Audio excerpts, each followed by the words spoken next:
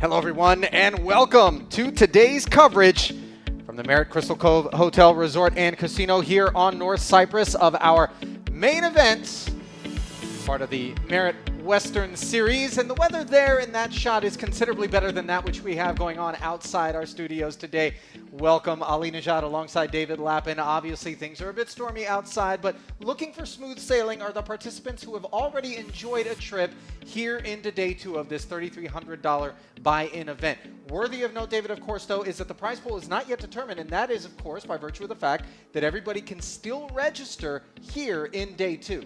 That's right. We are right on the edge of the guarantee, so that 1.5 million basically about to be hit.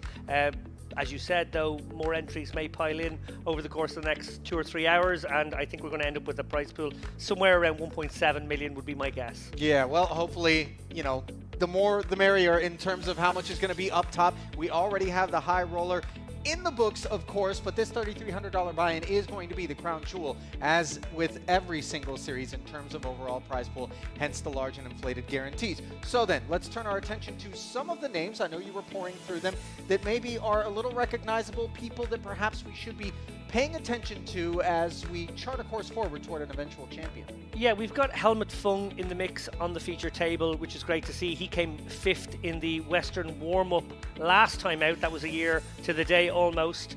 He's a circuit ring winner, a WSOP bracelet winner as well. He won his bracelet in Rosvadov a couple of years ago. He won his circuit ring a couple of years before that in Rotterdam. So, he's a serious player. Also, I'm very excited to see, because she's an old pal of mine, Monika Zukovits, better known as Haymonia to the online world. Fantastic streamer. I think she's with ACR these days. She used to work for PokerStars, BetSafe, and Party Poker back in the day as well. So, very experienced campaigner. And she's just off the back of a breakout year last year. Cashed for about 150k. Cashed about 21 times, I believe, as well.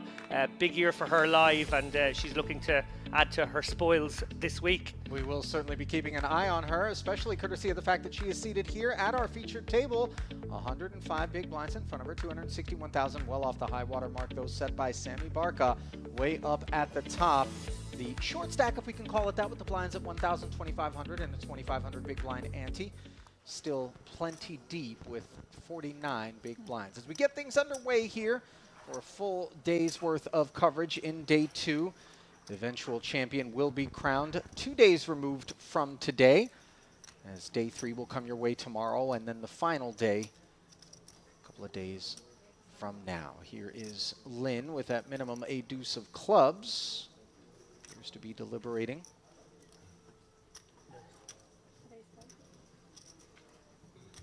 Is sitting on the aforementioned short stack, if we can call it that.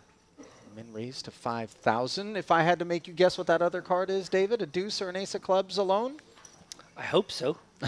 Actually, to be fair, looking into sort of modern GTO wizard sort of ranges and things like that, you can actually open King 2 suited here in the cutoff as well, legitimately. So hopefully for his sake, that's the one he has. Yeah, King 9-8 board here as Salayev defended from his big blind and comes up empty.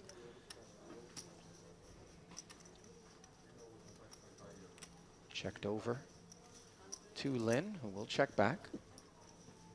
Board pairing 9 completes the diamond flush on board.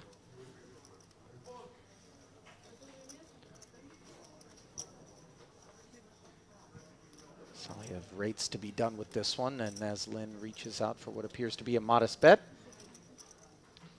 6,000 into 13.5. Indeed, the curtain is drawn as our first hand is in the books here.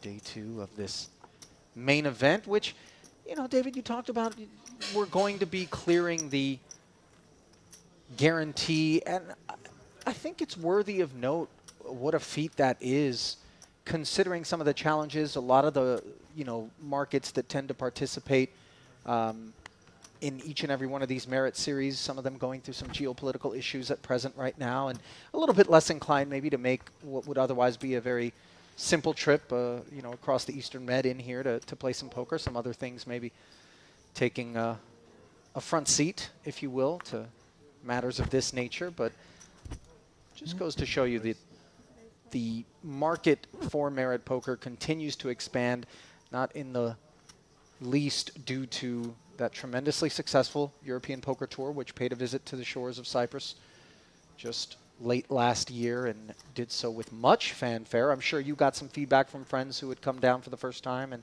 knew that you were part of the process out here and had wonderful things to say. Yeah, I was sort of asked to mark the card of some people who were going to be coming here for the first time. They knew I'd been here for 4 or 5 stops and were wondering, you know, where's the best jacuzzi? Where's the best pool? Is the outdoor pool or the indoor pool? So I was sort of like, oh, you want to go to this hotel for the best one of these things, but then pop down the road to this hotel if you want to check out that. So there was a lot of sharing of it, almost a spreadsheet by the end of it of all the like little tips and tricks. Because I myself remember my first visit here. I didn't see half the things when I was here for the Western Series this time last year, and it was only the next stop when we hung out a bit more together that you sort of showed me. Oh no, come with me, Dave. Right. This is the nicer jacuzzi. So I figured it all out on that stop. But tried to help some friends speed up that process when they came. And more than just the feedback from them, I actually probably shouldn't say, but go on, I'm a leaky lapping. The people at Stars said that it was the #1 rated event that they have ever had. That's high praise considering how long they've been in operation, how deep the roots of the EPT are, how many different stops that they've had. Certainly, I know that the parties that really put their blood, sweat, and tears into ensuring that that would be the outcome for months and months in advance of that particular event will be very pleased to hear that. As we did see Helmut Fung with the pocket 4s, a man who came 5th in the Western warm-up for $45,000 just a year ago. Raise and take. Here we find initial involvements from Vladimir Malayarchuk. Queen 10, a winner for him. Vladimir is playing under the Russian banner. Total live earnings of just $5,000. And a lot of times we're tempted to make the presumption, of course, that this is somebody in the infancy of their poker career when we see a stat like that. But as you and I well know, David, many of these folks who come out here and play limited live poker at Merit are doing the rest of their poker playing online in between stops. His only cash coming in the No Limit Hold'em Bounty event at the Gangster Series back in December right here at Merit. Yeah, what a place to come if this is your first taste of live poker. I think probably a very bad example for these guys who come out and see Merit and they think, is this what live poker is always like? I should do more live poker everywhere. And then they get cattle marted around other venues. Regret to inform you that you don't always get it this good. Again, an open from Malayarchuk. King 10 this time, and it looks like an ace has piqued the interest of Javid Salayev, donning the Merit Poker hoodie. Little gift shop up at the front of the poker room is always a well-frequented and patronized part of the operation, as evidenced by a lot of the garb that as the tournament rolls on, you'll find people donning. 3 bets to 16,500, the declaration. Out of the cutoff by the ace. Folded around to the hijack opener as the King 10 does find the bin. So just getting our feet wet. Somewhat consistent with what we would expect as players are getting a relatively early start, noon local time here. Untold whether or not they were grinding the cash game streets. As you see Monica maybe getting her caffeine dose to get the engine warmed up for a long day of poker ahead here in this main event. Love that backdrop, by the way, which we're unveiling here for the first time at the Western Series that the good folks over at Sharehand have put up onto our LED wall. Although the presence of that many, you know, buzzards in the sky suggests death is imminent. You know, not sure that's a great omen. And I'm not sure electrical poles were kind of part of the Old West, but, you know. Or the lines on the road. Right, right. We don't task them with historical accuracy, just ambiance. Yeah. Concerned with the combination of the buzzards and obviously the windmills as well. What's happening A here? former president of the US would be unhappy to see those two things in combination here in our backdrop.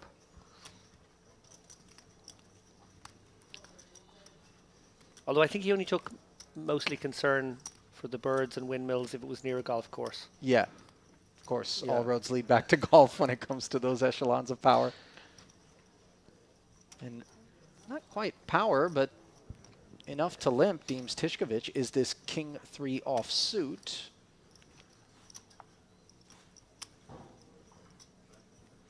Jianwei Lin checking back. Queen Jack 9. Gut shot straight draw for Tishkovich. Lin with second pair.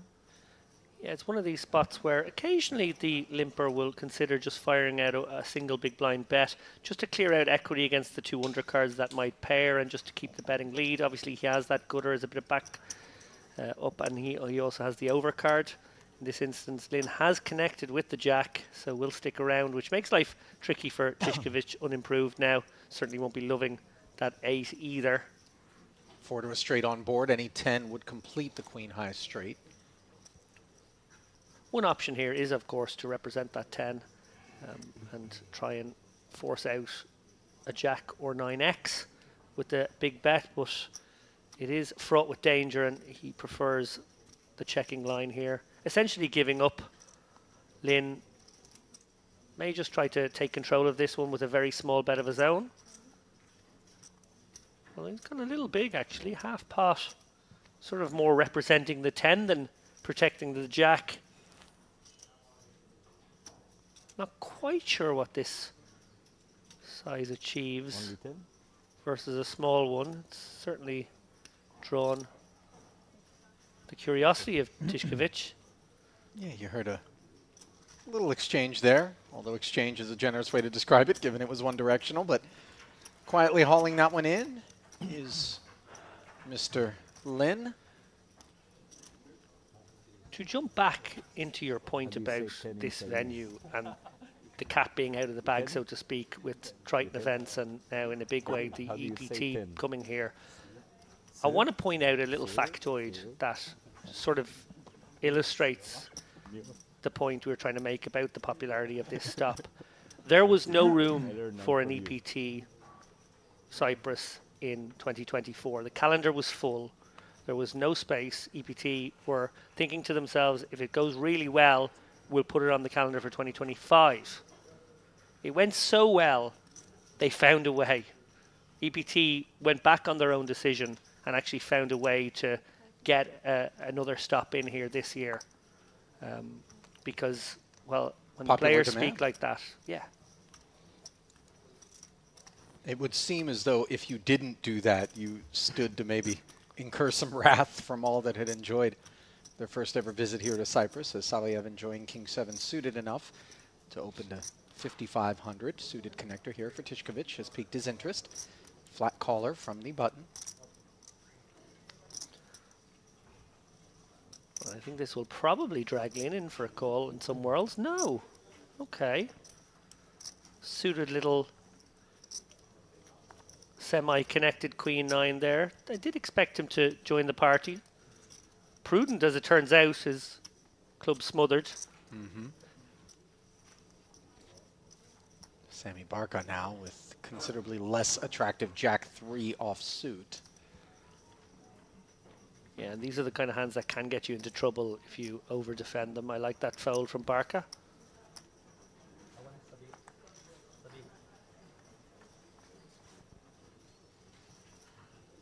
Ace King 6, all diamonds as Tishkovich flops Gin. Second pair for Saliev, who may be tempted to represent the ace. Yeah, these monotone boards, often you're going to check out of position.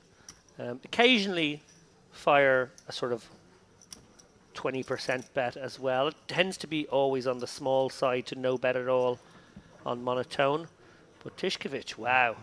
Well, what a monstrous holding here, and every reason to believe his opponent can have some of this. The ace and the king on board.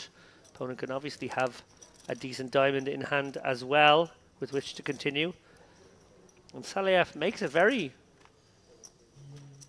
judicious fold there. Yeah. Allowing Tishkovich to take it down, and well served to have done so. But I suppose when you consider what the path forward is with a hand like King 7, you make that call, you just pray, almost regardless of the turn, short of maybe a king, that you get a check back on that turn, which is always kind of an ambitious approach to take to a pot.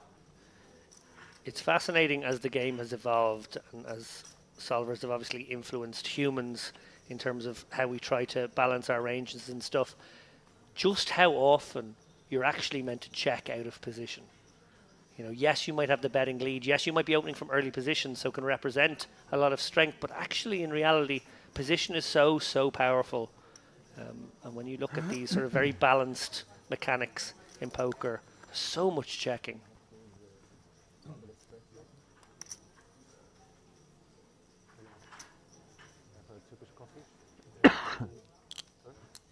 No sugar and a ginger shot.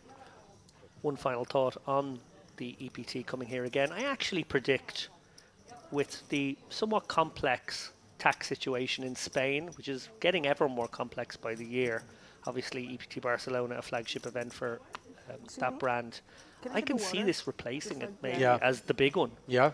The all-inclusive experience that the players got here blew everyone away. And one that is completely devoid of any of those sorts of challenges that present certain European Union markets in terms of taxation and movement of money and funds. It's all very facilitated here as Barca's 8-9 comes up short in a blind versus blind confrontation. Jack 7 with position and a gut shot straight draw, but it is the 9 high that decides to speak up. No, Malyarchuk going to tear one off here. Gut shot straight draw, creating some equity for Barca. He has checked it. And without any hesitation, you see Malyarchuk just reaching down for chips under the assumption that maybe this part of the deck and combinations that hit it with strength would have spoken up in the form of a raise pre-flop out of the small blind. So nice observations. Yeah. Quick kind of general question for you, Ali. You've been in this game, obviously. Good morning. Commentating. I'm trying to pay my book. I don't know how to say it. Vodka. A reservation, not vodka. A reservation Kraselnikov. in Dubai. Oh, Joining the table. Mad- I'll come back to my point in a we needed moment. this energy. We were just like Alcázar. sleeping. They don't want to take money from my card, actually. I don't know why, but oh, and a big blind.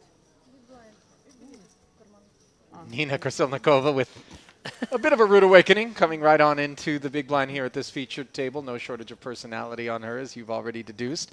She's got a little over $100,000 in career live tournament earnings, exclusively coming from native Russia and also here at Merit. Most recent of her cashes coming during that EPT event that you were talking about, David, just now. Yeah, and also made the last 2 tables here in the Western warm-up just 3 or 4 days ago. It's 40 blinds, yeah. So with a bit of momentum and form coming into this one. Good. But you were making a point just prior to Nina's arrival. Well, as someone who has been around the world, so to speak, playing and covering poker, when there's a poker tour, how much do you like to see it switch up every year? Like, obviously, there are Let's your play regular poker. destinations that are just so popular with the players, you want to go back to Let's them. have And you've some great fun. relationship with the Go. organisers go. on the ground as well, so that makes sense. But I always feel like sometimes these tours get a little bit stale and just stick to the same 4 places, the same maybe 4 or 5 destinations, Yeah. and don't really look to be a tour anymore. You know, I think a lot of times we lose sight as we see Krasilnikova not hesitating to get involved here. Lynn asking questions as the cutoff opener. I have a good cards, but And she will check fold, showing the 8-7. maybe You know, I think that a good balance is 9-3? important. I think that you want your cornerstone sort of events, the type that certainly EPT could make out of Merit. Definitely. The ones that can accommodate the biggest fields, the ones that the players seem to really look forward to each and every calendar year. But then, you know, there's some oversight in the fact that, you know, we all have a thirst for adventure. We like new places and new things. And so taking a couple of your calendar stops, half of them, if you have a 4 calendar stop, for example, or 4-date calendar, and saying, we're going to try out new destinations all the time and always be evolving, wouldn't be a terrible idea. You know, is there some risk that maybe it doesn't go as great as the stop that preceded it the prior year? Sure. But I think that players do appreciate the opportunity to take advantage of being professional poker players, to get out and enjoy the world and see parts less known. I know with Triton, when we went out and visited Vietnam, that was tremendously popular, especially with the Western players. Yeah. As, you know, kind of a country that maybe they would be less inclined to have visited. Malyarchuk paying a visit to 7,500 as an open. 3x, by the way, with this ace-king, a flat from Kasilnikova with the pocket 4s. One of those 4s finding the muck.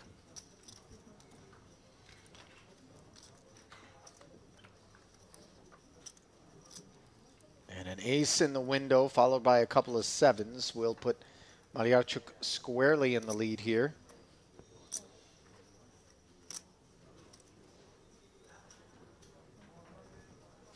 Quick check call from Nina. Yeah, presumably a 5K chip went in there. And I'll tell you what, this is actually a very merciful card for her. Oh, no. No. Ace is full on the turn. Malyarchuk laying some bait 15. with the check back, and on the river, of course, Nina hits what she thinks is a gin card. Oh, the one Always outer. aware that Oh. she was in danger. Does just check call. Yeah, 1-4 left in the deck, and it was a costly one for her. Спасибо. Well, this has been a very poor first couple of hands for her. But I must have fold actually.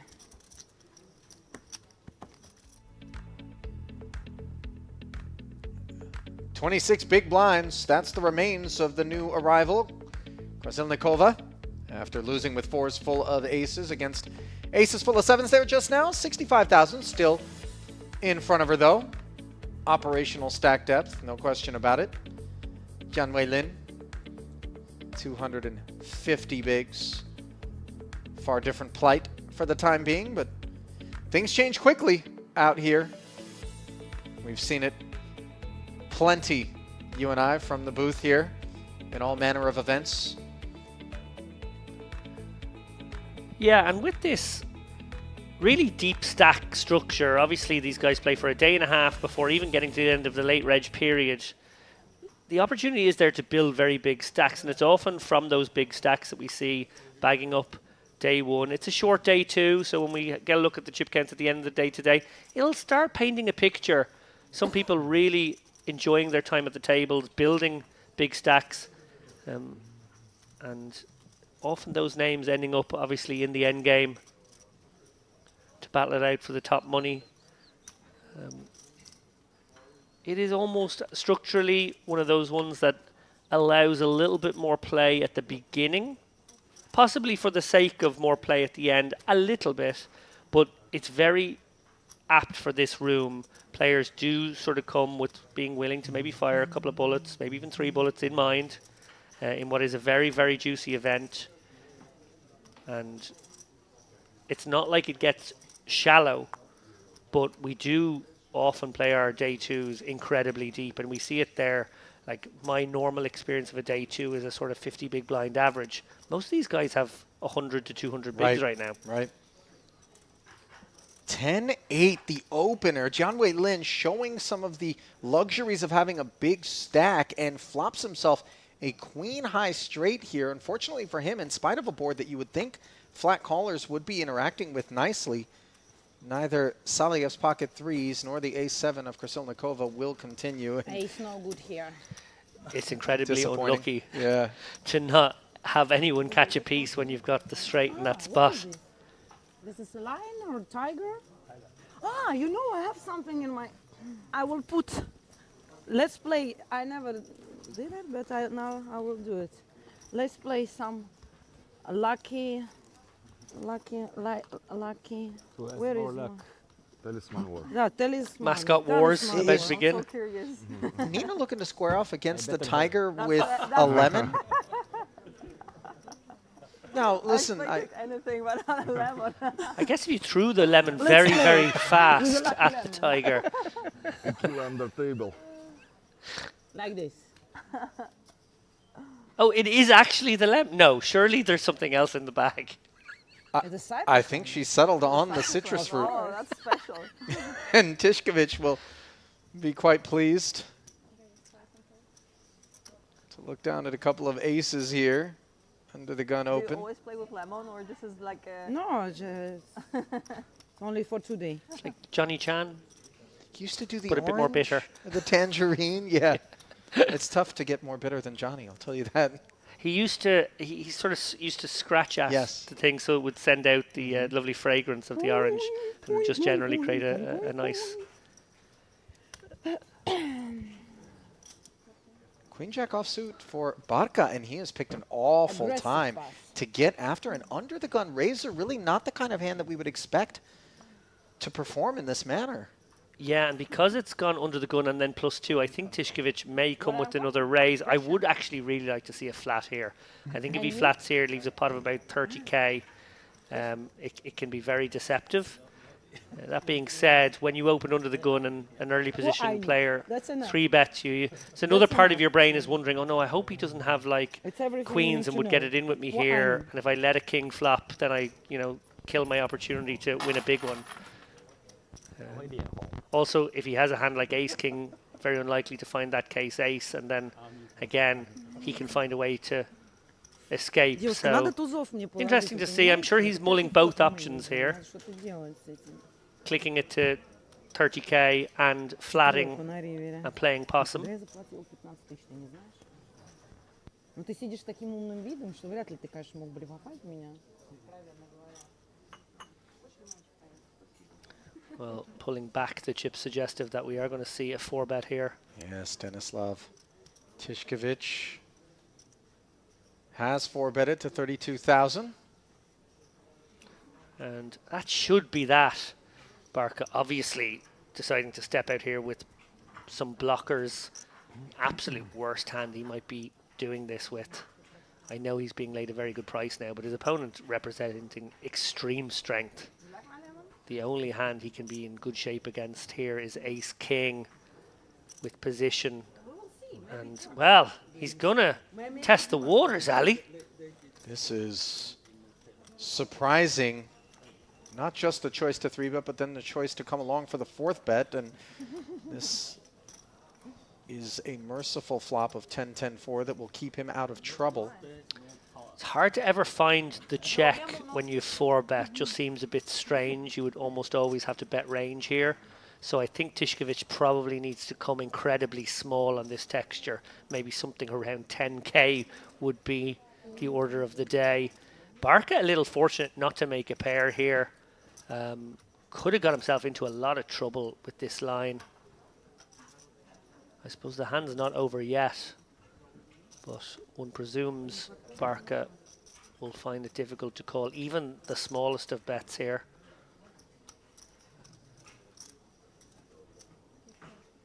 Just how small? 15,000 into 70. It does beg for a call. And the price being laid for a hand like Queen Jack that's thinking I've got 2 overcards, maybe some backdoor equity in the form of a straight, and position. You could see the temptation, but it is going to be costly. So nicely done by Tishkovich, by the way, to find the number that Queen Jack would stay interested in. And now the door is opened, courtesy of this delightful 9 for Barca to spike an 8 or a king for a winner as he picks up the open-ender. Yeah, Tishkovich not concerned about the double 10 on board. Very unlikely that his opponent found a hand that he would 3-bet, call a 4-bet that contains a 10. Equally, virtually no 10x in his own range, so almost able to disregard it and just proceed as if trying to get a hand like Jack's in by the river here. We see here Barca has actually picked up his best possible card from an equity point of view, and He may use it to try to blast off a perceived ace-king that would still be in the Tishkovich range. We'll have to see how it proceeds. Now, having been called on the 10-10 4-flop, Tishkovich can get the sense that he's up against enough hand to bet maybe more than a quarter pot here. I do like this because it's still just 88 into 150 on the river, which is only just north of 50%. So basically massaging the pot as he goes, trying to make sure a hand like jacks or queens doesn't find a way to escape at this point. Did Barca just move him all in? He sure did. And of course, Tishkovich is like, if you called 4 bets with a 10 combo or pocket nines, congratulations. But instead, we can see Barca was just seizing what he thought might have been an opportunity from time to time to bully a hand off. Instead, we're playing for 326,000. And Barca could really spoil the Tishkovich party with an 8 or a king. Instead, a third 10 on the river. And 10's full will provide Tishkovich with a healthy haul. Yeah, honestly, I kind of hate how Barca played every decision point there. I don't like to be hypercritical in the booth, and there's merit to, you know, all lines in certain parts of the game tree. They will maybe always exploit certain hands your opponent can have, but really the decision to 3-bet was optimistic in the first place, calling the 4-bet very optimistic, floating the 10-10 board. Well, I think now we're getting into a sort of a leveling war, praying that his opponent had a hand like ace-king, and then when he faces the second barrel, obviously he got his best card, felt like he could blast off the ace-king, but actually to that sizing, he could have called once more, tried to hit his hand, feeling pretty confident at that point that his opponent did have a hand like aces or kings, and if he could make a hand, he could probably stack his opponent with the implied odds, and almost getting the right direct price actually there on the turn. So I'm not a huge fan of how that hand progressed, but you know, he's built himself a very big stack, probably by playing a very aggressive style. We'll have to see now over the course of the next couple of hours and to try to that style works. Delve into Barca's psychology there. Sometimes it's the product of having that big stack where you go, well, you know, I'm looking over at Tishkovich. He's only got this much. That's the maximum I can lose. So I can well afford to maybe make a mistake here, but a costly one, as we saw. Yeah, and the difference between it being a 3-bet and a 4-bet pot, very important here. In a 4-bet pot such as that, there just isn't any 10x. So your ability to sort of semi-bluff while representing the 10 is shriveled up to virtually nothing. Yeah. Whereas if that was like an open and a 3-bet and a call, well, yeah, you're going to have loads of 10s then, and actually that becomes something that your opponent is very worried about. We saw there Tishkovich really was able to discount that, and even though he was, I presume, a little concerned, he had a very easy decision to call it off. After all, what he was fixating on was the possibility his opponent had queens or jacks and just decided to put it in there. He was inducing those hands to just maybe put it in once and for all, and obviously he was probably surprised to see that his opponent had 8 outs. 9-8 tray as Fung flatted the Malyarchuk open. Neither player connecting. 2 quick checks. Now on the turn, Fung 2 overs and a flush draw. Does not hesitate to fire 3,000 into the 15. Malyarchuk, having picked up the gut shot straight draw and holding the ace high, decides to make the call. And on the river, neither player has improved. Let's see if Fung gets the sense that he's going to be able to barrel and try to take this 21,000 away. Yeah, he does have an interesting holding. Obviously, some part of you doesn't want to hold diamonds right now, but you quite like having a jack in hand. He's going to go for it, and it is going to work. Nicely done, Fung. Impressive river barrel there, and an impressive Hendenmob resume on the German as well. Nearly $250,000 in career live tournament earnings with a 55K best ever cash. His most recent cash coming in Las Vegas in July of last year at Aria. Good morning. In a $515 US buy-in event. Teşekkürler. Is Aria a stomping ground of yours, Ali? I don't really go there much. You know, prior to moving over to Win and then subsequently Resorts World with my own game, the Bellagio was where we played. Aria is more a home to Pot Limit Omaha and No Limit, not really a mixed game house. Yeah, Resorts World really stepping up in a big way when it comes to the mixed game. Raised Robbie by Straczynski's Mixed 5.5. Game Festival, I know, was there at least 2 or 3 occasions already. Stars obviously had a great event there. They brought their NAPT to Resorts World a few months back, coinciding with the Formula One race, of course, that sort of took over Vegas for even the months before. And then I got to bump into you in Resorts World while I was over in December.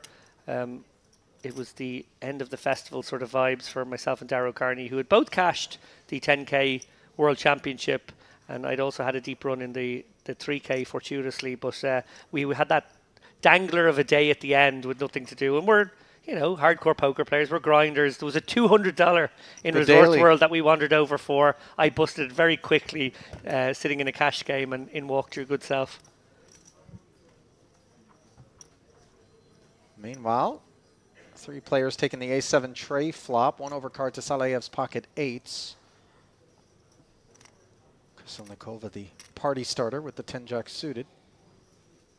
Oh, I'd say she's a party starter wherever she goes. Oh, yeah.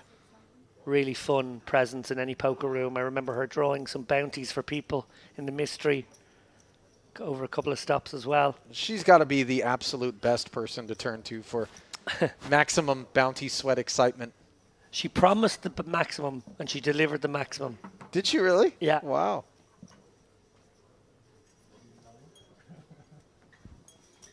And we're not simply talking decibel level. We're talking actual payout. Yes. Deuce 3 for Lynn. Wants to peel here. Only a deuce or a 3 would have been cards that left him pleased. Instead, the king of diamonds on the turn, now giving Krysilnikova the Broadway gutter, and she continues to lean as Lynn concedes. Well done by Nina. Absolutely loved that turn bet from Nina. Really good awareness of how she had the nut equity there.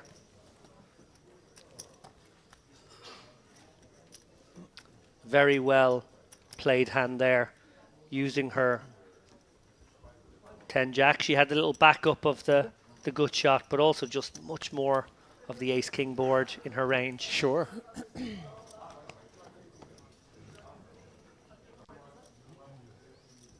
Wash that one down. Nina here to play. As I mentioned there earlier, made a deep run in the warm-up event. She was one of the shorter stacks with maybe 16 left. We were rooting for her to get that crucial double up, but wasn't to be. I think she fell around 12th or 13th. I think she ended up maybe busting just off the stream just after the first frame of play that day, and obviously a bit disappointing. We would have loved to see her at the final table. Do we know how much she cashed for in... I would guess it was around 10K, but I'm not exactly sure. Maybe somewhere between 8 and 10K. Yet would to my be guess. recorded on the Hendon Mob site, that result. On Nina's resume, as we see Salayev. Ace Queen in a great way against Barca.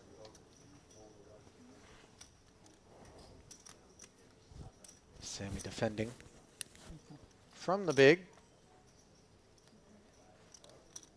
And the Ace King 3 board will deliver a gut shot. Broadway draw 2. Barca, who checks it over to top pair, top kicker. Yeah, not dissimilar from the last hand here. Obviously, Barca with the little piece. He's got the gutter. Would love to see a heart on board. I think that would definitely mean a call, mandatory. But without that heart, probably just deciding, actually, that ace and that king are standing out way too obviously. I'm not sure a queen or 10 would ever be good. I'd have to hit the goodie, and it's never hugely likely that you'll do so. Need to find other ways to win, whether it's semi-bluffing a heart. Yeah. Folds like that, they show that a player has some discipline. You don't just take all draws and decide that they're worth pursuing against all prices being laid, no less.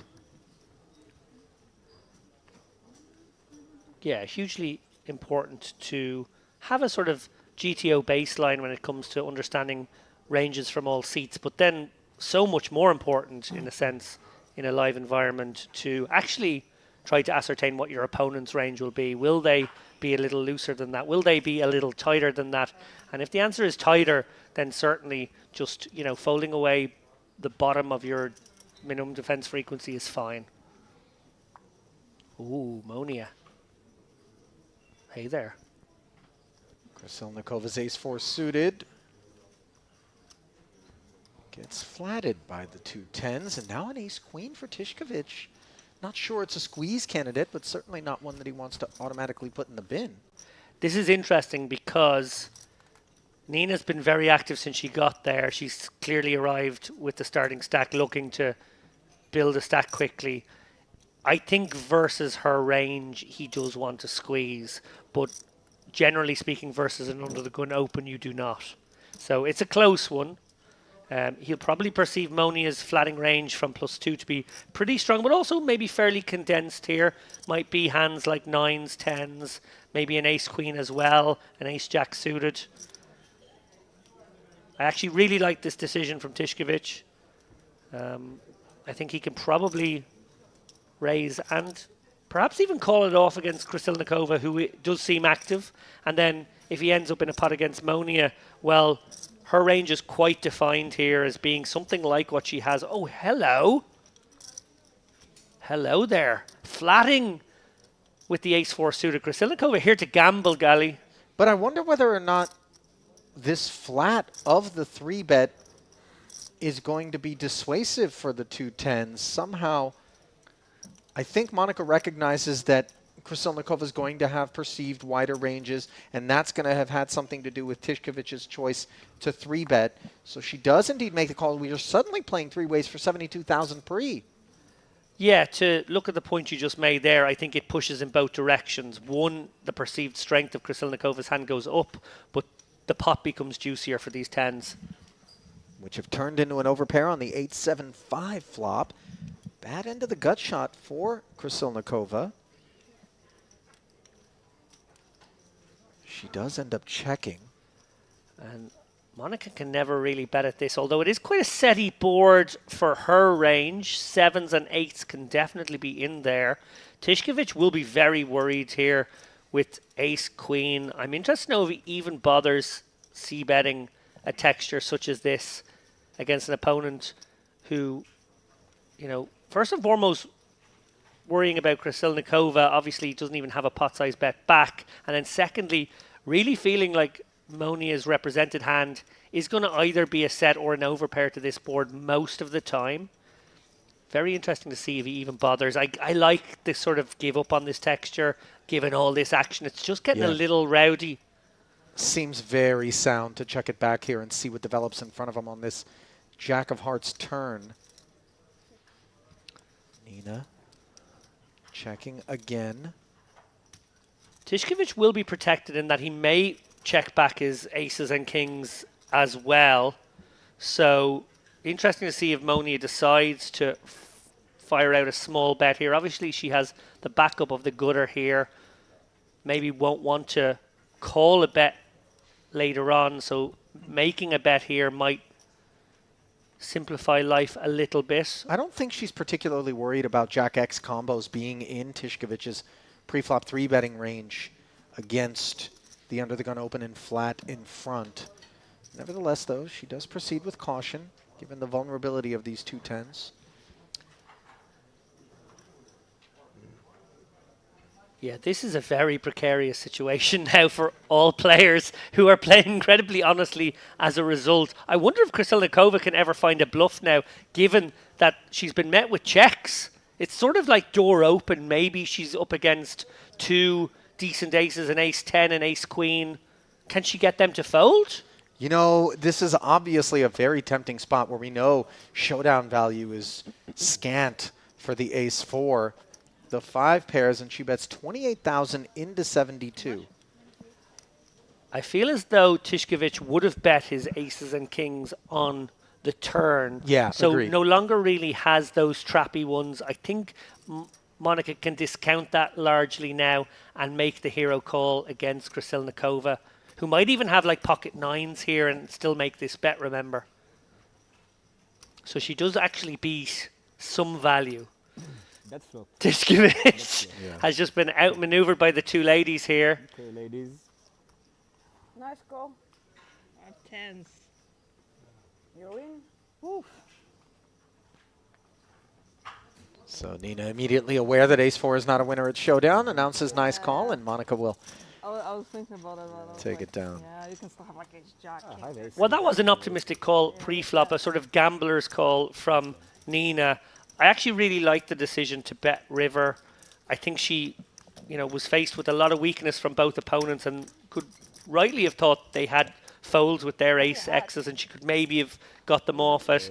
Better than But you, I think. more than that, I really, really like how Monica played her hand. I think she really had a great handle on it all the way through. Sort of textbook how you navigate a hand like tens, which is notoriously difficult. Doing anything. Do you feel as though maybe if Nina would have dialed up a bigger number on that river that Monica would have been left in a much more difficult situation with the two tens? I do.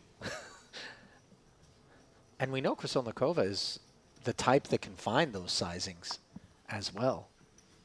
It's from 10s to 8s now for Zukowicz. You had a fun interaction with Monica, I know, at a Triton stop. She Oh, was one yeah. of those. I don't know if she was a stormer at the time. Obviously, she's flying the ACR colours, and I know Phil Nagy likes to send some players from his stable out to play the Triton events a couple of times a year. And Monica, obviously playing much higher than she'd ever played before, had an interesting spot in the mystery boundary. We'll watch this hand and then tell me the story after. Tishkovich flatting with a couple of 4s. One of those 4s busy in Barca's hand here. Unlikely to be a participant on the button against a raise and a call in front with this holding.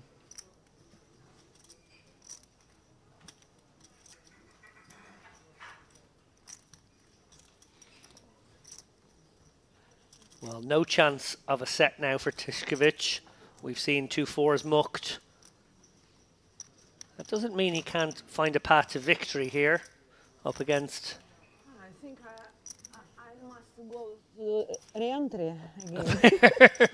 Krysilnikova Okay, cool. with some gallows No humour. gamble, no future. No gamble, no future. Of course. Deuce 3 offsuit, the dirty diaper as it was christened by It's 3 levels. It's 3 levels more. Nick Rigby, the World I Series can of do Poker main re-entry. event. Let's have some fun. Nina well aware that the re-entry period is still open. I will go to... Что надо? А что, у меня только 22 тысячи остается? Какое безобразие. 7-7 deuce, and unfortunately for Nina, she's flopped a piece on what looks like an innocent board. 20,000 in the middle. She has just 23,000 back. Does check it though.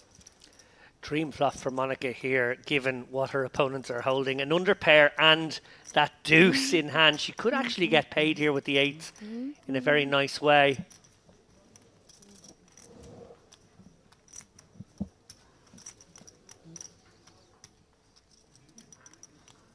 I feel like in a lot of worlds it's going to go bet call and maybe a shove from Krysilnikova. 8K, the follow-through sizing. 4s have to proceed.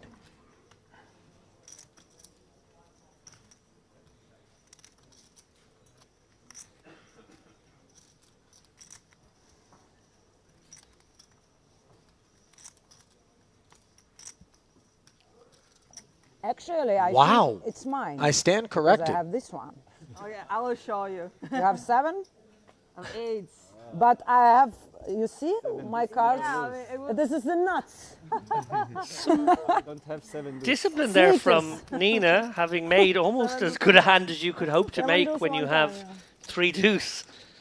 I'm very shocked that neither of But those for me, it's holdings just called the very flop easy bet. Game, like all in or fold. There could be the perception here that to Monica re-entry. is very I wouldn't tight. bluff you, you just- 3 Monica hours isn't more, we very can loose, have but re-entry, she guys. is absolutely somebody who's in there. 11 not with- working. Потому что его родственник not just over pairs. подброшенный вам в стакане. And yeah, I agree. Even though it happened to be correct on that occasion, I think the fours do have to Ну, continue. если веришь, что лимон удачи приносит. Sorry, are we now eating the raw rind of the lemon? Well, I think perhaps she's just looking to release the fragrance. As now, Monica, third straight pocket pair, the best of the trio, queens, opening once more. But I didn't play a hand for like Nina 50 did minutes and declare now, that the lemon hasn't been working, and she's not wrong. I was just so tired. Can I just point out, Monica, having opened for the third time in a row, said, I just hadn't played a hand in 15 minutes, and now I'm playing 3 in a row. I was so card dead. I think she was card dead for 6 hands. Right. This is the day's just getting started. Trying to peddle a narrative. Yes, you were so card dead for that half in orbit, Monica. We really were feeling sorry for you here in the booth. At least you've managed to open a few hands since. Barca again a 3-better. Oh and my his king goodness jack me! does so right in front of Maliarchuk's aces. This is disaster for Monica. And Nina decides that she wants to plow forward all in with this Jack 10 offsuit. Note that the Broadway card's all busy. Oh, this is trouble for Monica. Facing a 4-bet. In a way, Barca's kind of saved her by running some interference here with the 3-bet. That Maliarchuk 4-bet really does look very strong. I think Monica can only call here. I think 5-betting is a little dicey. As I said, Barca's 3-bet has maybe allowed her to proceed more cautiously. Krasilnikova's 22,500 may be perceived as, I don't want to say dead money because she's probably got some equity, but, you know, loose money. Juicing up the pot here. Oh, you guys. A little bit worse than 7-2. We could be going 4 ways here if Monica can find the flat.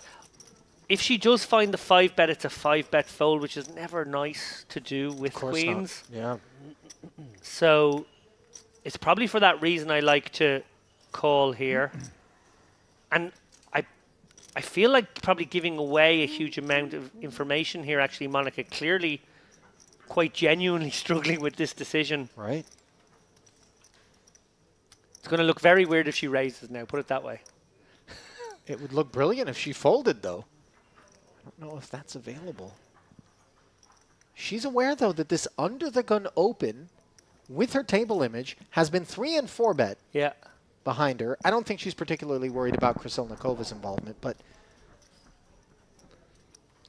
a flat here, and it goes back to Barca where the action remains open. That's true as well. You flat, and then you can get squeezed again. 340 maybe. It is, again, one of those spots that if she does flat again, her range is incredibly condensed, but Oh, not triple up. I like this decision on balance to flat. I agree with you, Ali. Folding was an option given the amount of action there, but this is an action table. I feel a little bit like Monica gave away some physical tells there that she was not hugely comfortable. I think her hand is at least categorically face up. It could be an ace-king. It could be a jacks or a queens. She sort of really just like put herself in that category here. Krasilnikova's obviously juiced up the pot a little bit with what will be perceived to be a gambler's range. And Barca now getting an amazing price here if he wants to speculate, but not a nice hand to do so. And fresh off of amazing prices, having cost him a good bundle of his chips. Yeah. Will he find the discipline to get away pre-flop here with this king-jack? He certainly knows his hand is no good in at least one, if not 2 spots. Yeah, like he absolutely can be up against the ace-king and the queens, and then we'll just not know which way he wants his run out to go. He is going to try to speculate here. Obviously, if he had a suited hand, we'd be much more on board with this. But anyway, look, what a pot. Edge of your seat stuff here. Precisely what Krassilnikova is thinking, by the way, is her all-in is now potentially capable of rendering her a quadruple up. And the ace-7-5 board is all Malyarchuk, and one that is good news for Monica insofar as she can get away from this now, especially without a heart in hand. Yeah, exactly. Malyarchuk actually very unlucky to make top set at some level here. Monica absolutely gets away. And Krassilnikova is going to need runners here. I was like, Jesus. Note that Malyarchuk decided to play it as an all-in. He has the ace of hearts in top set. Perhaps, maybe Ну, можете не класть карты, там уже... Yeah, but I can was come like, with a can I milky sizing or a check back chances? on that particular board texture where you're really holding the deck. And really praying that Ah. there's an ace-king out there, although maybe it would have called that bet. Oh, Okay, Eight you're saying there's a chance. Yeah, 9 of hearts on the turn. Obviously, the 10 of hearts Lemon. doesn't give Krassilnikova a winning flush draw, but that 9 does give her the gut shot. Instead, the backdoor hearts do show up, and Malyarchuk ends up playing the ace of hearts alone for a winner as he hauls in the entirety of what is the biggest pot so far in the early going here. Yeah, I was hoping like I hope flop will be an ace or queen. Easy decision. Ace or queen. Yeah, queen or ace. Next time queen. Harder on the queen. Right, like I think this is the Yeah, problem. I was just like yeah, hoping ace. too much for the ace. Yeah, with the post-mortem there, Monica Yeah. aware that a board of small cards could have cost her some more My chips. Lynn save you. What? My Lynn save you. Yeah. It was too dangerous, too hard on the desk. Yeah. I had to. Yeah, also it was big enough in the middle, you know. Just take it and run.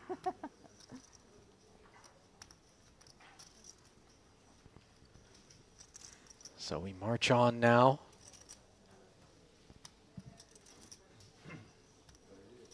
John Wei Lin, one of a broad array of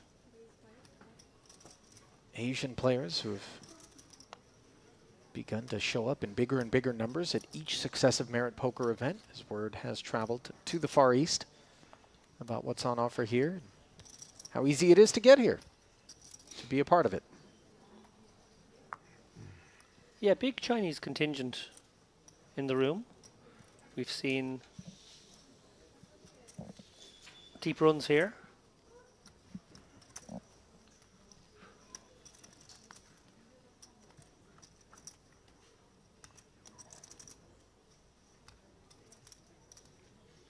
Of course, Shuang almost winning the high roller a couple of nights ago. If you didn't get a chance to see that stream, guys, joining us for the first time here at the Western Series, go back and watch that final table. What an absolutely engrossing final table. Tournament, of course, won by Shornakout. But what a performance by Shuang.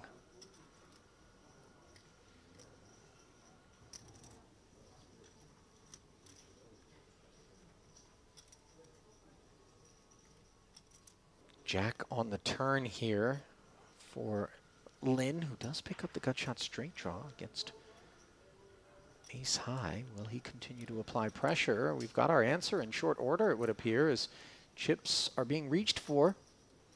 Yeah, decent card for him to barrel once more. Monica showing the right amount of stickiness on flop and probably having to fold turn to further action. Does so. Nicely played by Lin. Also nicely played again by Monica, who is showing herself very, very astute in how she navigates these situations, particularly post-flop.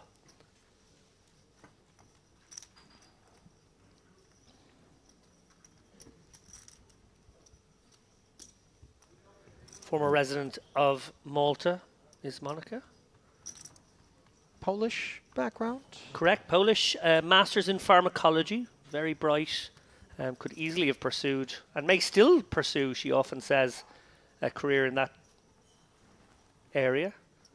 Well, a note to all pharmacists out there who are tempted to get involved in the weekly home game. You've got your hands full in Monica, that's for sure. Yeah, it was her and Victor Malinowski who were the last two remaining in the mystery bounty event out in Vietnam at the Triton Super High Roller Series. And 3 envelopes remained. Right. 2 of them contained higher dollar values and 1 contained the minimum. And Victor had 2 bounties. Monica had 1. She was last to draw, and he walked up and promptly took the 2 bigger envelopes and left her with a very anticlimactic outcome. Boo. With just 1 min cash. But I'll tell you what, that min cash bounty was more money than she'd ever hauled in. And, you know, 1 shot like that at any point. So clearly still much to smile about, and her generally positive affect was on display in spite of that outcome. We see Maliacek optimistic, cut off King Jack off suit.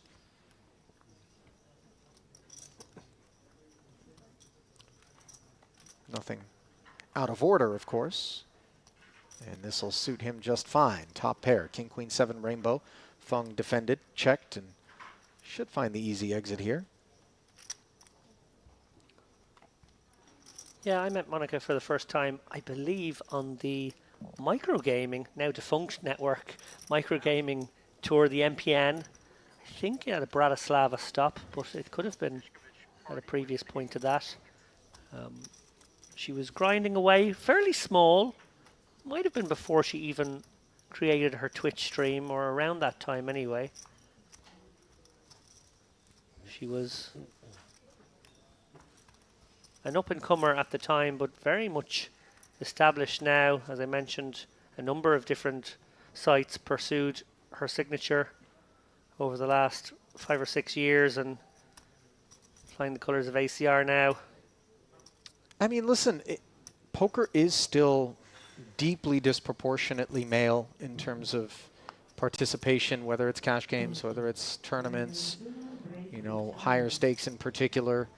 And so anytime that you're able to see, you know, a female poker player come in and really give the establishment a run for its money, so to speak, and kind of carry the torch for female players everywhere, I think it opens doors and it is inspiring. And in particular, when they've got, you know, the terrific sort of attitude and disposition that Monica does, I think it does wonders for the game and attracting more women to it. Yeah, 2 things for me. Exactly what you said about her positive attitude and the way she's a friendly person, both at the table and welcoming people into the game via her streams or presence in poker rooms. But the other big one for me is, and I have a huge bias in this regard, she's a grinder. She's actually a hard-working grinder poker player, and I always doth my cap to that kind of player. Not looking for shortcuts. No. Meanwhile, a 3-way affair here has broken out as Tishkovich came along from the big blind with a couple of 5s and checks it over to Saleyev, who was the opener with Queen Jack and will be pleased with this Jack high board, enough to fire the c-bet of 7,000. Oh, well, look at this. I was going to say, if Monica had a backdoor flush draw, she has the kind of hand that may consider continuing, may consider floating in this situation. She's going to do it anyway. Pretty unlucky here that Saleyev has actually smashed this one, pairing the top card. If he goes into check call mode, he can definitely get some more money out of Monica. 4 on the turn. Doesn't appear to be the kind of card that is going to be involved in Monica's flatting range. And note Saleyev checking it over. I love this from Saleyev, recognizing that she can have some king jacks, maybe even an occasionally flatted ace jack that is ahead. She would probably more likely put in more money if he doesn't bet with the weaker jacks. And of course, she can have weaker pairs where he's only going to get 1 more street and could look for that later on. This line also opening the door for her to bet with all her floats. And that's exactly what she's done. Playing this one beautifully and deceptively, Saleyev. Monica executing this flop float barrel turn line. And one wonders now, at a real decision point in the hand, if she's going to empty the clip, so to speak.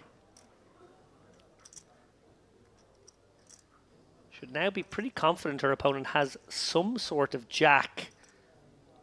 Maybe a sticky pocket 8s or pocket 10s. And just wondering, is she being pot controlled / induced here with this check, or is the door open to steal this one away from Saliev?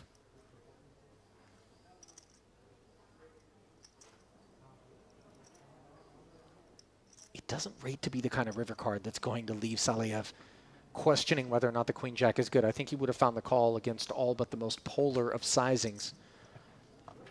So Monica does check it back and concede that one. Over to Saliev. Not a bad frame for her in the end, but obviously had higher hopes with her pocket queens. 269,000 what Monica is left with here. Javid 56 big blinds as the two are at the back end of the leaderboard. Players headed to a break, and we'll bring you back into the studio now. Ali Najad alongside David Lappin here, Merit Poker Western Series Day 2 of the main event. Just getting underway there. You know, the frame probably centered around that queens versus aces pot, David. Yeah, sort of a warm-up frame, a sort of a feel everyone out sort of situation. Really impressed by how Monica navigated her way there. I even quite liked that last hand that she played, obviously trying to take one away from her opponent with a delicate little float and stab, and then having the presence of mind, recognizing that maybe now was not the time to fire that second barrel. Yeah. Her opponent had represented a decent amount of strength at that point.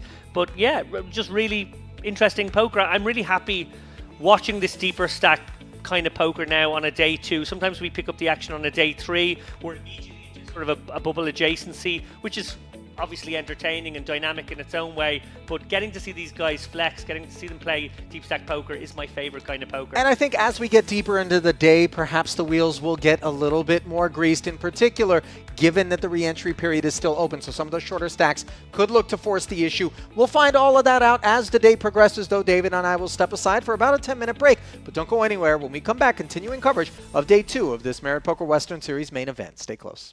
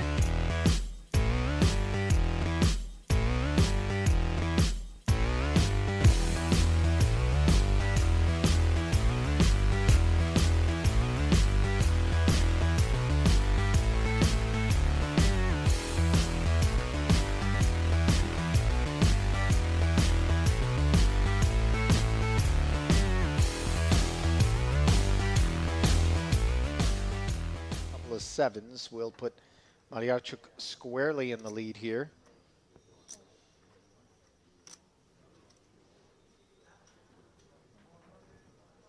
Quick check call from Nina. Yeah, presumably a 5k chip went in there. And I'll tell you what, this is actually a very merciful card for her. Oh, no. Ace is full on the turn. Malyarchuk laying some bait 15. with the check back and on the river. Of course, Nina hits what she thinks is a gin card. Oh, the one Always outer. aware that Oh. she was in danger. Does just check call. Yeah, 1-4 left in the deck, and it was a costly one for her. Спасибо.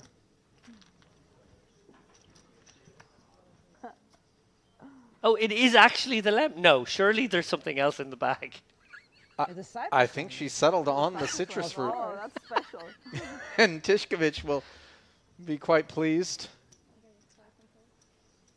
to look down at a couple of aces here under the gun Do you open. always play with lemon, or this is like a... No, just only for today. It's like Johnny Chan. Used to do the But a bit more orange, bitter. the tangerine. Yeah, it's tough to get more bitter than Johnny. I'll tell you that. He used to, he sort of used to scratch at Yes. the thing so it would send out the lovely fragrance of the orange and would just generally create a nice... Queen Jack offsuit for Barca, and he has picked an awful Aggressive time pass. to get after an under the gun razor. Really not the kind of hand that we would expect to perform in this manner. Yeah, and because it's gone under the gun and then +2, I think Tishkovich may come with another raise. I would actually really like to see a flat here. I think if he flats here, it leaves a pot of about 30k. It can be very deceptive. That being said, when you open under the gun and an early position player That's enough. 3-bets you, so another part of your brain is wondering, oh no, I hope he doesn't have like It's everything you queens need and to would get know. it in with me What I here. need. And if I let a king flop, then I, kill my opportunity to win a big one. Also, if he has a hand like ace king, very unlikely to find that case ace, and then again he can find a way to escape. Девушка, надо So тузов мне положить, interesting ты to see. I'm понимаешь? sure he's mulling both options here, Надо что-то сделать с этим. clicking it to 30k and flatting Вот, на ривере. and playing possum. Да я заплатил 15 тысяч, ты не знаешь? Ну ты сидишь с таким умным видом, что вряд ли ты, конечно, мог блефовать меня. Well, pulling back the chip suggestive that we are going to see a 4-bet here. Yes, Stanislav Tishkovich has 4-betted to 32,000. And that should be that. Barca obviously deciding to step out here with some blockers. Absolute worst hand he might be doing this with. I know he's being laid a very good price now, but his opponent representing extreme strength. The only hand he can be in good shape against here is ace king with position. And, well, he's gonna test the waters, Ali. This is surprising. Not just the choice to 3-bet, but then the choice to come along for the 4th bet. And this is a merciful flop of 10-10-4 that will keep him out of trouble. It's hard to ever find the check when you 4-bet. Just seems a bit strange. You would almost always have to bet range here. So I think Tishkovich probably needs to come incredibly small on this texture. Maybe something around 10k would be the order of the day. Barca a little fortunate not to make a pair here. Could have got himself into a lot of trouble with this line. I suppose the hand's not over yet, but one presumes Barca will find it difficult to call even the smallest of bets here.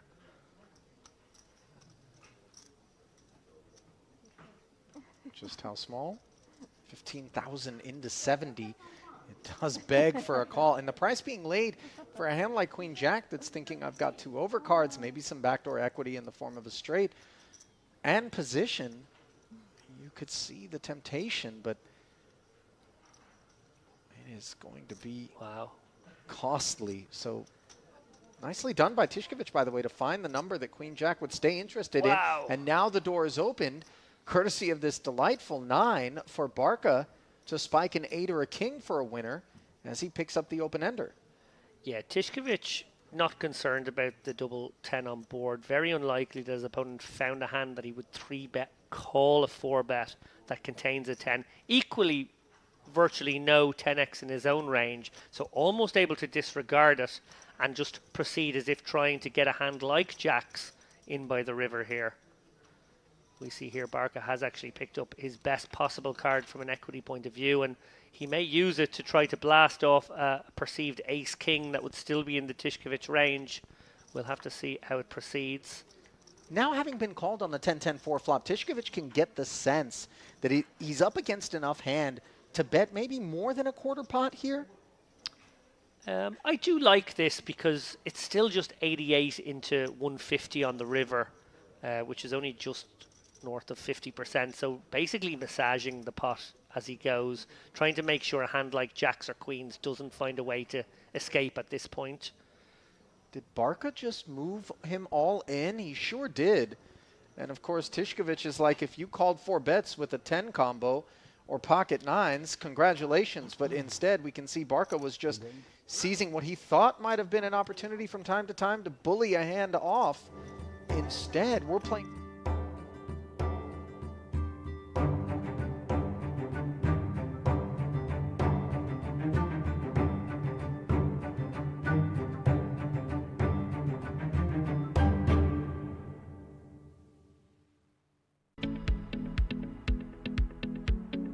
And welcome back to continuing coverage of the Merit Poker Western Series main event from the Merit Crystal Cove Hotel, Resort and Casino here at the Merit Complex in North Cyprus. Different time of year on display there, but it's always poker time here as we bring you back inside the booth. Ali Najad joined by David Lappin, and of course the hopefuls who have managed to work their way into day 2. Complete oversight on our part, by the way, is the fact that our colleague Andrew Headley is among those that punched his ticket into day 2. Do you have word at all on how the first hour has gone for Mr. Headley? It wasn't an oversight, I knew, and I just didn't care. Relentless. I have no piece. James Dempsey has a piece, I have no piece. I just don't care. Oh, I see. That's right. Dempsey's bringing it up because he's got financial stake. But obviously, love to see our colleague out there tasting what's on offer here at Merit and can speak with even more authority than you and I do with regards to the experience out there on the playing side of the operation. But we here, worker hats on, in the booth, bringing you continuing coverage, which we're about to get right back down to now at the feature table. 1 hour in, we took our break, and part of the reason for that, David, of course, was... Well, we're saying this like we knew already, but we just realized that, and it's actually a really good reason, late registration is 3 levels of day 2, and they obviously want to have a break at that point, gives people an extra few minutes to get in, but also probably just simplifies things so there's not people rushing in, you know, midway through a session while everyone's at the table. It's sort of a hard stop. You get to the table before it restarts after the second frame is finished. And that's the cutoff point. And we're going to find out when that is because we're going to play now until that moment. So our feature table, back to it, with the blinds at 1,500 and 2,500, 1 hour long levels. So we'll be playing 2 of those before we take our next break, as 226 are currently remaining in the field from an original 550 entries. Barca has had a tough go of things. His suited connector deciding from under the gun to make it 5,500. As again, we see some left brain creativity from him. And yet again, he runs into a situation. It was King Jack that got caught up against aces and queens. It was Queen Jack, which ran into aces. Now an ace queen suited leans back upon him with a 3-bet to 15,000. Let's see the response from Sammy. You know, a lot of times in particular, if we don't have complete information, David, we can get inside our own heads and think that perhaps there's some perception at a table that we're out of line or we're pushovers and people are playing at us. And yet, a lot of times it's just the product of card distribution, people picking up hands when you happen to be the opener, as is the case here. Barca does pay the added price of admission, and to the flop we will go with 36,500 in the middle. This rates to be potentially expensive or fruitful for Barca, as he's got himself the flush draw up against queens and jacks for Pijela. New arrival here at the feature. Igor Pijela, to be exact. Playing under the Estonian banner with over 400,000 in career tournament earnings. This is a seasoned player here that we have on our hands.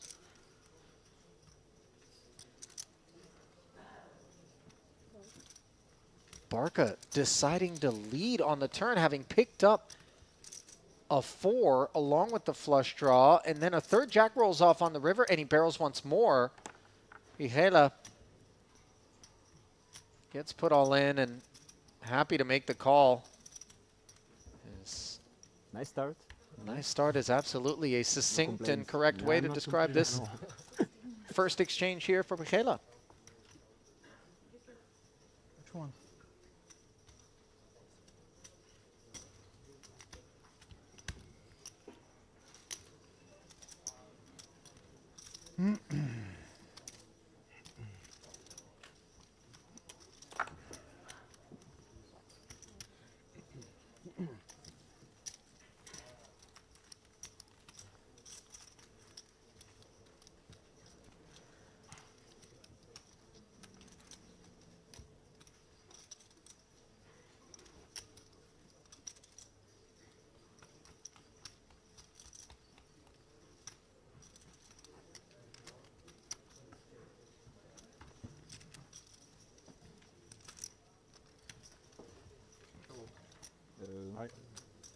Accounting all complete.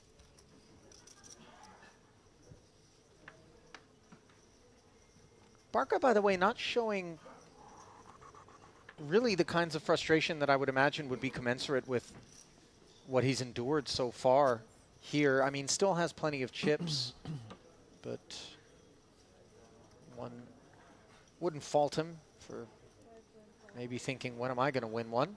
He's certainly playing enough pots that you would think just on average he would have hauled one in by now, but Play more or less? yet to make that happen as we see Kuzmanis. Pocket nines, another new arrival here to the feature table, Marius, the Lithuanian.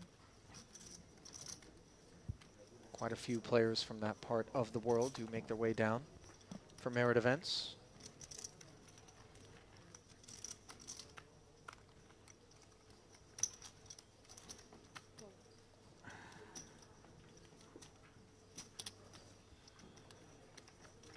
Barca, the man involved yet again. This time, Queen Jack, and he outflops, but there is an ace on board. See how Kuzmanis decides to navigate with the 9 of diamonds in hand.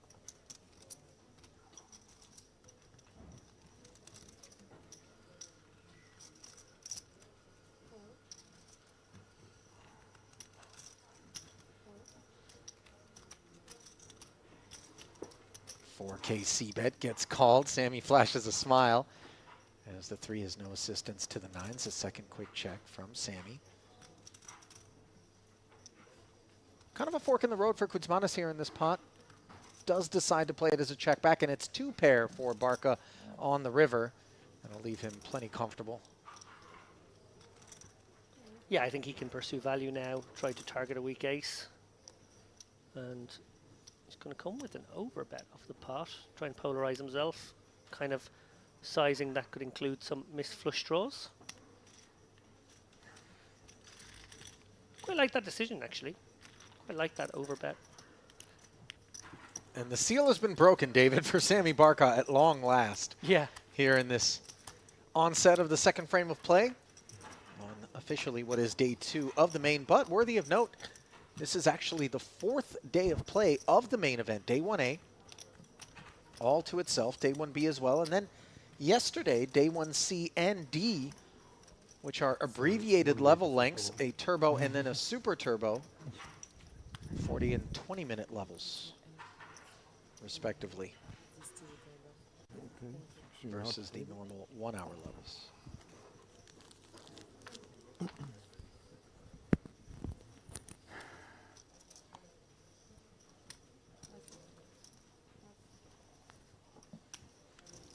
Queen Jack popping up once more, this time the Saleev does not open.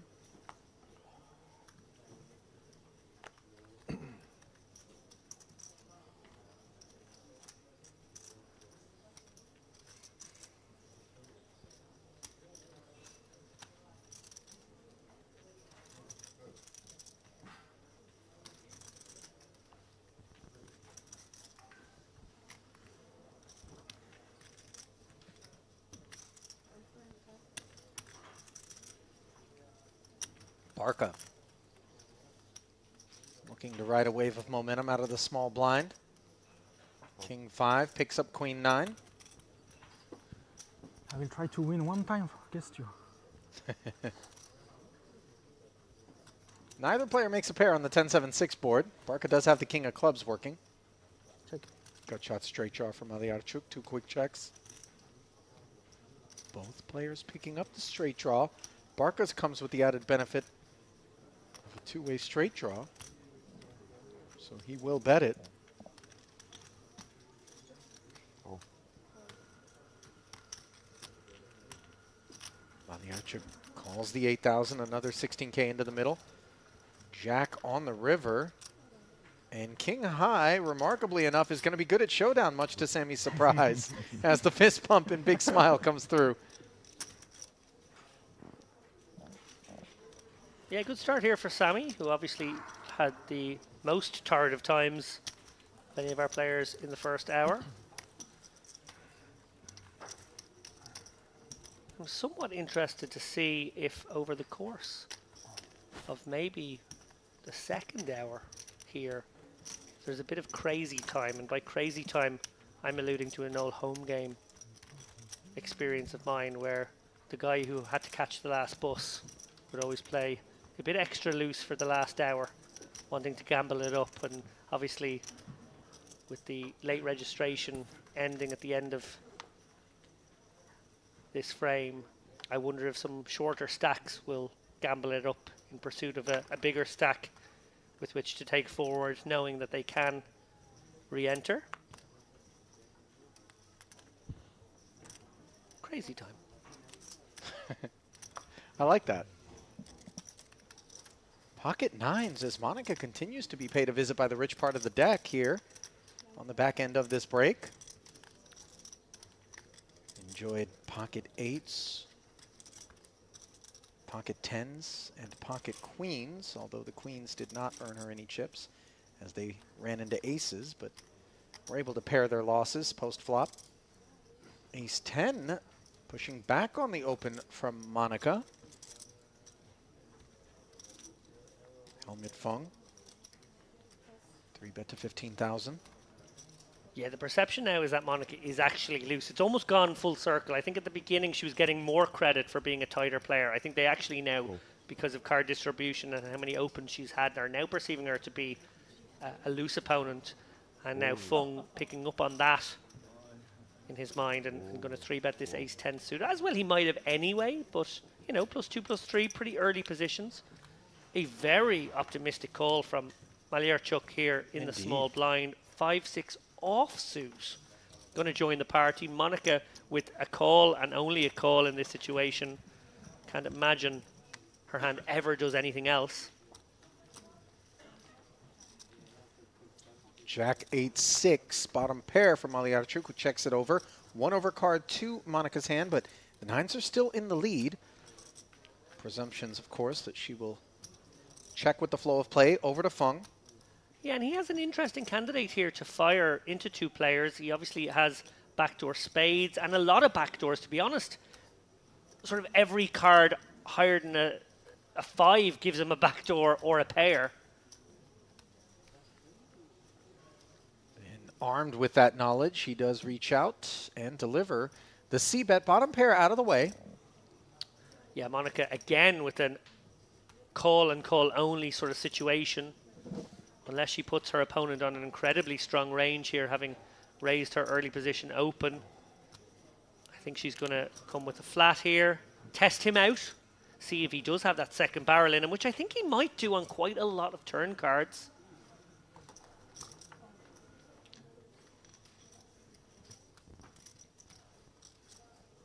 And well, I talked about all those backdoors, but there was a way to just take the lead.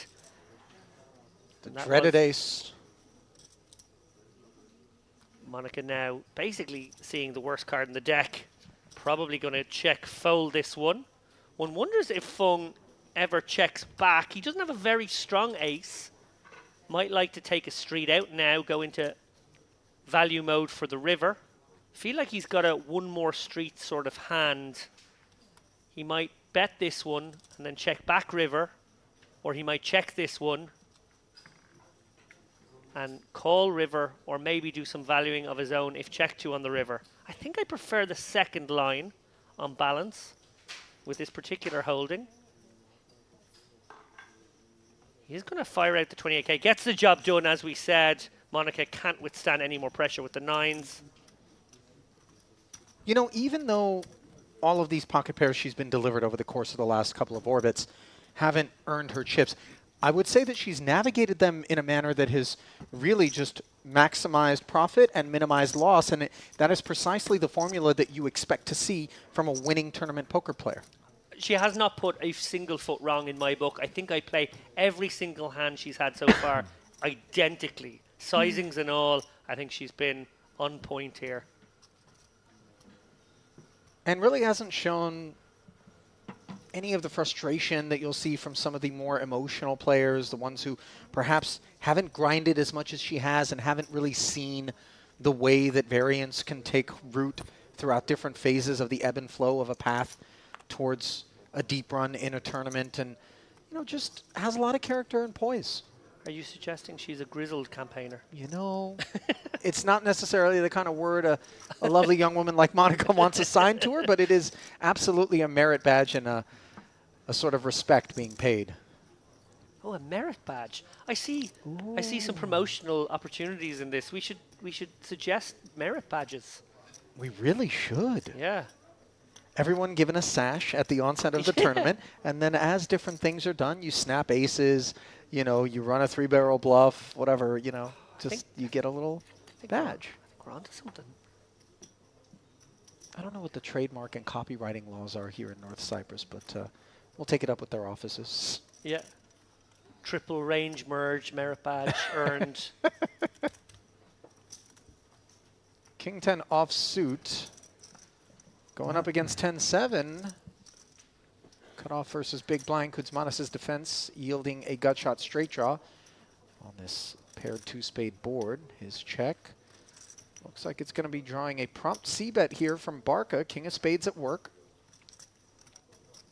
Yeah, tidy c-bet here from Barca with some back doors. Obviously, he can just clean up equity here. A lot of his opponent's holdings will be hands that cannot continue. Gooder will, though.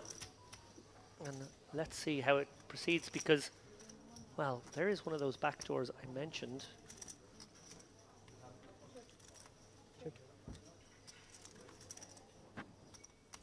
Barca a little bit worried, clearly, about 9x in the range. Obviously, the obvious 7-8 got there as well. Flush got there as well. So Barca trying to take this one to showdown, perhaps. Kuzmanis, the door is open for a bluff here. Here he comes. Yeah.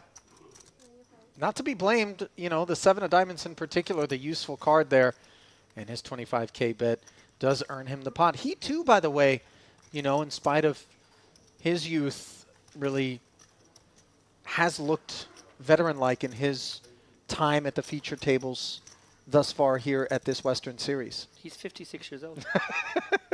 I'll take the under. And I think this is very much the product of the, you know, proliferation of online poker over the better part of the last 2 decades, where so many hands can be condensed into such a short period of time. For the, you know, generation that preceded the online poker generation, it took years and years to get that many hands under your belt. Now you can multi-table. There's a multitude of different sites that you can play. Tournaments, which generally take so much longer. You can enter, you know, a half a dozen big field multi-table tournaments throughout the course of a single day, if not more.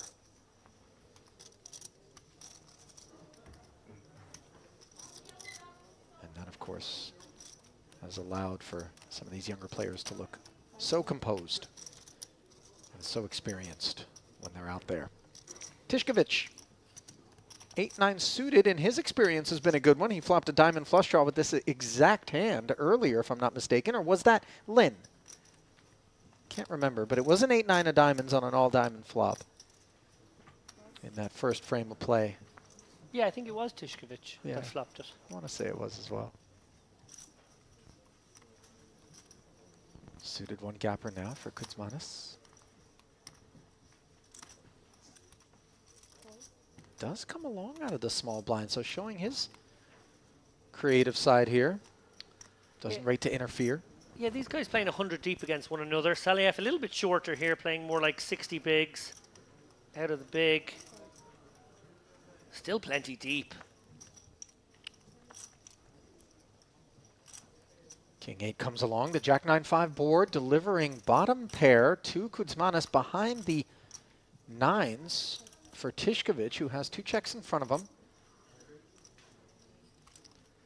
19,000 in the middle. Yeah, I think he wants to bet this one. I think you're sort of protecting your hand.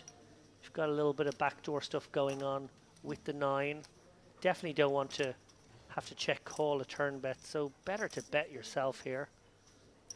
Like this from Tishkovich. Like the sizing as well. Very nicely played. Kuzmanis, obviously, when you get involved with a hand like 5-3 of hearts, flopping pot and pair and maybe some kind of backdoor, sort of as good as you can realistically hope for. The deuce, not quite as good. As he checks once more, heads up now with the departure. Yeah, and Tishkovich has a couple of options here. Can go for a very small advanced blocker here on the turn, or he can check it. I don't think there's another recommended route. The benefit of the advanced blocker is you get some value from some draws and maybe face a bet smaller. Make a bet, I should say, smaller than the one you would face on river. That's what he's gone for. And now not enough hand anymore. No backdoor coming through to be an actual draw. And it would be very sticky. Of course, some king queens, some queen tens may fire out this bet and you are ahead, but it's going to be hard to realize. Oh, hang on a second. Maybe he has the sense that Tishkovich is out here with some ace X or maybe king X with the straight draw combos potentially, as just in case he were up against Jack X, Tishkovich rewarded with an 8 on the river, courtesy of that turn bet. One of the hidden benefits of making that advanced blocker, as I said, planning to check back pretty much all rivers, is that if you do improve on a 9 or an 8, as he has done here, you can now, with a bloated pot, pursue some more value, be a little bit extra greedy, target some Jack X. Think about a hand like Jack 10, for example, maybe Queen Jack, maybe King Jack that might have called out of the small blind, and be a little greedy against those. I love how Tishkovich has navigated this hand. He's obviously up against rock bottom of range, but very much with a handle on where he is at every point. And now on the river, targeting a stronger hand than 5-3, of course. Beautifully played.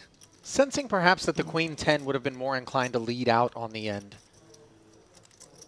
And in the event it were up against real strength, perhaps be pleased with a raise behind it, of course, sitting on the nuts. But in particular, the turn there is what impressed me with Tishkovich. You know, that second barrel is the one that earns him the opportunity to check back on most rivers unimproved. Then when he does improve, he can fire another barrel, as we observed. And he got another bet out of 5s. Yeah, it got the sticky cry call from 5s on the turn. And then, of course, in his mind, far more Jack X in the small blind calling range there. Hands like King Jack suited really stand out. And he, in his mind, was like, I'm going to target exactly that for this half pot sizing on river. Didn't get it, obviously. 5-3, slightly more unexpected hand to find there, but really beautifully played from Tishkovich. I'm impressed by him. Himself and Monica really standing out so far. Sit out, sit open. I mean, to be expected, I suppose, to a degree, is some of the better talent on offer in the field on a day 2, having worked their way through the day 1 circus. As Saliev looks down at 2 queens and looks over at a 5,500 open on the button. This is a wonderful opportunity here to look like it's far less than queens and more the product of pushing back upon the late open. How many whites you have? You see Kuzmanis asking for a count. He is the covering stack. Not sure that at this price he'll want to continue with the King 10, but obviously he'll have the benefit of position if he does. So the extra 10,000 is invested. And we play for 36,000 heads up. Queen in the window. Top set along with a diamond. Saliev with a stranglehold on this one. And it isn't entirely uncommon, David, to see the bigger aces, ace kings, ace jacks, slow down on this sort of board texture. So he could certainly look to induce bets out of Kuzmanis with a check here. Yeah, he's just got so much hand, but probably feels like not betting is a little strange. I don't love the sizing. I think he can go smaller. Yeah. I think you want to go super small, in fact. Yeah, you really retain such a wide variety of hands. In particular, that King 10 was a candidate at, 6,000 or 7,000 as a c-bet sizing. Granted, the bigger diamond for Kuzmanis. You could have turned some straight equity as well, but that's the idea. You want to give your opponent a road to delivering more chips into the pot when you have so much hand. And when you're blocking the queen in particular with a set of queens, which rates to be in the combos that would open the button and then call the 3-bet, you begin to recognize that it's unlikely that your opponent's got too much hand here. So downsizing significantly to keep a multitude of holdings in there. Yeah, to dive in the weeds for the moment, basically the revelation that we use these incredibly small sizings, what it simply allows you to do is test out your opponent in a different way. To a very small size, they are compelled to find a minimum defense frequency that includes some backdoor hands, some ace-high hands, some king-high hands, maybe even if you make it really, really small. And a lot of players not used to figuring out those situations, so you can induce mistakes by finding these sizings that maybe, in the game 5-6 years ago, we just weren't finding those sizes and weren't testing out our opponents in that way. Monica, very interesting here, limping in with the ace-king. Fung, no bite, and he flops himself a spade draw here on the 10-8 deuce board. Zukovitz has the ace of spades working along with 2 overs. Best hand at present with 7,500 in the middle. 2 ways to go here for Monica. She can fire out a very small c-bet, kind of an equity denier against 2 random undercards. Obviously, she's got backdoors going on here. So she will have some barrelable ones if she wants to take the aggressive route. She could also check call, but I think I prefer the small bet here actually on balance.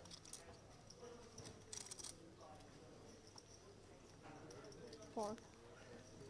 Very nice again from Monica. Fung, definitely a hand that can go both ways here, I feel. Could take control of this pot in position, raise it up to perhaps something like 16, 17k, or he could just call, take it to the next street. He's gone for a smaller raise to 11k, just going to try and get rid of all of Monica's pure whiffs here that she's decided to limp stab. Don't mind this choice, by the way, from Fung. As you see, the semi-bluff able to shed the ace-king. I'm not sure, though. Monica with backdoor Broadway, the ace and the king, and a very draw-heavy texture, and an opponent who I think she's surmised is certainly the type that is capable of raising with the desire to maybe check back on the turn unimproved. Could have made the call there, David? Yeah, my first tiny criticism of Monica there is just what a powerful card the ace of spades was in that hand. And I think to that size, we talk about defense frequencies, to that size, 7k more, I think the utility of that ace of spades compels you to make the call there. I know you're out of position, but you do have 2 big cards. You do have backdoor Broadway, backdoor nut flush draw. I think you probably have to test your opponent out there, who could be Trying to protect a small pair. Could be in there with a good shot, some backdoor stuff of his own. Yeah, I think first tiny note of criticism there. I mean, obviously, it's much simpler when you and I are able to see the whole cards. You know, playing out of position is difficult.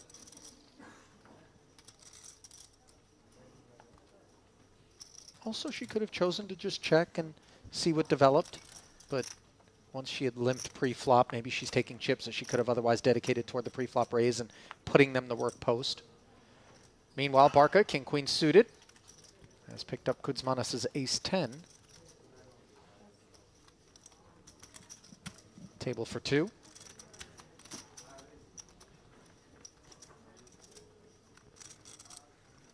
And the lean part of the deck, paying this duo a visit here.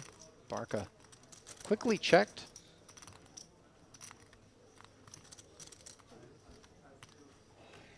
Kuzmanis with the check back, now a 6 on the turn.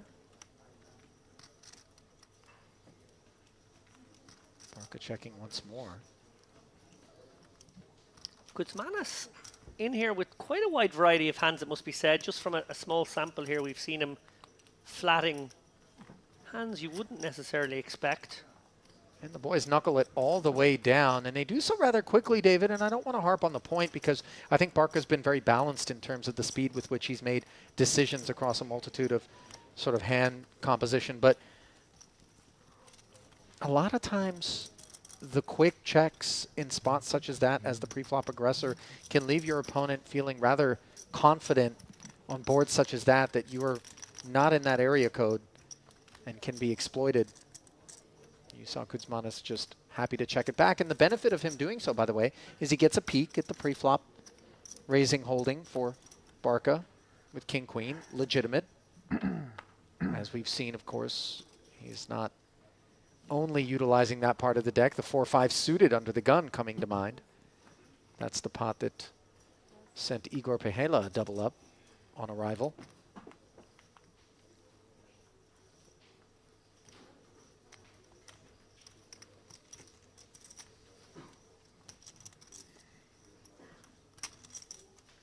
Saliev now, Queen-Jack offsuit. He has open-folded that hand in earlier position, but note once he's in the hijack, it begins to grow on him as he makes it 5,500 to go.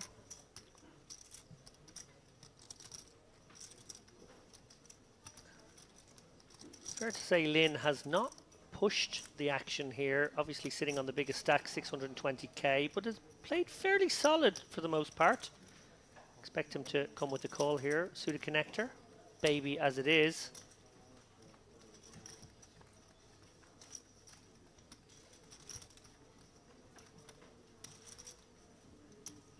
Deuce of spades interaction, but little more on the 10-8 deuce board. Saliev, meanwhile, position 2 overs, the gut shot. This is exactly the point I was making earlier on, that if you face a very small bet in this situation, having that backdoor wrap around the 2, 3, 4 of spades, they do become the hands that have to sort of naggingly call small bets. And if they don't, then you've sort of exploited some part of your opponent's range. So it's interesting in that sense. Also interesting is his decision to lead out here on the 3. Yeah, comfortable enough with the pre-flop raiser checking back a 10-high board where the diamonds have come in to sense that Saliev is not interacting with this texture.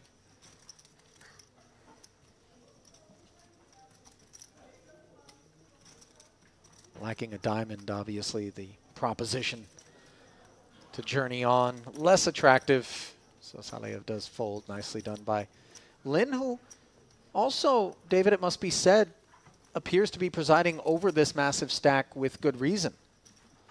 Yeah, looks to be a very solid competitor. Obviously, again, always the caveat, small sample size here. Maybe card distribution has kept manners upon him, but yeah, seems to be a very cool operator.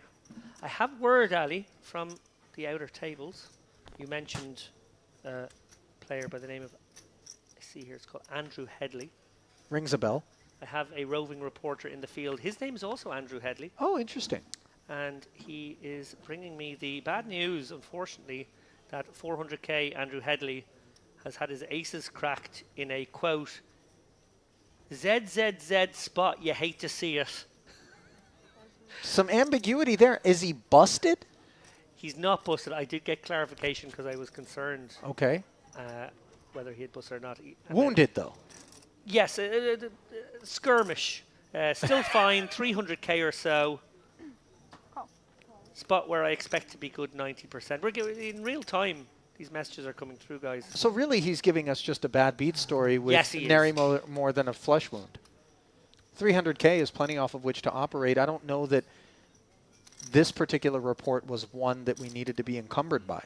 You say it's a bad beat story, but this is just a story from a Scotsman. They're never happy stories. We just call them fries in France and stories in Scotland. Meanwhile, Barca telling a story, and one that is credible, with pocket queens, 3 bets to 26,000 here. Monica caught in the crossfire with the ducks. As no further resistance is encountered.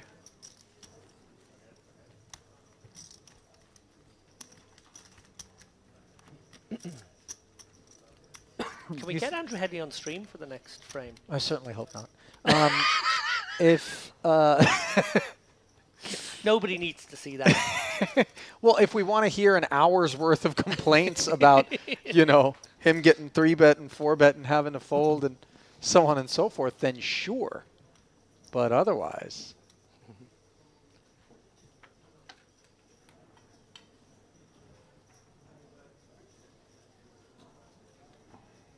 no 7-deuce bounty in play, so the end of the gun fold. You know, of all the different sort of creative ways in which people have cooked up renewed interest in certain tournament formats, or new interest, I should say, not renewed interest, things like mystery bounties that didn't exist a few years ago, why not have something like a 7-deuce bounty tournament where some of the prize pool is held back, and each time you win with 7-deuce, you're given a token. And obviously, because there's an indeterminate number of 7-deuce pots that will be won, it's diminishing returns as things move on. But if you're one of the fortunate few, you could take whatever's been set aside from the prize pool for 7-deuce winners and have your share based on the number of occasions in which you've earned yourself a 7-deuce bounty. I absolutely love it. I also, as you were speaking there, was thinking of other devilish ways we could incorporate the 7-deuce. I think you could just have the stack of the chip leader at your table. He's eliminated, or she, and you get that stack, which means that the chip leader really has to play sheriff all the time at the table whenever someone raises. But what if they're not involved in the pot? You know what I mean? And the 7-deuce ends up beating somebody else in the pot. You're vanquished? Yeah, they just get to have your stack. That's brutal. So you don't even want to be the chip leader. You want to sort of navigate in second or third in chips all the way through. The sickos at Triton were proposing something called the decimator, whereby each level change, the dealer just low Randomly cards sends someone to to the bin. shower someone. You know? Oh, you happen to have the chip lead, but unfortunately you have the deuce of clubs, sir. Good night.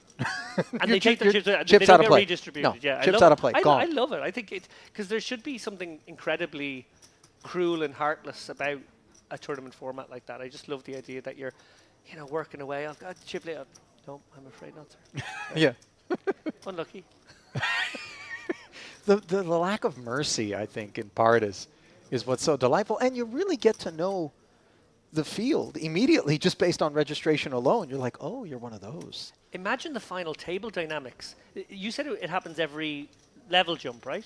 Yeah, I think that's what they were So proposing. so you're on the final table and you're really short, but you really are incentivized to survive to the next level jump, Right. because then there's a random opportunity that just someone else gets eliminated next. Yeah, sure. Oh, I love that.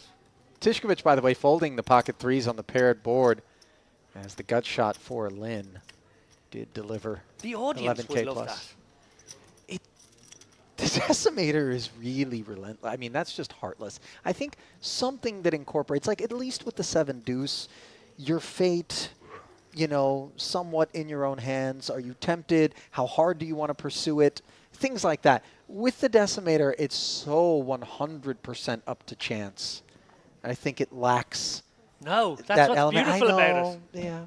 I go one step further. On the final table, every person eliminated in that fashion has to go directly into the commentary booth and spend half an hour until the next person is eliminated, just stewing with the commentators and being ribbed mercilessly. That's tough. Anyway, 210s, not quite tough. Fung easy open, 5,500. Queen 10 suited on the button, no less, for Barca, who we've observed looking to play pots.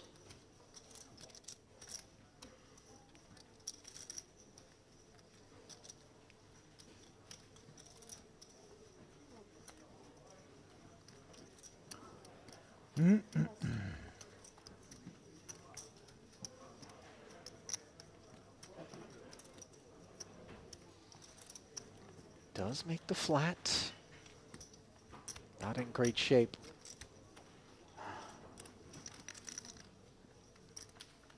We'll have position in a heads-up affair to a 9-7-3, no diamond flop.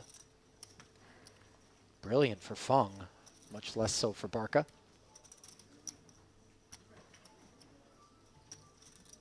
Yeah, there's certainly a board that Fung would have quite a few checks on, one would imagine, but obviously his hand really likes to bet here.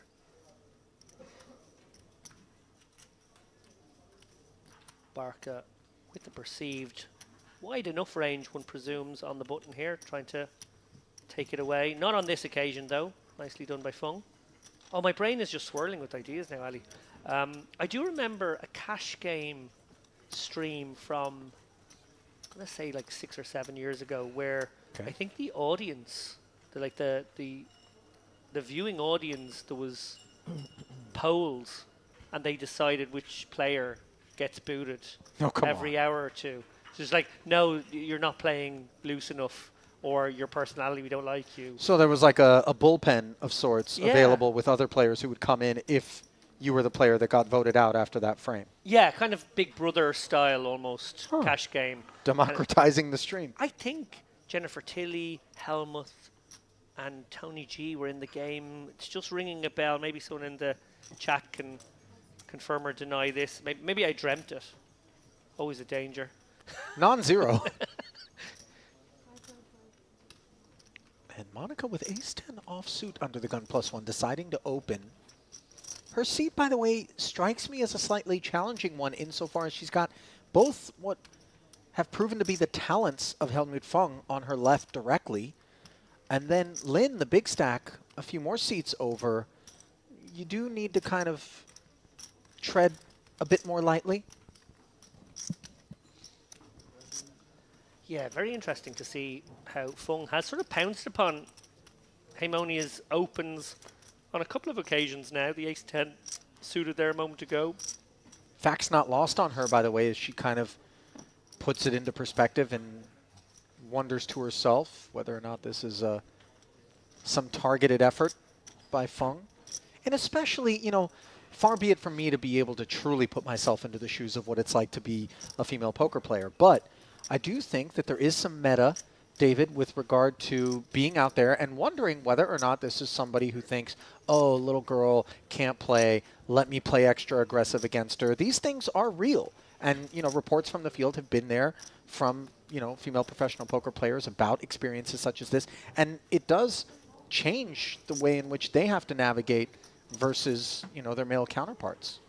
Yeah, I think older players also experience a sort of stereotyping in that respect. Ageism and sexism as well. Yeah, and I think they also have learned the appropriate adjustments to take advantage of the fact that it's them. When Dara O'Carney, for example, is in fields where he wouldn't be known so much, so maybe it's something big field thing in America where he wouldn't be the celebrity that he would be, of course, in the UK and Ireland and in Europe as well. I often hear his hand histories, and I'm like, well, I wouldn't have done that, but then I'm not Dara. Right. And I'm not the guy who almost is dressed up like Old Man Coffee that he does on purpose with the Hawaiian shirt and the, you know, Yeah, he's attempt designed to fool- look kind of the part of, Exactly. you know, just overseas tourist who really isn't a player's player. So I do feel like it's almost like we can't share hand histories to some extent because he's going to get responded to very differently from me. Now, I say that's a few years ago. Now I think people look at me and presume I'm the older one. It's not been a kind few years for me on the Father aging. Time is undefeated, David, as Saleyev in a blind versus blind confrontation here against Kuzmanis. Flops himself the spade draw, bets it. Kuzmanis with middle pair comes along and picks up a gut shot straight draw on the turn to go with the best hand. Saleyev picks up a gutter of his own, of course, with that 9. And on the strength of that, he barrels once more into 22,000, 8,500.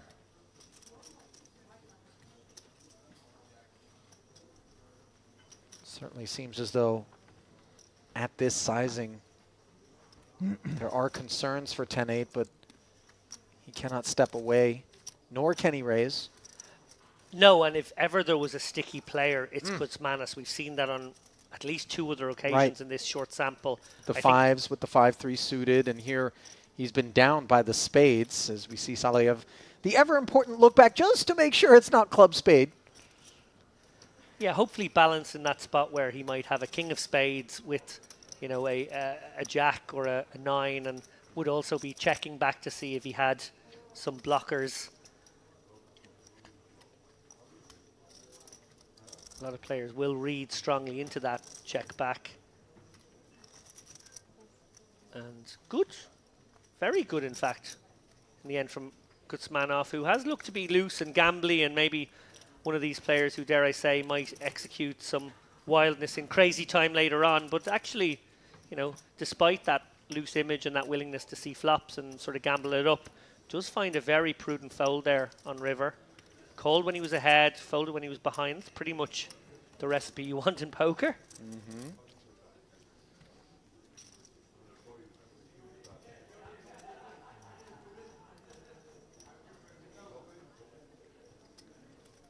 Kuzmanis. Did he make a run in the high roller 19th place finish for 7,800 there? Yeah, sneaked into the money in that one. As Fung looks down at the very attractive Jack-10 suited under the gun. Definitely a hand you want to mix into your opening range in early position. Some weak aces that are suited.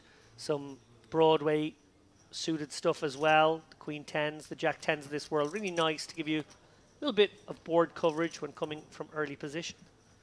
Can exploit a lot of hands, of course, if we have Queen Jacks and King Jacks behind. They all have to fold. So we are nicely knocking out hands that dominate us along the way. Action all around to the big blind now. And Monica.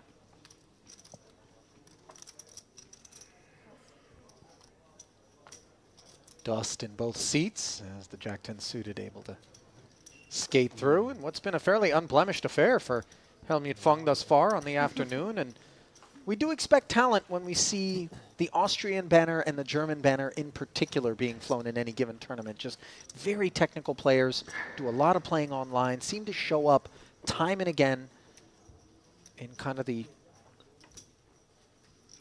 day 2s, 3s, you know, making runs. I just take the view that if you can afford to live in Vienna Oh, and you're a poker player, you must be very good. Fair point. Not exactly the most affordable of cities. One that I haven't yet visited, by the way. All my time, all around the continent, everyone has told me I'm very much asleep at the wheel for not having bothered to take a side trek over to Vienna. And I have certainly plenty of acquaintances who live there that would be more than happy to take me out. As a big, you know, Epicurean, I know there's a lot of good restaurants out there, obviously. Symphony and opera as well. So much culture and arts. Wonderful architecture, steeped in history, incredible for food, as you pointed out there as well. Yeah, Vienna, just one of the special cities in the world. Very safe city as well. There we go. Smell it. Monica escapes by folding the small blind. Helmet showing the ace-king there.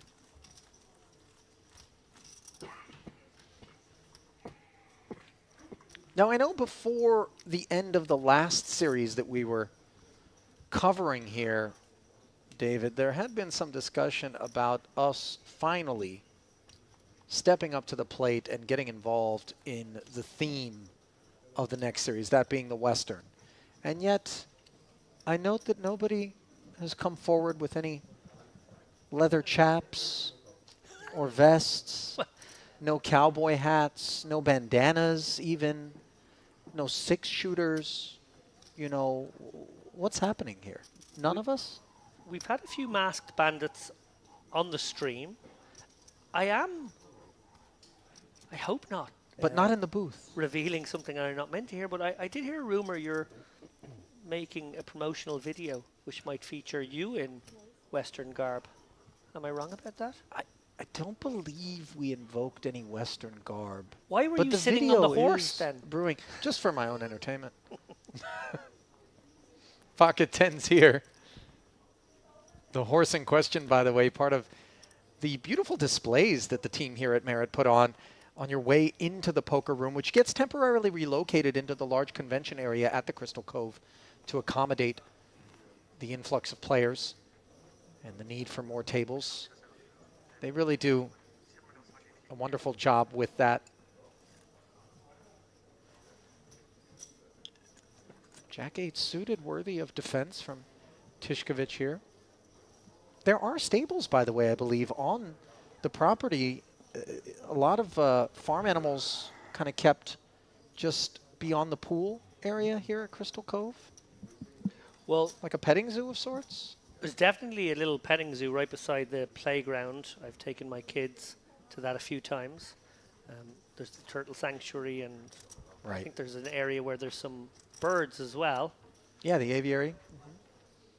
Tishkovich looking to take flight on the turn with a spade. Instead, the 5 of clubs doesn't improve what is jack high, as Lynn approaching things conservatively after the under-the-gun raise, checking back on the queen high board. And of course, these checkbacks out of an under-the-gun raise do feel slightly vulnerable and more skewed away from a hand that cannot beat queen X. And on the knowledge of that, Tishkovich with the semi-bluff, just trying to take it here and now, 8,000 into 14. Yeah, and I wonder if this is a two-street plan here, even though sometimes the flush draw, not the greatest candidate for a river bluff. I do think that that might be part of the plan, given that an ace-x will probably call this turn bet. I think Tishkovich is going to go for this, try and get the ace-kings, ace-jacks of this world to fold. It's a bad card from the point of view of combinatorically. He has fewer queens now, and his opponent sitting with a pocket pair between 5s and queens, as we see. That's exactly what Lynn has. Will be emboldened to make a call, but he can get the ace kings and ace jacks out, and I think that's what he might try and do. 20? Yep. 20,000, and you see the snap call there, and pursing of the lips as Tishkovich knows jack high is hopeless in that particular situation, but obviously, you know, delving into the mind and understanding, relating even to the line that he pursued there. Yeah, we've seen quite a few small to medium-sized pots. No really big pots yet. Obviously, we love to see a little bit of blood on the carpet from time to time. But what's really telling about these small to medium-sized pots that we have seen is how well these players are navigating them. That's a really well-played hand, again, by both players. Tishkovich, really impressing. So is Lynn. Lynn, in particular, just appears to be climbing the staircase further and further up the leaderboard. You mentioned there the presence of horses. Now, I will admit I have not seen the horses on all my visits here to Merit, but in the beautifully made, beautifully produced ads that we sometimes throw in of the various different hotels within this beautiful resort, there is one shot of horse riding. So I'm wondering if there is some horse riding somewhere here. Yeah, I wonder if, you know, I know the horses are here. I didn't know whether or not it's kind of one of those things you can book a romantic kind of seaside horseback ride. Speaking of horses, it is possible to stake poker players. Sometimes when you have a piece of them, you can call them your horsey. Monica Zukovic, I know, has a partnership with Stake Kings, one of the various staking, kind of big name staking groups. Online platforms that allow for that. That sort of make it like open for everybody. It's not like one of these private situations where Yeah. you've got to know the guy. You can actually just go in and buy a piece, incredibly small piece if that's what you just fancy having Sure. a little sweat. And I know Monica does offer action from time to time on that. I must admit, I have a little relationship with Stakings myself. Okay. Tyler's a good guy in there, and I think he runs a lovely platform. One of the Tyler very- Durden, is it? Fight Club humor, of course. And on the topic of small pieces, Lynn, with just the 4s here, has been outflopped by Kuzmanis' Queen 9, which adds a gut shot straight draw to the equation. Lynn, the big blind defense against the open. Check called. Now checks once more, understandably.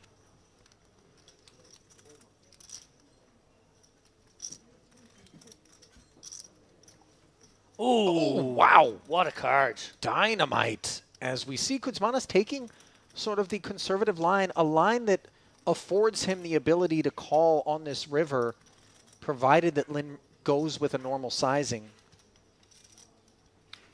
Yeah, he will be wary of the King Queens, King Jacks that got there. He will be wary of some 10x as well. So interesting to see, firstly, what size Lynn chooses, and then secondly, how Kuzmanis responds. Obviously, a very unfortunate river from Kuzmanis' point of view. And this is an overbet of 25,000 into 23. We know that the innate response to such things is it's all or none of it. Yeah, he's sort of saying to him, I've got Jack Queen, or I've got 10x, or I've missed my diamonds. Yeah. And let's see, you referred to Kuzmanis as being on the more sticky side. If adhesion in the face of this aggression. Very nice bet again from Lynn. Obviously fortunate to find the 4, but once he does, composes himself, figures out the big size. Well played from Kuzmanis as well. Another great hand. And you see him brandish the smile there, David, kind of aware of the fact that maybe he did get bluffed. But just looking at the value proposition and deciding this is not the one. In particular, I think taking the 9x off the board, he holds a 9 himself. Granted, he blocks the queen, so the queen jack a little bit less likely, but the 10x in particular, I think, is a big blind defense. Was the hand that he was most concerned about in that situation. So nice lay down there from the Lithuanian, sparing himself 25K in losses on the river there. Lynn continues his ascent.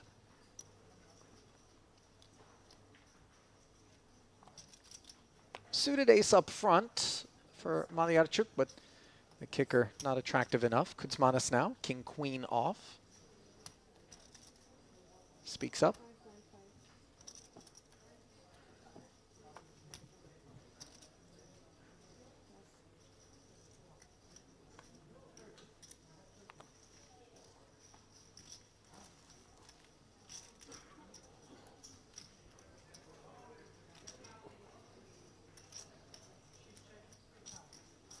Easy money for you. All the time I blam. Easy money.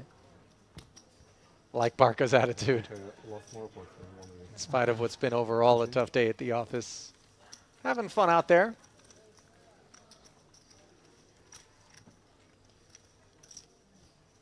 I do also think that when you're in that frame of mind, David, you're playing better poker in general. When you're enjoying yourself out there. Now, maybe you're enjoying yourself because you're running better. But when you just maintain that affect as Barca has, even when things aren't necessarily going your way, I think you're just a little more comfortable out there Yeah, I think so. and No. not overcooking situations in your head, just, in the flow. We had pocket Can you deuce, say again the flop? 5-5-3 and turn was 5-5-3. 9-3. Yeah, and turn was a 9. And you bet and Raise. I raise. Yes. Being slick here for Salayev. Yes, but 2 pairs, it's 5-5. Maybe I got 2 pairs also, If it's 5-5.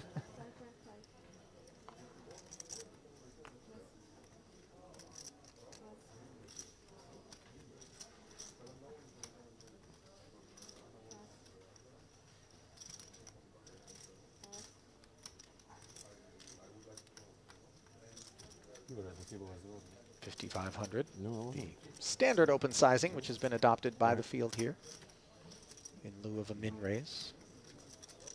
Barca deciding from the small blind to defend with the 6-7 offsuit. This is forcing the issue a little bit, perhaps. I'm not sure. Was I? We didn't play yesterday because Flops himself the gut shot straight draw on the monotone all heart jack high board, which neither player is a big fan of. we made a big bluff. No, very hard for Saliev to find a bet here on Jack 4-3 all hearts. Yeah, nice check back. Yeah. He's not done with his hand here. He still has the no pair, but Queen 10. oh well, a king, but it is a heart. Ace of hearts. Does Barca ever find a bluff on this card? He does not. Yeah. Did feel perhaps, though, like he was more skewed toward being able to represent a heart than Saliev as played. Could have turned his hand into a bluff with 0 showdown value. But who knows how Saliev would have reacted having hit the king in particular. Yeah, that is a very loose flat pre with the 7-6, I have to say. But it makes him a little bit dangerous, Sure. David, because he's not narrowed his range in any way. I mean, we've seen him do all sorts of things from all sorts of positions. And I think it is a bit important to have some of that in one's arsenal, a willingness to kind of step in well outside of the parameters that people would anticipate. Well, what is very important if you're going to play a style where you deviate to flat some, I don't want to call them garbage hands, but some speculative hands, it's so important that you actually complement that by being an overbluffer post-flop. You can't play those hands and then not play a looser style post-flop because you're just not going to make enough hands. So if you are going to be that lag, quote unquote, you have to be that lag pre and post. It's a bit of a disaster if you decide to be a pre-flop lag and then don't find enough bluffs to justify it.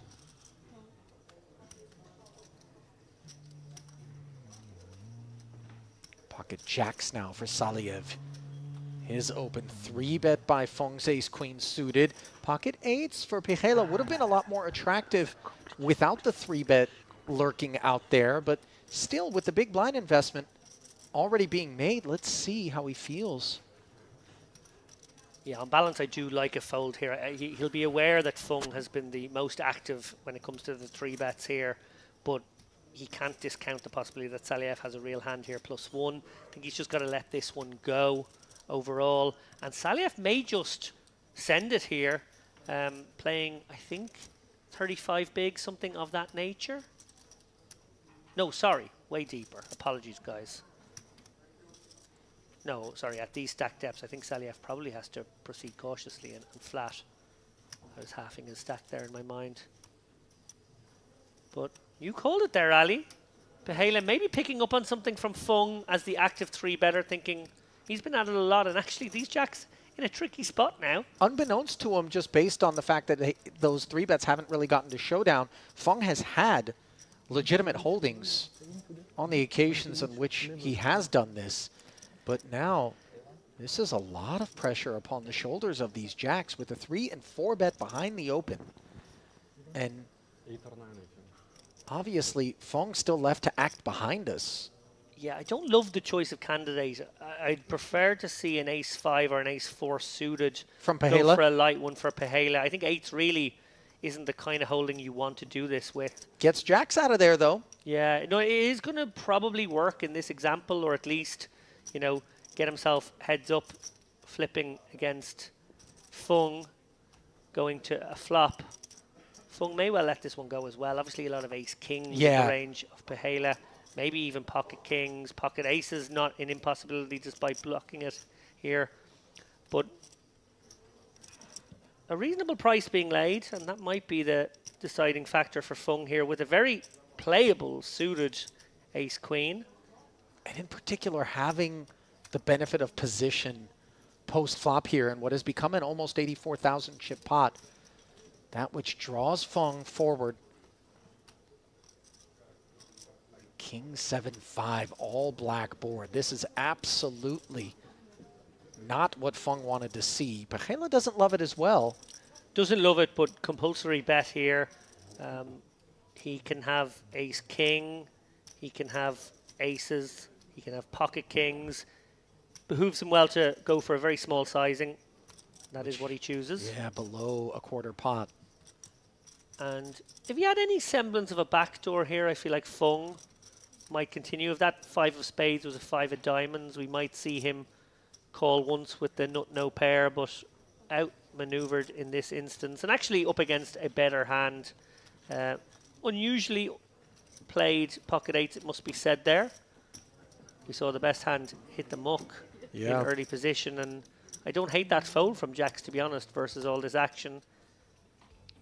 Very profitable pursuits there for Igor Pechela, which move him up into 6th overall here at our featured table of this Merit Poker Western Series main event. Saleyev lagging down toward the bottom of the leaderboard alongside Kudzmanas. Jianwei Lin continues to sit at the top with almost 700,000 in front of him.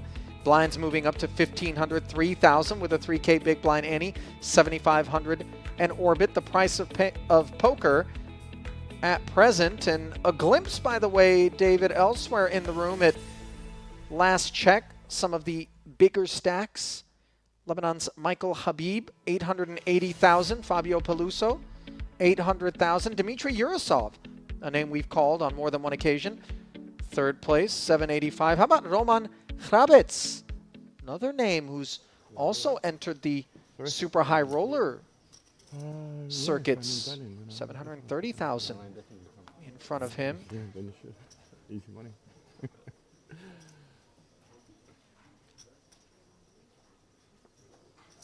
The frequency with which we see these familiar faces build stacks, go deep in Merit events really does speak to the skill of these guys. The way they adjust to maybe the different sorts of Merit regulars.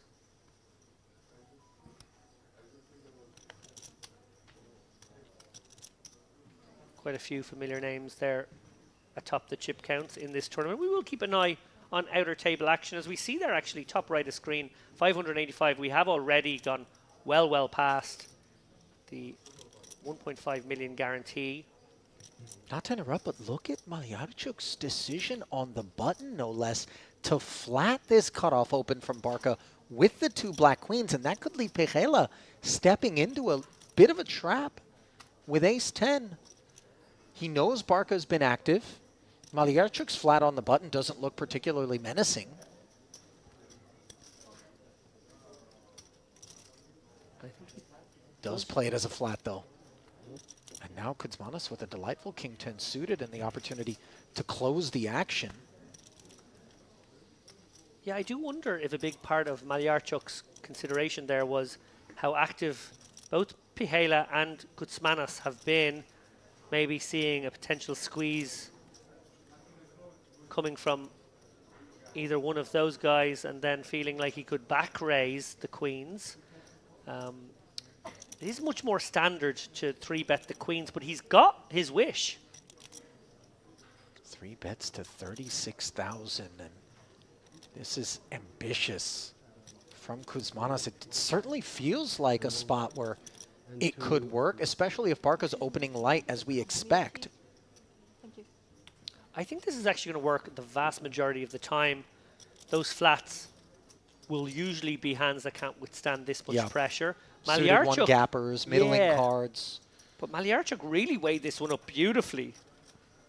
Raise. And does get the dreamy flat call on the button, back raise. And it's just going to get the job done here with quite a bit in the middle. Queens taking down a 50k pot. No showdown is a beautiful result. And poor Kudzmanas now left with maybe a very interesting consideration, thinking that the vast majority of the range that would be willing to do this might be hands like pocket 9s, pocket 8s, flatting, and then thinking, well, actually that squeeze can be full of nonsense. I'm going to back raise over the top of it. And he's probably wondering if his king 10 suited is actually an equity flip here. Obviously, we see that it was actually a trap. Yeah, he's only got 133k back, but re-entry is still open. This is the last level. Wonder if that's on his mind here. Dare I say crazy time?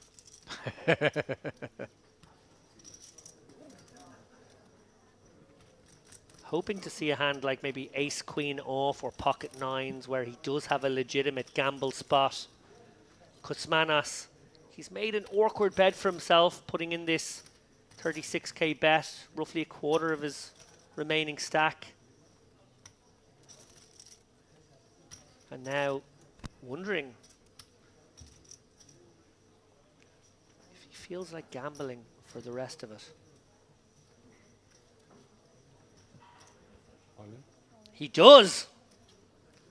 You know, it felt as though that might be the case. Of course, the all-in was never enough to assume that Malyarchuk wouldn't call 100% of his range, but he's going to be spinning the wheel well behind for 354,000 here. Vulnerable are the two queens to any king for the time being.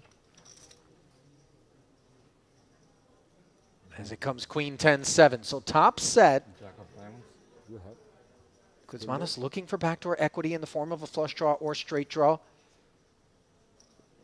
The very blank deuce of spades, though, vanquishing those aspirations as Malyarchuk played this pot to perfection. And Kuzmanos Sneaky, sneaky. polished off here. Bit of a self-inflicted wound, but he always understood that he was looking for something fortuitous there. The squeeze is coming. Where's the lemon? Squeeze the lemon. Yeah. Yeah, I love that from Malyarchuk. Really did set the trap. And now up and over 600,000. David, this is high caliber ammunition now. Sitting in his munition depot.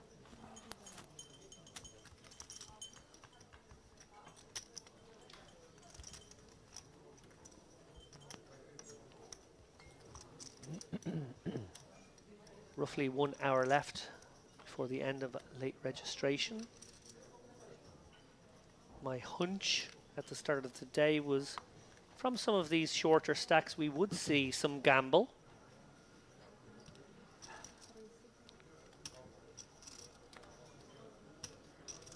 King Jack suited for Zukowicz under the gun, and wouldn't you know it, it's Helmut Fung who's woken up with something that could potentially be played as a 3-bet if he wanted. Instead, he's going to take the ace-jack as a flat. Does have Monica in rough shape with the ace of spades out kicking the jack and protecting him against spades.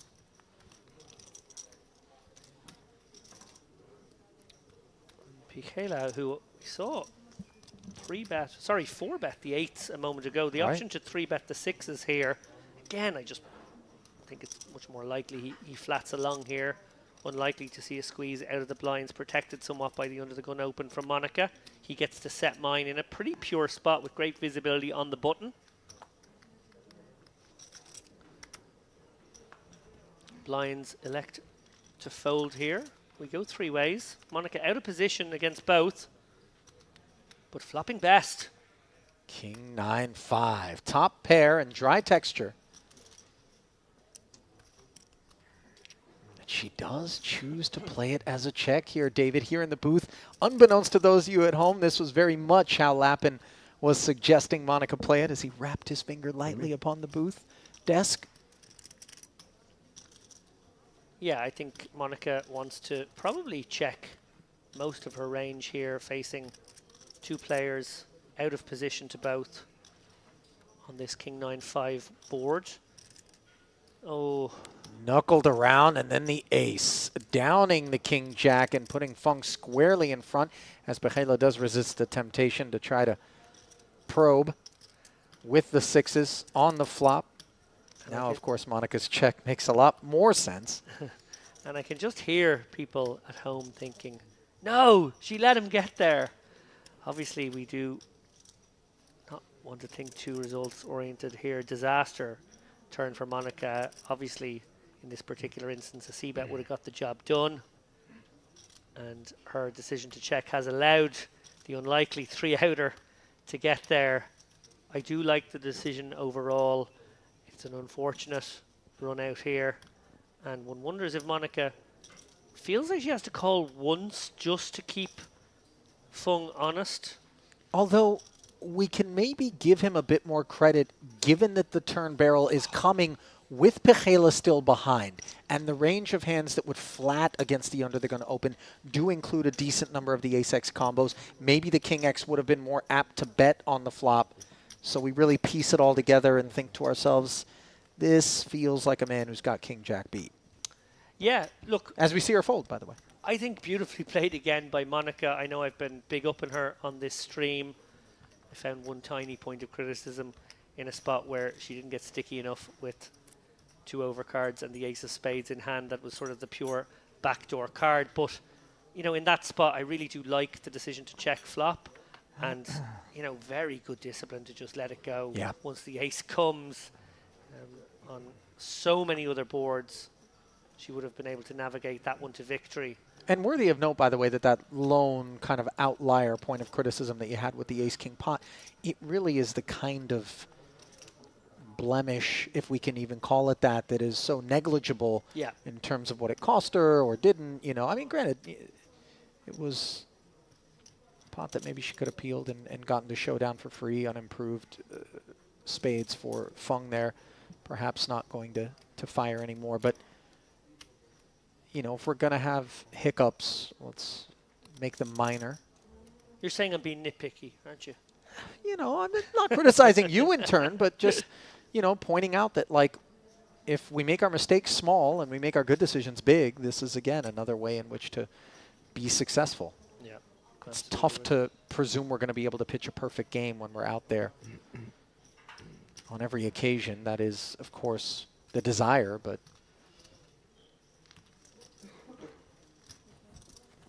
now we have 3 players in for 6,500 ahead. Ace 5-4.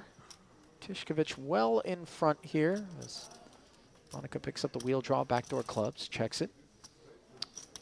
Yeah, another one of these testers potentially for Monica here. If Tishkovich fires small, he can go both ways here. He can check this ace-8 of diamonds. When it's got the backdoors with it, he knows he can stick around on most turn cards, won't have to ever consider folding his hand. Maybe gives him a neater route to showdown. I like this decision, but what I was going to say was if he was to have fired a very small c-bet, maybe something in the region of 20%, would test Monica out here with the gutter and backdoor flush draw. As it happens, she gets a freebie and Tishkovich gets a lovely 2-pair. Just in case we were outkicked. I don't think Monica can turn her hand into a bluff in this spot. Expect a check. She'll be hoping to get a free look at the river here, try and find that 3-ball. I don't think Tishkovich will give any more free cards, though. She did think about it, though, because obviously one would expect that Lynn would be inclined to bet an ace in position with 2 checks in front of him. And when both the preflop raiser and Lynn check, you are tempted to think the 5s and the 4s are not of concern. So maybe I can rep the ace. Rep the ace and rep the 6-7 and rep all the 2 pairs pretty much. Yeah. Where her opponents will be lighter on 2-pair combos. We see Tishkovich obviously has the best 2-pair combo in this example. Lynn with nowhere to go now. Player behind as well. Well, he has someplace to go. The muck. And Monica, no real decision here. No. Very impressed by Tishkovich, I have to say. Seems to be a very canny operator. No one wants it. That whole 4-player run there between Zukowicz with Fung, Tishkovich, and then also Lynn just have played wonderfully thus far. You know, not taking anything away from the remainder of the field, but just talent on display out of those 4 seats. This is a very strong table. It overall. really is. Credit to our producer or whoever was the person who selected this one. I hope they can do us just as well after the next break. But of course, registration will be closed, and that might change things ever so slightly, with players able to avail of a re-entry. Might just be encouraged to loosen up, play a bit more gambly in this next 40 minutes or so. And when that time is up, we're in a freeze-out tournament all of a sudden. As again, just taking a quick note of the top right hand of your screen, 590. So we're going to get above 600 players here, generating a prize pool of around about 1.75 million will be my estimate. Pretty staggering. Yeah, I mean, these are not negligible prize pools that are being put up, and you know, guarantees being blown out time and again. Yeah, can expect from there to see a 250,000 up top, something in that region. Meanwhile, King 5-3, both players with a piece here in a button versus big blind collision. Fung backdoor clubs and the worser of it. Checks to top pair. Doesn't improve on the turn, as he made the call of 5,500. Has checked once more. Saliev can continue to barrel. Sometimes the king deuce will play itself as a check back in a spot such as this. David just looking to induce on the river and be able to call sort of a wide variety of sizes, but instead he fires once more. Fung recognizing that that second barrel carries with it a bit more weight and correctly lays it down.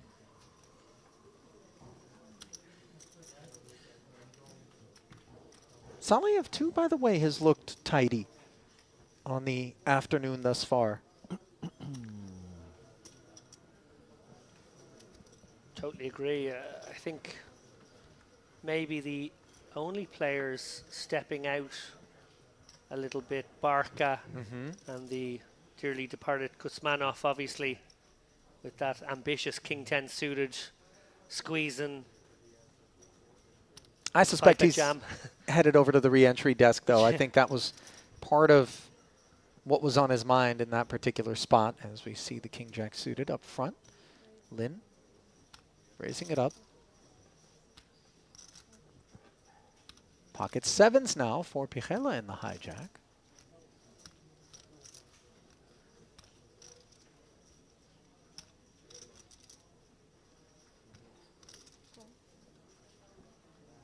Flats and goes beneath the hood.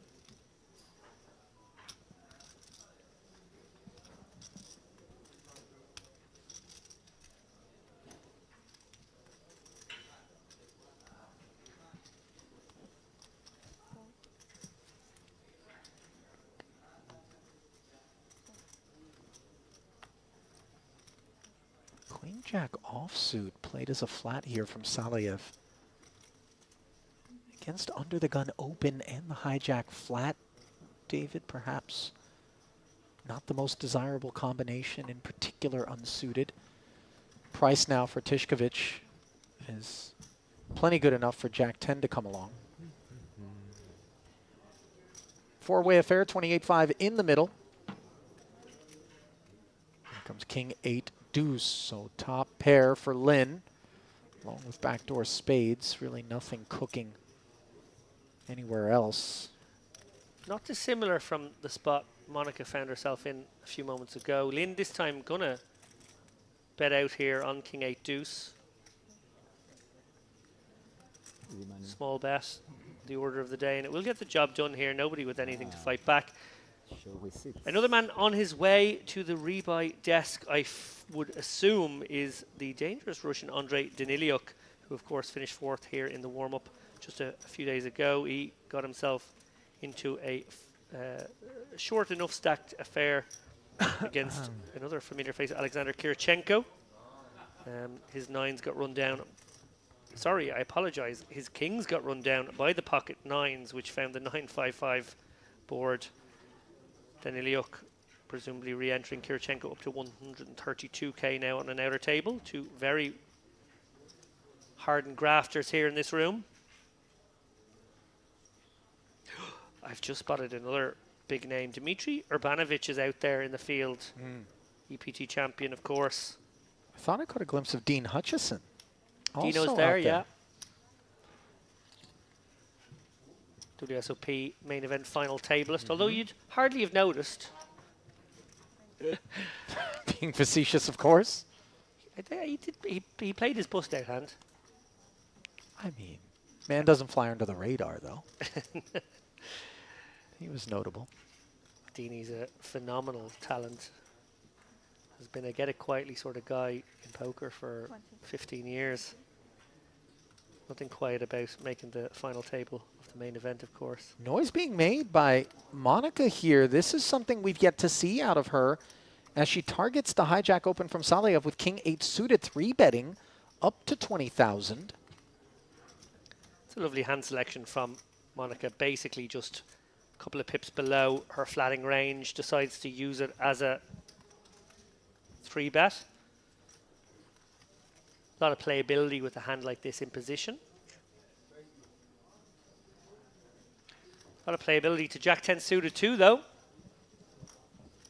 So he will hang in there as the pot grows to 47,500.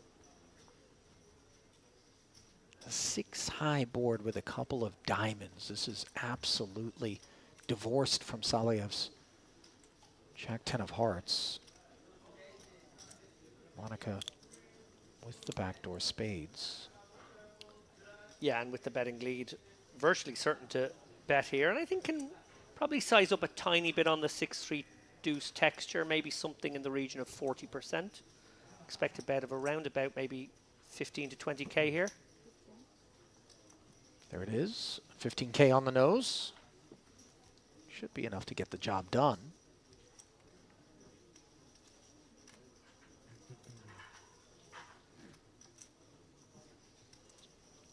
Bit of salesmanship out of Saleyev here.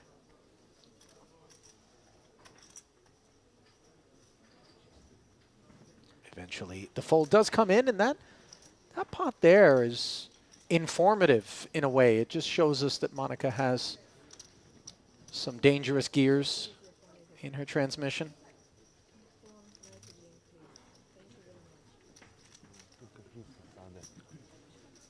Yeah, really nicely played. They're picking on a player as well who I think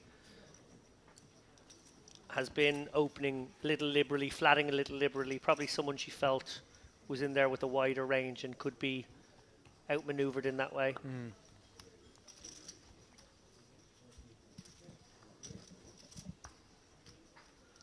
Leveraging what is very intact table image. And as you described her earlier, kind of on the tighter side, and I think the other players may share that perception with you. And anytime we're aware that we have that luxury upon which to leverage, it's always my an honest opportunity. My honest take is that she's actually just very, very balanced and very, very technically good. But I think the perception, harking back to the stereotypes we spoke of earlier, is maybe that the lady at the table is playing a little on the tight side. And then after, of course, she had a little card rush. I think maybe the perception was she was a little on the loose side, as it turned out. Of course, we see players like Kryselnikov as well playing very much against type in that fashion as well. But my actual read of Monica, and it always has been this, is that she's somebody who's always learning, always informed by the modern strategy, has a very good network around her as well, people with whom she shares strategy and absorbs strategy from, I'm sure, too. And as a result, I think plays a very balanced game. Ace-King Deuce, meanwhile, as Barca defended, understandably, with the little suited connector, but not unlike the Jack 10 of hearts before him. This is a holding that is way out of this board texture's range. Tishkovich, meanwhile, second pair queen kicker, follows through and draws the curtain.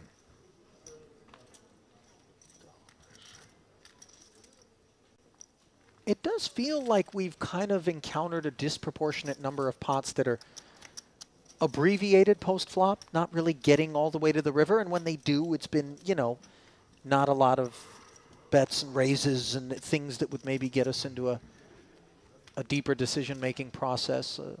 fairly straightforward stuff on display for the most part.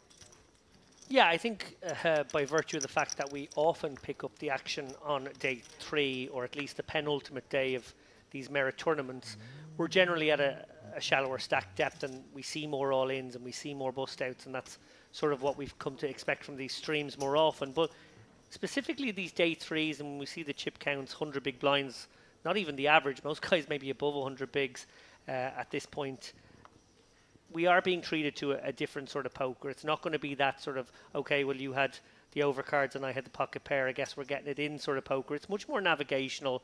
It's a much deeper stack brand of poker. And for that reason, I think you're right. We're just seeing hands get cut off at around the flop or turn point when players show aggression. No less engrossing, though, I must say. Maybe more so for the purists. Now again, Monica appears to I have, fold. I don't want to say pivoted, but begun to employ a bit of a different look. 10-8 suited being employed on this occasion as the open versus ace-6. She flops herself an open ender on a 9-high dry board. Malyarchuk checking over, holding one of those 6s that Monica would love to see delivered to the board. Yeah, if we were to plug ranges into a Monker type piece of kit, I think we'd probably find that 10-9 suited, the worst hand Monica should open here +2. So going 1 pip lighter seems very reasonable at a table where she probably feels like she has the edge. No, Malyarchuk check calling with ace-6 on this particular board, keeping Monica a bit honest. Now he checks after a queen hits the turn, and one wouldn't fault Monica for thinking 10 high is not good, but here she is having picked up a flush draw as well. And with 32-5 in the middle, real pressure can be applied. Yeah, definitely a big bet spot here. She goes half pot. I'm surprised she didn't go a little larger. I did expect something in the region of 2/3 there. But half pot, more than enough to get the job done against the very sticky ace-6, it must be said. Yeah, a bit surprised was I by Malyarchuk's willingness to peel with ace-6 in particular there. Perhaps a function of that board and the sense that a second barrel's not going to come out of a wide variety of those pre-flop raising combos that Monica would have, and then the opportunity to just bet credibly on the river depending on the run out and try to take it away.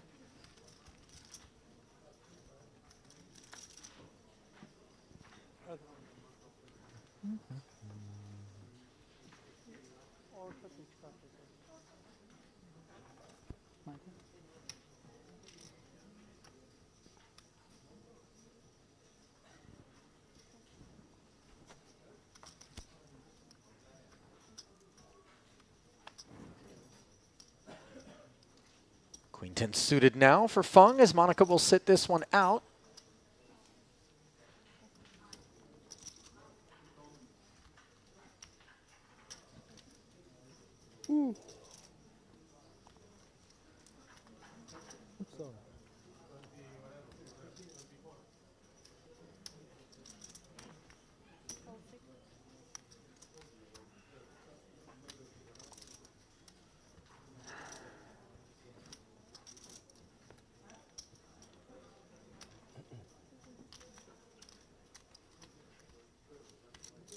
King 8 defending from the small blind, offsuit in variety, as Malyarchuk again surprising us a little bit, flopping top pair on a wonderful board for him, and now kicker problems alleviated courtesy of a 3rd 5 after it goes check check, Fung not firing. But here on the turn, as Malyarchuk induces the bet with a 2nd check, we see Fung trying to take it down, 5K.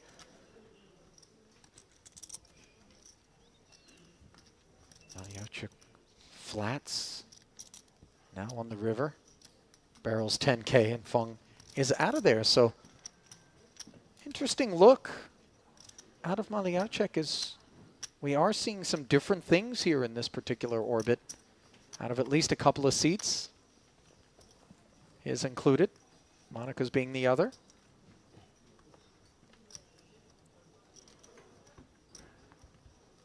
You know, I appreciate, I think, that some of these players maybe looking at the fluid kind of climate at the table and deciding, okay, maybe there's less interest being exhibited. Just kind of that weird sixth sense where this feels like a time where I can ratchet up my aggression, maybe raise my VPIP, do some things, you know.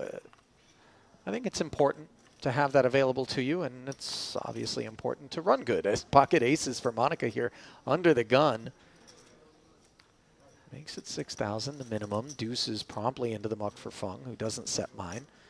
There's an ace working its way into the muck.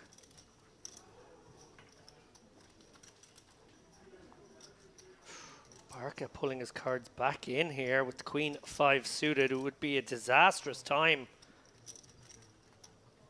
You know, he's targeted under the gun raises on more than one occasion, as I can recall, and he's been sort of punished for doing so. Temptation resisted there. Malyarchuk, of course, can't go anywhere with King Jack suited. Saliev probably going to complete here in the big. A connector. Might have this part of the board all to himself. 6.5 to 1 on a call. This could get interesting. King, King, Jack. Malyarchuk strangling this particular board, and a disastrous development for Monica, whose aces are just wrecked. She will be keenly aware that not only is this a board where she could have been overtaken, but it's also a board where it's very hard for her to get value from worse. So pretty ugly situation to find herself in. I think that's the resting really dealer face. Does feel compelled just to put that second bet out there and see what's what. Note 6,000. The payload. Malyarchuk with the flat. Saliev will be out of there. Well, Monia gonna hate that 9 of diamonds as well. Really is running out grimly. Almost good for her that it's running out even more grimly, that even more hands are overtaking her, because she is way, way, way behind right now. Some Queen 10 suited, a part of Malyarchuk's range here. Definitely on the button for sure. All she can target here is a Jack X, a Queen Jack, a 10 Jack. And actually there's a lot of danger about. She may still come with her own very small sizing.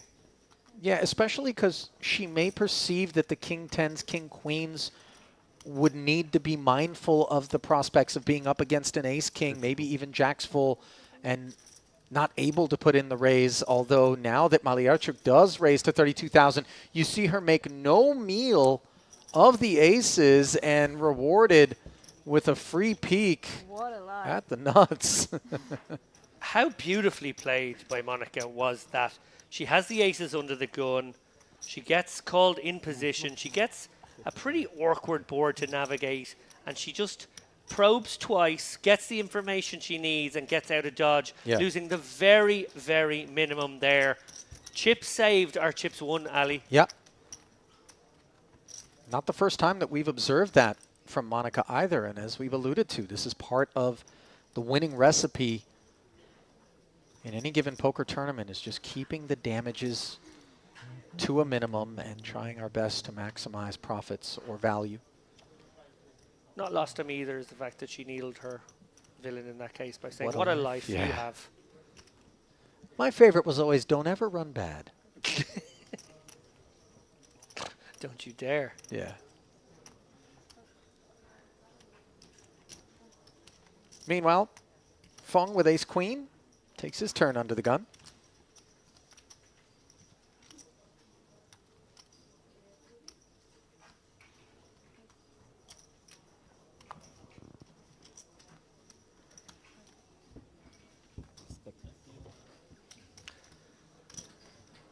No takers.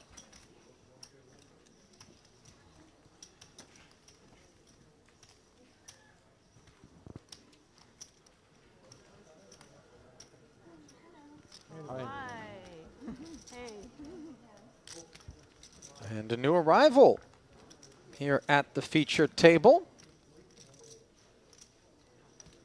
Face that I've seen about the Merit Complex on more than one occasion. Aylar Liye.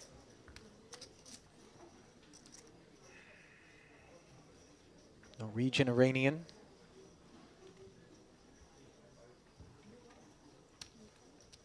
First met Aylar back in Vegas at the Bellagio, believe it or not, years ago, prior to the pandemic. So she certainly has traveled the globe in pursuit of poker.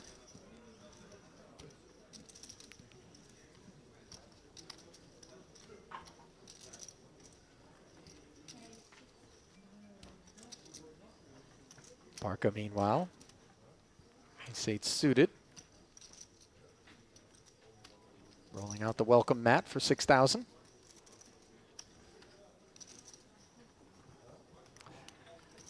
Now, a little frustration there being shown by Saleh there. He's got 40 bigs, no reason to panic, but obviously not much above starting stack. Maybe one of the players more likely to gamble anyway, maybe more likely to gamble over the course of the next 40 minutes or so, given that re-entry will soon be closed. I do wonder if this dynamic, it's a very fancy flip phone there for Lynn. I think you're on the iPhone like me, Ali. But Google Translate apparently being employed there by Mr. Lin. Sorry? Did you just re-enter? I didn't play today. I didn't play today. Ah, chilling. Just entered. I was such a nightmare to wake up for 12. Like, for the last few days, like I was going to bed like 5 or 6, and suddenly today it's like 12. So I'm jealous. I've been busy with puppies. Yeah! Oh my god, did you see them? What's happening here? Did you see the puppies? Feeding. Oh, Feeding it's the puppies. so sick. I think Aylar alluding to any number of the dogs which roam the Merit Complex here. People very much looking after them. And I know one of the mums had a litter of puppies not long ago. Aylar, a dog lover. When I met her back in Bellagio prior to the pandemic, her beloved Siba was with her, a little Pomeranian who she used to have in a stroller. Unfortunately has passed away since, but obviously a soft spot in her heart for dogs. Is very much the case in Turkish culture. They look after both the cats and the dogs which roam around here. It is something super unique because the cats will oftentimes just work their way into the buffet area or, you know, even into the lobbies of some of the hotels, and nobody shoos them away. no. You know, they're very gentle, very kind, very accommodating. You'll see them curled up on the couches midday for a snooze sometimes, and nobody bothers them. Yeah, I know Aylar Leah, something of a celebrity in poker circles. Ooh. Star-studded flop here. Trip 5s for Tishkovich. There's his big blind defense is rewarded. 2 quick checks.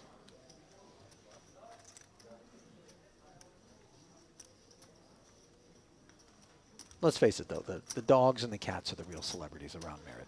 Well, that's what I was going to say. I didn't have you down as the sort of poker TMZ of the the celebrity animals. I thought maybe you'd be following the players, but I didn't think you'd be following the pets. I think the real celebrity animal might be the scarlet macaw that lives in the bar area here at Crystal Cove. I didn't realize you were on first name terms, but that particular bird has frightened the bleep out of me on so many occasions. With the big screech that Yes. he occasionally belts out. That bird really has endured perhaps more secondhand smoke than any other parrot on Earth, if I'm being honest, because I wonder what would happen if we handed that bird a lit cigarette. He might know exactly what to do with it. I mean, he's had a front row seat for some time.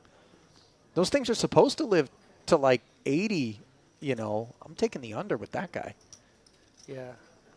It's been on the shisha pipe. Yeah, it's just, you know, involuntarily, but doesn't look any worse for the wear, you know, feathers intact. Proverbial full head of hair on that guy.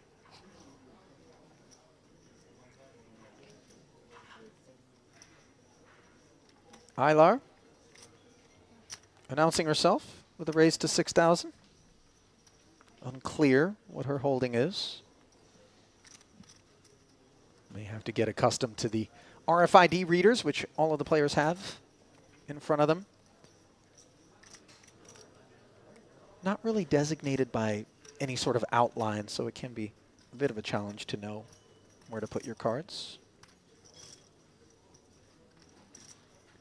Lynn, meanwhile, mulling over how to navigate the newfound arrivals open, shows the 9-6 off and says take it.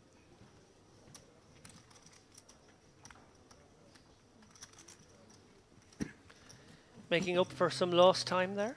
She decides on a, not a re-entry, but a late entry. Yeah. You heard Monica question whether or not Ilar is re-entering, just given her stack depth, and she said, no, I'm just entering.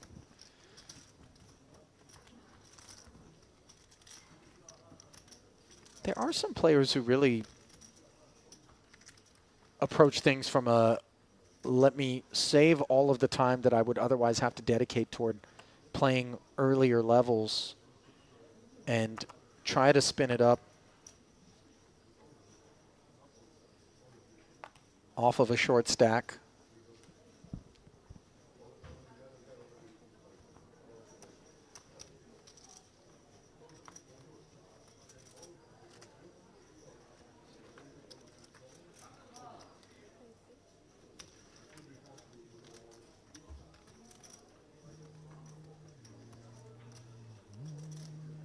Monica with the ace-5.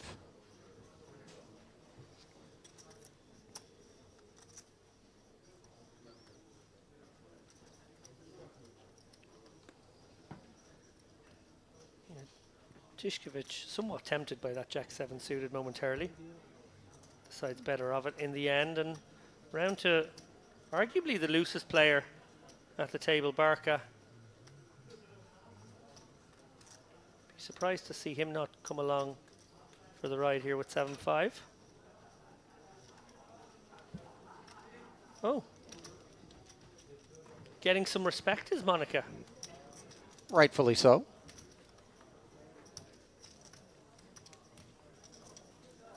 Even Barca's ambitions have their limits, it would appear.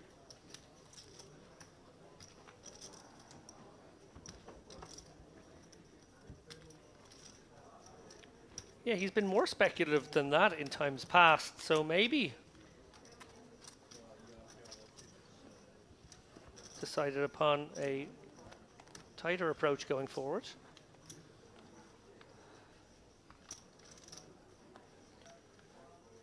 As we see Pichela here under the gun, that audacious move with the 8s earlier, the 4-bet against Fung, but he's been relatively quiet since.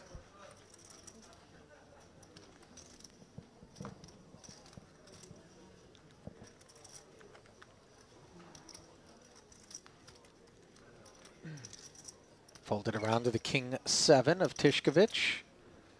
Looks over at the blinds and decides better of it. Obviously needs to be wary of Lynn, the boss stack directly to his left. Although Lynn hasn't really approached the affair thus far on the day in any manner that would suggest an abusive disposition.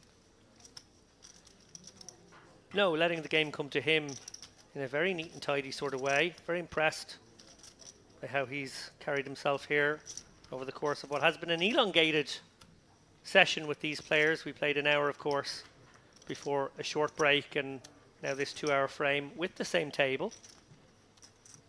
We are going to switch that up, I have on good authority now, for the next session. 10-5 suited on the button. Raise and take it.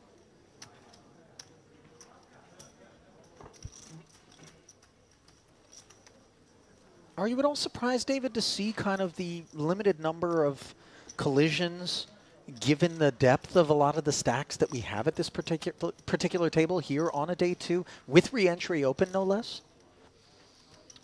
No, I'm not surprised by it. I think we probably haven't seen that many cold decks. We've seen the queens and the aces, but in a way the 3-bet that came in between those hands meant that the aces really defined themselves in a greater sense. That was the only time I remember two genuine premium hands clashing. Yeah. I mean, not that a cold deck is that which is required in order to kind of get some people out there Sure. banging heads, so to speak. But just no one has really emerged as wanting to seize initiative at a table that feels fairly tightly wound, dare I say. You know, I know there have been some outliers, but just really cautious approaches. From a strategic point of view, I think everybody's been pretty nailed on their ranges. I think it's been solid that way. But what I think I'm hearing from you is a merit poker optimal style not being deployed, maybe more like a GTO style. And therefore, we're not seeing players battle and tussle with those suboptimal, a few pips below type holdings. That actually is something that we have associated with these streams. Uncharacteristically Solid. Yeah. Yeah. Pejela's going to try his luck with 8-9 offsuit, defending from the big blind against the king-jack off open. Ace-jack 3, not one that'll maintain his interest. That's how they avoid the best of it. Second pair, backdoor nut spades. Yeah, and I think it's nice to fire a very small c-bet here. It's sort of a range bet on an ace-jack 3 texture that favors you. You've got backdoor nut possibilities. You do protect your jack ever so slightly. You also pursue value from weaker jacks, maybe even a 3. Nicely done.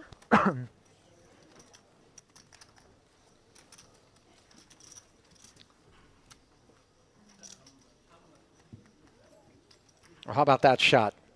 The updated Merit Poker hoodie available at the gift shop here. The real poker experience, as they have christened it.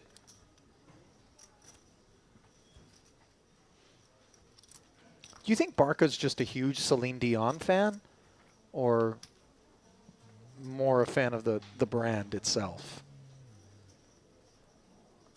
I wasn't aware of the brand, but I'm not a fashionista, Ali, not like yourself.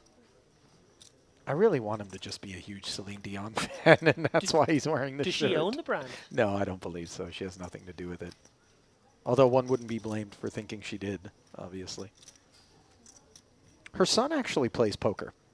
Really? RC, yeah. Got to know him a couple of years ago, and plays a mean game of No Limit. He must be very, very rich. I don't know, you know. Because she's got all the money. Well, right, but listen to what you just said. She's got all the money. I think for the most part, he was, you know, very much tasked with kind of making his own way, so to speak, and has put together a little bankroll and worked his way up the ranks, playing No Limit. Kudos. Also had a, I think a #1 hit for a time in Canada as a rapper. Believe it or not. Bit of a different genre than Mom. You sample a Mom fragment maybe in there? Well, you could do so for free, I would imagine. Little, you know, My Heart Will Go On, just sort of It would be an ambitious kind of collab if I had to guess, but Maliarchik's ambitions on the button, raising to 9,000 here on display. Note the 3x, and Pejela with the pocket sixes has flatted. Let's see how Aylar feels about King 9 suited. Apparently good enough to plunk in the extra 6, so we'll play for 30,000. 3 ways. Near, far, wherever you are. Oh, no, don't do it. Can't do it? No?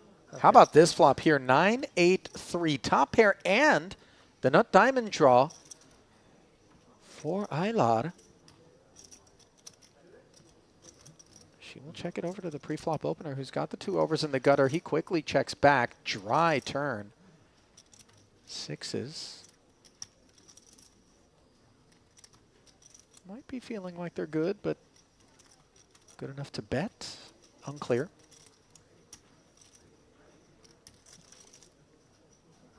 The answer is no.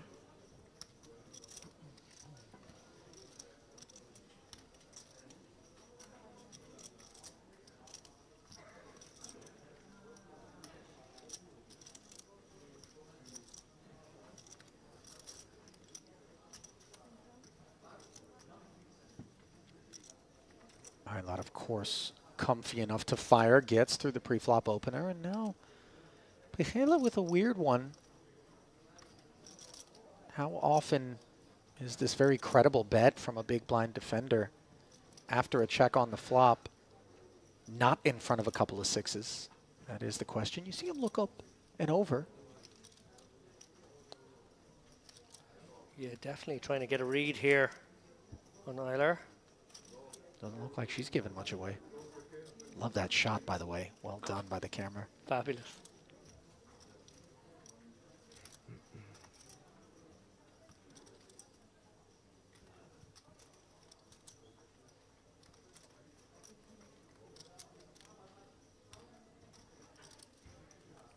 Statuesque here from Eiler. Yeah, and Pijela feels very intent on kind of hinging his decision on any sort of physical tell from Eiler, but in the end makes the correct laydown, and she's able to haul in. Nice little pot. Your insistence that Celine Dion's Boy is a self-made man has made me think of a very, very humorous moment in a little show I like. Actually, before I tell a story. Glimpse now at the next featured table, which includes the likes of super high roller Roman Hrabets. I spy with my little eye Ali, a champion in our midst, Simone Yes. Andrian, who took down the warm-up just a few days ago. Obviously had that mother of all comebacks. I don't think we've seen the like of it. Four big blinds, was it? 4 big blinds and the worst hand. We'll get the opportunity to see how he's faring here on the heels of that. A lot of times brimming with confidence when you notch that victory early on in any particular series. See players really riding that wave. And other players, you know, mindful of the fact that, okay, this guy's obviously got some sign-off. You know, this is a certified player. Oh, and a serious closer. Like, I think he notched up with us in that tournament, his 5th win in the last 2 years in big field live events. Yeah. Pocket tens for Malyarchuk in the cutoff. Picks up Salia for the ride. 8 high board is a nice one for the opener. Less so for this diamondless Jack 9, which checks over and should be done with it.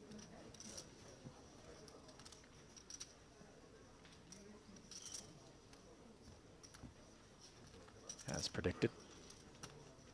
So my little story. Okay. Comedians in cars getting coffee. I imagine a limited series that you may have seen yourself. Jerry Seinfeld. Very good episode. Early on with, I think it was Chris Rock and Seinfeld. And Seinfeld turned to Chris Rock and he said, do you spoil your kids? Do you like give them everything? And Chris Rock was like, look, I didn't want to. I really want to be that dad who like made them have to do everything for themselves and, you know, not spoil them. But yeah, I do. I buy them all the nice trainers and they have all the video games. They got the stuff. And he said, what about you, Jerry? And he goes, well, I'm getting to that age with my kids now. They're about 7 years old where they're starting to realize that I'm, you know, they live in a big house and, you know, dad has loads of cars and it's all very nice. And the son came to him one morning and he said to Seinfeld, Dad, are we rich? To which Seinfeld replied, I'm rich. You have nothing.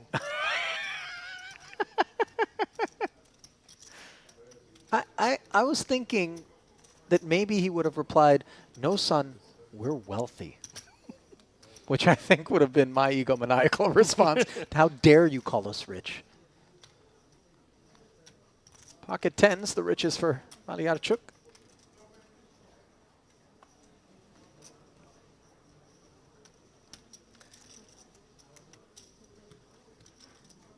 Monica going to speculate here for a discount.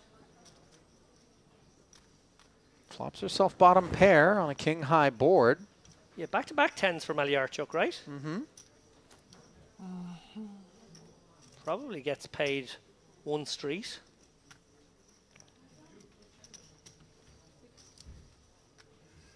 Lack of a diamond on board, of course, is pesky for Monica in terms of upside from this point forward, but she will peel.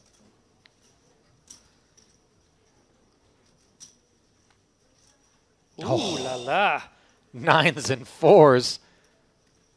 Well disguised combo here. Making 2 pair. Snap check back from Mariarchuk. The clubs do come in on the river. Yeah, a little unlucky for Monica that the clubs come in. Probably means that she has to go somewhat smaller now in pursuit of value from maybe some weak kings and some pocket pairs between 5s and kings. Instead goes for the check. Maybe feels like he'll value town himself wider. You're supposed to bet. I have to pay. Instantly regrets it. I was like, come on, bet. It is a tough spot where you sort of pretty certain that you have the best hand, but your opponent hasn't shown a huge amount of interest, and then the board actually gets a lot of hands there that you could have had, so your hand relatively goes down in strength. Do you bet those? Do you check them and hope that your opponent either bluffs sometimes or values a worse hand than you sometimes? And it is awkward. I think she probably needed to bet there herself, and I think recognized it immediately.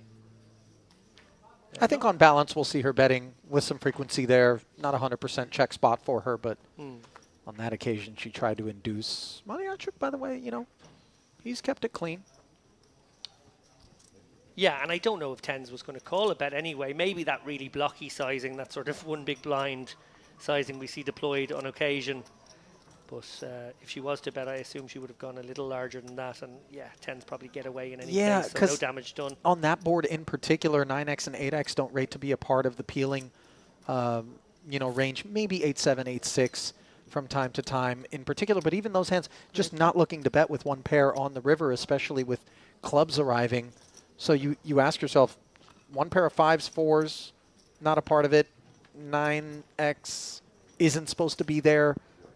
8x wouldn't bet, so what's really firing at me here? Yeah, like a 4 with the big club maybe makes the most sense, but that's not a huge amount of hands. Meanwhile, Helmut Fung defended 9-7. He'll be out of there against the Pechela C-bet, and players now on their feet as it is time for yet another break.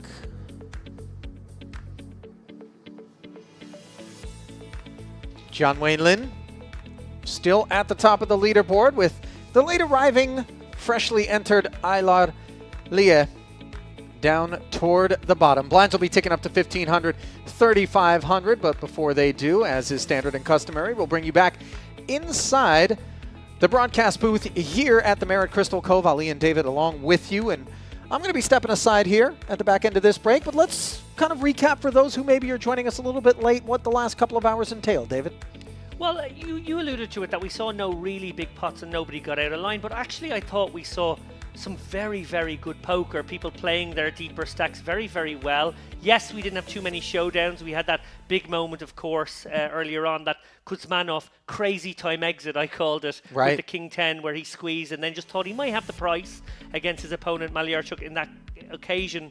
Mariarchuk, obviously, flatted 2 queens against the cutoff open. Yeah. Very sneaky and kind of earned that one. Really earned it, and now he's up to 600k, pretty much up there with the chip leader right now. Surging.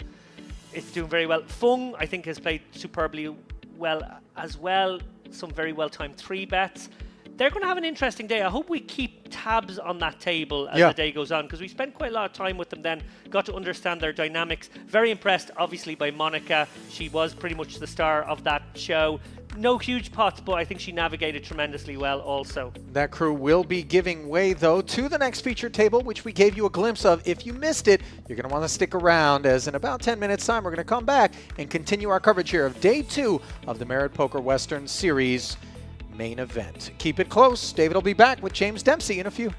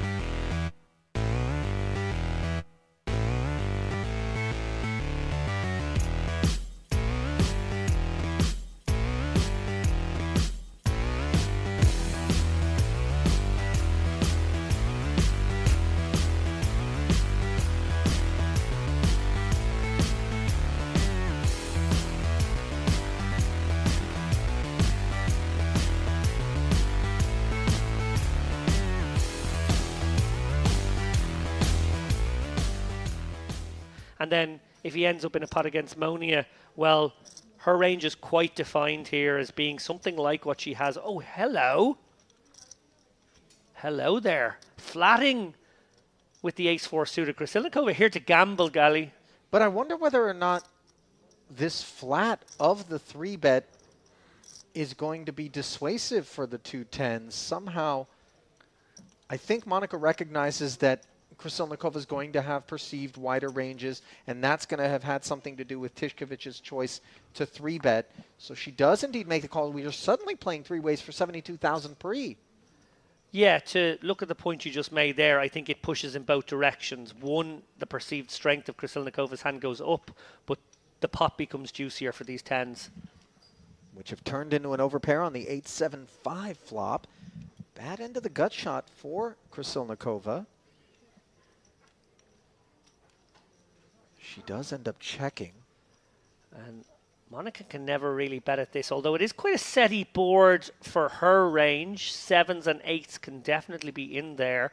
Tishkovich will be very worried here with ace-queen. I'm interested to know if he even bothers c-betting a texture such as this against an opponent who, you know, first and foremost, worrying about Krasilnikova, obviously doesn't even have a pot-sized bet back. And then secondly, really feeling like Monia's represented hand is going to either be a set or an overpair to this board most of the time. Very interesting to see if he even bothers. I like this sort of give up on this texture, given all this action. It's just getting a little rowdy. Seems very sound to check it back here and see what develops in front of him on this Jack of Hearts turn. Nina checking again. Tishkovich will be protected in that he may check back his aces and kings as well. So interesting to see if Monia decides to fire out a small bet here. Obviously she has the backup of the gutter here. Maybe won't want to call a bet later on, so making a bet here might simplify life a little bit. I don't think she's particularly worried about Jack X combos being in Tishkovich's pre-flop 3-betting range against the under the gun open and flat in front. Nevertheless, though, she does proceed with caution, given the vulnerability of these 2-10s.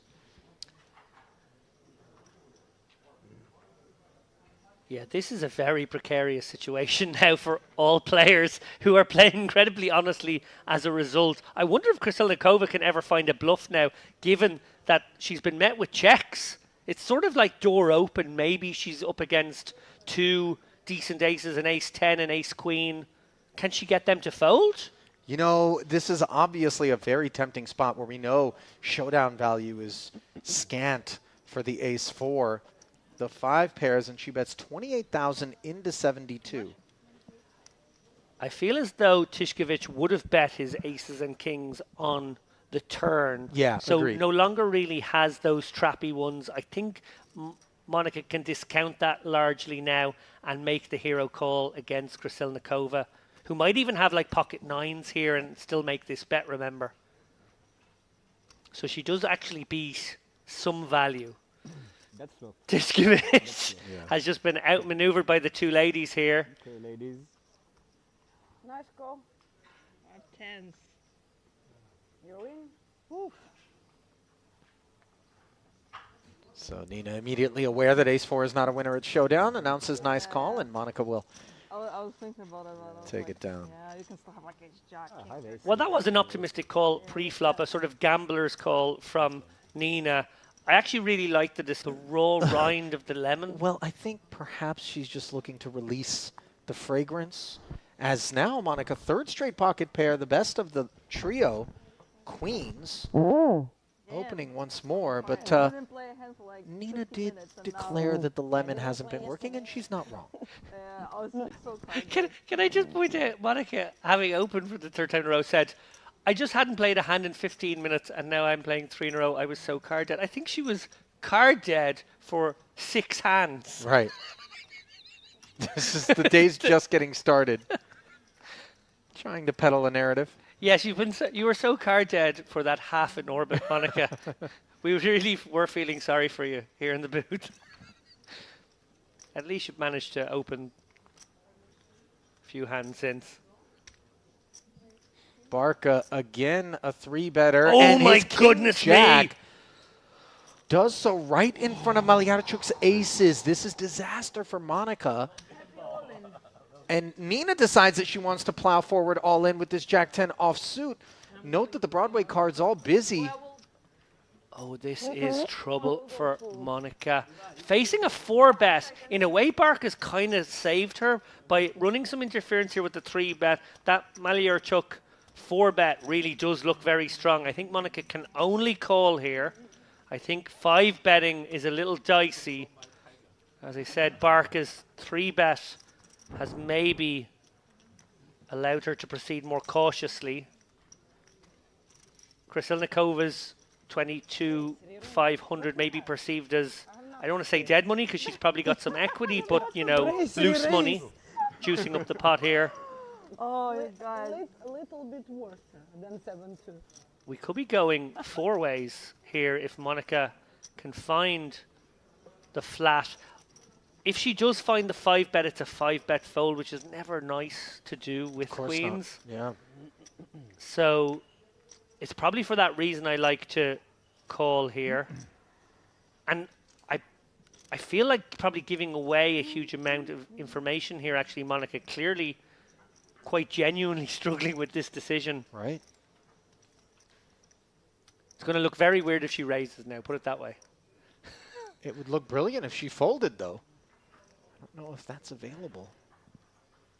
She's aware, though, that this under-the-gun open with her table image has been 3 and 4-bet Yeah.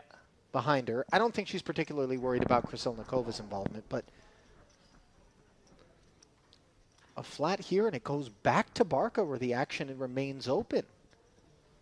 That's true as well. You flat, and then you can get squeezed again. 340 maybe. It is, again, one of those spots that if she does flat again, her range is incredibly condensed, but Oh, yeah. not triple up. I like this decision on balance to flat. I agree with you, Ali. Folding was an option given the amount of action there, but this is an action table. I feel a little bit like Monica gave away some physical tells there that she was not hugely comfortable. I think her hand is at least categorically face up. It could be an ace-king. It could be a jacks or a queens. She sort of really just like put herself in that category here. Krasilnikova's obviously juiced up the pot a little bit with what will be perceived to be a gambler's range. And Barca now getting an amazing price here if he wants to speculate, but not a nice hand to do so. And fresh off of amazing prices, having cost him a good bundle of his chips. Yeah. Will he find the discipline to get away pre-flop here with this king-jack? He certainly knows his hand is no good in at least one, if not 2 spots. Yeah, like he absolutely can be up against the ace-king and the queens, and then we'll just not know which way he wants his run out to go. He is going to try to speculate here. Obviously, if he had a suited hand, we'd be much more on board with this. But anyway, look, what a pot. edge of your seat stuff here.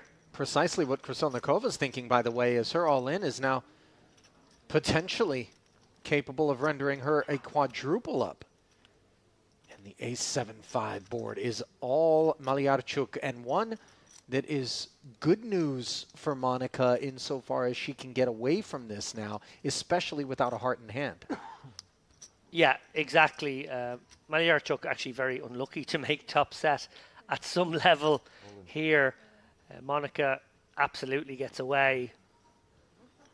And Krassilnikova is going to need runners here. I was like, Jesus. Note that Malyarchuk decided to play it as an all-in. He has the ace of hearts in top set.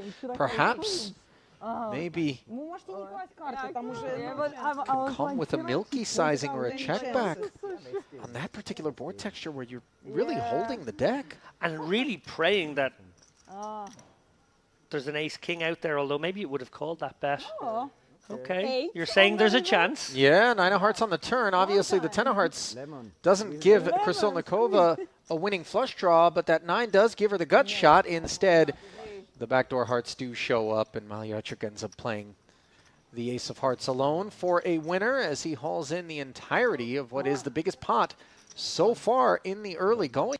Super high roller circuits, 730,000 in front of him. Yeah, then you should. Easy money.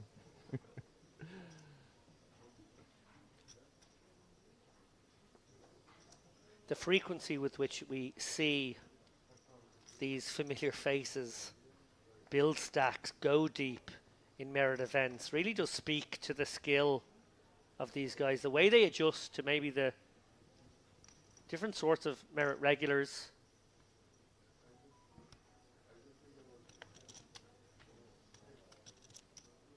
Quite a few familiar names there atop the chip counts in this tournament. We will keep an eye on outer table action as we see there actually top right of screen 585. We have already gone well past the 1.5 million guarantee. Not to interrupt, but look at Malyarchuk's decision on the button, no less, to flat this cutoff open from Barca with the 2 black queens, and that could leave Pejela stepping into a bit of a trap with ace-10.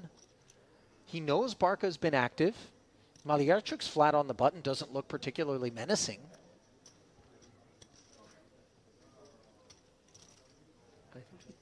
Does play it as a flat, though.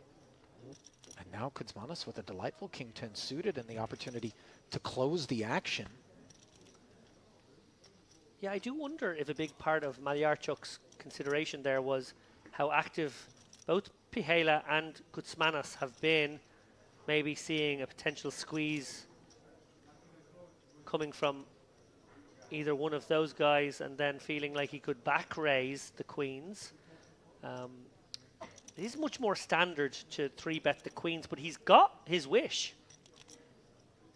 3 bets to 36,000, and this is ambitious from Kuzmanis. It certainly feels like a spot where it could work, especially if Barca's opening light as we expect. I think this is actually going to work.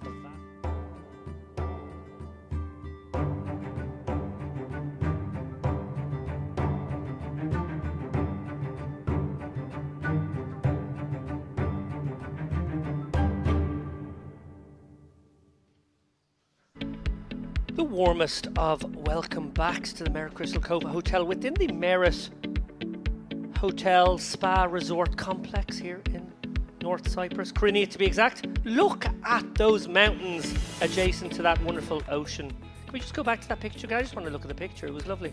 Oh, I'm better to look at than the picture. It is warmer out there. You did mention a warm welcome. It's certainly warmed up this afternoon out there. I know you've been deep in the bells here covering the action from the off, but the sun's come out to play today. David Lappin alongside the venerable James Dempsey here. We've sent Ali packing now for a little while.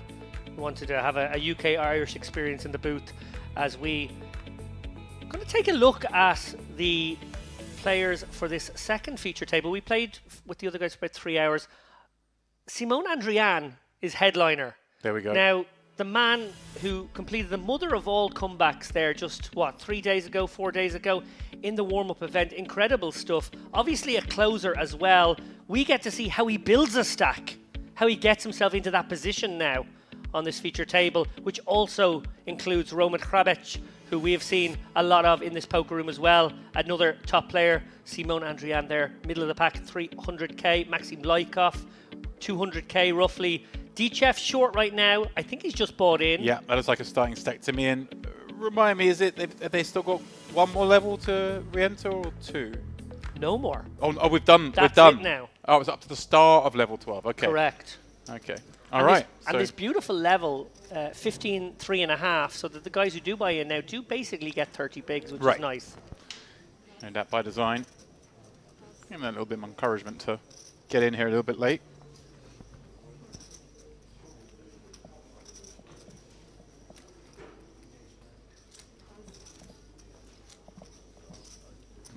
And Hrabec, of course, crushing of late. Won the Millionaire Maker, I think it was, during the World Series of Poker. Either that or the Monster Stack, one of the, the huge ones. Wow, what a sick field to get through. Yeah, I've seen him at the Tritons as well, more recently. Lovely to see the ladies so well represented. Obviously, we had Krasilnikova and Monika Zukovic on the last table. Karan here. Some Haymonia action.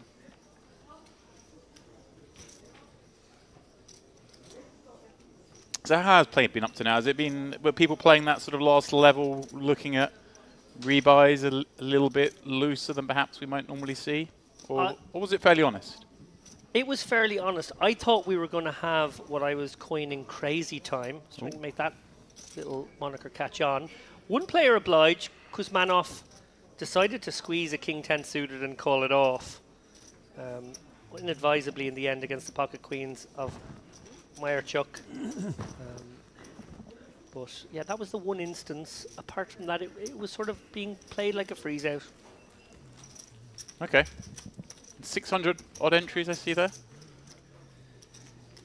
Yeah, we're up to around about 1.75, maybe even 1.8 million.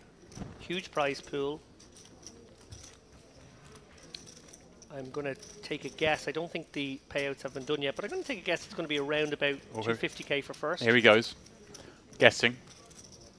250k. Okay. That'll do. A cool quarter milli. What if for it's the winner? If it's 248, are they going to come to you for the extra two? No. Okay. No. But Alina Jad, on the other hand. Okay. Yeah, that's fair. It's a much richer man.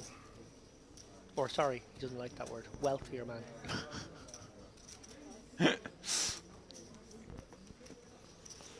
Well, always depends how the market's doing on any given day. As it is, Hrabec raising up. King Jack of clubs and Karam getting a call from the small blind with Jack 9. He's due with healthy stacks.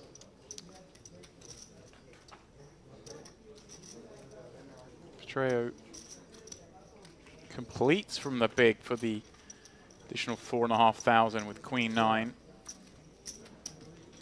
Normally at hand we can say you get kind of wary of the small blind pills, but in this case you can see he's actually the one doing the domination. Hrabec still has the best of it on 6 deuce deuce, pardon me, and a board, David, that you may feel that even though he doesn't have much deuce X, one he can stab at. Yeah, sort of everyone has missed board. Best hand pre is almost certainly still best. Small possibility that the big blind's in there with a 6x, maybe even a small number of 2x hands. But every reason for the pre-flop aggressor to try and simplify life, take this one down with a small stab. Looks like Karam's going to get jiggy here.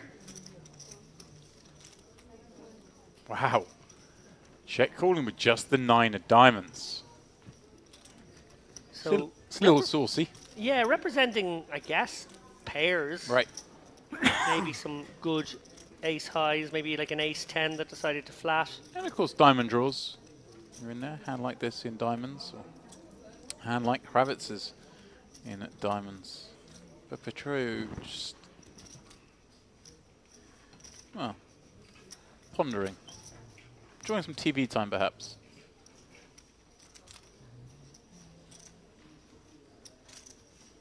I mean, he may have thought this was nonsense from Roman, but once Karam's called, not much he can do. So the two head to the turn. Kravitz in far better shape than he could ever imagine.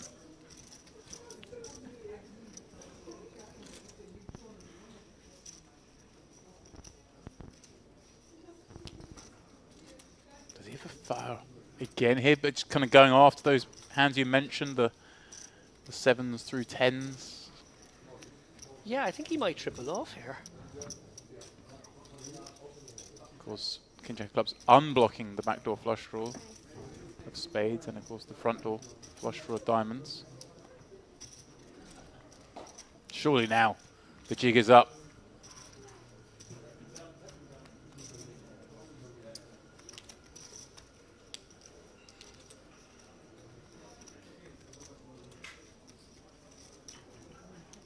I say that because, well, surely he is up, but Karam disagrees.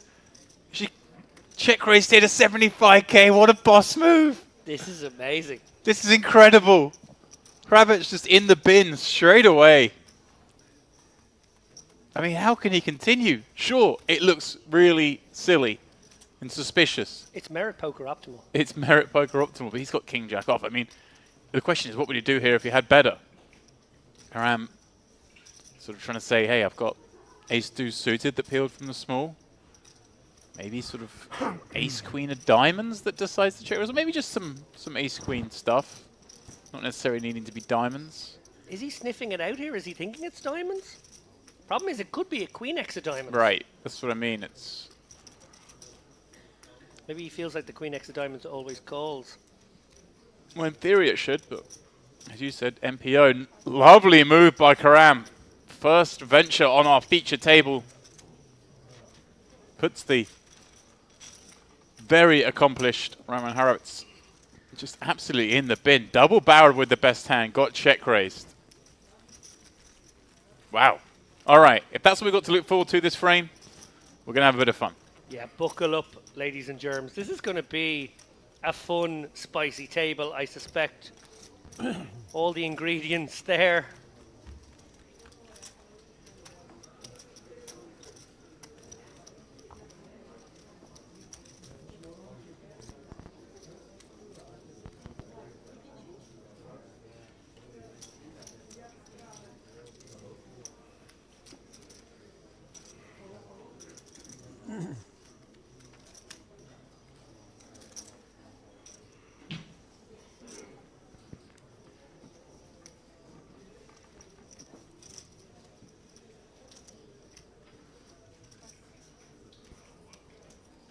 Well, well, well. I did not see that happening. No. It was perhaps a little disrespectful myself to Karam when she check called the flop. I was sort of wondering what this was, and then she decides to just go for it on the turn when facing a bet. I thought there was a minimal path to victory, but she certainly found one. Elazmar kicking this off with a 10. Lykov calling in the cutoff with some form of ace, and Papa Petru squeezing out of the small part of me. I'd say we've got action.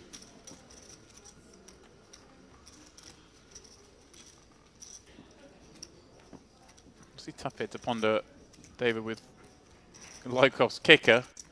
I guess we can put them into a couple of camps, right? It's the ace king, ace queen, unlikely when he's flat the cutoff. Yeah, more likely the ace jack, ace 10, or maybe suited aces. Right. There she is, off stage texting. Got one through. Watch the stream in 30 minutes. You're going to enjoy this one. As well she might. Oh, that was fun. Audacious stuff.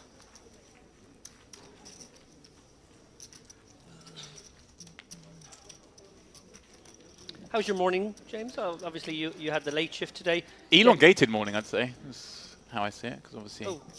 Well, I thought it was coming in after 2 hours, but obviously with the way the late reg has obviously fallen here, moving the blocks around somewhat, so just been itching to get in here. Yeah, Ali was like, get him in here early.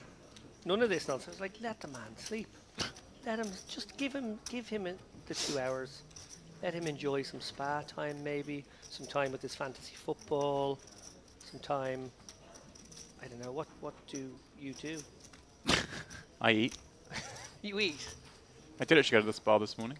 There you go. Maybe a gym session. No, Thought not in thought your about current it, state. but you know, I'm carrying injuries. You know, Yeah. it's unwise. Apparently, you know, alcohol's fine, but going to the gym, it's dangerous. Are you self-medicating in any way for these injuries? Because they are quite severe. I You have been a bit of a trooper now, in fairness. You know, not easy to sit in a desk chair either for best part of a day. Popped some ibuprofen before coming in here just to try and keep any swelling down. But we're all good. We're all fine. It's nothing too bad. Well, I mean, Harabits is going to need some painkillers in a minute because Karam's coming at him again, this time with a dominating Queen Jack suited. Dushev. As you referenced, obviously a max late reg, one assumes. Just want to clarify quickly before we see the flop here. The ibuprofen is for your back pain and not because you're about to come into the booth with me. I can neither confirm nor deny.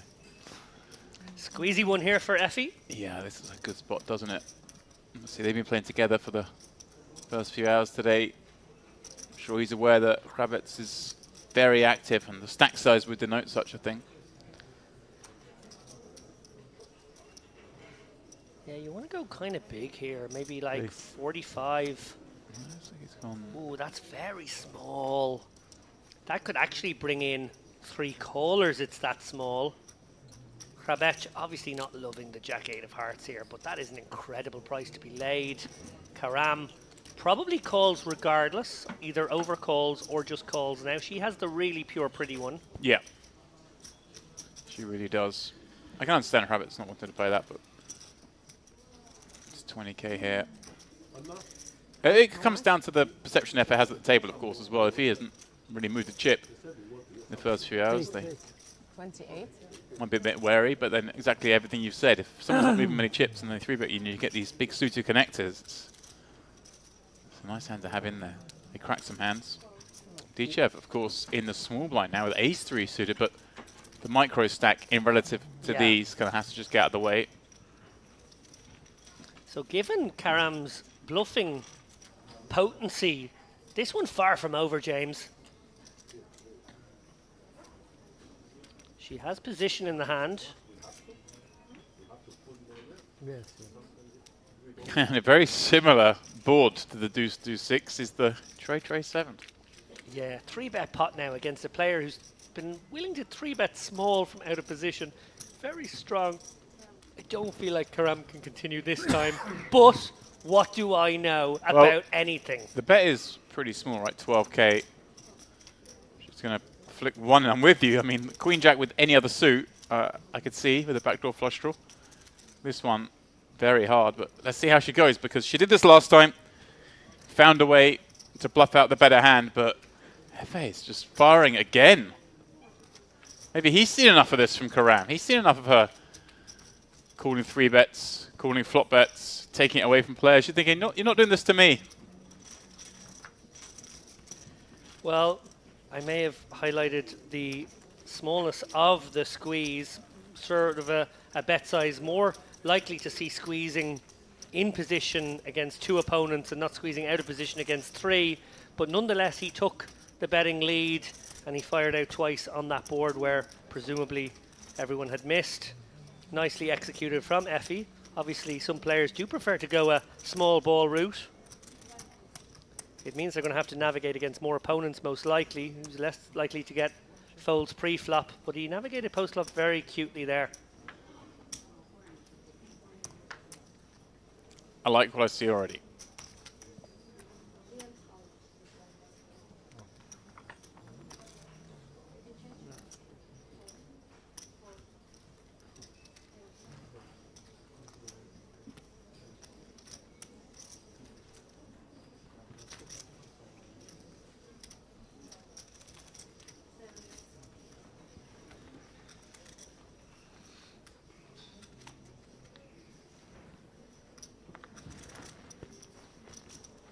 Lykov, this time the opener, and Papa Petru behind with 2 kings. A 3-bet, very small as well. Must be noted. If he does have a light 4-bet candidate, now it's going to come down to dynamics here. How often is Lykov opening in general? Has Papapetru been the kind of guy to make 3-bets, and can you ever find a kind of 4-bet size that can clear out a lot of hands with these perfect blockers? I think he's probably best served letting this one go, but if he does make it 55k here, I kind of credit the play. It would be an interesting use of this hand. I think, not just because we can see that kings are in there, but I think it's probably a better move if a little bit deeper. And in the end, a more standard sort of hand, Papapetru. A bit disappointed to get it through with the Django's there.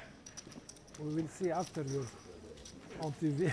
Did notice that in the empty seat, Kirichenko taking a spot. Obviously 4th in the high roll, I want to say, after finishing 2nd last time out. And it looked like he had a starting stack as well. So maybe just the logistics of players getting to their seats at the start of this level.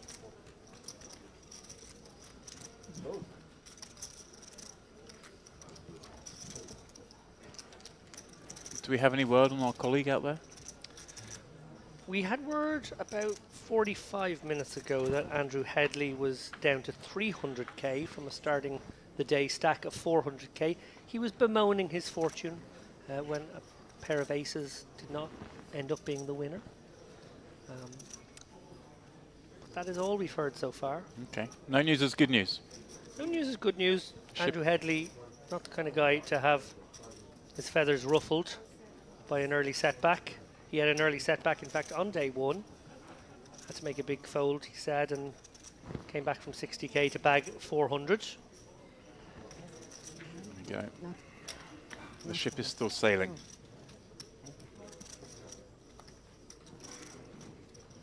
And the morale is high. So I gather.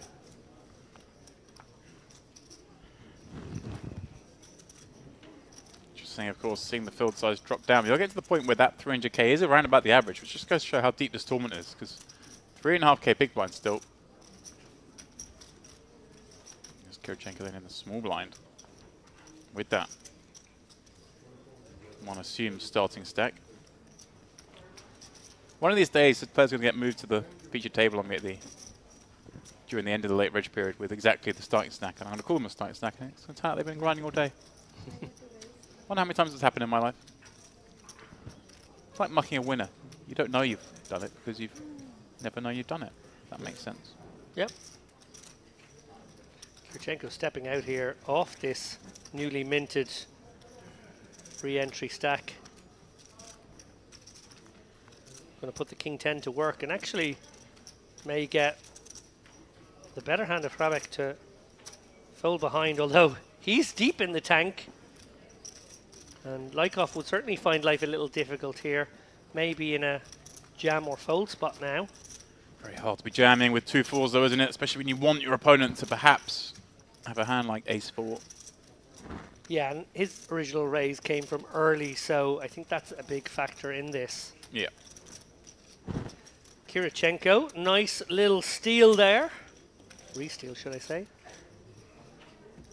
Just a word to our audience there, 219 players. I would expect us to get down to around about 90 by day's end. Something in that region. Bubble would then burst, obviously, a couple of levels, maybe 3 levels into tomorrow.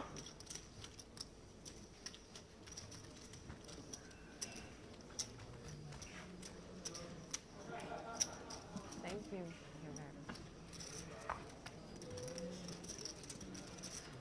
We're going to do our best to keep tabs on outer tables and the various comings and goings. As you can too at home, courtesy of the Poker News updates. You can keep tabs on all sorts over there. Obviously a lot of tables in play right now. Showing Michael Habib as the chip leader currently with 880k, so obviously Roman Haretz on our table here is right around that mark. Yeah, that's a big stack for this stage in the tournament.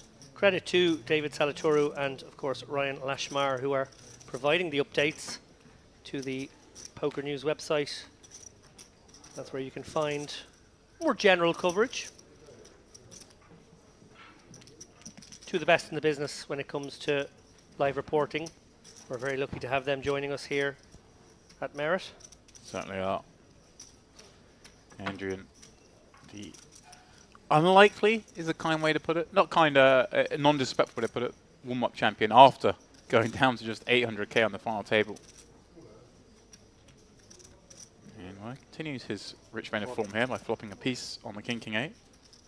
Yeah, and DChef going to go for that very teeny tiny, almost minimum bet with the ace 2 of hearts. Obviously backdoor hearts working. Just trying to clear out equity as well. Good result, of course, if you get 10 jack to fold in this spot. Jack 9. A nice card for DChef to pick up. Oh, and a very, very nice river to go with. Goes from hoping his opponent doesn't have a king, desperately hoping he has a king. Andrian obviously counterfeited here. Yep. Making no moves, just done with it. Your pot, sir.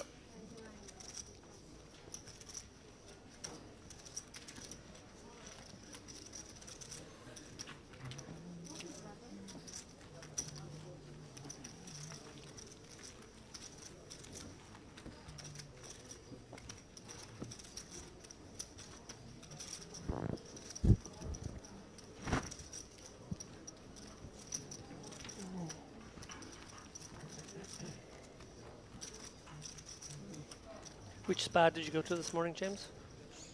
Found myself at the diamond. Lovely. Little dip. Prolonged steam session. That's what a lot of these players today. Bust out.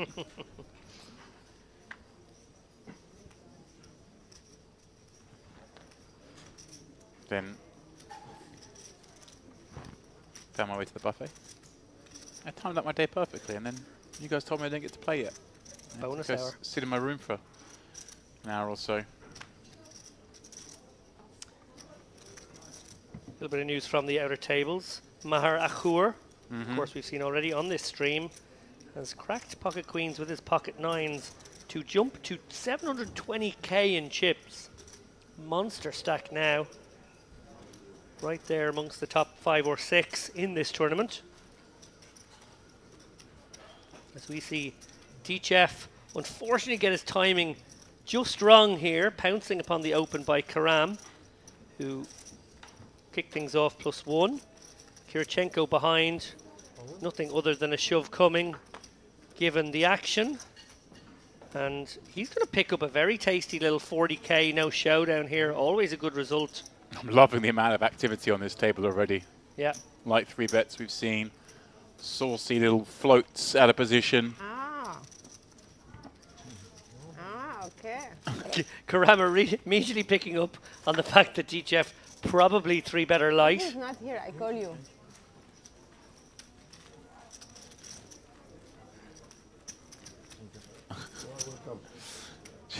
Why? It's the way she's saying it, like, oh, I see, okay, we're being dishonest, are we? No mention of the fact that she just floated Jack 9 out of position on a 6 deuce deuce and found a check raise on the turn. That one's okay, is it? That was allowed. That's sort of bluffing. Yeah. Well, that's the game, is it? Dishonesty afoot. A little bit of dishonesty out and about. You hate to see it. Talented Romanian player Adrian State, who I believe was going by the moniker Soiree on our feature table the other day when he came 3rd. Quite the party he had. He's up to 250k on the other tables. Candido Capiello, also feature tableist here at Merit, 220k. Andrew Headley, 220k. He has been blinding gently downwards for the best part of the last hour, unfortunately. Death by 1,000 cuts, we hope not. I'm sure some kinder card distribution coming your way. Andrew, just manifest it. Manifest some big pocket pairs now, please. At least for long enough so that you can bust out on the feature table a bit later on today. I thought I gave him some solid advice. So just flop a set. Easy. It's the way to play this game. Kravets 10-8 in the cutoff. A little loosey-goosey. Lykov in the big blind with ace-jack, pondering whether to play this as just a call, keep in some of this weaker kind of stuff, and have much more protected range, or just to raise this up against a player opening as wide as this. And he has elected for the former.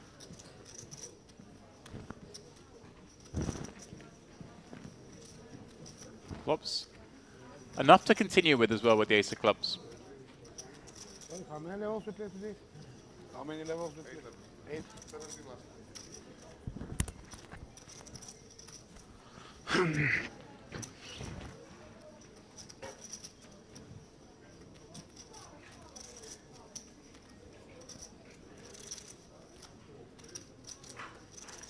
Kravets with the c-bet when given the opportunity. Lykov, I guess David still with the most likely course of action being a call, but is there some argument for raising here?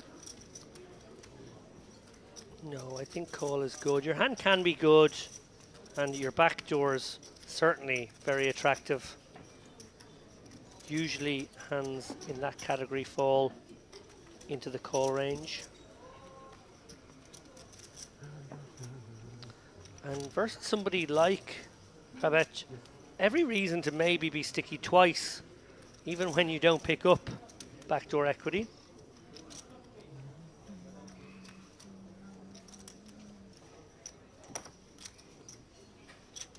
I think Kravets definitely see wielding that stack early on. We see these opens with 10-8 off. We saw the open with Jack-8 suited up front. Seeing these high-frequency c-bets is assume the strategy is going for.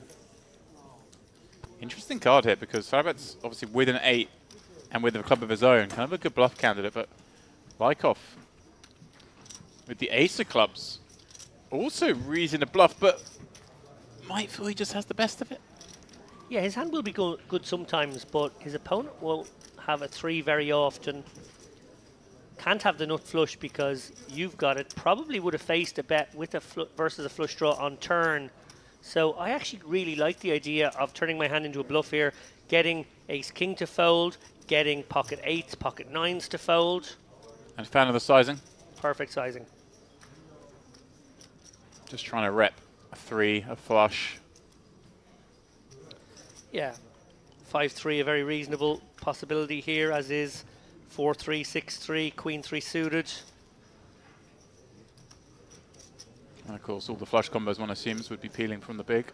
All the flush combos.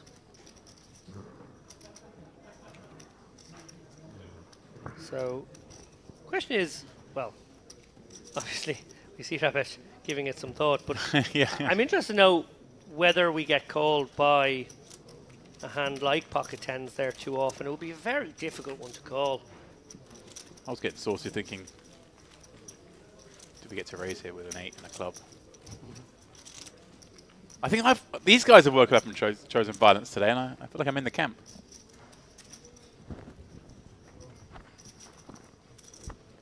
Camp violence.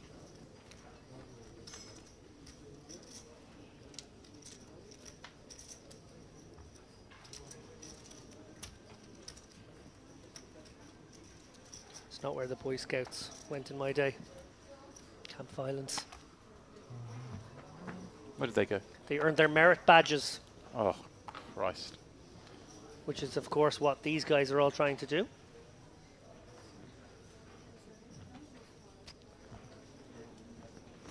The eye rolls I get in this booth sometimes. I might just quit today. It's not the thought of that line from you or the building to further lines of similar caliber. It's the thought that when I do get sweet relief from you, it comes in the form of Ali Najad. I'm not sure that's relief at all.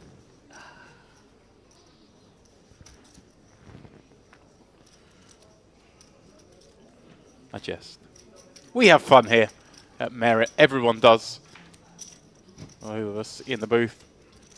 Those guys in production, and of course all the players here, the staff. It is a fun place. I don't see too many irate people. Keep them fed, people stay happy.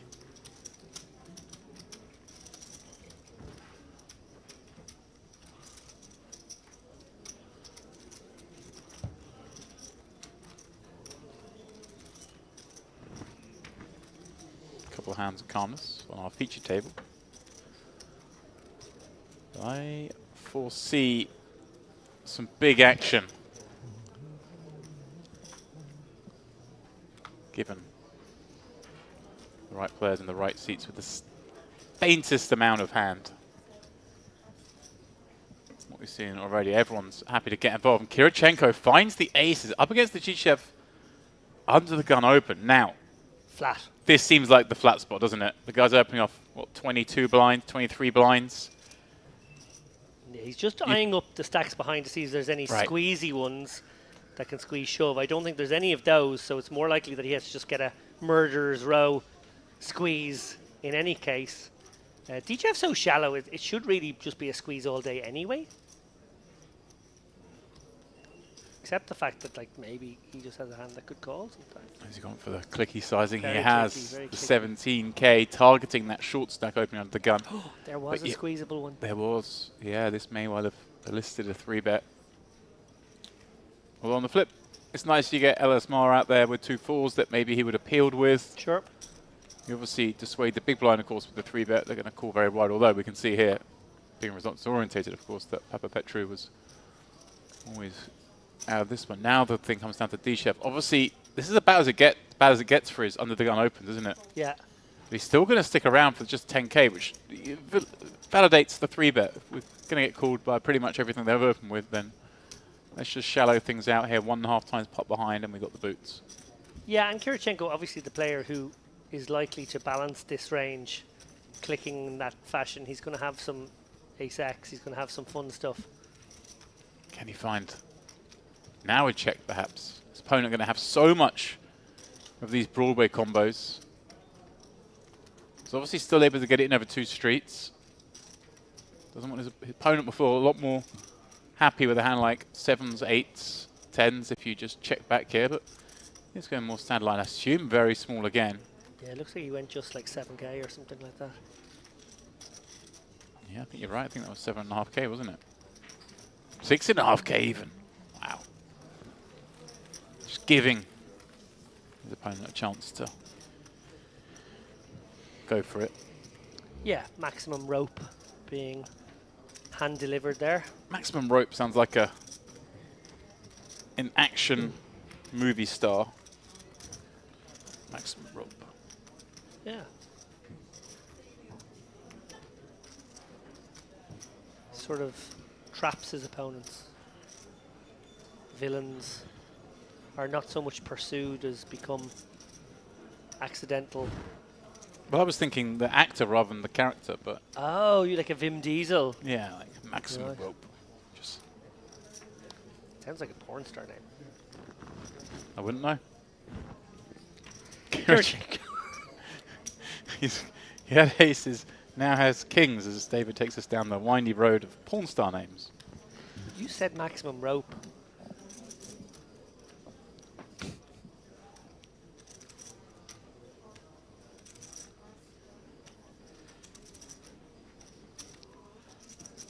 Rabach getting in there with the suited A7. Oh, here she comes. She can't help it, can she?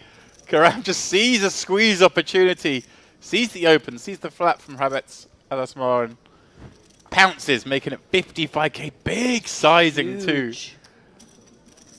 And I wonder, does Kirichenko have any option but to jam to this sizing? Does it look like you're just getting it in against like an ace-king type hand and you don't want to give them a chance to fold post? You don't want jacks to see a bad flop and get away from it? Yeah, I think versus a smaller sizing, you might still want to just get it in because it could set off a chain reaction of calls behind, which you wouldn't love. And it just looks like Karam has a hand that she can happily call off with. And we see here another dream situation for Kirichenko, avoiding showdown, going from 100k up to what, 250k now at the end of this hand, without anyone fighting back. It's actually a dream situation. Well, they're fighting back. They're just How much more? unable to match his force.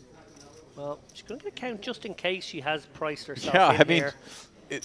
it's only like 120 to win 250, so she's getting 2 to 1. Obviously not far off the price she needs here. You see 30% equity. Gamble, gamble, perhaps. Probably wishing she had made it 40k now instead of 55. I think she made it 155, didn't she? Yeah, so she's only got a cool 126. So she Almost did have the price. yeah.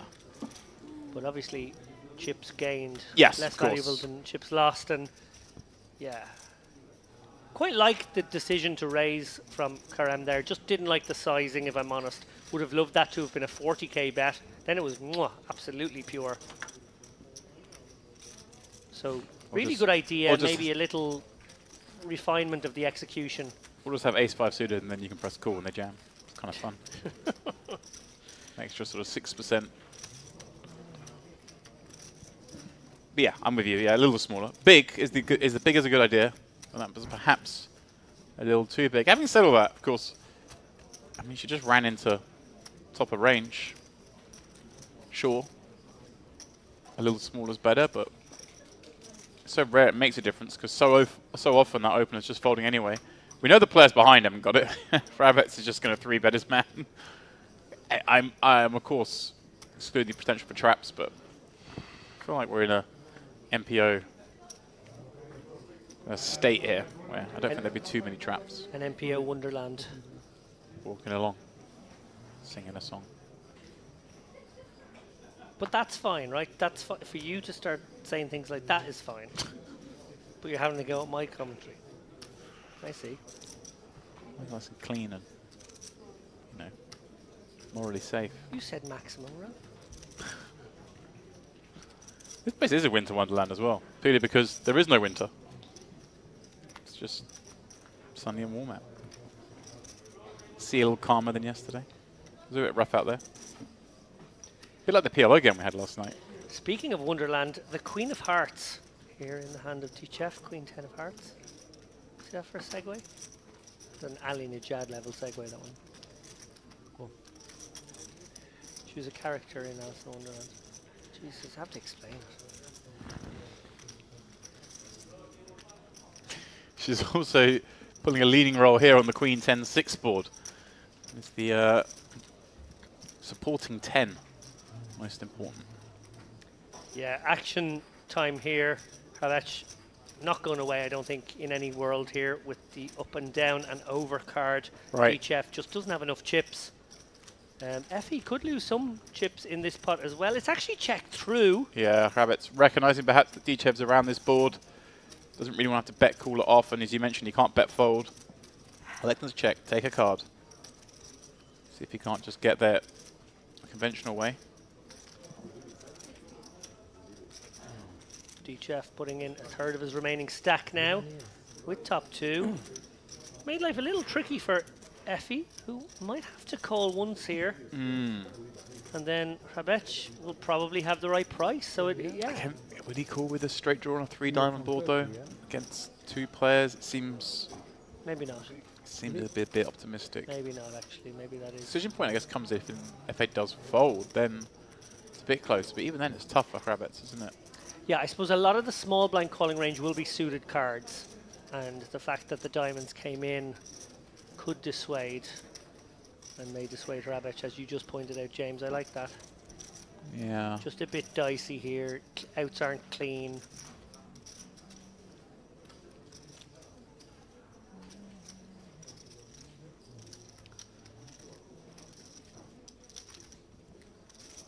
It's annoying. Right. It's a pesky hand. You raise it up, get 2 calls from the blinds. Give me blue. Have Queen Jack on this Queen 10 flop, and now hating it, getting to the river. But he will make the call, and if he can see his opponent's hand, would sure be very happy to do so. Finds the offsuit ace on the end. Dichev just ripping in the last 30k.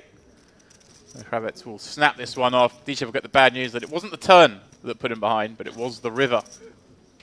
Yeah, smiles as it all. Really? Okay.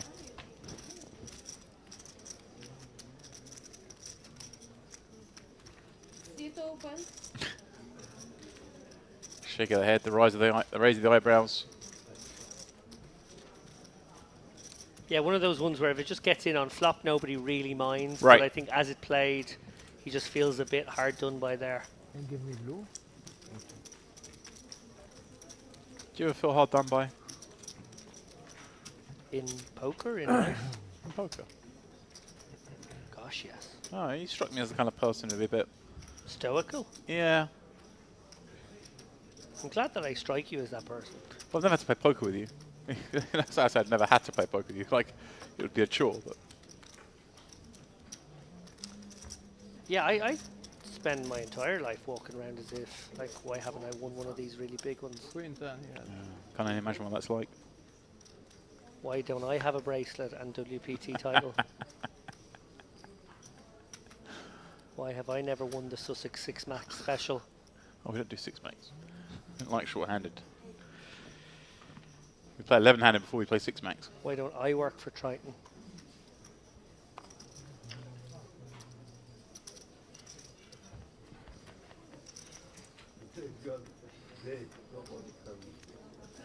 Yeah, I'm constantly looking at other people's gardens.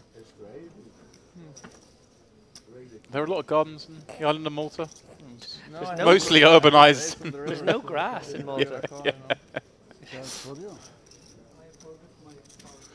Where do the dogs go? I look into other people's balconies. Okay.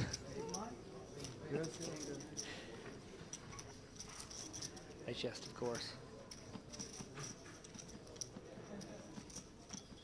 I don't actually. You're right. I don't think I am a person who feels hard done by. How can you feel hard done by when you get invited to commentate on the Merit Poker Western Series, Gangster Series, Carmen Series? It's just the life. Retro, vintage, all of them. We do live the life. It is beautiful here. We, often sing the praises of Merit on these streams, and I know you guys watching will perhaps have cynical ears that are obviously being paid to broadcast on this Merit channel, but It's very simple. They bribe us with dessert. it really truly is the best venue for poker, I think, certainly in Europe and even perhaps further afield. Yep. Like I say, it's not something that I would say lightly. I'm not one to pan the lines and commentary too often. I speak my mind.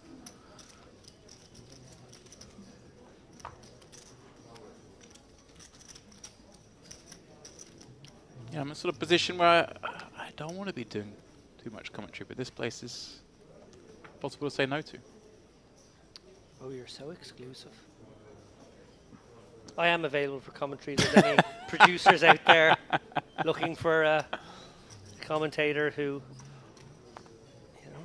probably We'll say whatever you want to indulges the odd say. pun too many.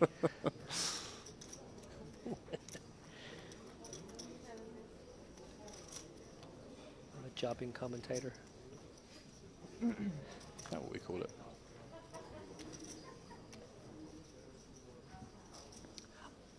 To expand on that, I've kind of had the opportunity to see this venue in a couple of different ways.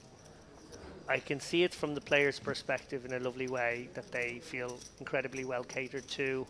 Games are amazing. There's occasionally these fantastic packages where if you promise to play a certain volume of buy-ins, the all-inclusive package comes with. As we see here quickly, back to the action. Lykoff, bottom pair. Enough flush draw against middle pair. I will finish that point in a moment. Yeah. Come back to that in a minute as this pot develops, but doesn't develop any further at the moment. Like obviously with that pair and flush, we're happy to check that back. Obviously some great things happen if you were to make a big hand here. The rabbits being in the big blind certainly going to rep both the 4 and a diamond at some frequency. Yeah, I wouldn't be surprised if he came out betting now. Perhaps to protect his hand a little bit. No? Gonna Yeah, go into check call mode. I'm with you there, because I don't think Lykov really bluffs this turn too often, does he, as played? It's not Carl, I don't see him attacking it too often. So I'm with you, I think I favour the protection bet.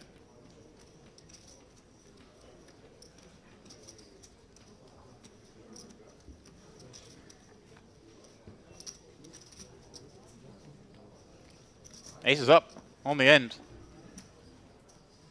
He sort of gets there. Obviously gets there in a way that's very hard to ever get paid off by Lykoff here. I mean, looks like ace high, opening up. Yeah. Checking back twice. Now betting the river.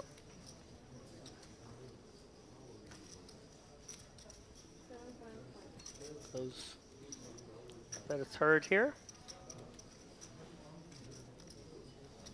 And yeah, like Kravich now trying to piece together, is this ever like a very sort of sophisticated bluff with King Jack or something? It can be, can't it? If he's checked back the ace high, the pair of fours with an ace here, but kind of scared that kind of board, you can certainly have checked back. Sometimes it has like King Jack, King 10, perhaps Jack 10, most likely. All the hands that certainly did check back with no hand are now going to bluff.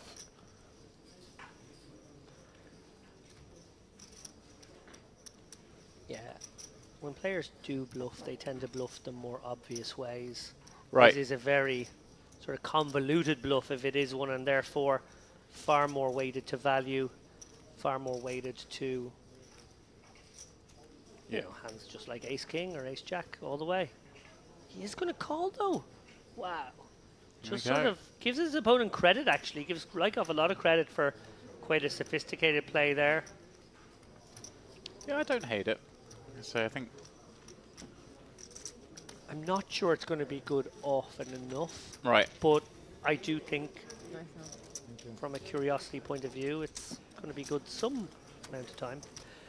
To go back to my point there, seeing this place from a number of different perspectives, you know, obviously the players one is an obvious one, and they are having a great time here. But the other one is actually as a family man who plays poker, and you know, obviously I travel a lot for playing poker, sometimes for commentary as well, and my family don't come with me to those trips, and therefore I have to be, you know, dad who leaves for a week, a month, or whatever it is, and I hate doing that.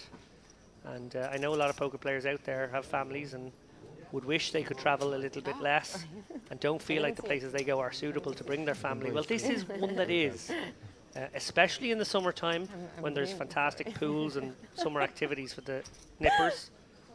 But even in wintertime, my two sons, 6 and 3 years old, having a great time. There's a kids club, which is inclusive as well. The staff here are absolutely fantastic with the kids. They can play with all manner of toys, video games, there's playgrounds. We've mentioned all the sort of adult and child-friendly stuff with the turtles and the petting zoo with the goats and the sheep. All this kind of fun stuff. Lots to do for them. If you're bringing your partner and your family, I would recommend this stop. I'm with you. And a lot of poker players my age are starting to have families now, are starting to, you know. Yeah, the players who got in on the first boom have sort of certainly of that age now. Where most have probably... Okay, I'm a bit older. I get it, James. Point well made. Yes, I'm talking about my younger friends who are starting to have families and not old Dave who decided to do it late. Thanks. I thought you were like 32, 33, aren't you? Oh, okay. No, sorry. If that was the case, take it back. Okay. Papa Petru continuing with the King Queen on this Jack 10-5 board.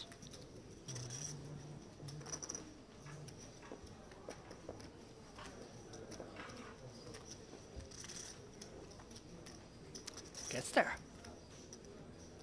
Actually, was too busy complimenting you to catch how this pot has reached this size with Andrian out of position. Did he check call here against a small sizing with the bottom end?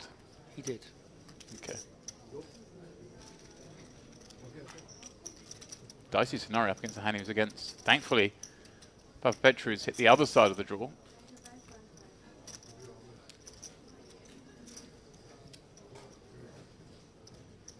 I kind of like this. It's gone pretty big. It looks suspicious. Andrian hasn't folded yet, thinking, does he really go this size? If he's just river one pair aces, would he not go a little milkier? Is this trying to imply two pair? Is it trying to imply king queen? No, because I need to put.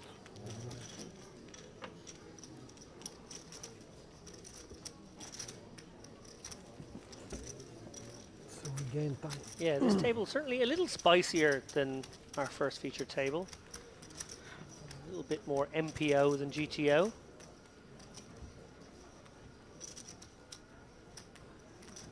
Registration has closed in the Western 2024 main event. Yeah, if we use no news. I keep saying use, no news. There we go.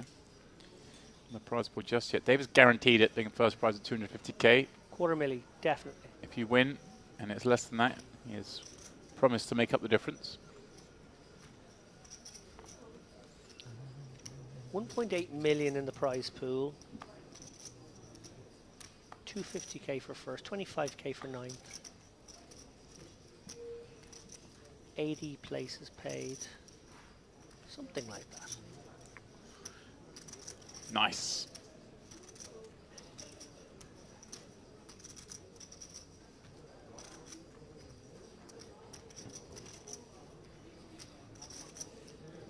Short day, of course, today. These guys treated to short day 1s and 2s. Reason being, there is another tournament taking place alongside this one that you can play as well. The Mix Max. Yeah. Always the system here. And I believe is it Mix Max today and tomorrow? So is it the case they have a shortened day tomorrow as well, and then obviously an elongated day on the last day? Is that? I think I did have a schedule lying around here somewhere that I've jettisoned at some point. Probably when you were throwing away all my papers. I started off passive aggressive with the with the cleaning up of desks after tagging in and out, and it didn't work, so I just moved to aggressive and threw all your stuff in the bin.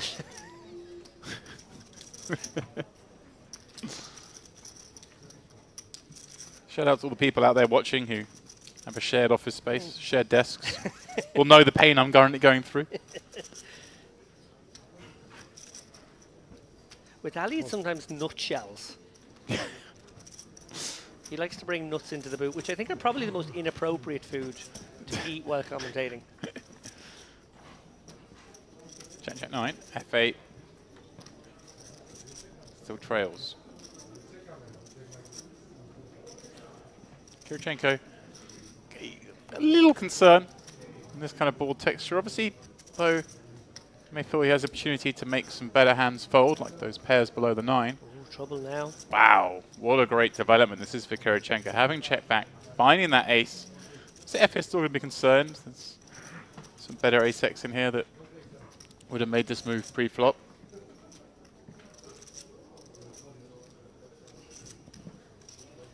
And one presumes he can't get away to one bet here. Yeah, I think we're always keeping our man on this for one. At least. Quick call. And Kirichenko perhaps sizing his opponent up for a river bet now in the region of, I think percentage-wise similar, maybe a 35, 40k bet incoming here. Right, at this point, I guess you're thinking I'm most likely to get paid off by an ace-X. It's really hard for anything else to call. So let's just do a size that an ace can never really fold on. Well, it's a little larger. Yeah, just under 60%. From your mouth to his ear, James. Yeah, I think that's just F just wants to call. Found that piece. You got it. You got it. Let's see the cards. And Kirichenko, what a spin we are watching. 100k started the day an hour ago, maybe just over an hour ago, and already, my goodness me, up to about 350. Yeah, amazing. Obviously, going to go out on a limb and predict might not have been his first bullet. The fact Sure, that it was a max late reg. Definitely bust seconds, literally seconds before. Well, maybe he buzzed on day one and decided to just a max late reg for day two, you know. I looked at the Oh, you're such a cheat. Okay.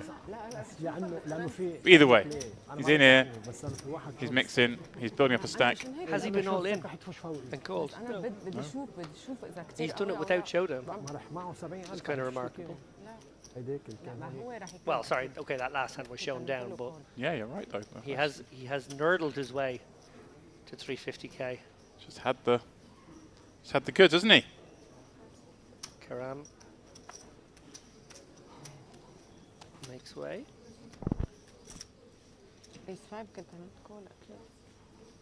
FA now with the aces, the following hand. Be desperate for similar action.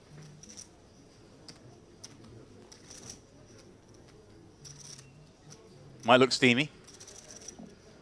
Doesn't strike me as a man who steams though.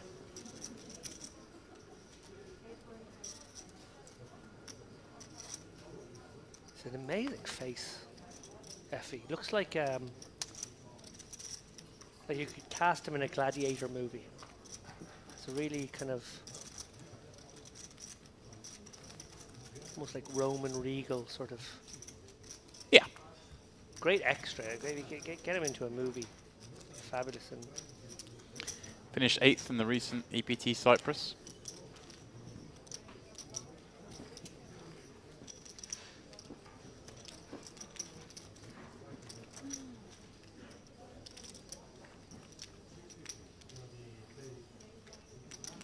picks up a customer from the small blind. With a rather optimistic 5-3-0 here of Elasmar. Pardon me, Slack Missy finished 8th in the Eureka High Roller during the EPT Cyprus. Oh, well, still a big event, that one. Yeah. 54k and a 2k for coming 8th, so give you an idea of how big the prize pool is in that. So no strangers to navigating these large fields. Yeah, that one, around about 1,400 players.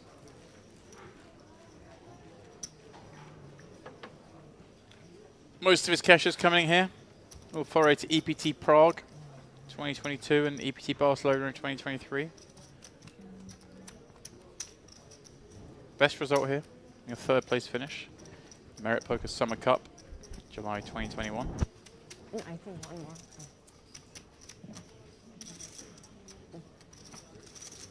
more. Yeah, one. One yellow, give her one. One yellow, one yellow. Thank you.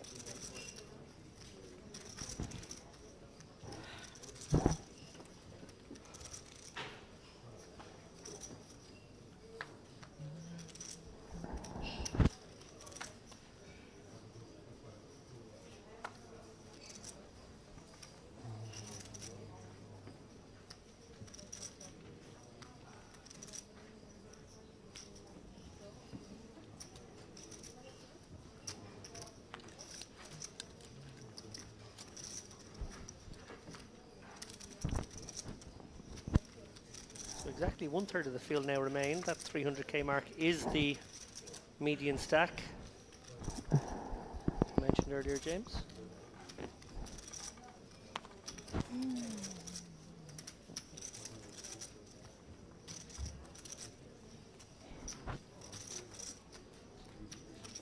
Discipline.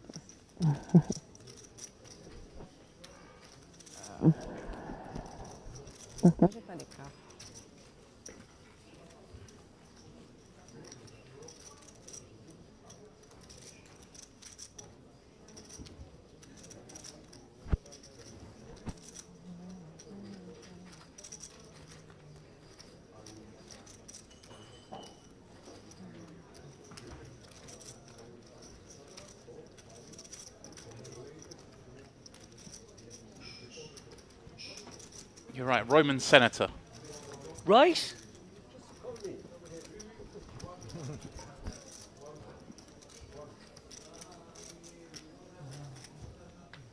He strikes me as the one though that's kind of conniving in the shadows. Oh, he's one of the conspirators. Yeah. I can see that. But like not fully in. He's got a foot in both camps. Just Playing both sides of the self-preservation. Senate. The king and the Senate, he's sort of the go-between, maybe. Yeah.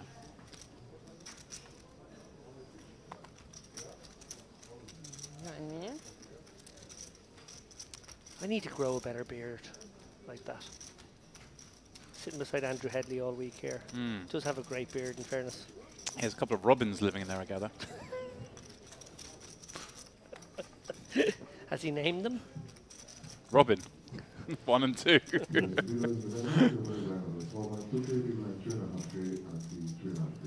Karam coming with a pretty smallish raise here. Small to big. Obviously, we'd much rather see a kind of slightly larger size if you're going to pop it up from this seat. But let's see how Papa Petru responds to it. If it's sort of bet that if it gets this hand to fold, then I approve.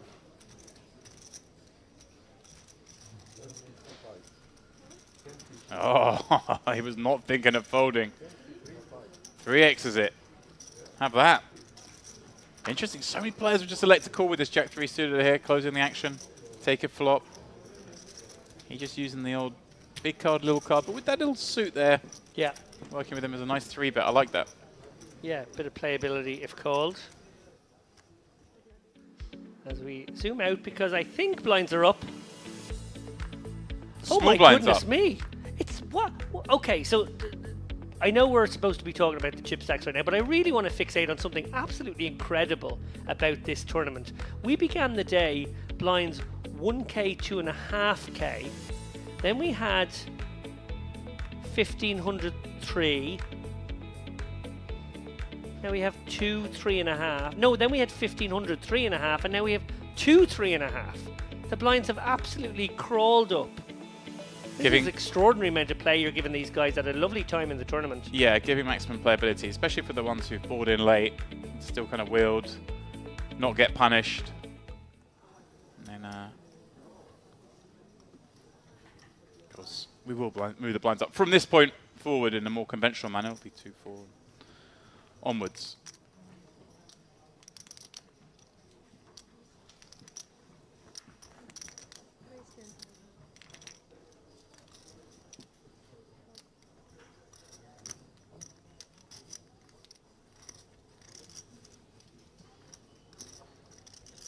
Karam on the button now with sevens. Facing a 3x from Elismar, who's 3xing off a shallow stack here of about 20 bigs. Yeah, Karam questioning something. I guess the stack size maybe. And looks like she's just deciding to 3-bet go with this. Might just stick him in here. And she has picked a spot where he has raised folds, turns out. And she's gone big in terms of pricing out those behind her. That seems to be her modus operandi there. We saw the large squeeze earlier. Oh! Oh, hello. Gamble time. Really? She says, leaving 25 behind? Okay, off to the flop we trot. Well, for Karam's sake, hope there's no filth. Oh, wow. Partial filth. Yep. He's laughing. He loves it. She's loving to see that flop. Not loving so much to see that hand.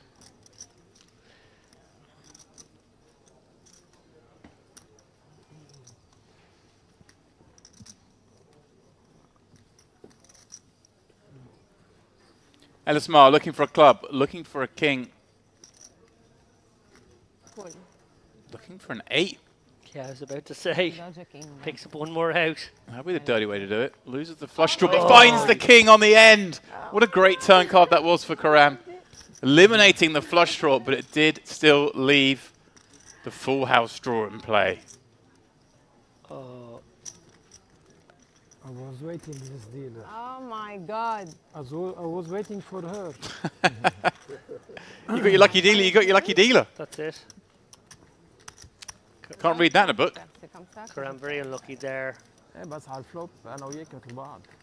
She can feel hard done by a couple of hands now on this feature table. And how nice is that 3-bet size? Going to 40k if your opponent's going to peel. Brilliant. Yeah, I wonder how many non-jams he had, how many flops he was going to decide not to go with his hand on. I mean, probably quite a few with King 6. There's just so many nasty ones, right? Yeah, I suppose if you get the Ace, Queen, yeah. 4. I mean, those ones surely out, but I imagine there are probably some others.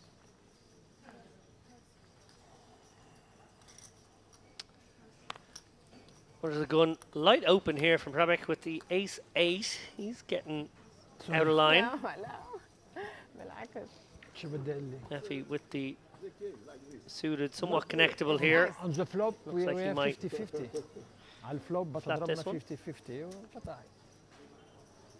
And Kirchenko quick fold. So dominating the Queen 8. Rebek? Not anymore. Yeah, queen 7-9, couple of clubs. Rebek's with the 8 of clubs working. He's getting frisky here, isn't he? The ace-8 from under the gun. Just looking to try and run this table over, as you were. You know, last dealer, I didn't win. Checking back that scary-looking board against a small blind peel, and I put in myself. well, things have got a little better for him in the sense that he's turned the straight flush draw. But look at this FA. Also enjoying that turn card to some degree. Comes out betting and bets small enough that I can't imagine Rabbit's ever folding here. Does he ever raise, James? أكيد.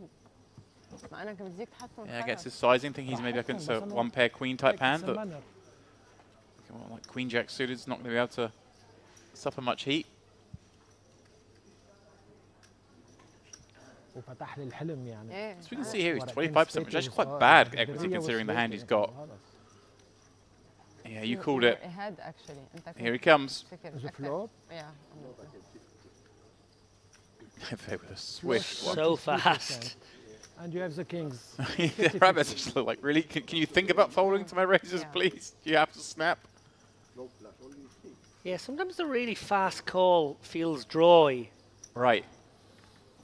I've been there in the trenches where You have to calm exactly down. that type You of have- it's action not a good felt sign for you. like, What? you know, This hand, so you have to calm an down. ace of clubs in hand or an 8 in hand سياحة بس تبرو ما ينتبه. with maybe some kind of club to go with. I wonder if Trebek now with ما أنت مثل unlikely to ever be the best I play hand 1 hour. I didn't take. will I didn't go take for one this. I hand. think he might. It's last dealer. Right. Does he think Even that when you snap show call could be a 24? hand like the queen jacks you mentioned that are just like, No, right, you shove cool, 2 times. quickly. When you put 24, what you had? I will say in the camera, but what you had? When I make Doesn't 8 doesn't and you scream shove strength, does it? 24. Anyway, the snap call. No, maybe have an ace ace 10 10. with the 10 of clubs or fold. the ace of clubs. Maybe ace Maybe jack. face them too. Ace The ace 10 of too. clubs. Yes, Some- yeah, ace just 10, that ace 10, kind of and you stuff. put 24. Does just knuckle. What you had? Sees that it was one of the hands he could probably make fold on the river, in that it was the weakest. The one pair continues. Yeah. That's why we fold.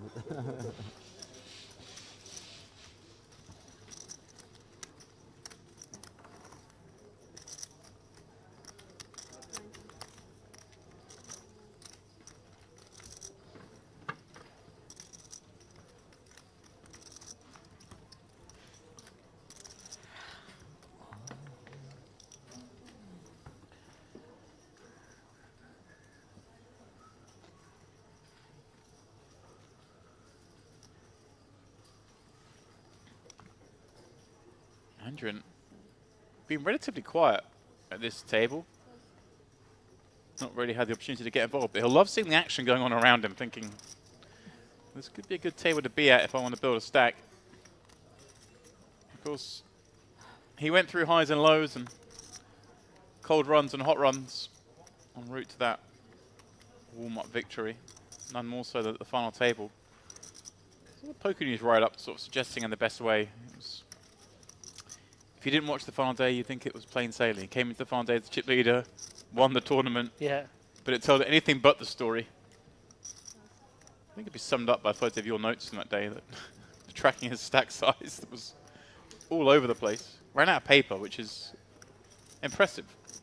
Yeah, normally I keep tabs on the stack size of each player How and you can see update it should maybe be every really, half really hour good. or hour, and Good. normally by the end, or certainly by the end of their tournament. I might have 3 or 4 jotted down. I think I had about 14 numbers as he roller coastered up and down the chip counts.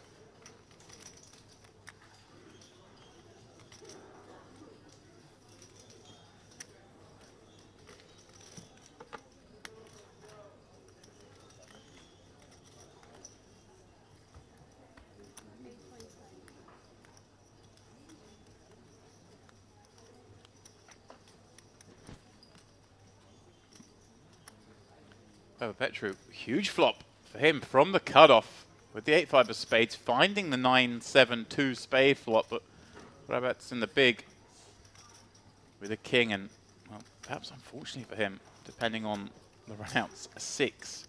Yeah, 6 is dynamite. Turn is a brick. I think Papa Petru was a must big bet here. Right, kind of just make it really hard for any 7 and a lot of 9s to continue. I think you can overbet this spot. I think you can actually like find a 1.5x pot on this exact board in this situation. Comes with the more orthodox, if you will, Yeah. 55-60%er, which won't get rid of Rabech's king. Not No. yet, anyway. It certainly would get rid of a 7, I feel, Yeah. and some 9s.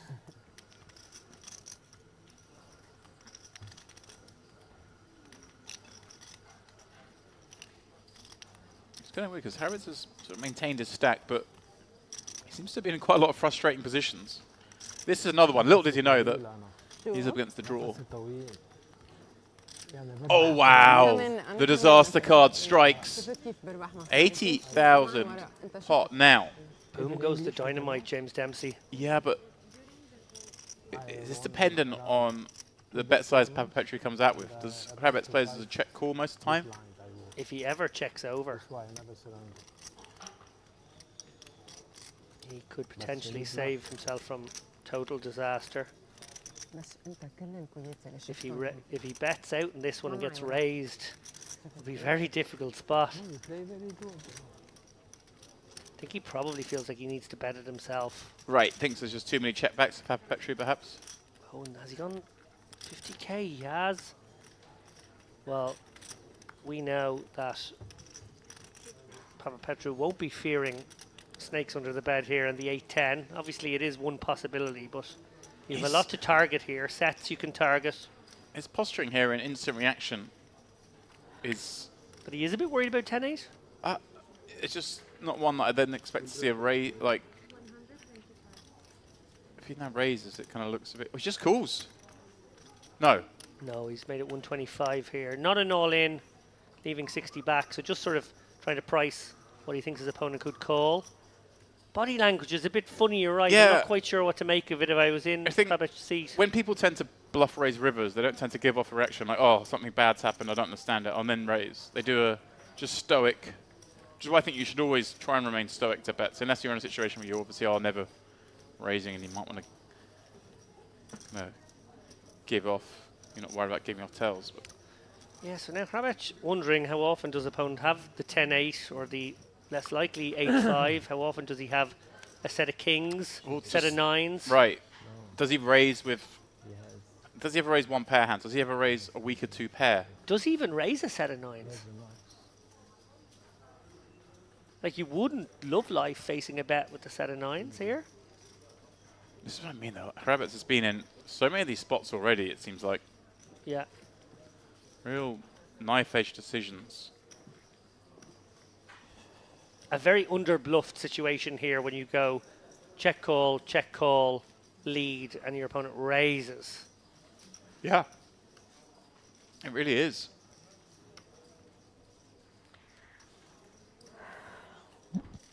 But he was very sticky earlier in a spot where we felt he could get away. I just got no idea with this one. Like you said, I don't think I've ever really seen many hands play out this way. Yeah. Check, call, lead, raise.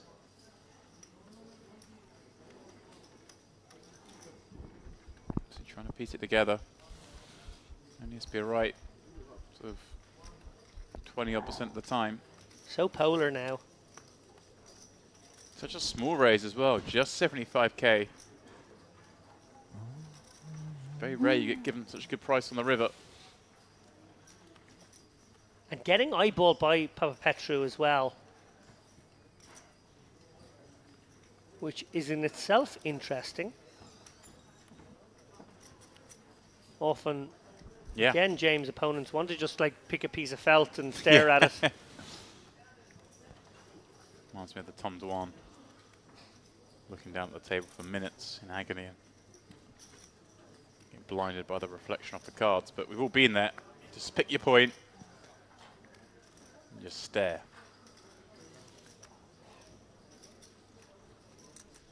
Understandably deep into the tank here. Will he come out with the right answer? I feel like he might. It's weird because obviously he's got 700k, but he is really facing the most difficult decisions at the table. And Yeah.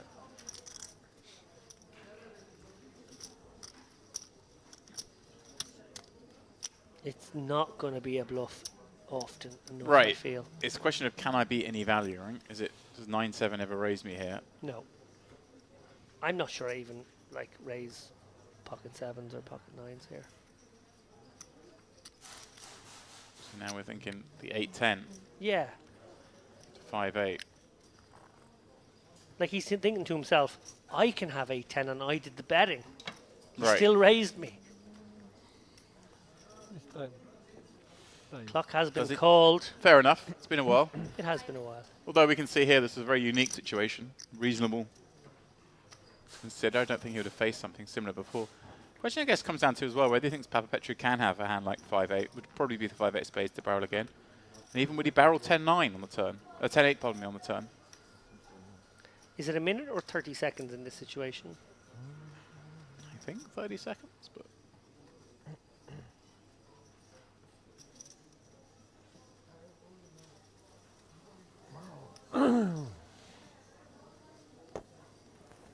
Think long, think wrong. That's what they say.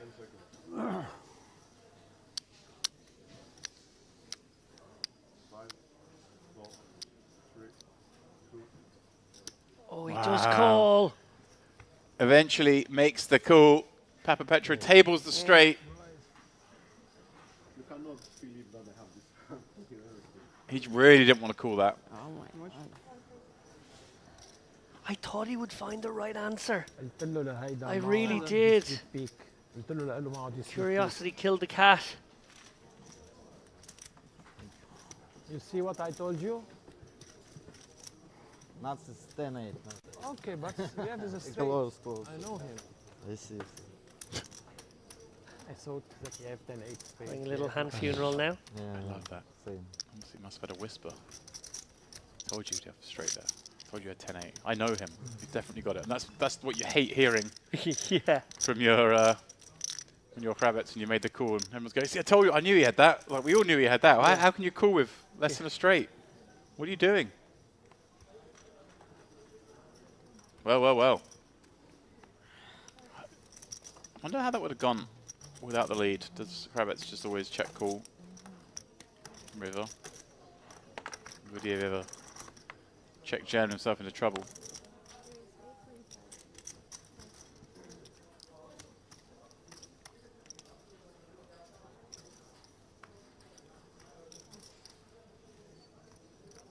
Lykoff, 7-8 of clubs. Effie has those clubs smothered here. Can go both ways from the cutoff, flat or 3-bet both reasonable. I imagine this one would be a mix. Well, he's putting out the raising chips. It seems every time we've had a mixed spot on this Yeah. table, they've chosen the aggressive route.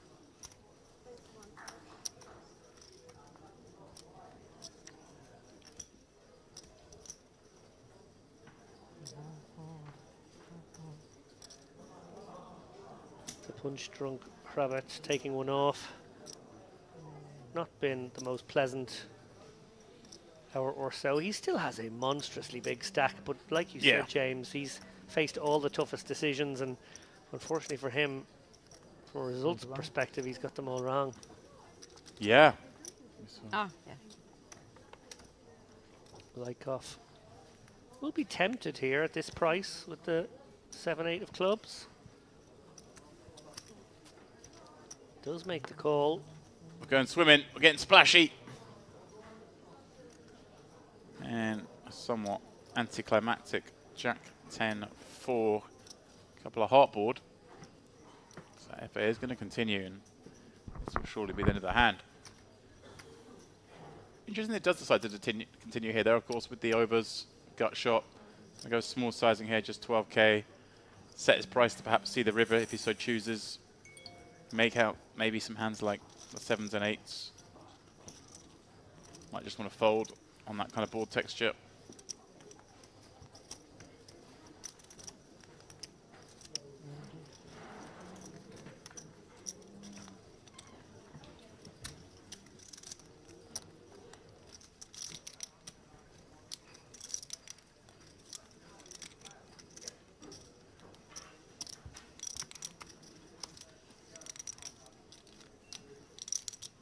Another player propelled to the top of the chip counts, now cresting 1 million. Razvan Sabau of Romania and Mahar Achour, both just ever so slightly south of 1 million chips. Fausto Tantillo is out there building a big stack as well. He's got 645k on a table that includes Michel Habib sitting on 910k. A lot of chips on that table. Karam, she's got very playable King Jack suited this time. Perhaps been the most impressive in my mind here.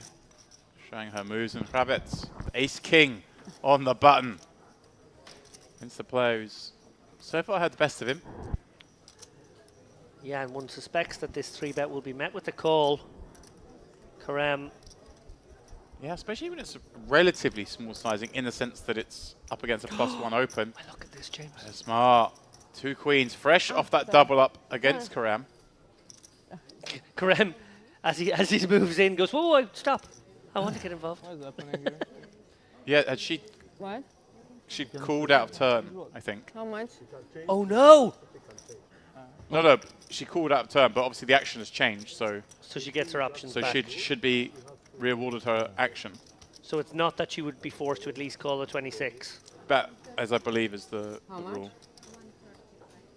Okay. Obviously, if she'd called out of turn in unchanged action, she would be compelled to call, but if someone does change the action, you're usually awarded the right to Well, adjust no decision to now the new for her. reality. Well, here they go. On their backs. Big showdown here. Yeah, 330k. Huge spot for both players here. Elasmar obviously ran his luck there a few moments ago.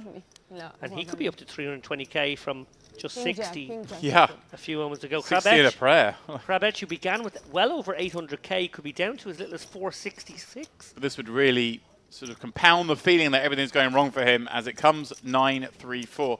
There are a couple of clubs. Still has 30% in this hand. Wow, if he doesn't spike here, he is going to feel very dejected, one would imagine, just how poorly this frame has gone for him.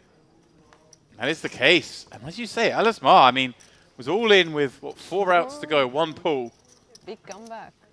And indeed, a big comeback now. It's over 300k. Good spin. Yeah, very nice spin for Elasmar, obviously with a real hand on this occasion. A classic race. But the loser of that race, Krabek, She always brings me luck. he's been frisky, he's been authoritative, but he has gotten put in the blender and he has run poorly as well. Both with the run-outs and with the showdowns like that one. Sure, sure. He will be looking at a well above average stack as if it is pittance. It will turn. Yeah, Certain time it will turn. up stuck. Say again? No, Rush. Baba Petru, Good Russian man. 2 4s.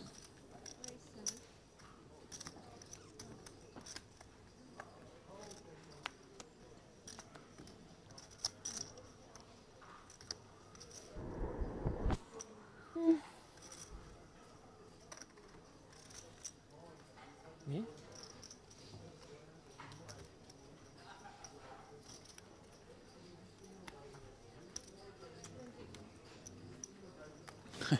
Rabbits, perhaps showing signs of frustration here.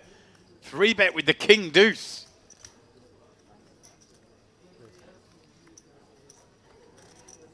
It's the last man who took a chunk out of him.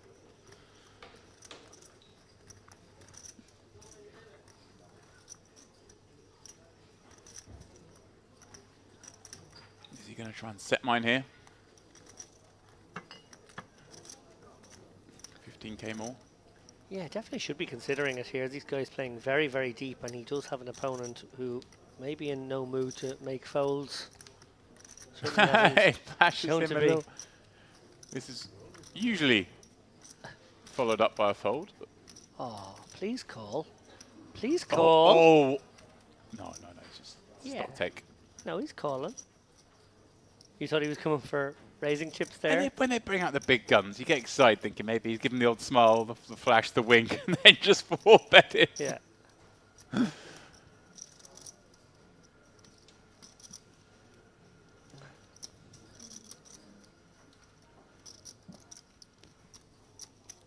does. Let's see, 3-dealer.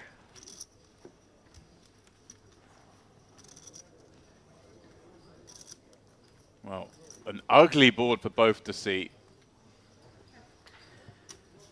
Still maybe the case that Petra can still win this pot at Showdown, right? You put too much It's kilo, really hard to bet this flop. kilo. Yeah, I know you. Long time you His was- face tells it all right now. If this does check through the streets, Because I know you. we I know might you say we many might say years Kravets before, just you know, blow before- up. before snow, no. Ah, okay. Maybe he finds a 10k bet here on flop. Where do you Right. live in Russia? Nope, you're right, James. This could This- happen. Oh, that It's, maybe, it- but it's still such a dangerous card. We may Still- see the delayed in Istanbul, bluff. Yeah, we might see the river bluff to try and get the Russian move here, pocket play sevens and online less like to this. fold. Or yeah, maybe a Jack 10 suited kind of hand. 'Cause that's the problem. All the weak hands that he does have here that have hit this kind of do have to call once. Or call the turn, I should say, because they do have chances. Bluff here is really just trying to get, like you say, the 9s and the 7s out. Yeah, I really like your more sophisticated line here of waiting to river, but he is going to try to just test the waters here, and it will work. You know, Yeah. no way Papa Petru can put on his cape, even for this amount.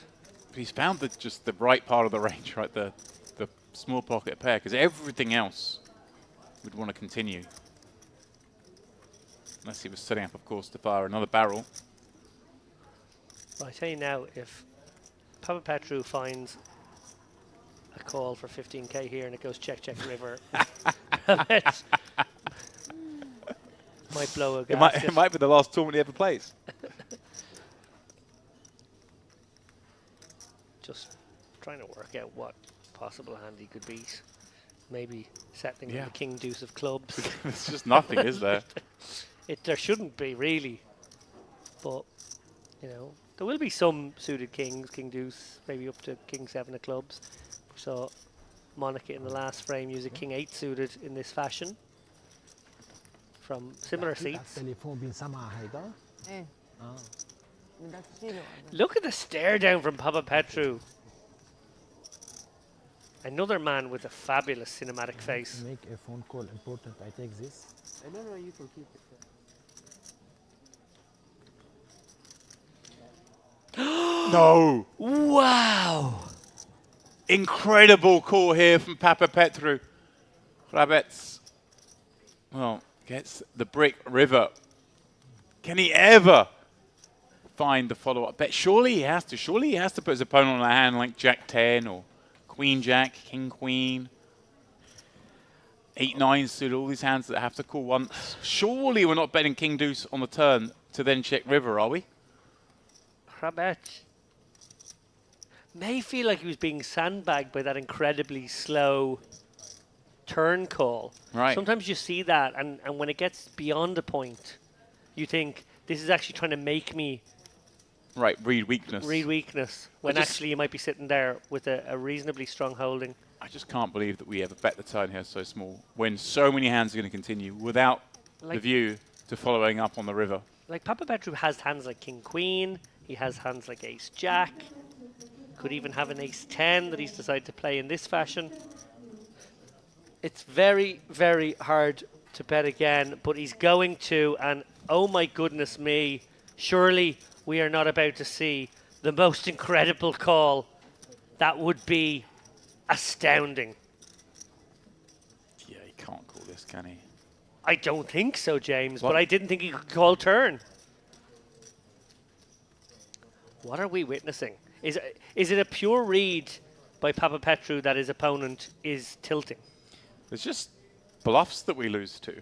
Yeah, you're not wrong. That's the problem at this stage.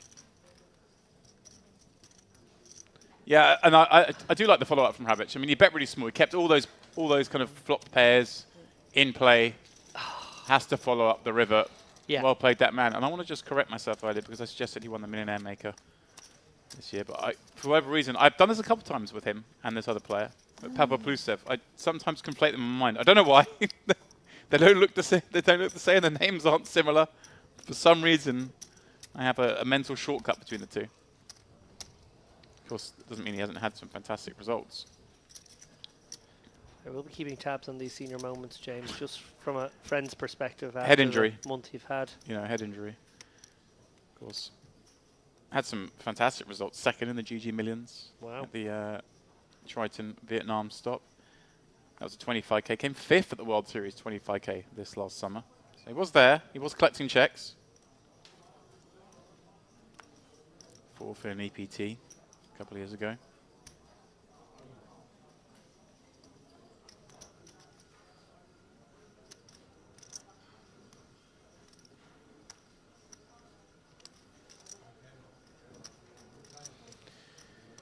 These hands haven't disappointed on this table. The guys are battling. What an incredible call that was by the 2-4s, but realistically with no path to victory because No. Rabbits was always going to follow up on that river. Well, Andrian, we've talked about how quiet and disciplined and, you know, circumspect he's been. Finally does have a real hand. Yeah. He's going to go for the squeeze here over FA's Open and Hrabet's. Yeah, Rabbits has been very happy to 3-bet, hasn't he? And now flats, it kind of looks like he's ready to get squeezed. And he knows Andrian would have picked up on the fact that he has had a number of 3-bets.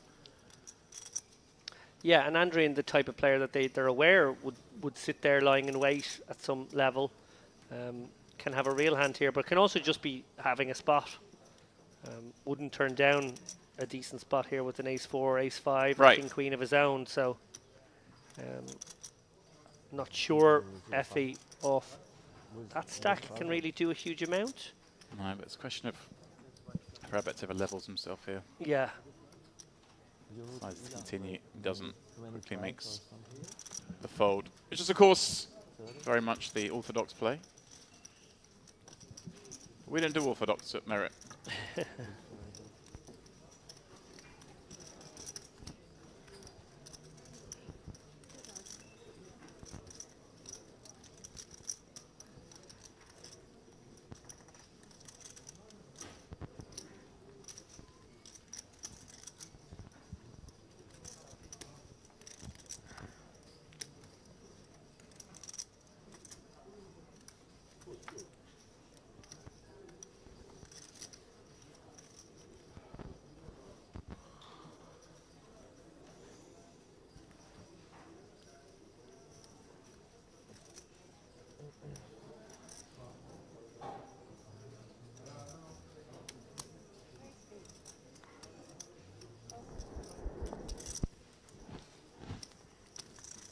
FA at it again, this time King Jack.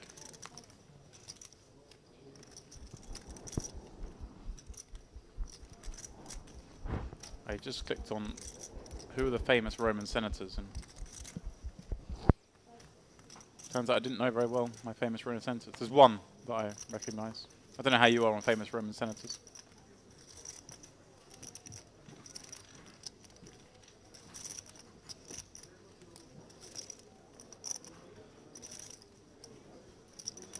Well, whilst you've lost your tongue, 10-8-2's flop gives Elismar the nut flush draw.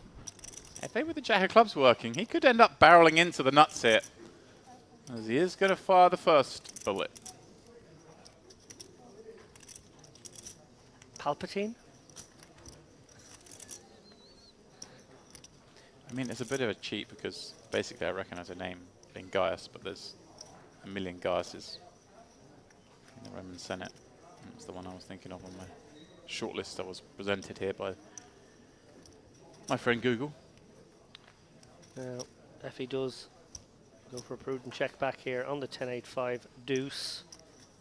And yeah, just waves the flag, and Elismar will win regardless of what he does. He is going to, let's try and bet out some better ace highs here.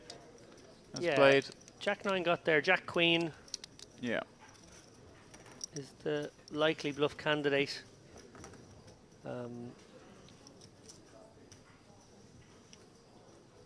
Miss flush draw, but of course even the nut one is winning. Yeah, nicely done. Like that, just obviously going to win whatever he did, but perhaps beating a couple of extra hands by betting. I've just looked at the chip counts, and I see a name at the very top of them with over 1 million chips. Oh yeah, do tell. Andrew Headley. Not Andrew Headley. Monica. Not Monica. Someone we love to see on the stream here. A fixture, a merit. Georgie. Georgie Shkolukia has 1,053,000 chips. He is the current chip leader according to Poker News. Shkolukia. Shkolukia. Shkolukia. Yeah. Yeah. Love to see it. Obviously, had a big result last night in our PLO cash game. Very big. Won about 60k in 3 hours, I want to say, the 50-100 game. Actually, sort of had a bad end to the game, unbelievably, losing about 10 to 15k back. All right, Karam. We know she likes to play aggressively. Right. Fifth. Over the limp, certainly it makes sense to try and ISO this one. Yeah. I think over raise, she was 3-betting anyway, David. I think so, and now she gets to battle with her old nemesis, El Asmar, who got his engine started with a optimistic play against her just an hour ago. Yeah. And yet again, he's facing off against F8. Taking a break from the Senate to play the 6-5 suited. Ace 9-9. And this is the kind of board that Karam may feel like, Elismar, do you really have an ace when you limp called pre-flop? I think it's the first time we've seen him open limp. You don't typically give opponents these kind of hands, do you, if they start incorporating limps? So No. she fires 15k, gets matched swiftly. She's got the blockers to ace king and ace queen. She might be a bit more worried about a 9 as well. Yeah, and certainly No spades. Having no spade in her hand, scared of seeing that roll off. Second. Check. No, I love that. Just the awareness not to throw good after bad. She knows she's not going to win this pot, but so often your opponent's just playing hands as check call on that run out. Yeah, a little one and done.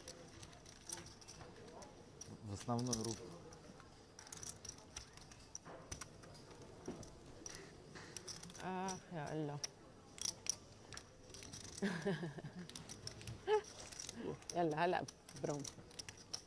بس منيح انه ما كفيت. بعرف. سبيشلي كلهم هلا من بعد اللايف انه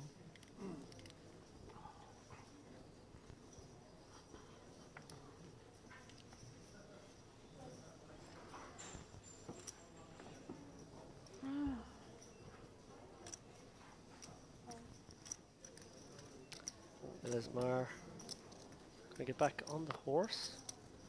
8-7 of hearts. Like off with a light 3-bettable ace-5 here. But it's another limp, isn't it, from Elismar? So Oh, I'm sorry, it isn't limp. yeah, I like that fold.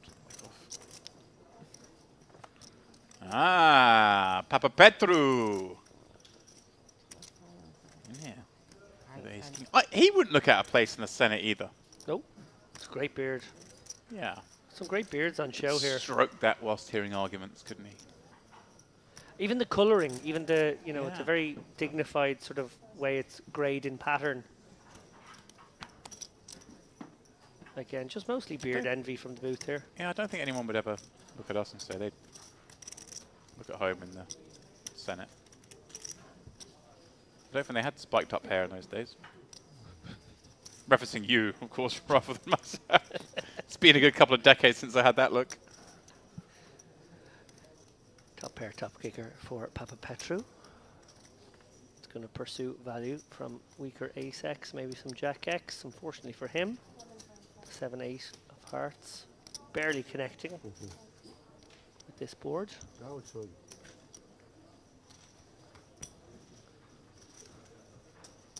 Don't wait. Papa Petru has impressed here, even in defeat occasionally. His ability to sniff out situations. No, it's for now. Let's do this.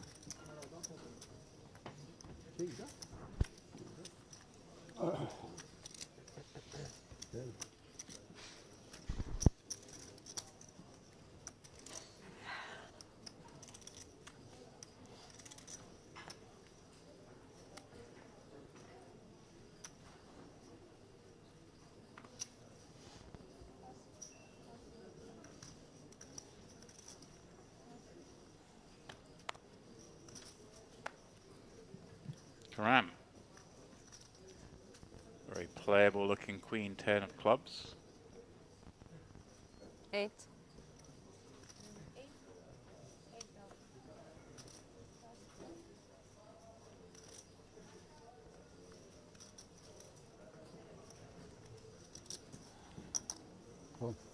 If they're going to keep her honest from the button with his suited connectors.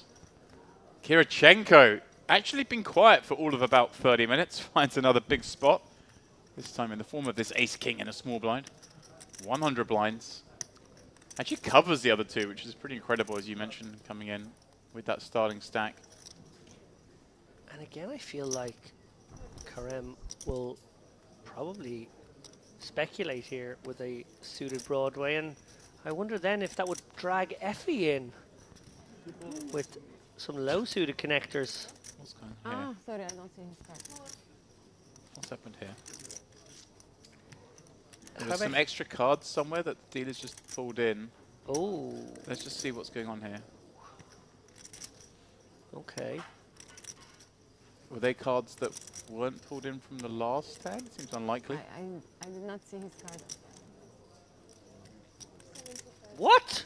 Well, I'm not sure what's going on here, but Hrabets has had enough. Thinks this looks weak. She's been opening a lot. FA's been peeling a lot. Thinks Kirichenko's at it. Takes the ace-9 off as a understandable cold 4-bet, but also even more so when we see the way that Hrabets' day has gone. And now Kirichenko, surely with... Yeah, he's going to launch it here, and what's unbelievable again is Kirichenko's going to find a way to pick up a huge pot, uncontested. It's 130,000 out there. Hrabets is just going to feel even sicker once again.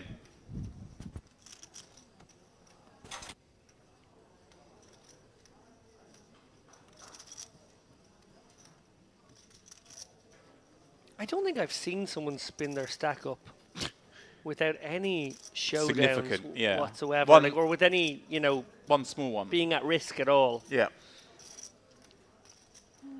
And that small one being, of course, a pot where his opponent was drawing dead on the turn. Yeah.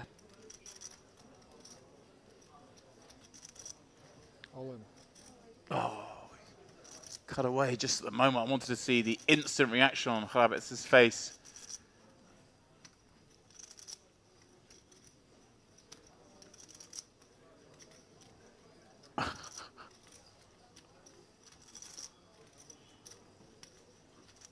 Down to 425k. Had around 800.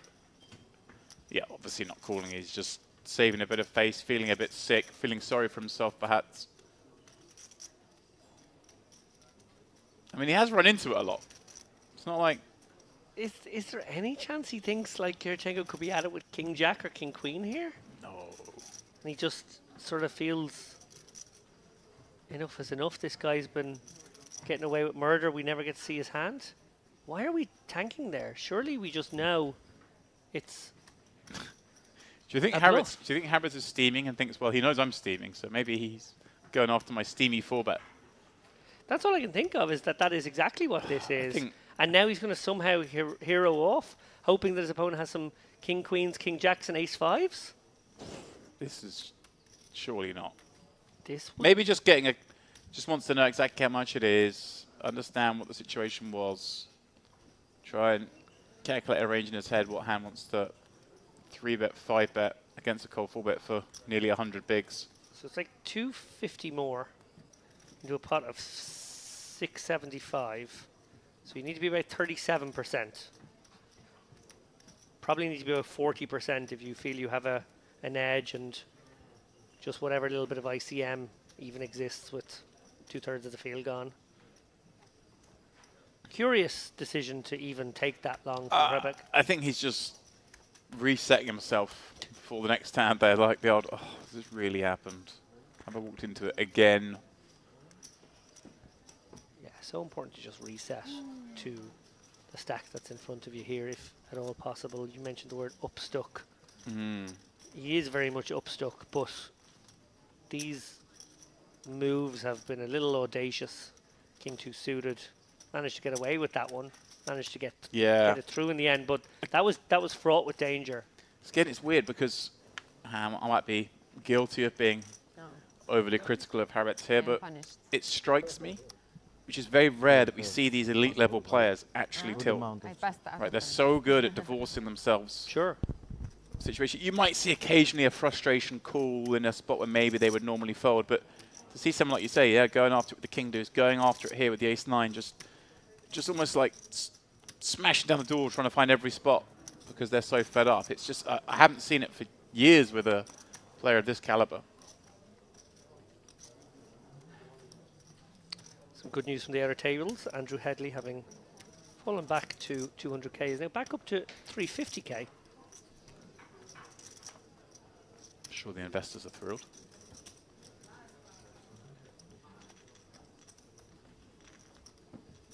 Sorry. Which is, of course, 350k is fewer chips than Rabbits has, but imagine a very different outlook right now on how the tournament's going. He's delighted with life. Yeah, such is the nature of tournament poker, or any poker really. See it in cash games as well, of course. Someone the old upstuck thing. Then, yeah, I mean, sure, you've been there. You sit in a cash game, and you end up winning 1 buy-in on the night, but you've been down 3 buy-ins. It's joyous, but when you've been up 5 buy-ins and win 1 buy-in, you feel sick, even though you're driving home with the same amount of money in your pocket.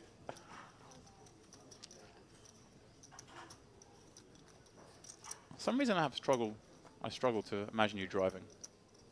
A car? Yeah. I don't drive anymore. I did drive for 15 years. Drove until my early 30s. And was it once you kill 6 of them, You took a real risk that something bad didn't happen there. You're actually right, I did. Actually, yeah, it's true. Should be a little bit more careful. I should have. If only I could have on live on air. If I could have just kept the performance up and went, well, actually, James. Sorry, can't be even joking about such a terrible subject matter. Back to the action. King 3-3 here. Neither player connecting meaningfully. Kirichenko will be sneezing and winning. Picking up even more chips. Yeah, he's nudging his way towards 500k here in the space of 90 minutes. Yes, it strikes me that your time spent in the car should be scribbling notes, coming up with articles, not having to actually operate the vehicle. It's a brain that's always too active to be worried about such tasks as driving. It should be freed to think of the bigger picture. I was a very safe driver. I wasn't a very fast driver. I would have stuck to speed limits for the most part. And I was in one small crash in 15 years, which was not my fault. And actually, I think my quick reactions probably saved the day a little bit that time. Saved the day? Yeah, could have been a nasty one and was a fender bender in the end. Is this in Ireland or in Malta? It was in Ireland. Yeah, no, I've never driven in Malta. I've been asked by my partner to drive a few times, but there's professional people who can do that for you. You don't have to have a car. Malta's a terrible place to have a car. I was going to say Malta. I imagine it's probably quite easy to get around if we need to without. Can walk end to end in a few hours. And Rianne has been dormant, shall we say, but a dangerous. He's on standby. Yeah. Like the chickenpox vaccine in your spine. He is a dangerous dormant entity. Ace 10-6. All puppy feet. I've just realised that was a reference to something Andrew and I were talking about. So it was a callback that you're oblivious of. Okay. Sorry. I mean, most of your things do go over my head, but if I wasn't even in here, I've got no chance. We were talking about shingles. Okay. A couple of days ago. Wow, you guys have fun in here. Highbrow stuff. There's me going to the spa on my breaks. I should just be tuning in. Small bet gets it done. So, you hear the announcement in the background there. 10 minutes away from our next scheduled break, which will be a 15-minute break. Slightly longer for you. You've been tied to desk start of the day. This has been a Stressful long for one. you. My goodness. Stressful for you, isn't it? Never worked this hard. Before 10 seconds, 10 seconds. Yeah, I will be back. I think the plan here is to send Ali in for a 2-hour shift, and then I come back for the last hour with you. Oh, lovely. So you will have the pleasure, displeasure of my company. Talking about shingles and Well, I thought we Your might talk about some self-imposed other viruses. your self-imposed driving ban. I actually did a speed awareness course last week. Oh yeah. For those aren't familiar, so in the UK, if you get caught speeding, you get points, and effectively you get caught speeding 4 times, you get banned. But if you just do a small indiscretion speeding and you don't have any points yet, they offer you the opportunity to go to a speed awareness course where you have to sit in and. Oh, that must. I think I'd take the points. Well, you could do it remotely in this day and age. So. Okay. So, but it meant, logging onto a Zoom call in my flat and spending 3 hours with other people, and it really did bring it home that a lot of people really don't know anything about driving or the speed limits or anything. I mean, I was there. I obviously sped as well, but yeah, it was a group participation thing. And many times you were asked, right, what would the speed limit be on a road like this? And there was one girl who just assumed, I think, the speed limit was 60, no matter where she was. Ironically, when it came to the motorway, she still thought it was only 60 miles an hour. Of course, we use in the UK. Yeah, it's quite scary. So you have to sort of participate every few minutes. They sort of task you with a question or a little project and or something to do. you write little things down and you hold your number up on a screen and everyone else holds their number up. Oh my god, that sounds amazing. Yeah. So it's not like because okay, I'm gonna make a confession now. I will tell this story after this pot's brewing a little bit, Papa Patrick. It is a little bit, isn't it, Andrian? Now betting these thighs with a gut shot. Figures he probably has the best hand, but of course, Papa Petru with a lot to continue with behind. But Karam thinking about it. She doesn't like passing too many hands, does she? Let's see. In here with his nut flush draw. Can he ever find a raise? Kind of like. Guess he's just good sometimes. Yeah, and I feel like I say it a lot, but good things happen when you hit. Sometimes you can goose someone, and he's done it here via the ace.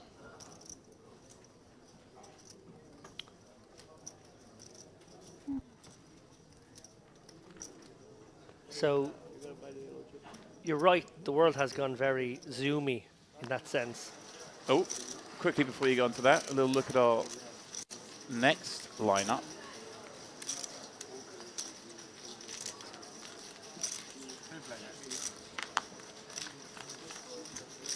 Jazar, I see there.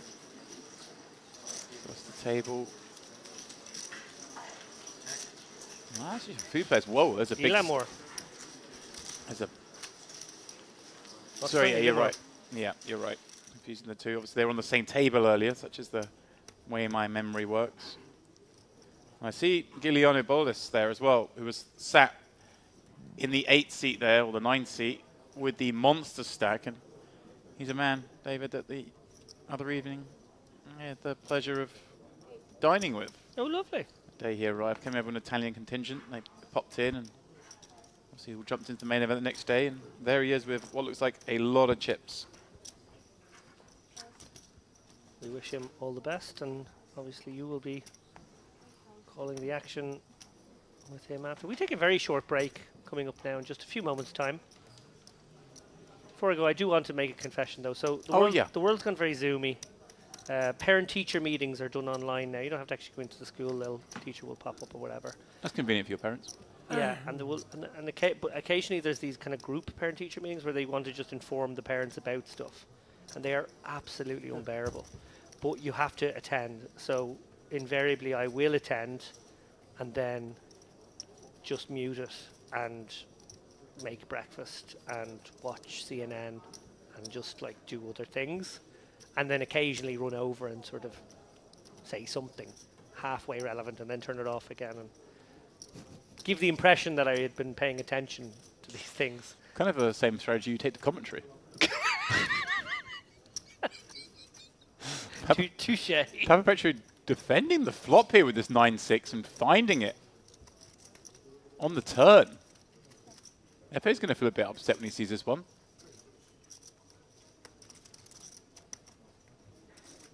I had to do a adoption course. So I have a little boy, Nico, who we adopted a year ago to the day. And we also had to do that via Zoom because of COVID. And we have a child. But I think the assumption is a lot of the adoptive parents don't have children. Right. So you do essentially a parenting course. And we sort of felt like... Can you just hold one up and say it's still alive? Yeah, but so much of it was basically about, like, don't drown the baby. Don't, like, drop the baby. Everything was like, don't put the baby in the microwave. Don't leave sharp things around the baby. And we were like, we already... Baby is not dishwasher safe. We've already mostly figured that out. But you do have to attend, so again, you're on Zoom, losing your mind, pulling your hair out. Yeah. Yeah, I think it's a good thing I didn't go to one of these courses in person, because if it was the same lineup, I might have told this young woman that she was a complete idiot, and I might have lost my rag. She kept saying stupid stuff. And obviously, in that, you want it to be done as quickly as possible. And so you don't want to add anything unnecessary or ask any unnecessary questions. No. And then there was a person who kept going, oh yeah, but isn't it? Oh, just shut up. Stop. We can see the slide counter in the bottom left corner. Like when we're done, we're done. We can all just get on with our lives. I have a great version of that. My missus we obviously went to prenatal classes before our first son was born. A good thing to do if you're going to be a parent. Again, I'm going to shut up for a moment here. Yeah, hand going off. Interesting hand. And it is a big one, potentially. And it could be, perhaps, Hrabets rebuilding some of his chips. Again, normally a board we're concerned with the small blind peeling. They're going to have a lot of these kind of cards that make this board, but the way Hrabets has been going, and of course just having the hand he has, I think very much justifying betting. Papa Petru, the man who called him before with fours on the turn with 4 overcards. Certainly not going to fold this pair, gut shot and backdoor diamonds, and nor should he. Checks again, and now this is another one. If Hrabets, for whatever reason, gave up here and lost to a 10, we'd see further emotion. It is the kind of hand that was called twice, though, Papa Petru's. Right, and Hrabets does have the give up river, that kind of hand. But he also has the kind of, no one's believing me anymore. Yeah. Like, maybe I should slow down. Isn't going to, goes big. 40 into 53. Trying to really make it hard on hands like this.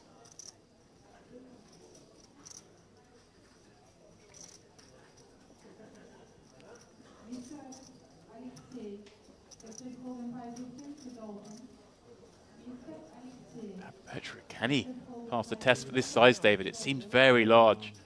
It's tough. And last time, I mean, he put the cape on, but then still got blasted off on the river. Must be thinking the same thing's possible. Well, if you want to put the cape on, this is a better one to put the cape on for. At least your hand can go somewhere. But in the end, does let it go. Fair play to Hrabet, sticking to his guns here. Yeah, I think there's been probably a couple of over-aggressive step-outs, but that one, very good. And most of his play was, he just got very unfortunate. He kept running into the worst part of ranges and whatnot, but perhaps a little frustration showed. But that pot might settle him, and of course, moving off this table now, maybe back out somewhere else, you kind of reset your mind. Now, I know everybody's really keen to hear my prenatal story.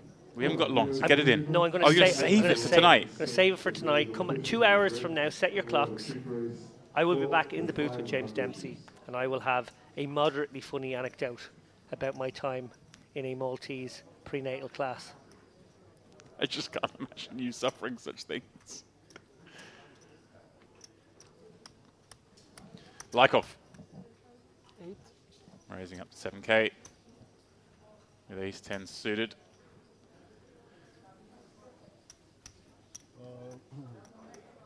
We will stay in the feature table. It's like We have to take our chips to players are heading off on the breaks. This will be our last hand of this frame. And a very quick one in that, because Kirichenko, finding deuce 5 off in the big blind, is going to surrender his hand. So we do end. A very, very active frame. We saw a lot. Chips moved around considerably. Roman Kravitz still has the lead in this table, but will be the most tilted of all the players. Kirichenko with the incredible late reg spin up to 440k, and perhaps Halakaram, the one who started the frame off doing the most, we were most impressed with. Kind of had a quieter end, partly because of all the action going off around her. Not much she could get involved with, David. Yeah, there's almost too many stories to cover them all in our little ad hoc here, but like, yeah, Hrabec, obviously nothing went well for him, but credit to him at the end. He kept fighting. He actually took the gloves off in a way. He fought dirty as the session wore on. Karem, well, first hand of the coverage with the Jack-9, she really kicked things off in an explosive fashion. She was actually very unlucky in a couple of spots too. Just didn't run her way, unfortunately. And Kirichenko, well, if you ever want to know how to build a big stack without ever being at risk, this man is putting on a masterclass right now. He really is. And with that in mind, those players going out to the floor, David's going off for a prolonged break. I'll be back in around 10 minutes for more of this main event, day 2. So please do join us then.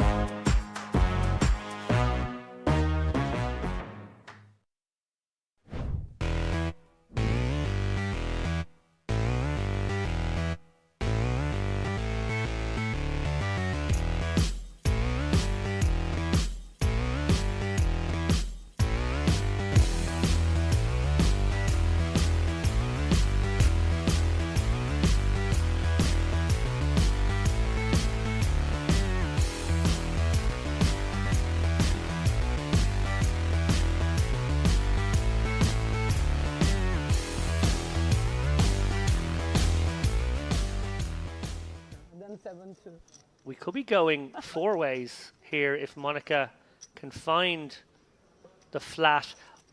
If she does find the 5-bet, it's a 5-bet fold, which is never nice to do with queens. Not. Yeah. So it's probably for that reason I like to call here. And I feel like probably giving away a huge amount of information here, actually, Monica. Clearly quite genuinely struggling with this decision. Right. It's going to look very weird if she raises now, put it that way. It would look brilliant if she folded, though. I don't know if that's available.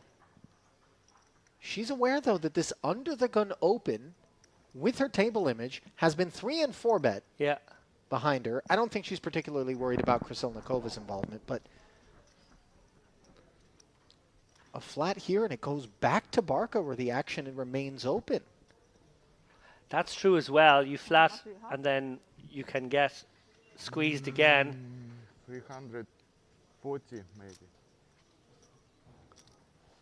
It is again one of those spots that if she does flat again, her range is incredibly condensed, but not triple up. I like this decision on balance to flat. I agree with you, Ali. Folding was an option given the amount of action there, but this is an action table. I feel a little bit like Monica gave away some physical tells there that she was not hugely comfortable. I think her hand is at least categorically face up. It could be an ace-king. It could be a jacks or a queens. She sort of really just like put herself in that category here. Krasilnikova has obviously juiced up the pot a little bit with what will be perceived to be a gambler's range. And Barca now getting an amazing price here if he wants to speculate, but not a nice hand to do so. And fresh off of amazing prices, having cost him a good bundle of his chips. Yeah. Will he find the discipline to get away pre-flop here with this king-jack? He certainly knows his hand is no good in at least one, if not two, spots.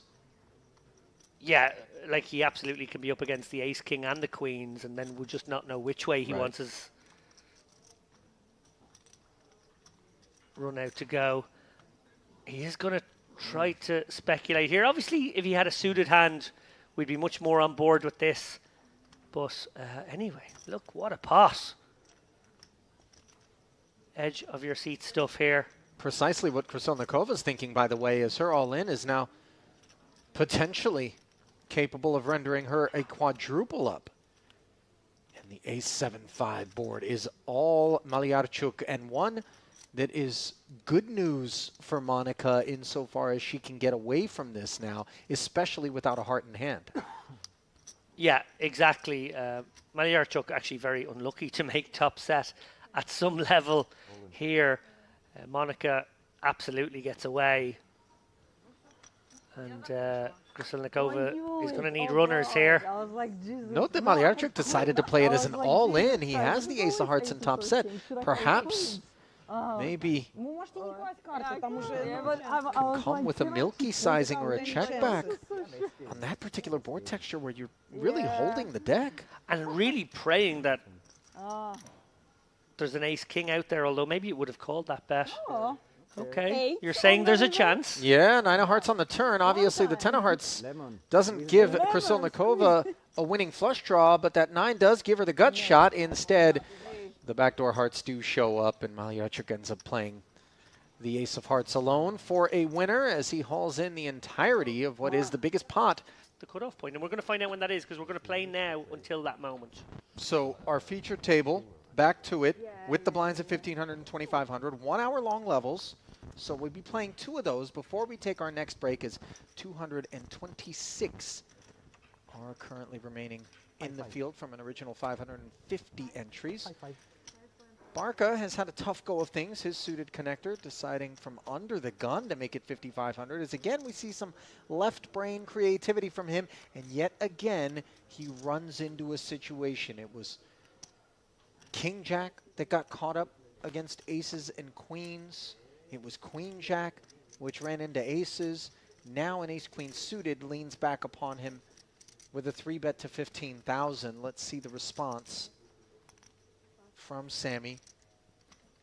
You know, a lot of times in particular, if we don't have complete information, David, we can get inside our own heads and think that perhaps there's some perception at a table that we're out of line or we're pushovers and people are playing at us. And yet, a lot of times it's just the product of card distribution, people picking up hands when you happen to be the opener, as is the case here. Barca does pay the added price of admission, and to the flop we will go with 36,500 in the middle. This rates to be potentially expensive or fruitful for Barca, as he's got himself the flush draw up against queens and jacks for Pijela. New arrival here at the feature. Igor Pijela, to be exact. Playing under the Estonian banner with over 400,000 in career tournament earnings. This is a seasoned player here that we have on our hands.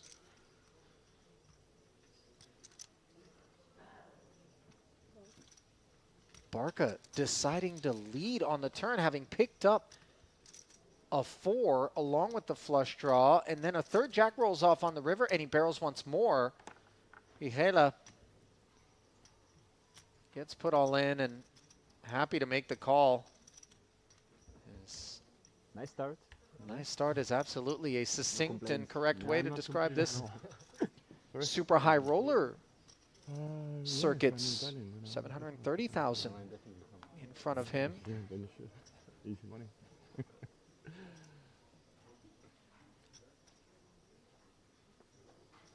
The frequency with which we see these familiar faces build stacks, go deep in merit events really does speak to the skill of these guys. The way they adjust to maybe the different sorts of merit regulars.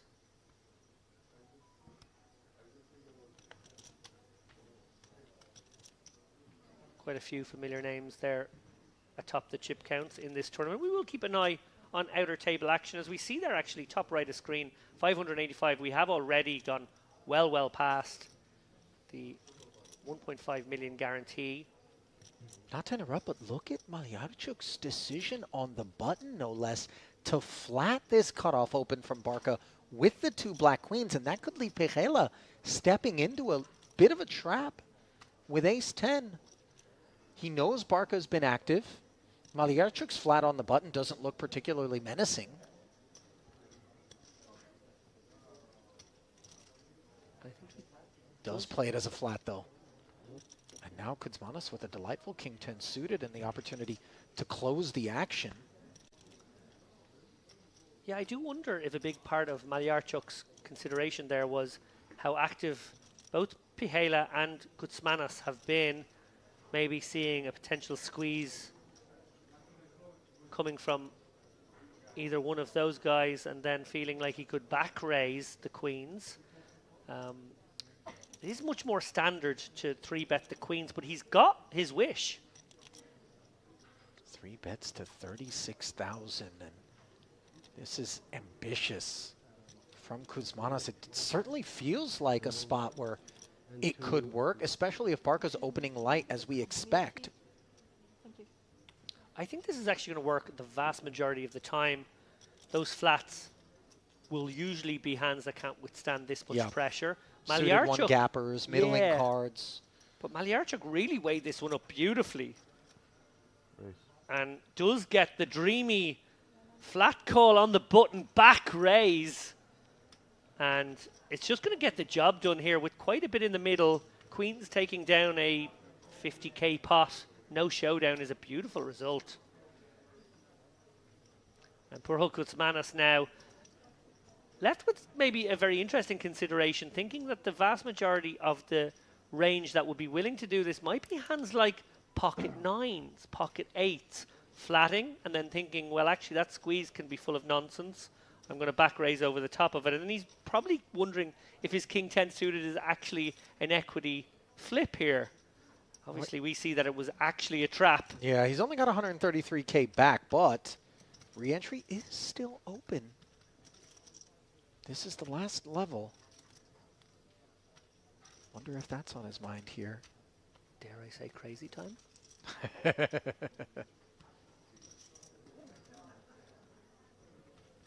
Hoping to see a hand like maybe ace queen off or pocket 9s where he does have a legitimate gamble spot.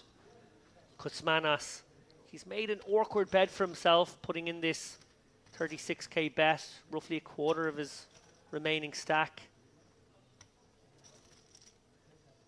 And now wondering if he feels like gambling for the rest of it. He does. You know, it felt as though that might be the case. Of course, the all-in was never enough to assume that Malyarchuk wouldn't call 100% of his range, but he's going to be spinning the wheel well behind for 354,000 here. Vulnerable are the 2 queens to any king for the time being. As it comes queen 10-7. So top set. Kuzmanis looking for backdoor equity in the form of a flush draw or straight draw. The very blank deuce of spades, though, vanquishing those aspirations as Maliarchuk played this pot to perfection. And Kuzmanis Sneaky, sneaky. polished off here. Bit of a self-inflicted wound, but he always understood that he was looking for... I feel like we're in a MPO state here, where I don't think there'd be too many traps. An MPO wonderland. Walking along, singing a song.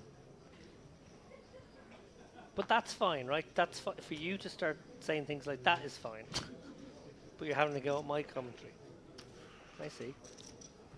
Nice and clean and, you know, morally safe. You said maximum row. This place is a winter wonderland as well, purely because there is no winter. It's just sunny and warm out.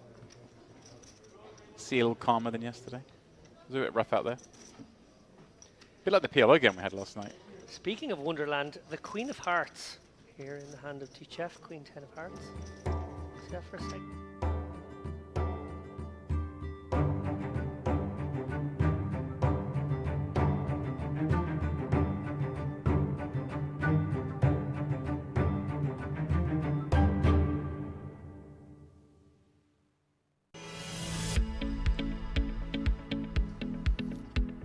And a very warm welcome back to the Merit Crystal Cove Hotel, Casino and Spa here in beautiful North Cyprus, where our main event is very much in full swing.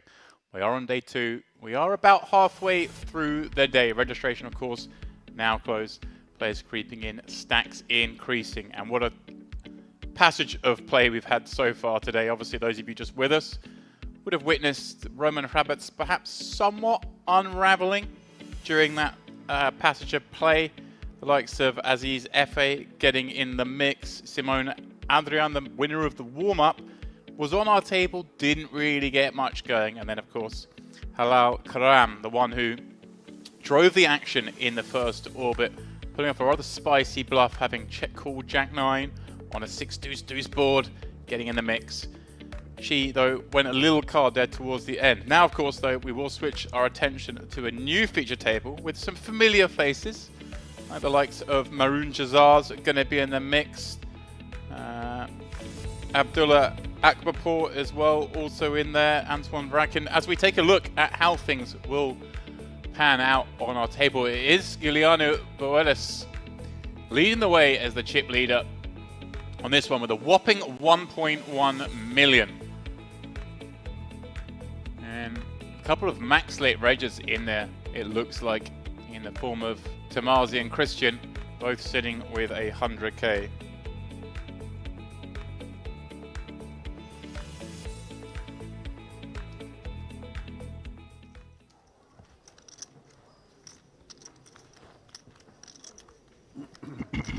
So, we will get things underway. Here we go. Let's have fun.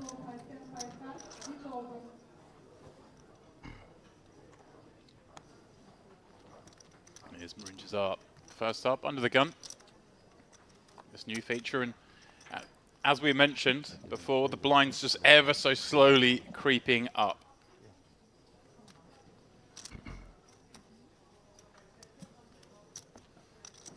Just 2k, 4k, incredibly small increments at the start of this day 2, whilst players can still reg, meaning that anyone who has max late reg has 25 blinds. It's a nice touch, but of course hour-long levels. It's not like we're going to see a flurry of bust-outs. Average a little over 300k.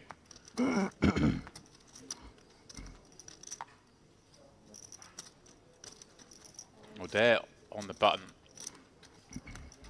Going to flick in the call of the raise with 7-3 suited here already. Some disrespect. And our new feature table.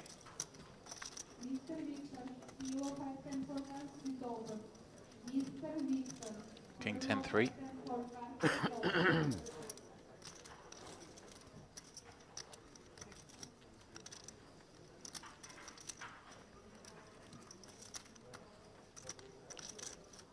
Action actually checking through. I thought, oh, damn me.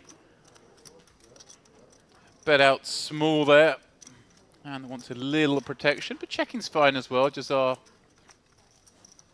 lot of the hands that he has are going to play as check calls anyway, so you don't necessarily get so much protection, more value. And now, betting out just 10k on this river, having checked twice. Kind of a weird one for a day. Just expect a lot of the hands to check. Kind of resign flicking it in, maybe thinking he's going to be showing a hand like jacks or queens here. Thinking most ace highs would just check and be happy to try and win at showdown.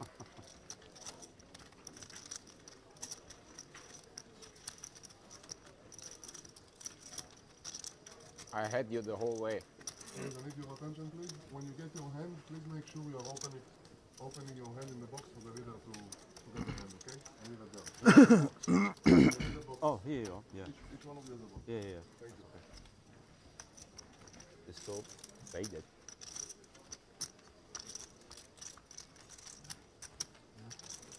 This is a camouflage box. Yeah, it's just like very, you know, same color. I put here, you put here.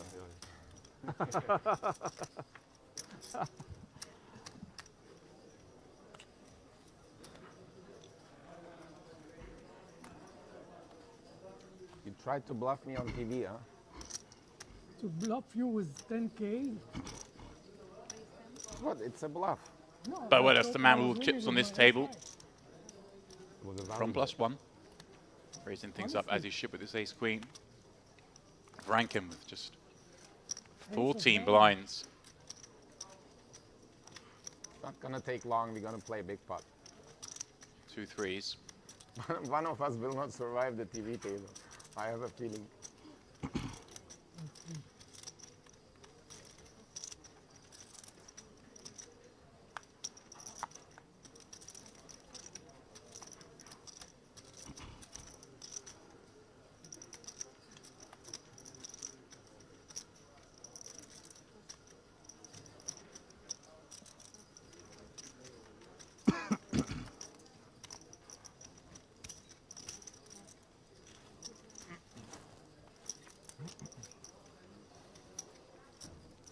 Eight, 6, 3. So flopping the best of it, but look at this, Boelis. With the overs and the flush run, faces a lead from Jazar.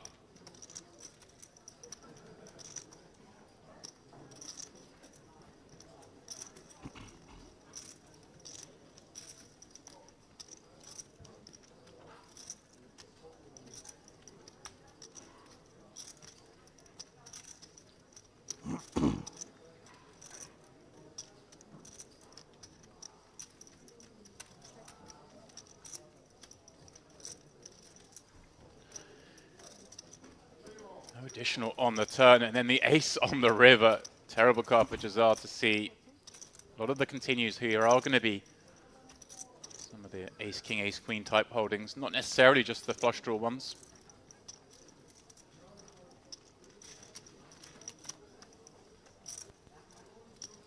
Can you change, please?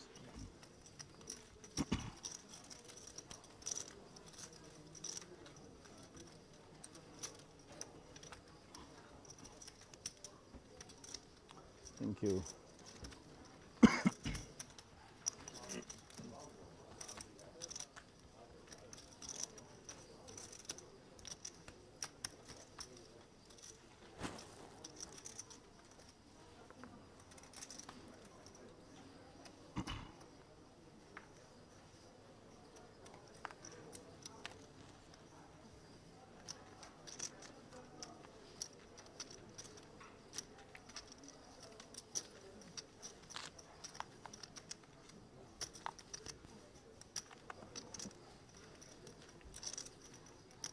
Zebrajad.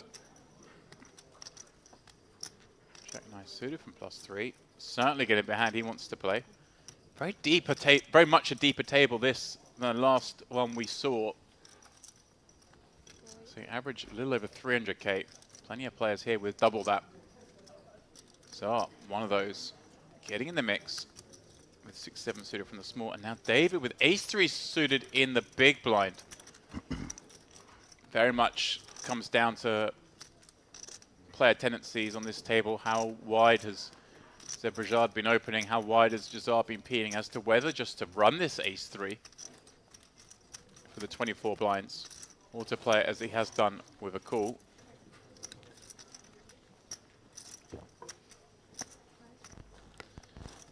With the call. He has created a scenario where he's flopped top pair. Zebrajad betting very small, just one blind with this jack. Backdoor diamonds. I kind of like this with Jazar and the small. Gonna have a lot continues. We kind of set a price for seeing the river. Not a card David enjoys seeing. Filling in a lot of stuff. A lot of broadways. Broadway cards, I should say, are coordinated on this board. Remember, Zebrajad did bet very small on the flop, allowing a lot of weak stuff in. And so he's going for a very small sizing again. Perhaps with a view to checking back a lot of rivers. But also, of course, betting should he improve.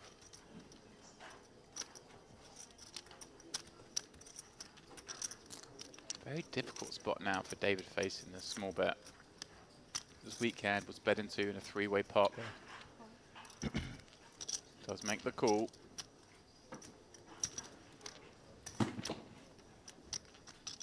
And queen on the river. Ugliest board possible for David. Zebrajad does get there. And speaking of getting there, someone else has just got there. I'm here. You know. Ace. Ace? Ace is good. Ace is good, he says. Tell me he's not mucking the hand. Oh He's my mucked the God. hand. He didn't realize he got there. Wow. David was down to fumes if that hadn't happened. I mean, it looks like I've arrived just in time for the early fireworks in this particular frame, James. Apologies for the late arrival, but seldom do we see somebody unaware, especially given the call on the turn. As I was sitting here watching that hand progress, you would imagine it was tethered to the notion that he had the open-ender, gets there, and then ends up at showdown folding a winner. Yeah, he was doing the front running, so he's bet the flop with that jack, got to the turn with the straight draw, and then on the river made the straight. Forgive me, and you know what? Before we heap tons of criticism upon a player in a situation like that, I am reminded of the great Phil Ivey in the World Series of Poker, and James is nodding his head because it is one of the most famous on-air moments that exemplifies that even professionals as successful and tremendous as someone like Phil Ivey are capable of making that very mistake. Something I referenced in the last frame, actually using mucking the winning hand as an example. I can't remember it in lieu of what. It's something non-poker related, but it's one of those things where none of us think we've ever done it because you don't know when you do it. Of course not. But we've all done it for sure. 100% we've been guilty of it. Each and every one of us. It's very, obviously the Phil Ivey one as an example, you know, we never found out because it was on TV. I wonder how many times I've done it. I mean, I've done it at showdown when I didn't want to show my hand. I think the guy called me and I've mucked the winning hand and then the guy's turned over worse. And I did that once. Oh, right, right. You only do it there's once. no world in which, you know, the call on the end is going to be with worse. But yeah. I bluffed with like deuces on a full flush board and got called. Roland de Wolf was involved in a situation similar to that as well. And I know it was in Europe during a big tournament. During an EPT, I believe. And, you know, if you remember the details, he basically had a winner. Yeah. The player who had made the call, I believe. I think it was Tobias Reichenmeyer. Yeah, that sounds right. And he was bluff catching, and Roland actually had a winner. Couldn't imagine that he did, given the way that the action came down on the river, and was reluctant to show his hand. Do you want it back? And, you know, kept saying you win. And oddly enough, Tobias, you would think, like, you know, would have maybe approached it in a different way. Said, show your hand then. Yeah. Show your hand. And Roland's like, just threw it away, and it was good. Well, he threw it away, but if I remember, the dealer in the situation sort of blocked the muck because he was like, well, this is a showdown and no hand's been shown yet from this spot. And Roland had to sort of get up and manhandle his cards into the muck. And then Tobias showed him. But Tobias called unbelievably this hand with like queen high. But he'd been watching Roland all day, and when Roland had been caught bluffing, Roland just mucked his hand every time. Right. So Tobias called with queen high thinking, well, even if he does have a better hand than me, he's just going to muck. then suddenly You really went, have the jack nine? you in, and Tobias, I remember telling me, was like, oh no, what have I done? Sort of had to bluff him in the sense of like, well, show your hand then. Show your hand then. Yeah. But you imagine the panic when you think this guy's just going to muck if he's bluffing, and suddenly he doesn't muck. You're like, oh no, I've got to. How do I get him to just muck his hand still? Simply incredible, honestly, when you consider how exactly everything had to go for Tobias to end up a winner in that spot. I mean, it was fairly surreal. But nevertheless, we march on. Obviously, word will come down at some point, we would assume, from Zebrajad's camp that incident took place. And there have been some situations, or not. There have been some situations, James, where it seemed so egregious that we questioned the RFID. We questioned whether or not there was a technical glitch with respect to the hand being read properly. And that, of course, very infrequently does happen. But one would have to assume that the Jack-9 was indeed where he was at, given the way that that hand came down. Yeah, incredible. I mean, it's impossible to have a Jack and like having it open for that position without having something that coordinates that board, because it was 8, 10, Jack, Queen, Gap, Ace, so a King, an Ace. Basically, any card that you can play with a Jack is there, as it were. You're absolutely right.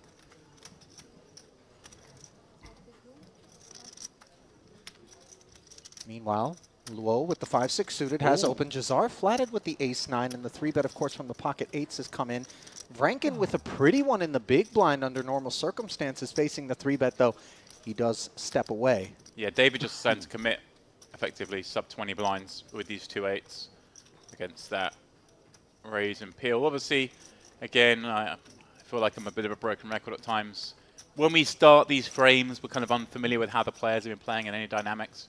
As they go on, we get a much better idea of how everyone's been playing. So whether we want to be, there's some players who'd be petrified of 3-betting these 2 8s against, but if we're against a player who's been opening at somewhat frequency, then we don't mind running and getting it in.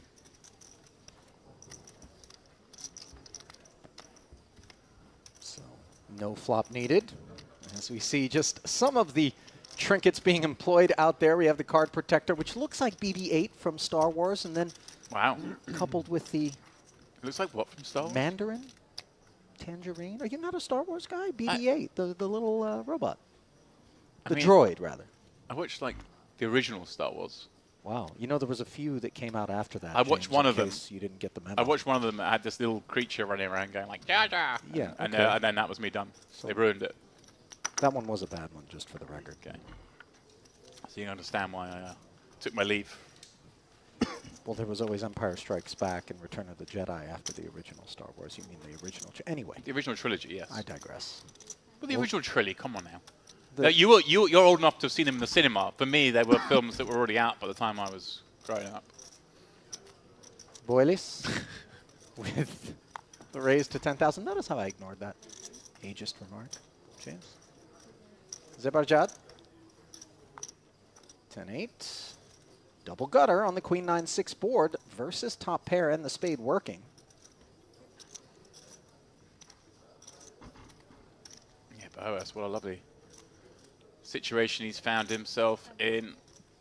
Bringing all these chips here. Up against a double gut shot here from Zebrajad. I think maybe too early to start making jokes about how he's got 2 straight draws this time. We can't assume that there are going to be oversights aplenty from this point forward. As we mentioned, it does happen to the best. Yes, we've all done it. He does make the call of the C-bet. Checks once more, unimproved on this 4 of hearts turn. 40,000 in the middle. Yeah, no reason to slow down here. Not at all. Brick turn card, so many draws in there. You need to tax them, you can get called by plenty of worse pairs as well. Nicely done. I do remember one where I... Note the sizing, by the way, 35,000 in part certainly responsible for the fold. Bomb. Where I had misread my hand and thought I'd riveted the straight. Value bet accordingly. The guy fought for ages and eventually called. I was like, yes, got him. Turned my hand over and then realised I hadn't made a straight. I declared straight. Like straight. Turn the hand over. I mean, it's pretty clear when someone's angling and when they're just actually just as surprised as everyone else. This was like a year or two into me playing poker. Not that I can still read a board, I hope. But no, I mean, I've done it where all of a sudden I'm raising on the river. I get called and I declare flush thinking I had 2 clubs in my hand and it was club spade or spade spade, you know, something of that nature. And it's quite embarrassing and, you know, obviously much to the delight of the opposition. But I think I referenced with you before one that I made on commentary where I hadn't realised, very long story short, I hadn't realised that a player had backdoored a straight when they had a flop gut shot draw and they backdoored the other end in a tournament. And the stream was unfortunately on a 30-minute delay, but I was on like a 5-minute delay to the chat. And this guy jams the river, and the other guy tanked for this full 5 minutes. And I'm going, oh, can he call this bluff? It'd be crazy if he calls it. The whole time talking, never realising that the player was actually jamming the nuts. And then I saw the chat explode as they caught up the thing. And it was just, then I had 5 minutes of torment of everyone. On the topic of explosions, we could see something along those lines from Akbarpur here with the ace-king suited in the face of a raisin flat. Very squeezable-looking setup for him, and the flatter just has 87,000, obviously a covering stack. Yeah, this is for sure we're just going with. It looks like he's going for a non-all-in. I mean, cat's out the bag at this stack depth, 18 blinds. Which makes it 40 with 31 back. I mean, it's much of a muchness. Everyone knows this means all-in.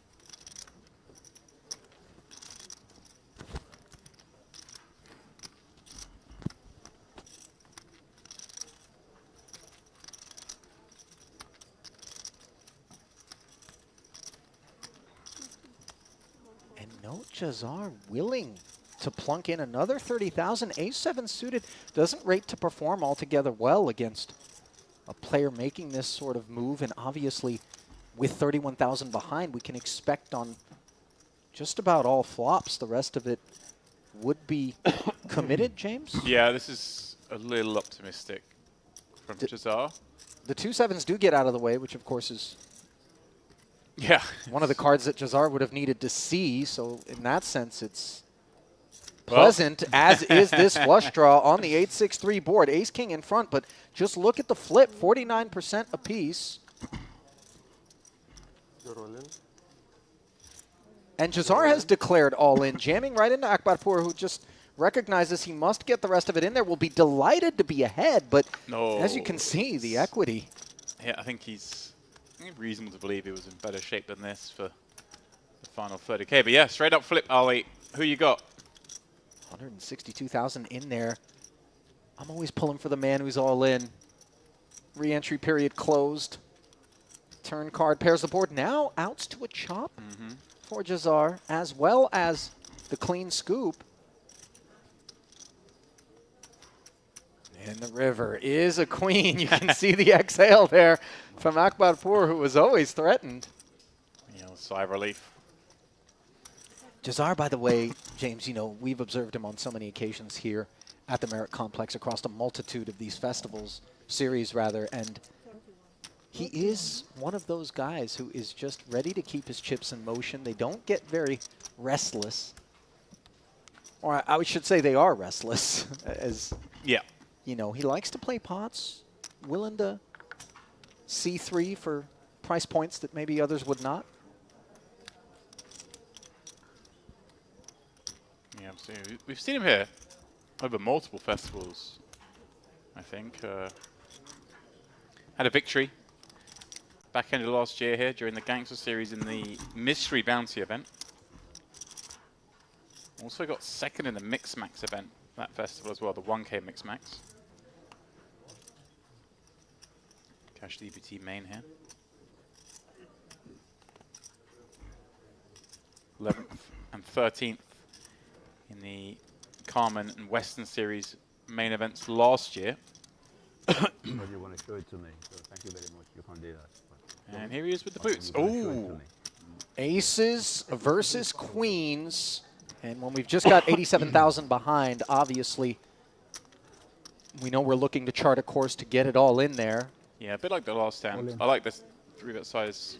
By the way, worthy of note, those pocket sevens that David folded last hand would have ended up a winner at Showdown. Yeah, he could never have played that. This one, obviously, a A little easier, 22 blinds. And of course, this is music to Jazar's ears. The choice to play his hand in this way is merciful for Audir. Pocket nines. Able to make an easy fold. Crushed in not one but two spots, and the bad news about to be delivered. Cool, yeah. Yeah. To the When you jam with the girls. queens, you want to get a tank call. You don't want someone to snap you. Flip over the boots. Well, David, he doesn't know how lucky he got a minute ago getting someone to muck the winning hand. Can he parlay that now into spiking a queen here? Palms up to the sky, exasperated. You see the grin being worn. Mike already being pulled off, but there is some hope for the time being. King 10-4, now leaving him desperately in need of runners. Or a queen in this 184K pot. The turn failing to deliver. Just 2 outs once now for continued life here in this Merit Western Series main event, and the 7 of clubs makes it official. As the call of seat open is delivered. Christian David out of here. Yeah, very, very cold deck there, of course. Don't expect this. Especially when Jazar's just lost an all in their hand before you. Sure. Reasonable to believe that the open might be fairly wide. And as you mentioned, Jazar is a player known in these parts for playing a lot of hands.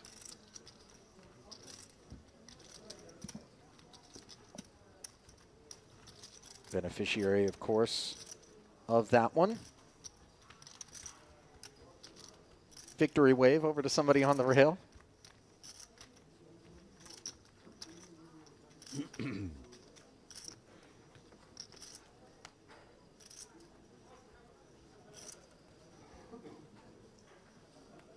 Now, Ace King. Yeah, the Rush rich part of the deck paying him a second visit.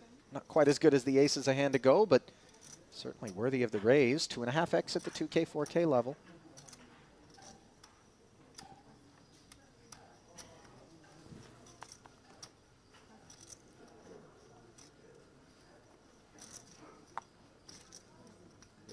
Every hand, you have something. Audir says as he casually flicks in the ace-8 off. I will. I mean, it's a hand that on I the don't river. expect him to be making a call with against an under-the-gun opener, James, but Jazar in particular under suspicion, as evidenced by the statement. The orbit before, he flicked in the call with 7-3 I like on to the play button. with you. So he likes to be in the mix. King 7-3 here, top You pair, look top like a kicker for million Jazar on from the here. You driest telling of me you boards. always beat me.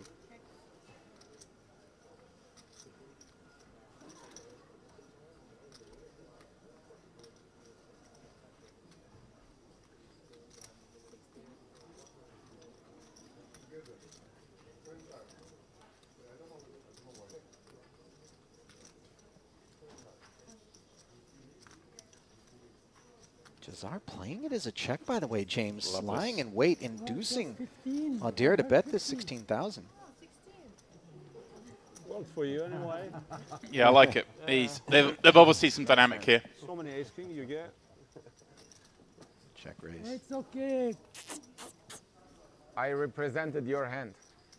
Ending things quickly. It's my birthday today, huh? Oh, happy birthday. Really? Is it? Happy birthday. Thank you. I can show When's you. your birthday, How does Ollie? it feel to be 48? Late February. Ah, 48. I'm Don't very ask me for far my from mother's 48. maiden and the last four What of my year? social security number, James. Camera now. Everybody's watching. Just take the 48. I help you. Happy birthday. I think late Happy February's right for birthday, you. brother. Thank you. Why is that? As we see Ace King pop just up. a on screen. dark, depressing time of the year. Yeah. This is a leap year, by the way. Hmm? This is a leap year. It is. We've got one more day of that dark, depressing part of the year. Now Vranken, who was ushered out with 10 jacks suited, a playable one in the big blind a few hands ago. Yeah, this is On the camera. We'll get in there with the 10s. yes, the must jam for 11 blinds, especially against a player with that many chips in front of them. Oh, young. They're going to be opening up decent frequency. A few pips lighter than most. It's funny, I've just seen that 7 deuce there, and it's flashbacks to last night's cash game with the 7 deuce game was in play. Sorry. Were you involved? I got excited. Or no, you're No, talking it about was- on I stream. hope it's my Stream I birthday. thought game. maybe you were. in the mix, as that's exactly where Rankin finds himself. Good luck, mate. Classical. Yeah, thank you. Very classical. Very classic. 2 times. Which date is it today? 100K Which pot date today? needs to go Today, Anthony's way. 23rd. Okay, I believe you. 883. So far, so good. Yeah, looking pretty grim here for Borealis, but he got a casual 1.1 million to fall back on Ollie. He'll be just fine. Turn is safe as well, and indeed, 7 figures in career live cashes for Anthony, and he may not be done here in the Western Main just yet, until, of course, that ace rolls off on the river in a sympathetic wrap of the felt from Bolis, who's been on the receiving end of spots like that, but on this occasion, he is dishing it out. Ever the experienced veteran of tournament poker. That's how you build those Rankin stacks. out of there. Yes, indeed. Make sure you win your flips. Nice chap, Giuliano. I actually had the pleasure of having dinner with him a couple of nights ago. Part of an Italian contingent that are here. Do tell. From the Imperium Poker Club in Milan. One of the managers there. Aces, ace king, king high. That's it. Ace, ace, king. And finish. King. He ordered the lobster thermidor, in case you're wondering. You know, if you're watching your cholesterol, that's a dangerous road. That lobster thermidor. I mean, you know, I've danced with that dish myself. One of the better ones on offer at the VIP restaurant here at Merit, but not one that the cardiologist would recommend. I think when you're Italian, your heart's used to some stuff. Oh, listen, the Italians don't shy away from a delicious meal independent of a nutritionist's advice. And perhaps against the advice of some, a hijack opened with ace-6 offsuit out of Odir, but as we've observed, unafraid to enter the fray, he does open, and Skhedladze with ace-10 suited will play it as a flat on the button. So the duck hunt is on for Jazar, who takes the price. One of those deuces into the muck, though, from Bolis.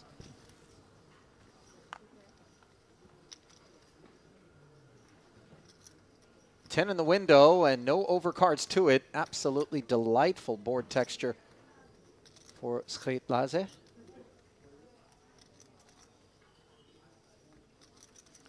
Yeah, and Skhedladze, of course, with that stack depth, so crucial to actually have found something on this flop. Yeah, heading to a flop with, what, 2x pop. And I like this, by the way, the discipline to just bet kind of a natural, slightly meaty follow-through sizing of 24,000. Sometimes you'll see people get a little hasty and urgent. And yeah, it's a nice kind of board in the sense that your opponent's going to have a lot of hands that are just happy to run it against you. They're going to defend against you with all their 10x, which you've got in really bad shape. And then, of course, you know, you're a favorite, but not a huge favorite against the Queen Jacks, King Jacks, those kind of hands that will feel compelled to gamble with you. So just looking to go for it there. And obviously, you just wanted to dissuade any super light peels of hands that actually have decent equity against you without realizing it. Sure. And of course, betting that size, you can just get it on turns. Makes life easy. I'm all for making life easy.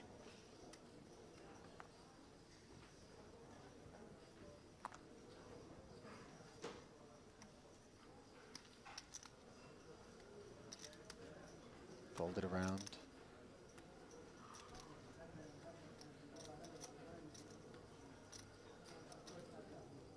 Ace-7 in the cutoff.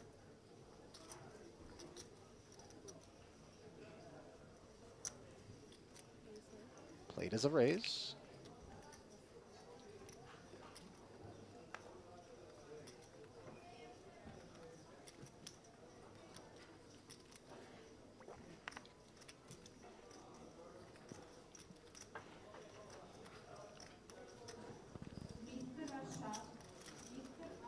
Akbarpur defends with the 9-5. 22K in the middle, and the board comes Queen 7-3. As the ace high turns into middle pair, nothing to speak of for Akbarpur, who checks it over. Should be done with it.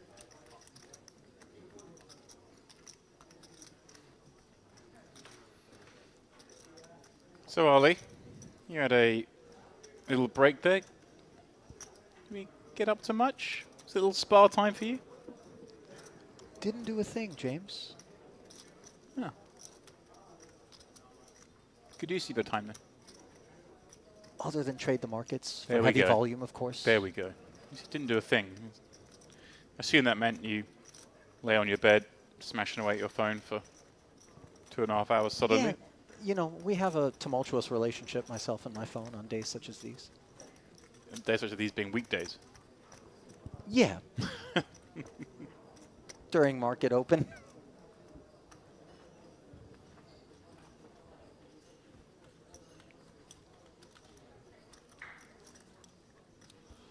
By the way, it's an opportunity to talk about the reliable Wi-Fi services here in North Cyprus, mercifully. I gotta say, nothing stops me. I was in the air on Thursday for one of my biggest trading days ever on the way to London. If only British Airways was aware of what was happening in my seat. Reminds me of the story of, was it Tom DeWan years ago when... Online poker in the sky? When airborne Wi-Fi first started becoming a thing, and wasn't he on there and he didn't think about this, and he saw some guy with a laptop and sitting there in business class, rented the guy's laptop off him for like $1,000 or something. Why didn't he have a laptop of his own? I don't know if he did or he had it packed in his case. I don't know what was going on, but he didn't have a laptop with him. Just rented a laptop of someone else in the cabin. We've got to make sure to clear the history, by the way. No auto login next time around. Yeah, pretty funny. I remember timing out in a really big pot in a situation like that, as we see Akbarpur once again looking for involvement, this time against Bolis on the button ace-5. Coming in the form of a 3-bet to 38,000, understandably, and manages to get through. I remember Rob Young playing some back in the day, what was really big games. Still huge now, 50, 100 games online. And his dog, who is sadly no longer with us, not related to this incident. Okay. Numpty. Whilst Rob was playing online and he was in a couple of big pots, 2-tabling, bit through his internet cable. Obviously, again, this is how long ago it was. He didn't have Wi-Fi in his house, he was just plugged in, but yeah, bit through the internet cable. And you did say Numpty no longer being with us is not related to this particular incident. Numpty lived a long and prosperous life after this incident. You really got to love your animal for that. I mean, Yeah. Depending on He's how in big that pot is. He was just in 2 big pots. I can't remember what the situation was, but yeah, Numpty just had a little bite. Yeah, they say dog ownership can be expensive. That's not what they have in mind, though, when they make mention. Maybe Rob would have lost the pots anyway. Maybe would have lost more. I don't know. Certainly, that's what he needs to tell himself. No, but then they look up at you with those eyes, and, Looking down with those eyes at ace-3 suited is Bolis. Raising, and Akbarpur will be heard from once more. This is an interesting one because stack depths the way they are, Bolis certainly has a candidate for a 4-bet jam against a 3-bet cut off the button. It will very much depend on the sizing.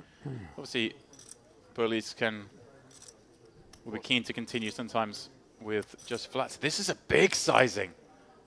This is the sort of sizing that may elicit a jam. 4x.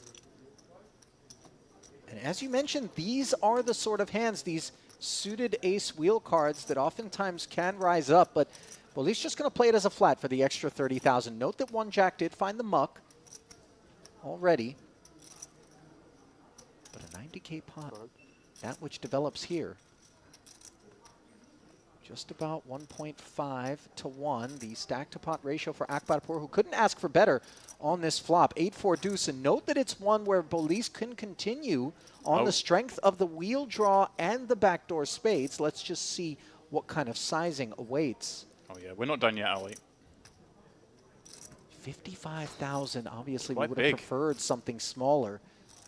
It's very big size.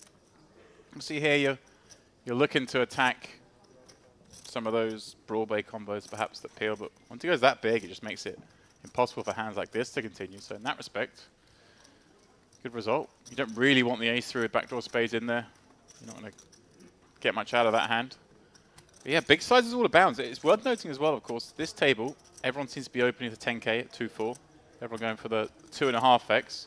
It's funny, Ollie, you see in tournaments when you get moved from table to table sometimes. Some tables just have like a agreed upon open raise size. It's not always min. Unspoken, unwritten. It's like a couple people do 2.5. Everyone starts doing 2.5. Yeah. The last table we had, it was all min raises.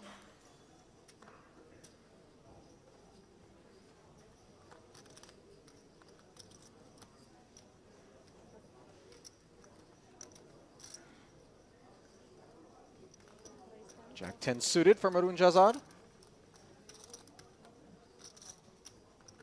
Raise to 10K. Aforementioned standard sizing, Bolis. With the suited K9. Playing it as a 3-bet to 33,000, and I suspect, James, that there is some customer-specific targeting going on here. Yeah. And unfortunately, yeah, Joseph Mawad waking up with the 2 10s, and he just jams right over the top. So the timing very poor for Bolis. It's just going to be grim for Bolis because there's only 60k more to call, and King 9 suited's one of those hands that. It's a pretty weird situation. Jazar done with it. There we go. You see math being done here by the Italian. Please, absolute cola. Gets away from it. Please, little quickly, okay? Says this is a very weird situation. With a lot of respect to Mowad's cold 4-bet jam, as of course he should. But yeah, you're right. Like obviously Jazar opening a lot. Great goose. Bolis attacking it. This must be something that's been going on throughout the day. King does ultimately find the muck. I think in particular the concerns about being up against Ace King with some frequency is part of the equation there. Right, but I mean if we're up against Ace Queen or Ace 10s through Queens. He may not expect Mawad to play the and maybe the pace that it happened manner. at. Sure, yeah, you know, I mean, looking over, this looks like a shrewd spot in Joseph Mawad. Yeah, again, so much comes down to the first 5 hours of play today. Tricky situation, I understand. Coat your hand in the cookie jar, huh? Coat your hand in the cookie jar. See what she's giving me. She gave me aces before.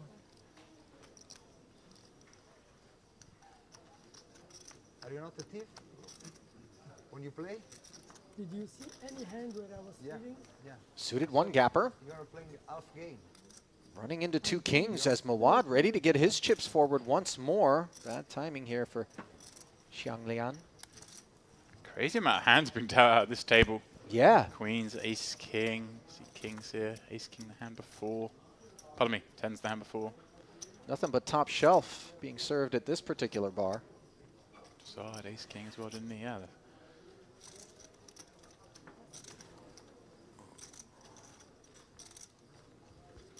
Very healthy sizing again, 4.5x. Yeah. These sizes are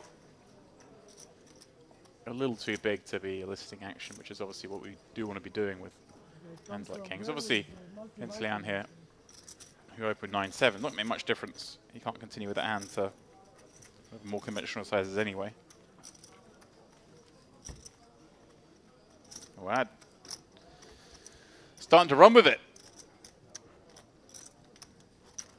Uncontested back-to-back pots for him, and of course that's crucial when you're looking to stave off the ever-increasing blinds. Every hour the level's going up. Our colleague Andrew Henley, by the way, we've been keeping tabs on what's going on with him as he rumbles on in day 2 of this particular event. Had kind words to say about the structure. You know, it does afford folks some time to sit back and await better opportunities rather than have an artificial sense of urgency sometimes that will get chips forward with hands that might not otherwise be inclined. Yeah, he had a nice coup, busting Nicholas Schweety. Of course, we've seen on the stream many times, but yeah, the very cash games player. last night in the tournaments. Merit legend. Yeah, former EPT Grand Final champion in Monaco. Yeah, also plays the Triton Super High Roller Series. He's gotten in the mix there. As we does. see Zebarjat's Jack 10 suited, drawing forward an 8-9 suited in turn for 10,000 for Audir. It will be a table for 2. Jack versus cutoff. And a 9 in the window, followed by an 8 and a 5. Things could get a bit spicy. Yeah. 2 overs, backdoor spades, open ender for the pre-flop razor. Top 2 pair here. Open ender and For the backdoor caller. spades as well. Played as a check though, Yeah, James. I kind of like the check. Your opponent's going to have some of this board. You can check call. You want to have some deception. When you get there, your opponent might attack your good cards. And also, if it had gone check, check, no disaster. 6 on the turn. This may slow things down, of course, now any 7 being a straight, but I would like to see Audir still bet here, just with the richness of the board. Might it be a little bit difficult to represent a 7x combo as a flat caller in the cutoff against the Zebarjad Open? But that, I mean, we're not trying to rep necessarily just a 7 here. We're still saying we've got some hands like this. We want to blast off. If Zebarjad's got like some ace highs that you check call the flop with, they have to fold now. Could also be a matter of not being concerned that he's up against a 7. Right, that's more the thing. From the nines hijack and eights. open, who's check called here. And also, you just kind of set your price now. You can do this and then check back. Won't be thrilled with that card. Obviously, you know, the overpairs are going to bet at reasonable frequency, but instantly disgusted by the arrival of the 5, just in case 10s plus were afoot for Zebarjad.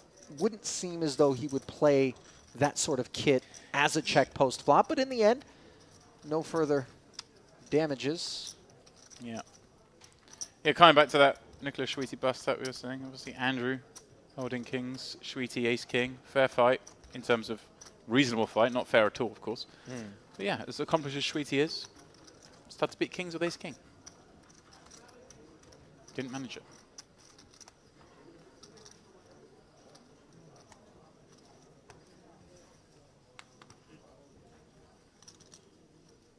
Those ones sting.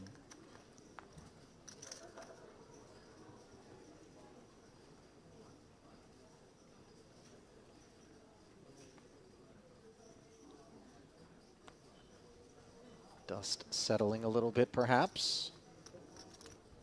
Yeah, quite a lot of action already. Love to see it, of course, as anybody out there viewing the stream. Yeah. Oh, wait a minute. Oh, dear. Ace queen yet again. He's involved a lot in a lot of it, Audir.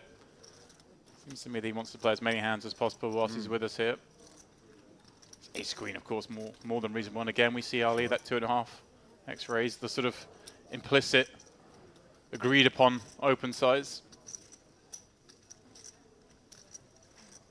Leanne going to defend 10-8 off in the big blind, seems fine. Of course, there are some hands we don't get to defend against the 2.5 X's as opposed to the min raises, but 10-8 certainly fits in both camps. And is Audir just swiftly check that back? He sure has, giving a free pull at the gut shot straight draw to Leon. Wow, getting sneaky. Yeah. Very sneaky. And now pet's big. Big enough to get the gut shot right on out of there. Not sure there were sizes that Leon would have remained interested. Right, with, big enough. But slippery, Audir. Yeah, he's got it in him, hasn't he? I've seen him flat a couple of opens light. Yeah. He's played a couple of hands, somewhat funky. Certainly going to be a hard one to read. I'm trying to think which day we saw him before because he's incredibly familiar to me. I can't place which event we saw him in. I will say that the players who do venture out, that do take lines, go down roads perhaps less traveled, are the ones that tend to give us fits, the ones that we have a really tough time assigning a range of hands, because we know that whether it's upper part of range or whether it's air, that they'll play both sorts of hands in both manners, aggressively and passively.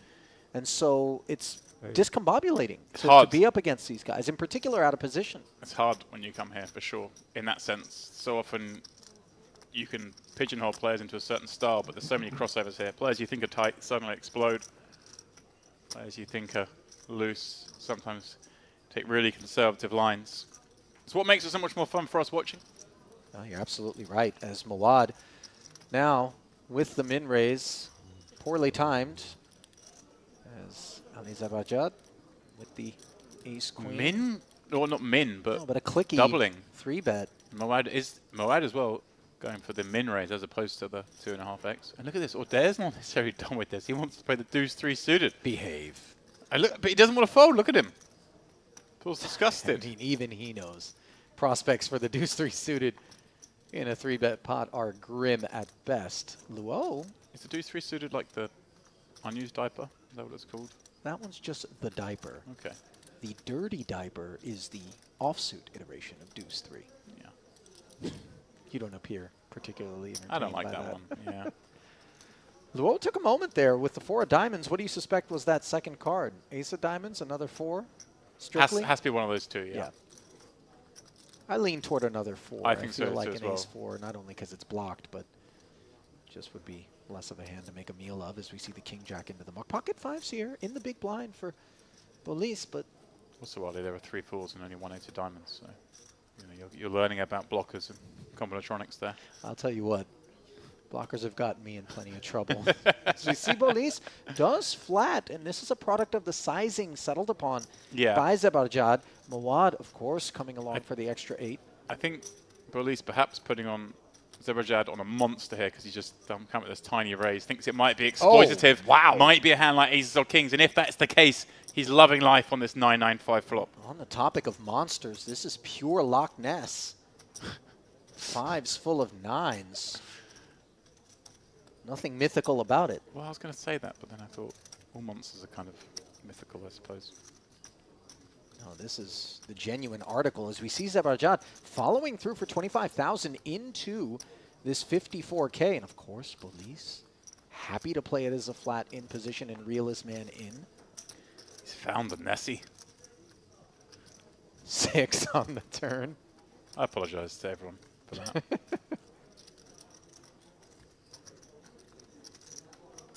Yeah, I thought Bolis might have come out with a check raise. Oh, wow. If you think you're up against a really strong hand, like those big pairs, they're not going to fold necessarily to check raise on that flop. What was that you were saying about really strong hand? From 5s full to quad 5s, and worthy of note, board texture where suddenly, with some occasion, the ace high could get a bit curious. Yes. It's going to be contingent upon the sizing here. And it's an overbet of 140,000. I really like it, James, because it looks desperate. It looks like a hand that's begging to kick something else out. The thing is, I think this is a size based on he just hopes Zebrajad has like queens, kings, or aces and will just reluctantly call. The problem is, Boelis, what hand is he trying to rep here? What hands that have cold call from the big blind just don't like this board and want to bet so big? I mean, I guess the argument would be he doesn't have many hands that do cold call from the big blind. Certainly not many that have a 9 in, I guess. So maybe he doesn't get to have a 9, and therefore going polar looks a little bit better. Maybe trying to rep his hand like himself, like ace-queen. Might want to bluff others off a chop, or potentially bluff some of those big pocket pairs.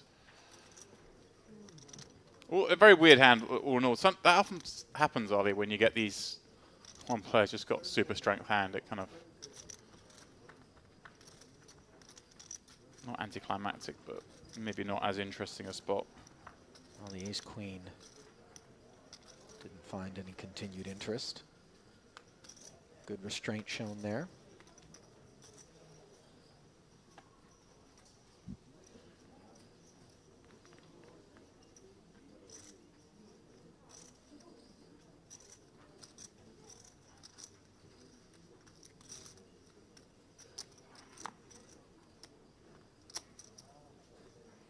Pocket kings now for Zebarjad as the ace-queen cost him some chips. This hand, however, rates to do the opposite. Goes with 3x, mind you. James, something to keep an eye on, as 10K had been the agreed-upon sort of Yeah, we've seen a couple of deviations, haven't we? We've seen a raise to 8, now a raise to 12. Ace-5 suited for Leon on the button, the flat caller. Yeah, another one of those big stacks. Back and forth with the same hand, offsuit in the big. Very, very hard. I see he's going to call this.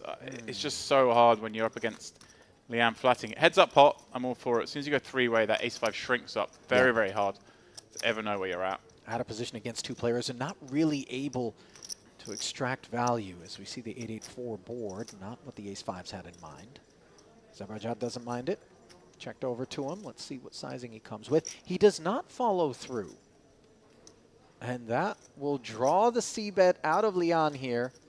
We saw Jazar do something similar against Odir.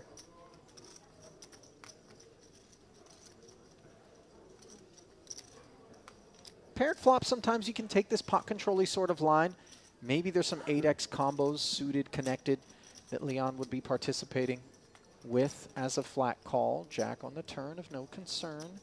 Zebrajad checking once more. And this is where you think maybe I'm up against another ace high, a hand that was just peeling, as it goes from kings up to kings full for Zebrajad, as if there were any concern. Yeah, that's a pretty good card.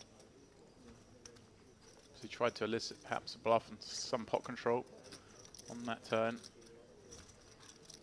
Now finds himself here. And it's actually an interesting spot because, I mean, Leanne here has one of the worst hands he can have. However, if your opponent is going to bluff, king's a pretty good card for him to bluff on. The problem is you lose some of those bluffs. If you have a hand like ace-queen or ace-10 maybe. I don't think we get to call with ace-5. We get to have, you know, all the 5s through 10s type hands that are going to be calls. 30K bet into the 74, sub half pot sizing, and you see Leon curious, but there are so many King X, Jack X potential combos that would be played in this manner by Zebrajad. What do we beat, James? Yeah, well, that's the thing. We lose some of the bluffs, I think. Now she's thinking about raising.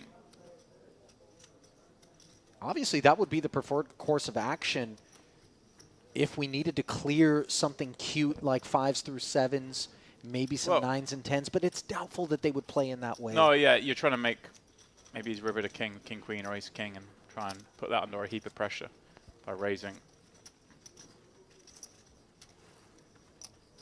In the end, though, the fold is found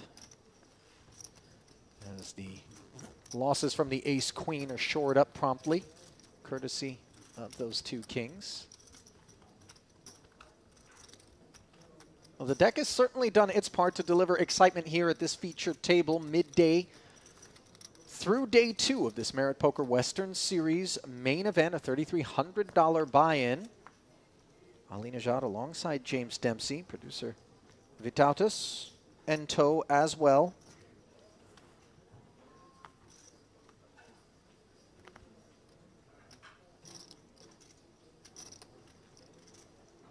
Sixes now being delivered up front to Xi Jingluo. As producer Vitautas describes him, a very accomplished Chinese MTT player.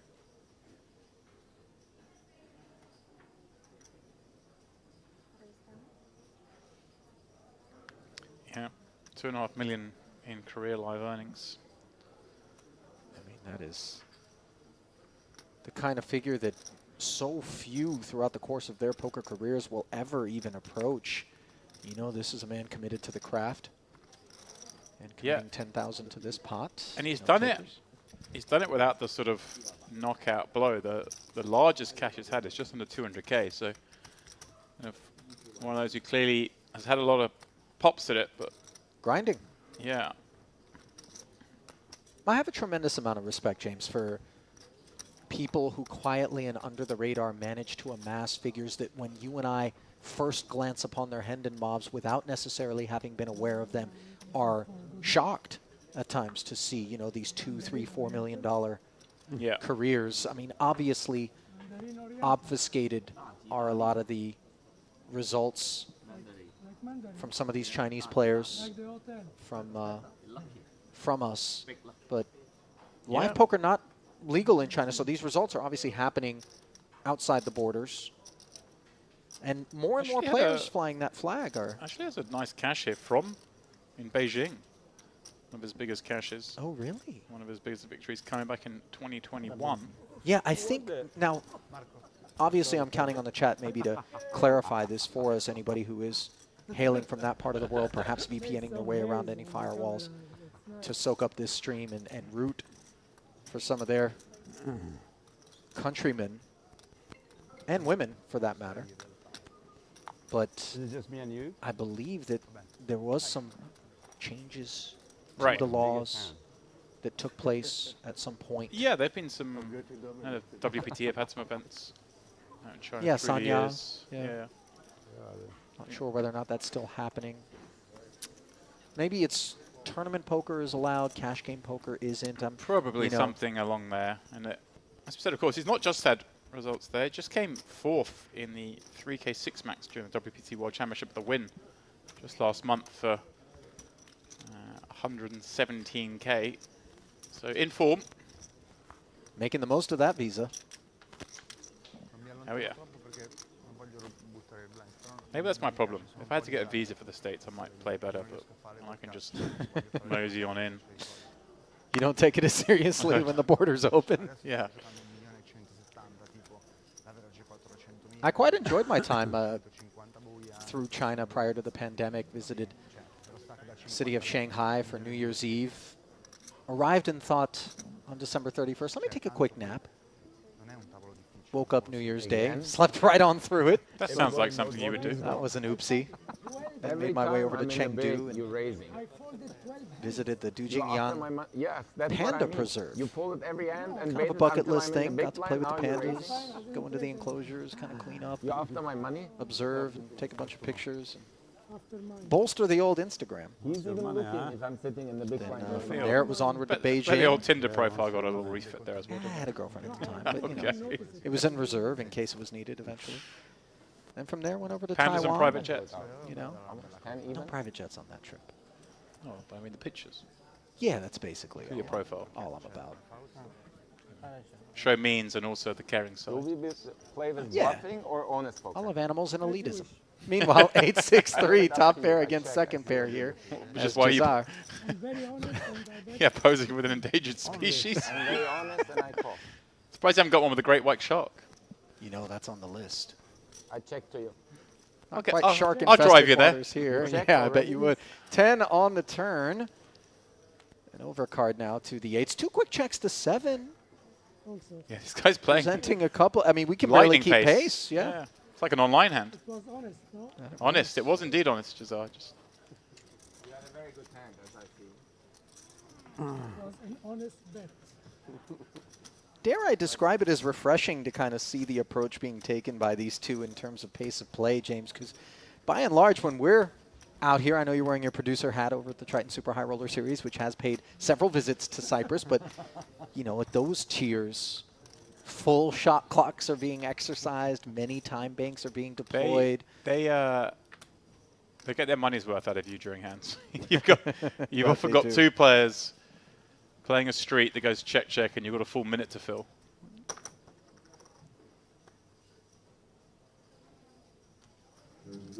Luo with Johnny Chan-esque employment of the citrus Yeah, fruit there. You remember? Certainly the first thing I thought when I saw it. Lappin brought it up during the prior frame in which I was involved. Oh, he was on that as well, was he? We've already had it on the table, have we? No, I don't know if it was Luo. It was. Oh, it was someone else maybe doing the tapping into the Chan maneuver. It was a lemon. No. Yeah, That's I a think weird it thing was to have with it you, was a a lemon. I mean, do people just... Was he just going to peel the lemon and take a bite? Actually, the lemon did have a bite taken out of it at one point.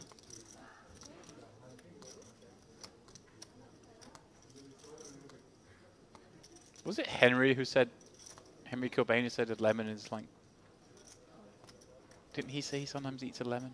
Am I imagining that? It is an edible fruit. Meanwhile, Queen 10 against Ace Deuce here as we digress. Jack 8-4. Focus back upon the matter at hand. 26,000 in the middle. The matter at hand is citrus fruit, Sully. This hand's non-existent until right now. Yeah, 9 on the turn, sliding right into Luo's. Queen 10 for the nuts. Ace Deuce drawing dead now. Not that there's going to be any interest if faced with a bet. 2 more. This one and the last.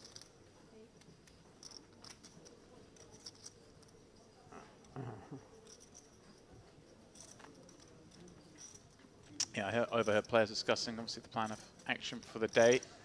We all play in this frame of 2 levels. The players will go on their final break and come back and just play 1 more level. Because, Ollie, some of them have got to go play day 2 of the Mix Max. Yeah, obviously, it's a carefully orchestrated affair. These Merit Poker Series allowing players to get involved in just about as many events as their heart desires. Meanwhile, continued involvement here at the feature table will be at the 2K, 5K, 5K limit. 12,000 in orbit, the cost of poker, as the Italian Giuliano Bolis rests atop the leaderboard, followed by Xianglian and Maroon Jazar. Down toward the bottom, we find Joseph Mawad and Tamazi Skritladze. I hope I'm doing justice by that surname, by the way. It is kind of a treacherous assembly of letters. I mean, I like how you turn to me as if I can offer you assistance. I can barely pronounce my own name. I thought perhaps throughout your nation's imperialism you may have come upon some of this. That's why when we conquered these nations, we just gave everyone British names, you know. Right, I'm sure they're thrilled with that, James. No hard feelings at all. It's your nation's go at the moment anyway. You let us know how you're getting on. You know, Iran had its share of I meant your other conquests. nation. You're talking about the United States, James? Yeah.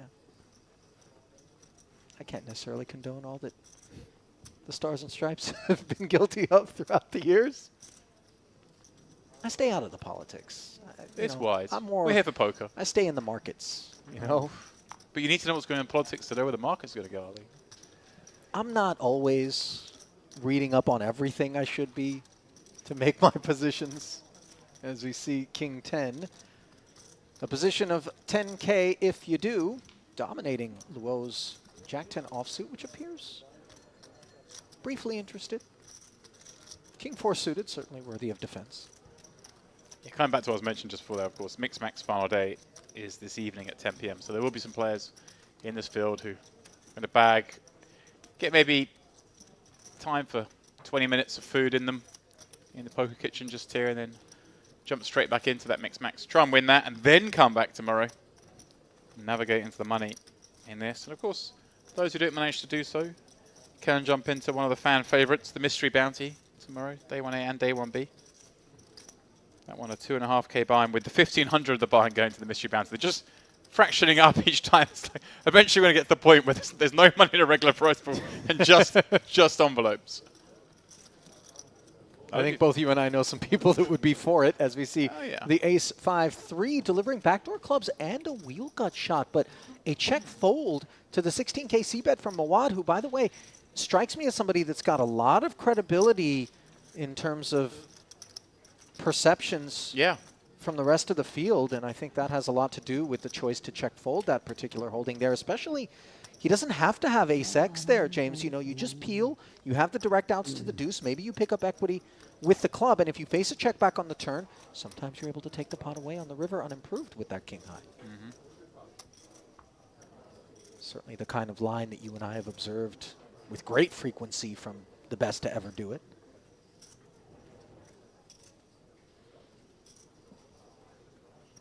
Oh, they've just looked.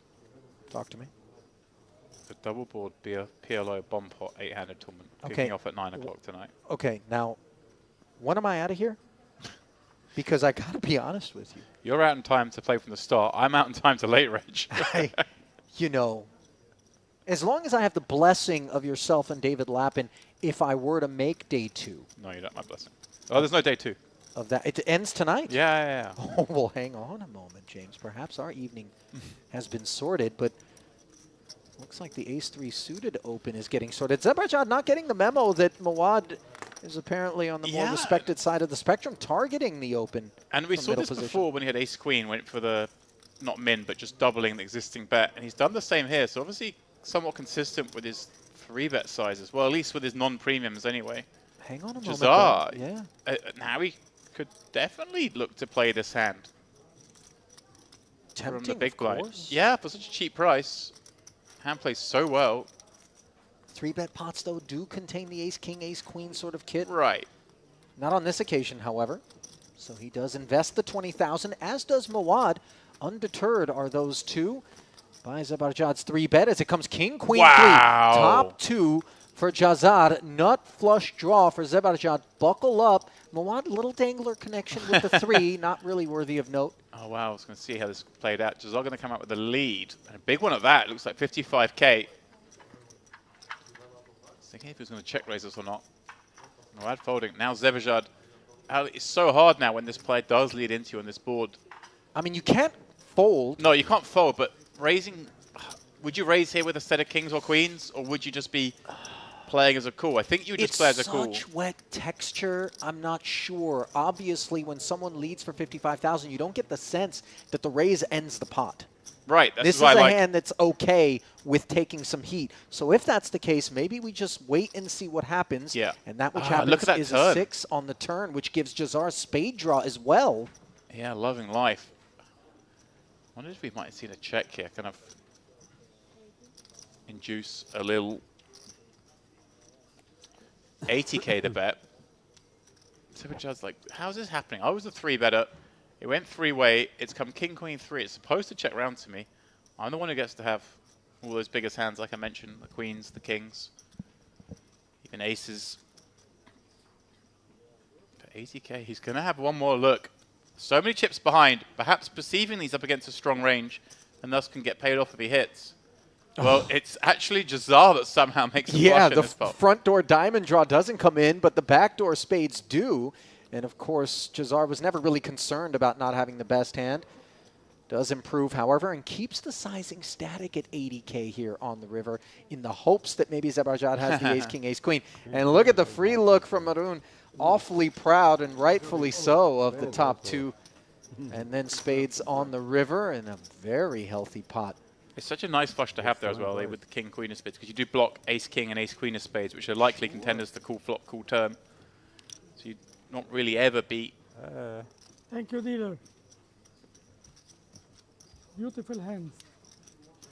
Hands.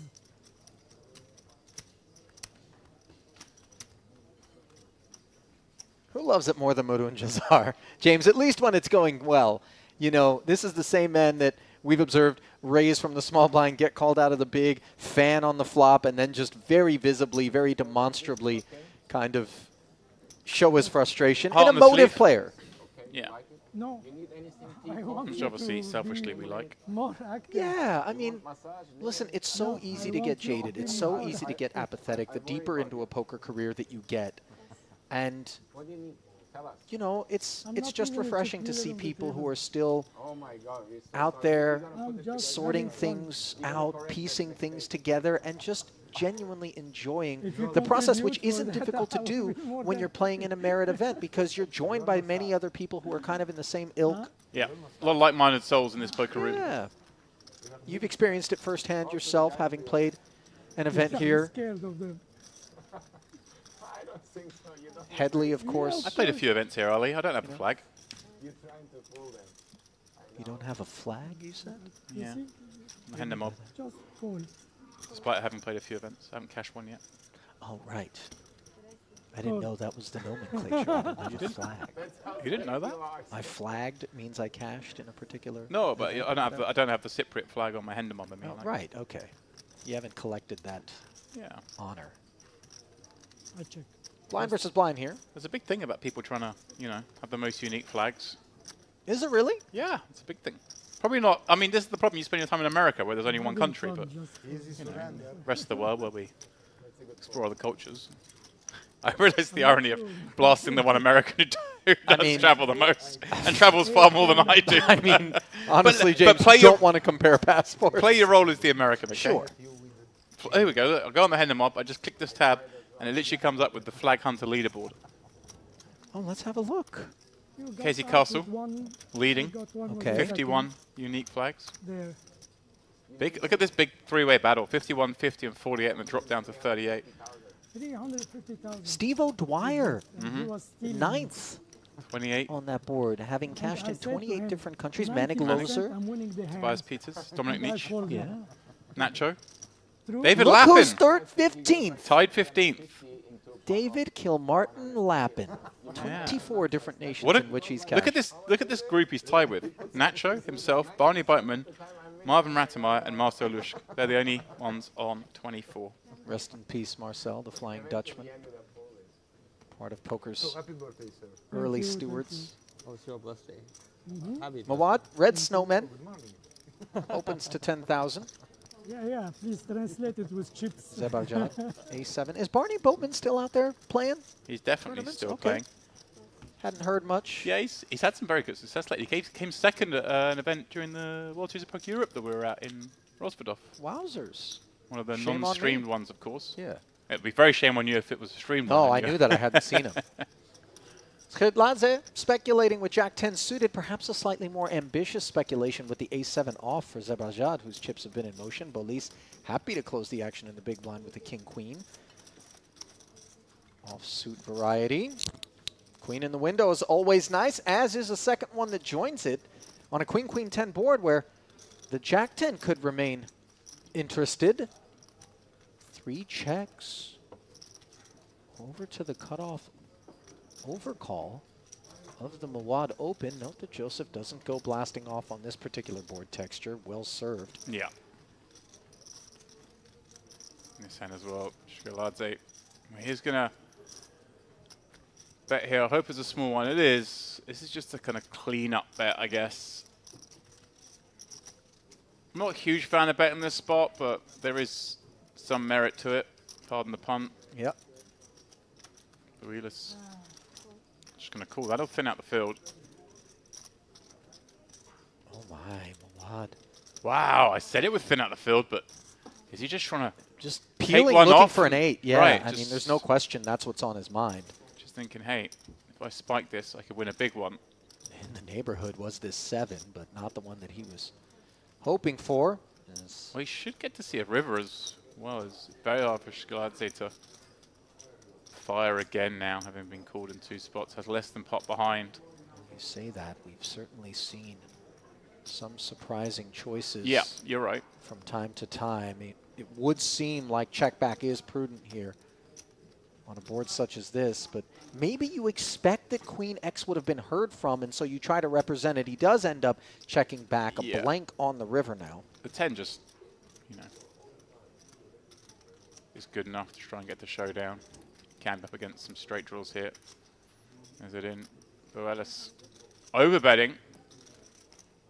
Basically putting both players. Oh my goodness! Whoa, is it? Joseph Mawad. Wait a second. He's moved all in for 114,000. It was just 14K more. He was never going to get a fold out of Bolis, and this is just Wait a second. an absurd development here, James. What on earth did we just witness?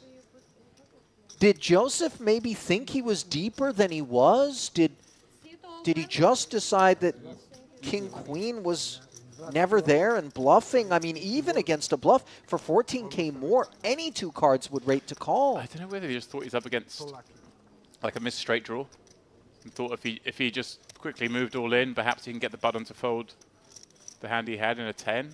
I mean, even a flat there is going to be a lot to overcall for the player behind, and the extra 14. I mean, that was deeply unexpected and something that I think Mawad, looking back, will maybe feel quite differently about in retrospect. You put them on a set of deuces when you call? Will you put them on a set of deuces when you call? Yes, the last. Yeah. But no. Was the third time or the second time he bet 2 pots on the tab, and he was very aggressive. So sometimes he can fold because he played more than $500,000. So. Zebaljan popping up A7 suited this week, and look at Oder now coming out with the 3-bet, doing so with King Queen. And Jazar, King Jack offsuit, but I mean, these guys have shown a propensity to play any kind of half playable hand regardless of action.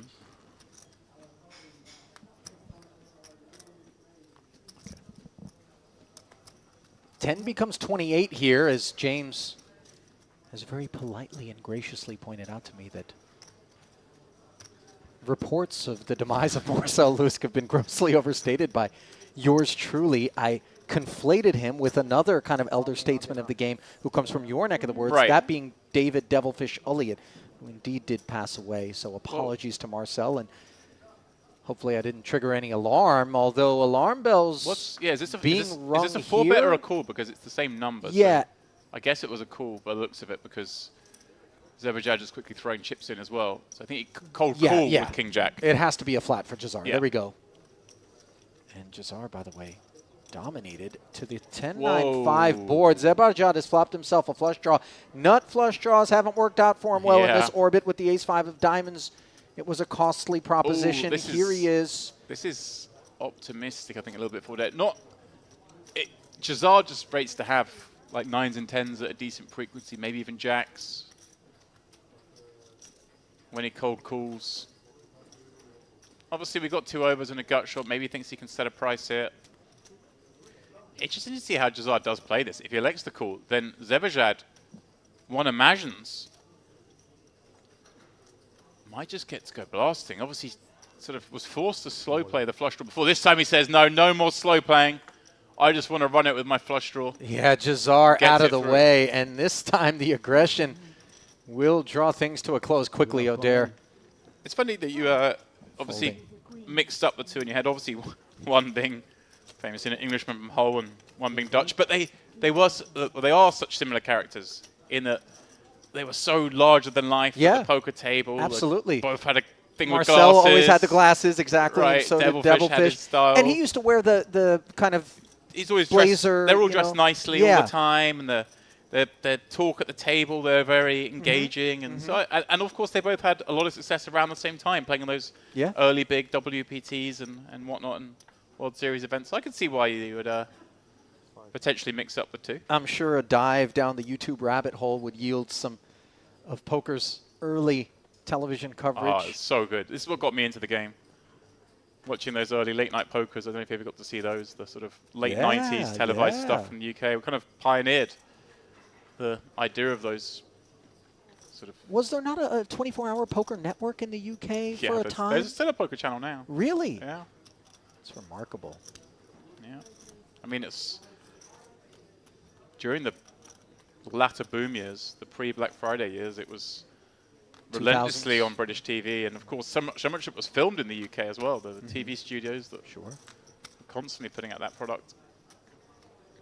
Yeah, you couldn't, you know, on the major TV channels, every weekend in the evening there'd just be poker on. And a debt of gratitude owed to those who took it upon themselves to, you know, pioneer the coverage of television poker, obviously the whole card cameras, because I remember a time when you didn't know what the whole cards were, and people still watched. Yeah. And now you think, how on earth would I have any interest in a poker tournament if I didn't know what everybody had? And yet, that's what Lon McCarron and Norman Chad presided over for many years in the World Series of Poker coverage that was on ESPN for such a long time. Back in the U.S., I'm sure a lot of that stuff was repurposed and distributed worldwide. But then it was the whole card camera, which was the kerosene on the fire. Yeah, we had you had the sort of keyhole cameras at the World Series. Obviously, late night poker. In the rail. Yeah, late night poker pioneered the glass under the table camera, which was so cool because not only would you see that, but you see the player as they're looking at their cards, and we'd cut them sometimes at that angle. But what I used to enjoy the most about that actually was there were so many times where they would build suspense, the commentators in these hands. Obviously, they're edited for TV, but quite often we wouldn't see one of the players' hands till quite late into the hand. Sure. It was like a little build some tension and some suspense, and you kind of play along a little bit. Good fun. Meanwhile, Akbarport, 2 jacks up against O'Dare's 7-5 suited. Not a fun flop for O'Dare. Akbarport does follow through just on the strength of the betting lead. Now, Ollie, I see you're hunting for the mosquito in here that's far out of our reach, but I don't want to brag. I was a one-shot, one-kill man yesterday. I got one. Now, that one I can't get. It's a little too high for me. Well, I do want to point out for you that the one that you're saying is the second mosquito on the ceiling here in the booth, that one's met its maker courtesy of yours truly, and it was a one-shot situation. Now, how'd you there get is a out there? second mosquito. Don't ask questions, James. You know? In fact, just hang on a second. Ollie's got some work to do. Oh, We do have a camera in here. Unfortunately, it won't record this action, but it would make for good viewing as he partially destroys our set and obscures my view of the table.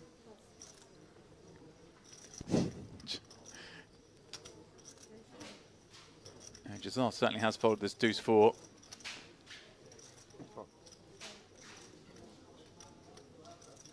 It's Leanne opening things up with 2 jacks and Akbarpour behind in the cutoff with 44 blinds. Gonna call with his 2-8s. Zebrajad with a lovely hand on the button. Could have gone 2 ways with this one. I like flatting given the recent propensity for him to get involved in big pots. Though, can't call for 1 blind more with Queen 7 offsuit as much as he'd like to. And there is a dead bug on the ceiling. Well done, Ali. That was actually fairly swift. Diamonds for Zebrajad, having overcalled pre-flop. Yet again, a nut flush draw for him. What did I miss? 1 overcard to the jacks for Leon. Akbarpour not in love with this board, especially lacking the diamond as the opener. Follows through for 12,000, and Zebrajad, of course, these flush draws have been swirling around him. Wow, Akbarpour, non-believer. Deeply unexpected the flat here, and maybe responsible for Zebrajad playing the hand the way that he is. This is very optimistic, not just against the opener, but with a player behind. Very hard to imagine 8s. Now the queen does, forgive me, James, for the interruption, but the queen delivering the open ender and yet a pesky second overcard to Leon. Yeah, it's bad news for him. He's been called in 2 spots. He could bet here and just bet small, try and set a price. I think that's what he's doing. Well, he's actually bet reasonably large, 45k, which is actually, if you're in there knowing you've got players like Akbarpour calling with 2 8s, does make a little bit more sense. Calling ranges on this table have been somewhat wider. Zebrajad, once more, trying to make a flush. Can he do it this time? 168k in there. He doesn't. But he may still win this pot.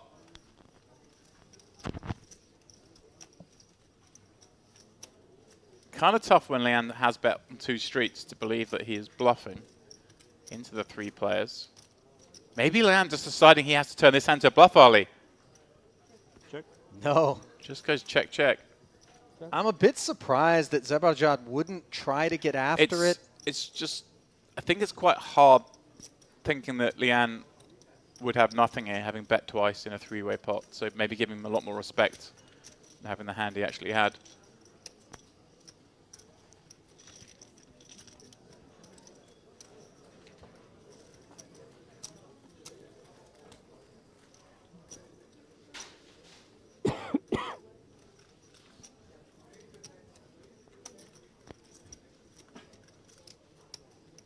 Obviously, we have today and 2 more days of coverage here for you guys from the Western Series, and upon completion of that, a small army of Latvians will come into this room to deconstruct the set, and they'll wonder why the lights are all damaged. And the reason is, Ali's been killing bugs. Well, I regret to inform you that nothing has been damaged, certainly not beyond repair, James, if at all.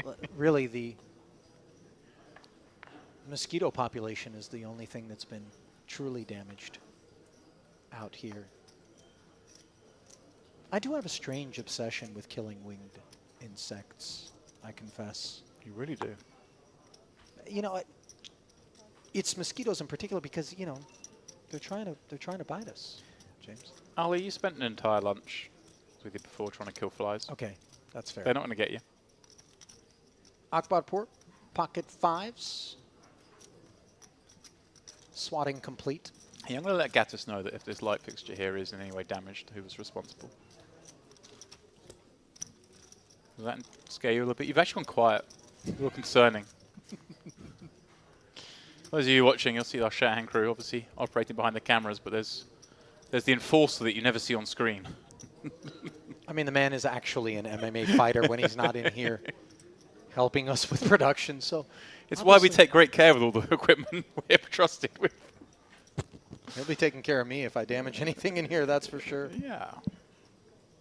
Shout out to the boys. Obviously the best in the business who do it. If you watch a lot of stream poker and televised poker, there's a good chance you would have watched a lot of their content. They really are the leaders in the industry. Leader in this hand, Bolis with the ace-queen. Off of 1.4 million. Making it 10K to go. Zebrajad been in the mix quite a bit of late. Yeah. Had a lot of reasonable ones. This one, another one of those. But we just really is cooking with gas, obviously, up to 1.4 million. After that, very confusing elimination a second Look at ago. O'Dear, by the way, in a, sort of a meditative state. He seems like a character. I watch a lot of Discovery Channel. If you turn a shark upside down, they tend to end up in a similar spot. Luo with the ace-9 suited on the button. Flats as well. Just don't know how you've come to this. I'm telling you, it's a thing. It's called tantric immobility.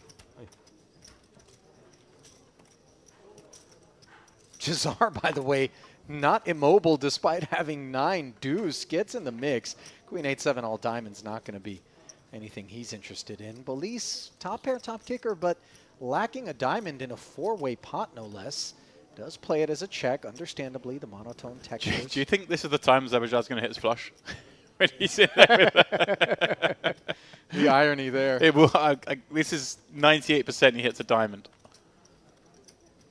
No such luck as a 10 on the turn. Does provide a couple of straight draws to the 9x combos. All these missed flush draws. This is the one he's going to make, I guarantee it. Well, he might not get the option because Borealis, having seen everyone check through, is going to feel confident his queen is good. And the 10 bringing more potential for continues.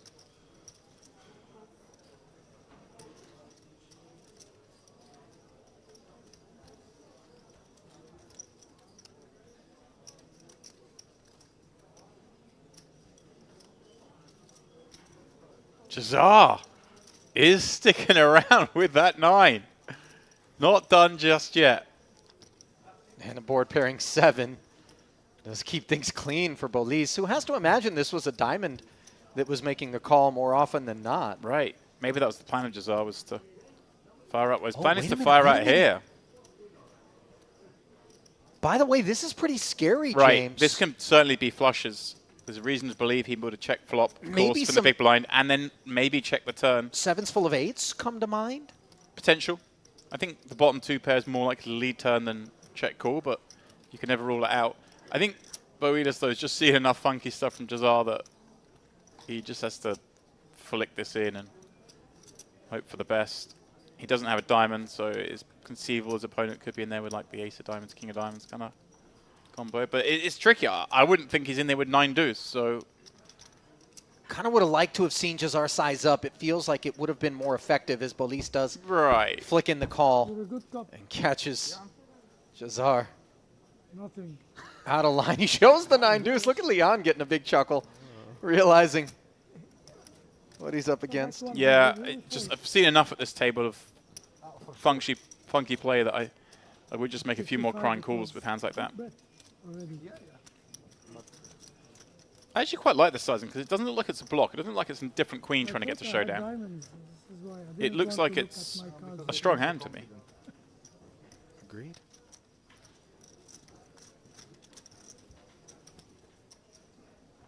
My kids are watching. They must be laughing now. Oh my God. Don't do that when you play. Never. He said he's honest. No, it was good, good cause to steal. No? We didn't know you stealing, that's all. No, this is what I thought I was. I thought you said you were straight and honest and, you know, you're preaching honesty. Kids, don't watch. Welcome to the Kids, don't watch. Welcome to the Madhouse Soy Cup. Yeah, it has been a bit of a multi-ring circus here at the feature, but love to see it, James. You know, can't look away. This is why we just love the action here from Merit. I saw a tweet the other day that sort of said, like, you know, low-key, the Merit streams were the best streams of last year. You know, viewers just being like, this, it's like a hidden gem of action for us to be watching because we never have a boring table, ever. You're right about that. In fact, our cup runneth over. We get a little bit spoiled. Tables that would, when contrasted against the typical stream, be deemed exciting. Sometimes we, take issue with, as we see Queen 7-4 rolling off. Cutoff versus big blind. Luo showing perhaps a different side.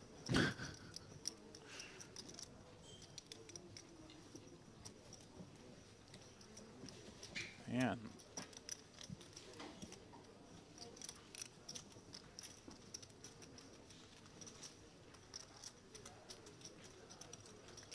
Bottom pair thinking it over before checking and seeing the 8K bet. Yeah, nowhere we can go anywhere just yet with this 4, but it does get a little scary if Lowe continues the pressure. And Lowe's played so snug. There's this little frustration that he's got involved here with a 10-3. Now he's hit that. Does he feel like he's got enough to check back? I don't think he does. I'd rather see him bet here. Well, I say actually checking back is kind of fine and realize equity, but I don't want him to think that he's got actual showdown value here because he probably doesn't. He can beat hearts, of course, but so hard for those hands to then check river when he checks back here. Love it. He's reaching with chips early. Very well constructed, and that should be the end of this. Lian swiftly folding. I was just looking because I was looking at Soika's recent record, who's just joined our table, and noticed that he won the Mix Max last time out here during the Gangster Series. But that tournament was in my mind somewhere because, of course, it was Maroon Jazar who came second in that event. So these two last time out got a first and second. Now here they are battling out on the feature table of the main event. Two regs here at Merit. Ihara Soika, the very accomplished online and live multi-table tournament specialist with over 3.6 million in career earnings, nearly a 7-figure score, his high water mark. Oh, Hails from Minsk. You can make that up to a mil from him, can't you? No way. $989,000. Listen, anybody asks me whether or not you've ever had a 7-figure score, I'm saying yes in that spot. Problem for him is that score was in euros, and since then the euro has weakened, so he's much further away from the 7-figure score now. It's interesting. I had made a purchase in euros recently, not a negligible sum, by the way. It rarely is and with then you. when I reversed the charge, I returned the product. I had lost $200. I'm like, how is this possible? Did I get arbitraged by the retailer?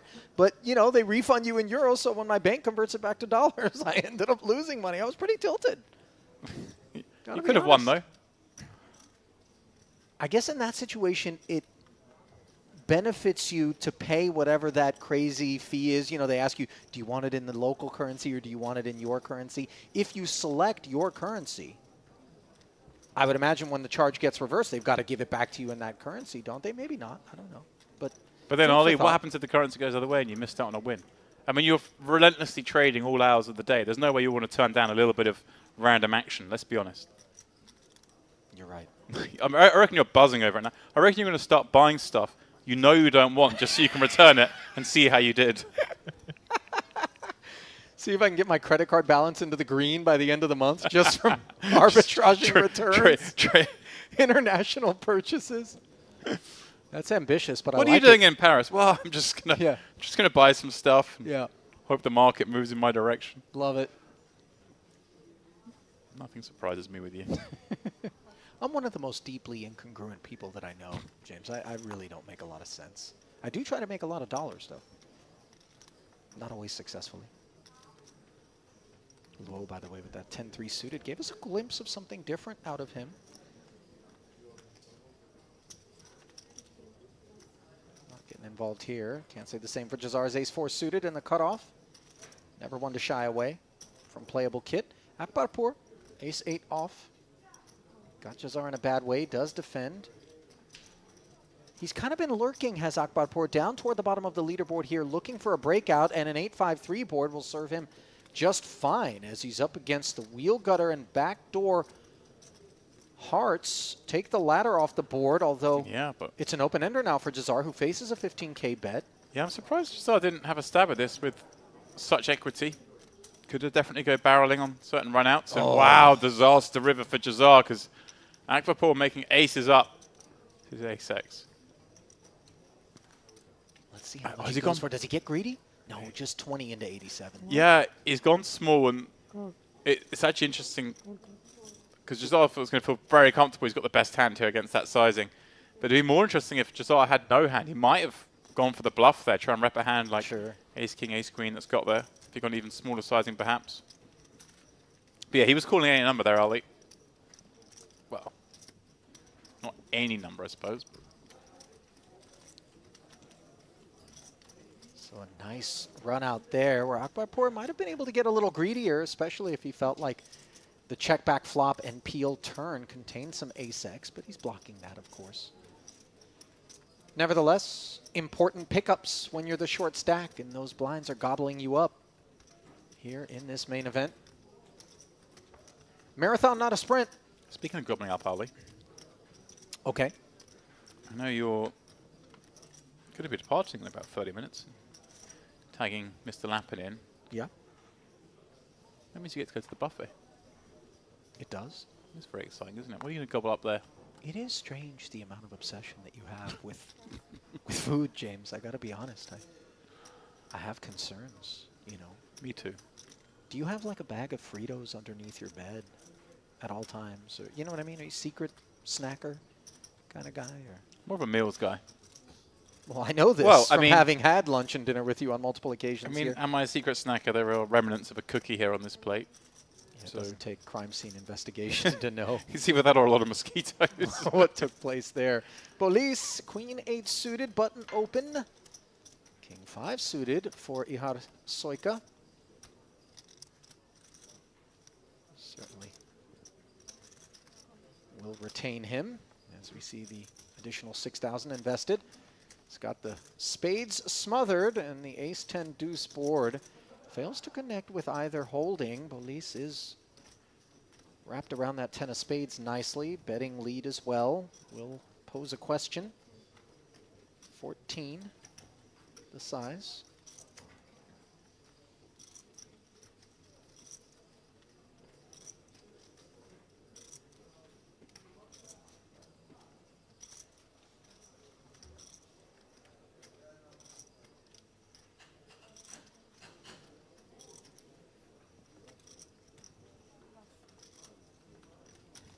Managed to get it through. So he can continue to some sizes there, of course.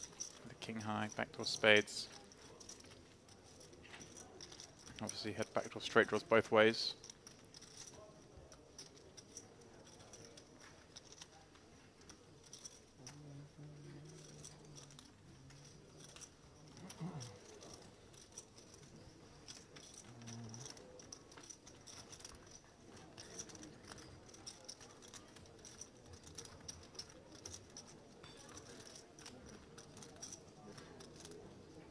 I really like that track jacket, by the way.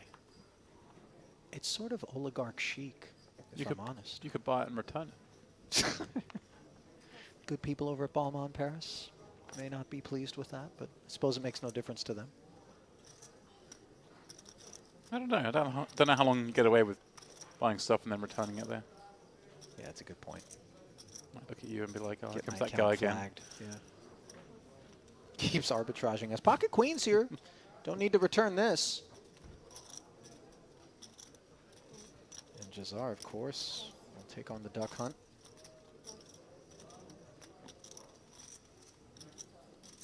Poor King 9 offsuit. I mean, he's been involved in some hands. A couple overly liberal, perhaps post-flop, but this would be a big step out here. Yeah, glad he changed his mind there.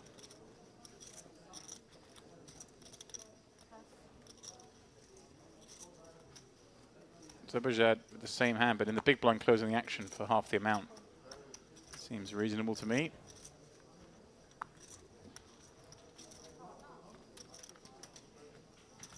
Deuce in the window. Bottom set for Jazar against the overpair, and Skritladze has problems. Oh, yeah. With just 54K left. He's looking for the refund, Ollie. You're absolutely right about that. Yes, it's curtains for him, unfortunately. This stack death, not much he can do. Expect him to just bet here.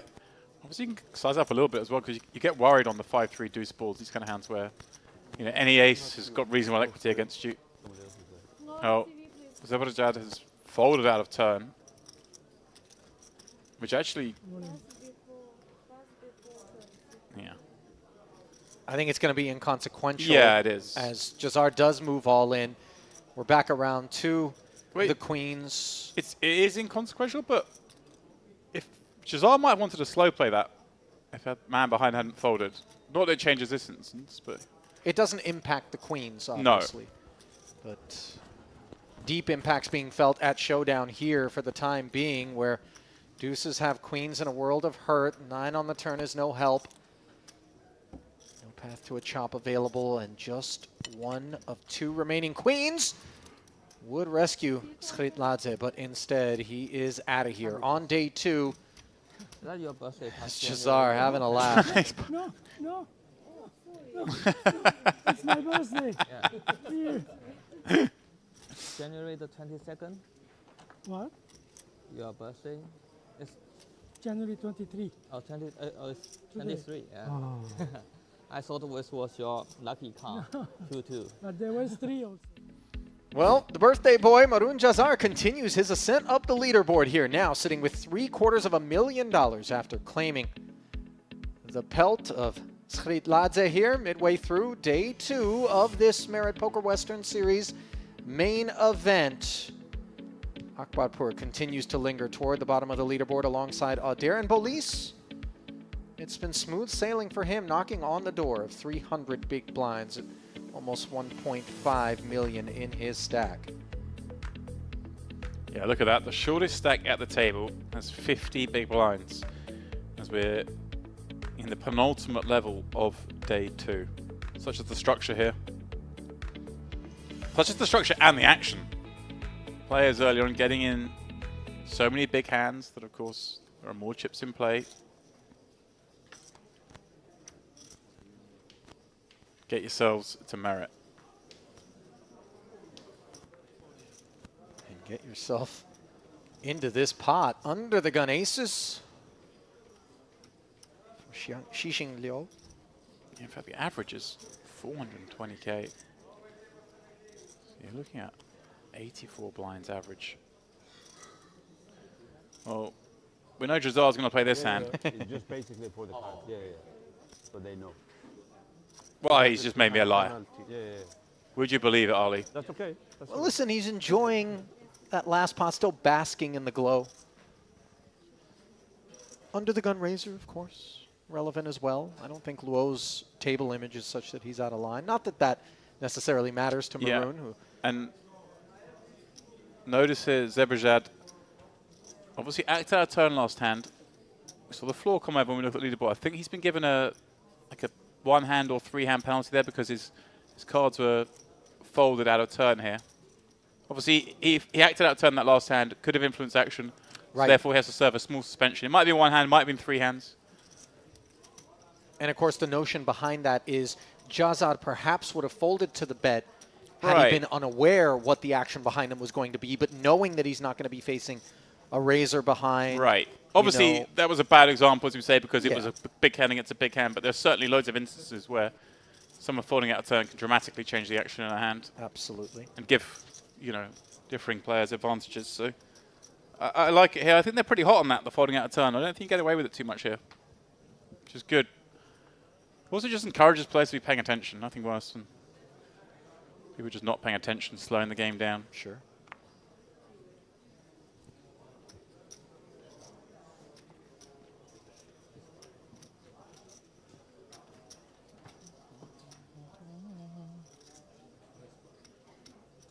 Soinka. Yeah, 3 hands, I guess. How many hands does that have to be for you to go for a walk? That's the question. 3 hands isn't going to say long stay there. If they give me an orbit, I'm going to get a cookie.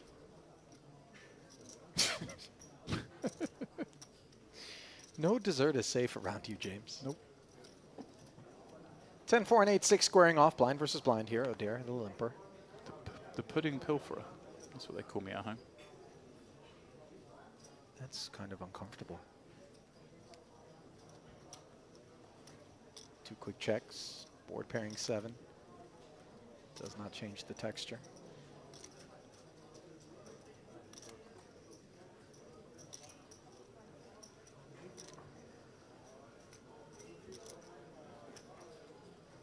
This cutesy little 5K out of O'Dare and Luo. Yep. I'm just going to pick it up. He's, you know, he's suspicious. Yeah, I mean, Luo can have a 7, of course. He's just check back pre, check back flop. He's always looking. See what I'm saying? Like he's always looking. He seems like he's aware of situations where he's allowed to kind of make some moves. It's like he is itching to do so, perhaps. Perhaps thinking he's watching all the action on this table. He's thinking, do I need to find these intricate turn bluffs trying to rep a 7, or can I just play a little bit tighter and wait to get action when I've got the good hands? And I would posit a guess that's a good strategy. You will get action when you get a hand at this table.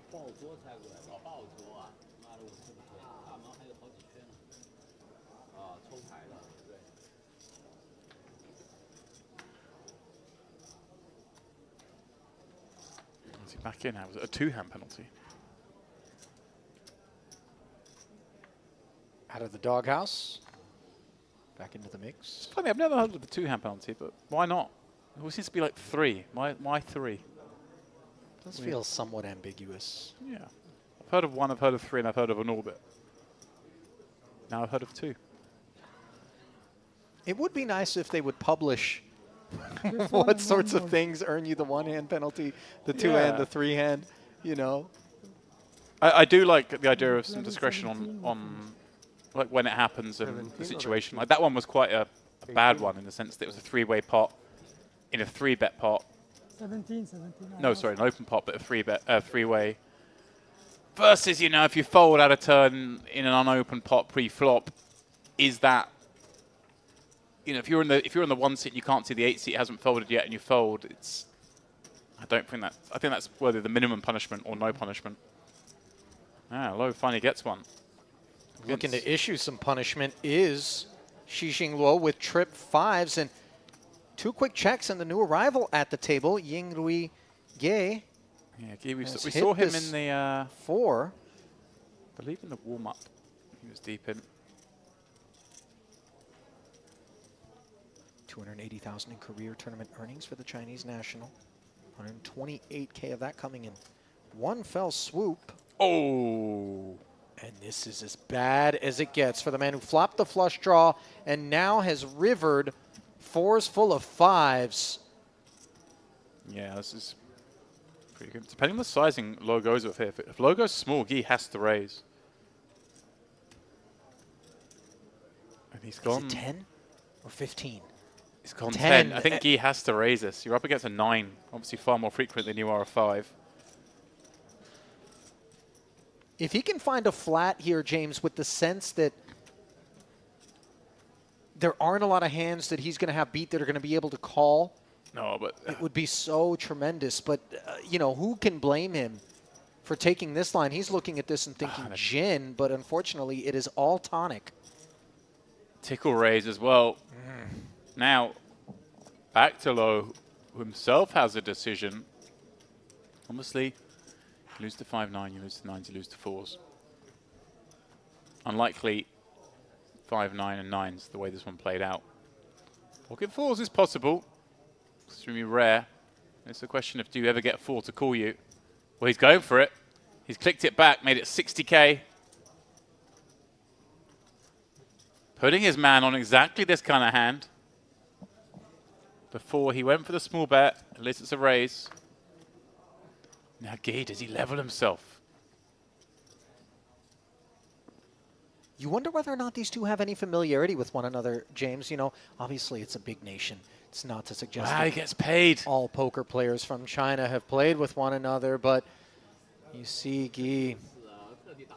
No, I think you're right, though. The Chinese community who travel and play poker is still relatively small. Yeah. I think there's a lot of crossover between them. I think I told you off stream that when we were covering the warm-up, we got to a point with 2 or 3 tables left where we had 4 Chinese nationals on the same table of 7 or something, 4 or 14, whatever it was. It's definitely feeling that way. They've found their way here, and the group is growing. That it is.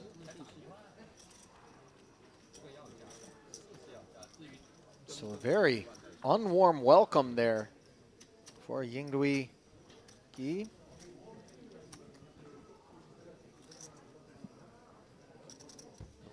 beneficiary in what under normal circumstances would have been an uneventful exchange between Jack 5 and 10-4, and just the exact right run out for some fireworks as Police. Ace King. Again, it's just been amazing the amount of premium starting hands we've seen at this table. You're right.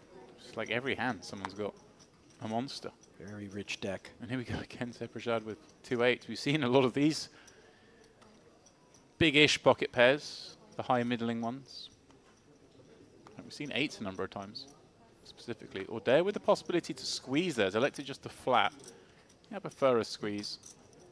I mean, mindful, obviously, of that massive stack of Police. And right, but he's been opening at quite a high frequency, and Cyprus has been playing a lot of hands as well. I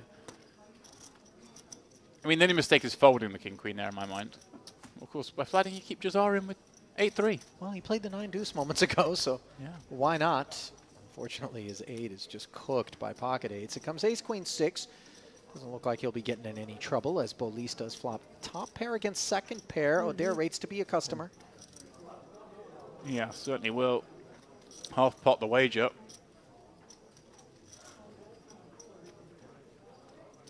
Yes, where things get tricky when he does bet half pot 4-way. King Queen not looking quite as sharp. But electing to see one more and reevaluate. Second spade rolling off. Does allow for more bluffs in Bolis's range. Look at this, love it, I love this. Checks over to O'Dare, trying to feign weakness. Trying to allow his opponent to bluff with some draws. And, well, may get in trouble now because spade rolls off. Backdoor spades get there. King Jack gets there. So O'Dare's happy just to take this to showdown, thinking, hey, I beat everything but an ace. Yep. Maybe there's some underpairs to queens. If Bolis had got greedy there, may well have seen O'Dare run a big bluff. So Sure. nice check from Bolis. On the strength of the king of spades yeah, in particular. if I see the person bet into me kind of weak here after they've checked the turn, I'm like, well, you just got ace king, ace jack. Maybe you've rivered ace 10 for 2 pair, but can you really stand the heat when I bomb it in here? All questions worthy of being asked, but the opportunity not granted.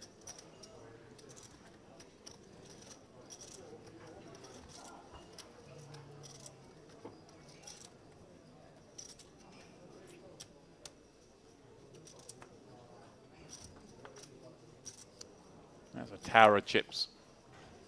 That it is. And again, an ace-king for Bolis. This is, you know,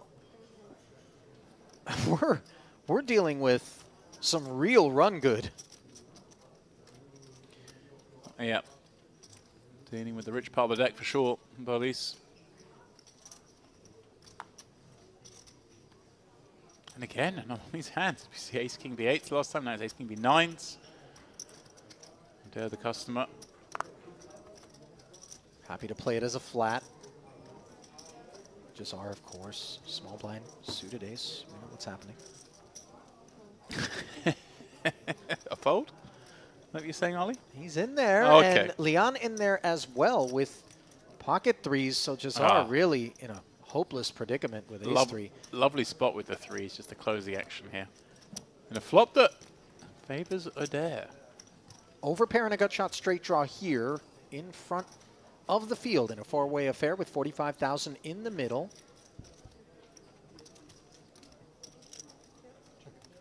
Yeah, no surprise to see the ace-king giving up on this one.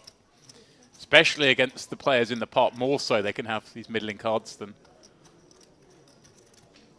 normal rangers. By that, I mean Jazar and O'Dare.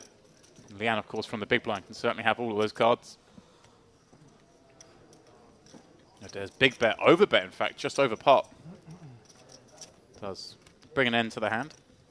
Yeah, might have gotten appeal if he got cute with the sizing out of the ace-king, but the board texture's so bad. I don't think ace-king. When it's bet into 4-way on that kind of board, you can't really call with ace-king, I don't think. I mean, obviously you always can, but it's very hard to ever imagine you could be good / hold up. Agreed.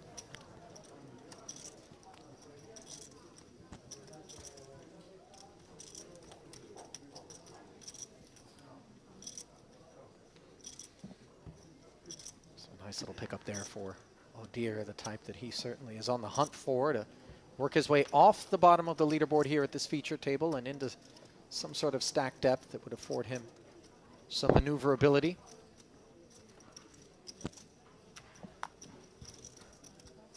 Wow. How about aces?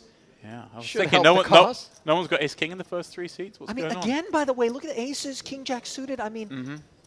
this is Options here exceptional. for low. Thankfully for him, he has just flat. Yeah. It's only contender to 3-bet, but I think at this stack depth, I like flat. And especially with the players you got behind, like, you don't mind Jazar coming in when you've got king jack suited. You're going to do okay against his kind of range. Oh, having said that, he folded king 5 suited. Liam, on the flip side, gets the call with 2 4s. After having 2 3s the previous hand, everyone's just going a couple of pips up. Set mining, and now it's Bolisa's turn to... I've got a couple of clubs. Let's have a look. Yeah, take something dirty. All sorts can happen in this one, Arlie.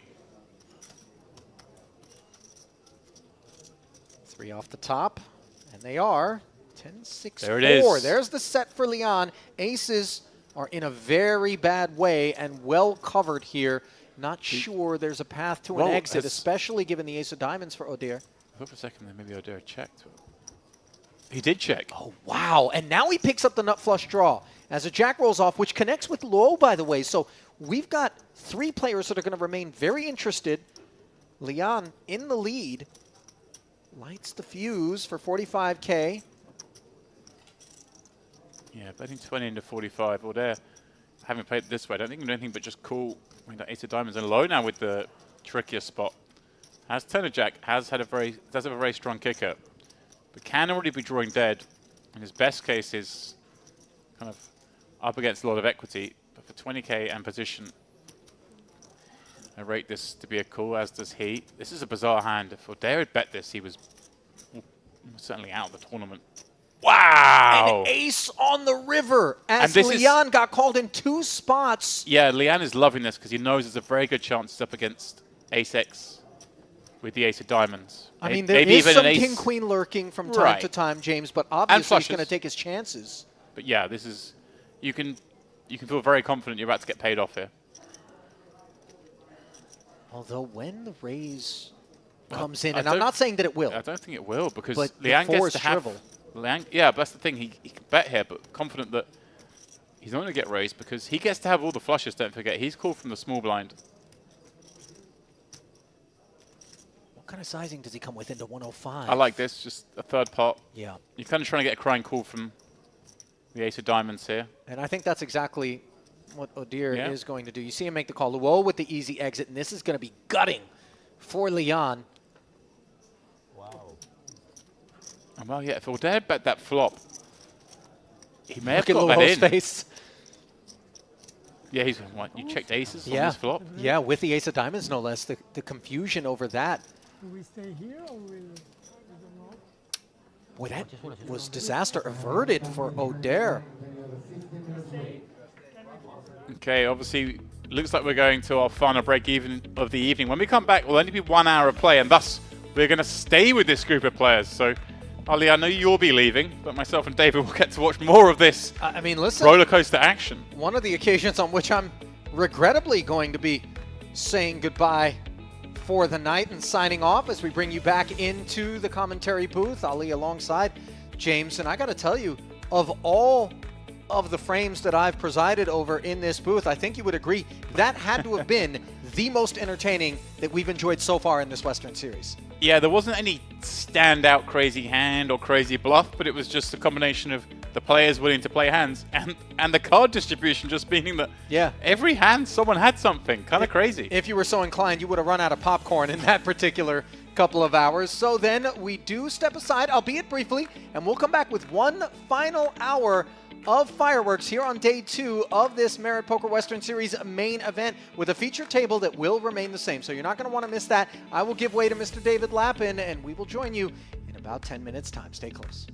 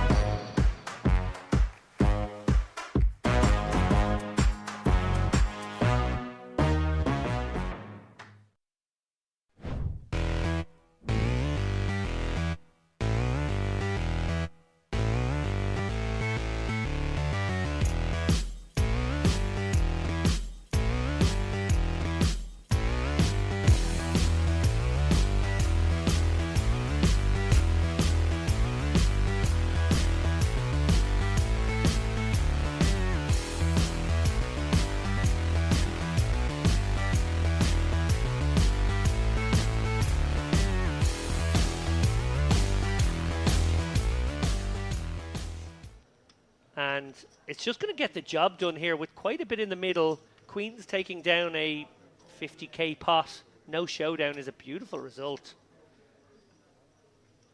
And poor Manas now left with maybe a very interesting consideration, thinking that the vast majority of the range that would be willing to do this might be hands like pocket 9s, pocket 8s, flatting, and then thinking, well, actually that squeeze can be full of nonsense. I'm going to back raise over the top of it. And then he's probably wondering if his king 10 suited is actually an equity flip here. Obviously, we see that it was actually a trap. Yeah, he's only got 133k back, but re-entry is still open. This is the last level. Wonder if that's on his mind here. Dare I say crazy time?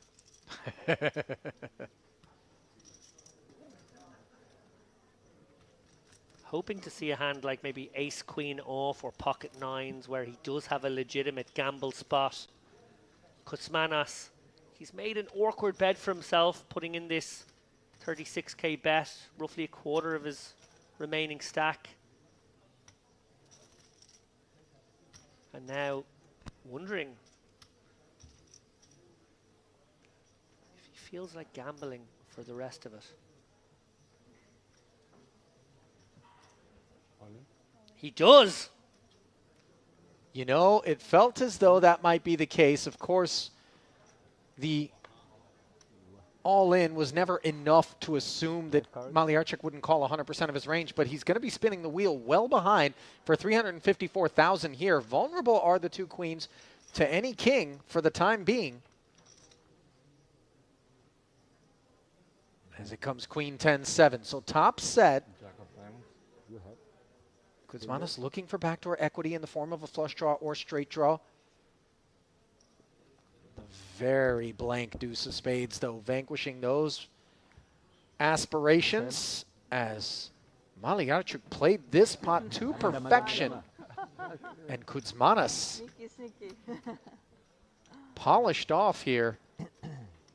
Bit of a self-inflicted wound, but he always understood that he was looking for... I feel like we're in a MPO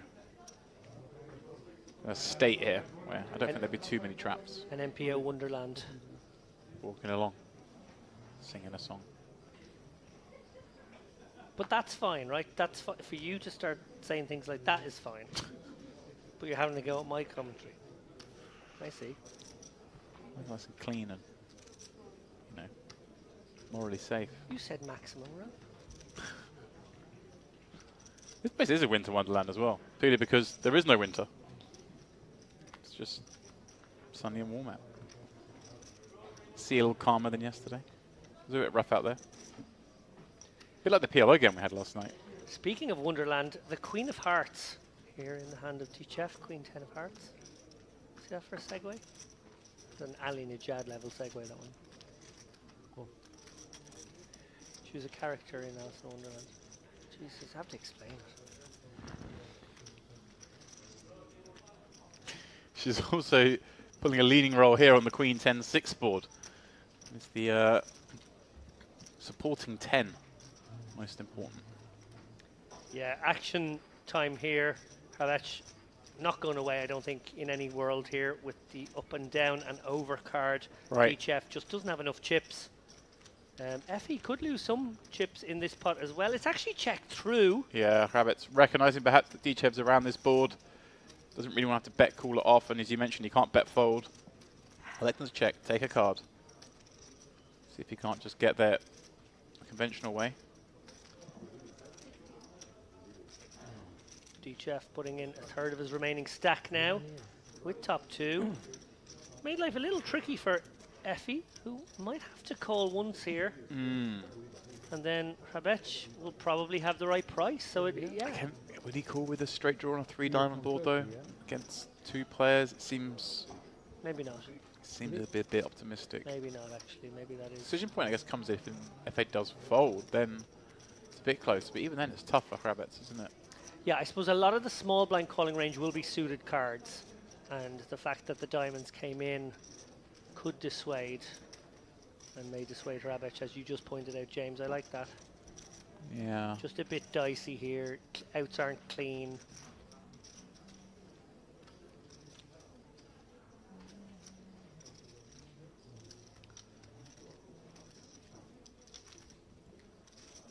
It's annoying. Right. It's a pesky hand. You raise it up, get 2 calls from the blinds. Give me blue. Have Queen Jack on this Queen 10 flop, and now hating it, going to the river. But he will make the call, and if he can see his opponent's hand, would sure be very happy to do so. Finds the offsuit ace on the end. Dichev just ripping in the last 30k. The Kravets will snap this one off. Dichev will get the bad news that it wasn't the turn that put him behind, but it was the river. Yeah, smiles as it all. Really? Okay. TK. Quarter milli, definitely. If you win, and it's less than that, he has promised to make up the difference. 1.8 million in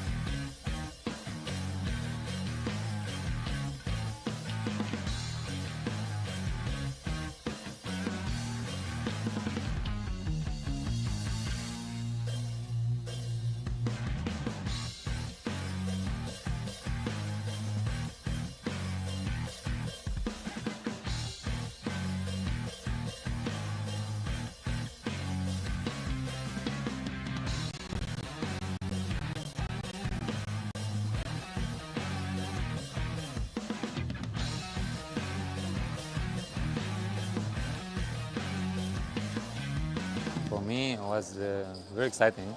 Yeah, I was very interesting about the player, a mix of players, a lot of good players. So I was very excited to play, and I mean, the whole experience here it's amazing. It's a great experience.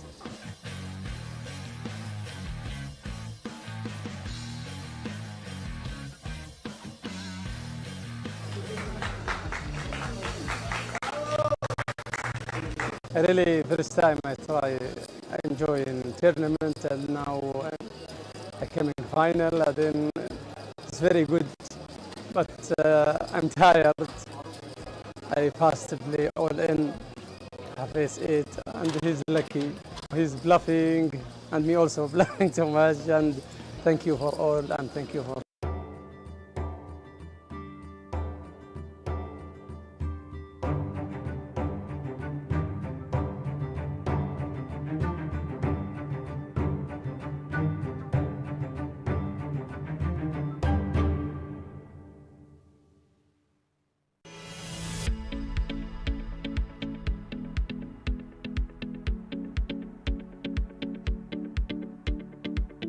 And welcome back, one and all, for the final time this evening to the Merit Crystal Cove Hotel, Casino and Spa. We're in the poker room, of course. Someone's doing some audaciously bad dancing. I was warming up. I was warming. This is my normal routine. But it's the main event. We have to that's warm true. up. It is day 2 of the main event. The last frame was very exciting. The players are very warmed up, at least, and we're staying with them for the final hour. Good. It is only 1 hour left to play before these guys bag and tag. Some of them have got a date with the Mix Max final day. Of course, it could be a long night for some of these guys. Yeah, this evening, but we do get to play 1 more hour of playing. I just want to know, as I always do in these instances, how was the buffet? It was good. It had a theme, and that theme was lamb. Oh. So a lot of lamb dishes, starters and mains. Love a bit of lamb. Anyway, any lambs to the slaughter here on this table? Oh, there will be. There's going to be carnage. We have everyone playing all their hands and then a few more than they should, and the deck cooperating in terms of some clashes. Bolas leading the way still at 1.5 million in chips. Maroon Jazar, the one in the most pots. See a face we're very familiar with. David nodding his head as he sees him there with 800k. He's been in the mix. Ihai Soika has only just joined the table. And Oder there, also one of those driving a lot of the action. Zebajad been in a lot of very medium-sized pots. Had a lot of flush draws that haven't gone his way.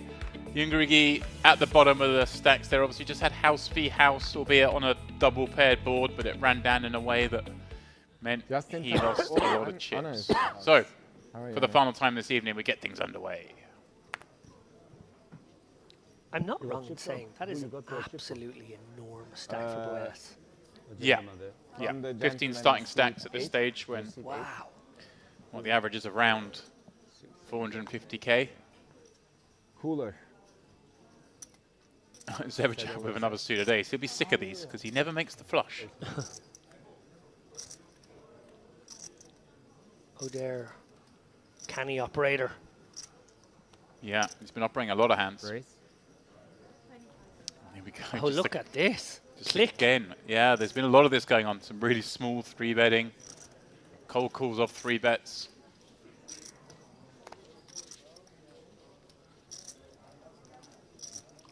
When that monkey's like slightly suspicious for ace-9. He's not going to play that one. Liam, of course. Just had his flopped set of 4s run down by Oder's rivered set of aces. To pay my losses. Calling, probably because he realised he dominates some of Oder's range here. Just calling because this is the play we do here. We have little raises, little 3-bets, and we go multi-way. Wow, so it's just a sort of a bloaty potty sort of world we live in now. It feels like a catch game more than a tournament. Yeah, right? Well, everyone whiffs on the king deuce here. Oder probably going to win this one with 1 bet. He actually checks. Well, that actually sort of lends some credibility to a delayed c-bet. Yeah, well, the hand before the break, he played a multi-way pot with aces, where he just checked the flop with his aces on 10-6-4. Ends up ribbing an ace against Leanne's set of 4s. Oh, and everyone was like, you checked the flop with aces. So maybe he's leaning into that with like, well, now they know I check big hands. Yeah. Maybe I can do a lot more delayed c-betting. And that's what he's done here when the queen rolls off, which is a reasonable card because he's going to have some queen x in there when he 3-bets. And this should result in the end of the hand, but I can't rule anything out at this table.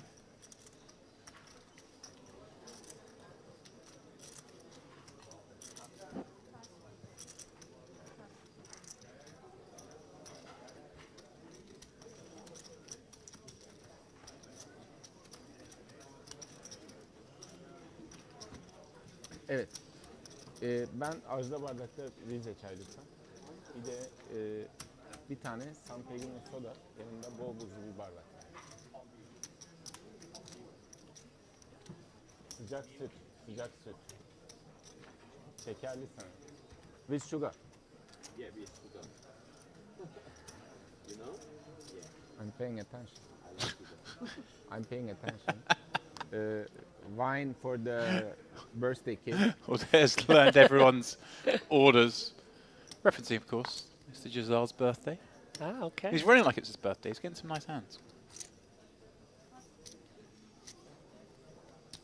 12. That's a nice O'Dare's birthday. Gisard's. Gisard, sorry, okay. And now a real hand this time. 30. 3-bet. 3-0. What is it, though? What's the hand? It's Ace-King. Wow. It is his birthday. Oh, Leanne with the Ace-King behind. Just cold calls swiftly. Soika's not been the same for long, but is he thinking, maybe I just want to get in here? So when it gets back to O'Dare, give me a profile on Gisard. Is he likely to be light? He's played a lot of hands. I haven't seen him 3-bet too many. I think O'Dare will give him some level of respect. But with the cold call between, he's carrying down the stack. So Leanne, the previous hand cold calls the 9-7 suited. This time cold calling very strong indeed. If O'Dare was to find the 4-bet here, would Leanne find the jam? Yeah, I'm sure he will. And that's what's happening. There is. What happens now if Gisard just rips it? Does Leanne just fold Ace-King now? Huge 4-bet as well, up to 110k. Wow. So this is a big one. Yeah, I feel like one of them will rip it. Right. And one of them will fold. And O'Dare will probably have to fold to the jam. There's a call there and now. Now Leanne has the dreamy spot. Oh, does he though? Is he worried that Gisard might be trapping here with aces to this action? Oh, there it is. He does. And look at Gisard's head pop up. Like, wasn't expecting that from that seat. Now, O'Dare surely has to fold this to this action. Being 3-bet, cold call. He 4-bet. Gisard flat the 4-bet, and now Leanne wants to rifle it in. What a hand, James Dempsey, to come back to after the break. This is absolutely brilliant. And is Leanne going to get 2 folds perhaps here? So much for Gisard to call off. I think he should. Like, that is such a strong line to call and then back raise in this fashion. I suppose O'Dare is just mostly worried about the image he set up, which is that, like, I'm full of nonsense here a lot. Right. And now has a real, like, top 5 hand. So he's thinking, oh, Yeah, no.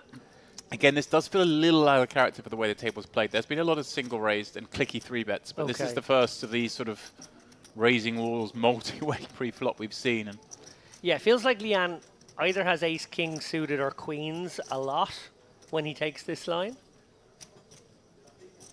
It is possible that he could have a very trappily played aces and kings. Well, Dare just says, I want to run it, not interested in folding this. And he's in amazing shape now that there's so many aces and kings folded. Right, and Gisard surely now has to fold this. Remember, it's gone open, 3-bet, cold call, 4-bet, call, 5-bet jam, call the 5-bet jam. Understandably, Gisard asking the dealer for advice. What would you do here? Good fold. Yeah, has to. No. No. No, don't actually have jacks. Oh, no. I think he's saying no because he just knew getting call would be in trouble. He's probably kind of relieved to see jacks in the sense that So many chips in he the probably middle. thought he's up against like much bigger than jacks here. The big 4-bet and calling the 5-bet jam. Looks like aces or kings. I think Leanne's just trying to make the point, hey guys, I was bluffing here with ace king. I don't really think I thought this was the best of it. Ace in the window! An unlikely one, as you mentioned, of course, with Gisard folding the same hand, or Dare reduced to just the 2 outs. Million chip pot with 146 players left. This pot is like 2.5 times average. Yeah, Leanne looking to go join the chip leaders at 1.4 million here. That is exactly what he will do. Or dare to the rail. That is just, yeah, a huge, huge pot. I think that's a good call. Yeah, very good call. Suited. So much action there when we go back and reflect. An open, a 3-bet, a cold call of 3-bet, a 4-bet, and then a back raised 5-bet. Not sure. Yeah, Jack should have been in there. I can't be playing the jacks myself. I think I might have even just flatted the don't jacks. know. Right. I know it's 3 ways and you're out of position, but I like no options are very nice there with the jacks. But yeah, I think if we do elect a 4-bet, 4-bet to fold is probably better than. But yeah, especially when you're on the size of 110k, kind of made the pot so big. An exciting one nonetheless for the viewers. I did bill you that we've got some action players and some action hands getting dealt, as it were, card distribution-wise, and that one certainly didn't disappoint. you told no lies, James Dempsey. 3 premiums.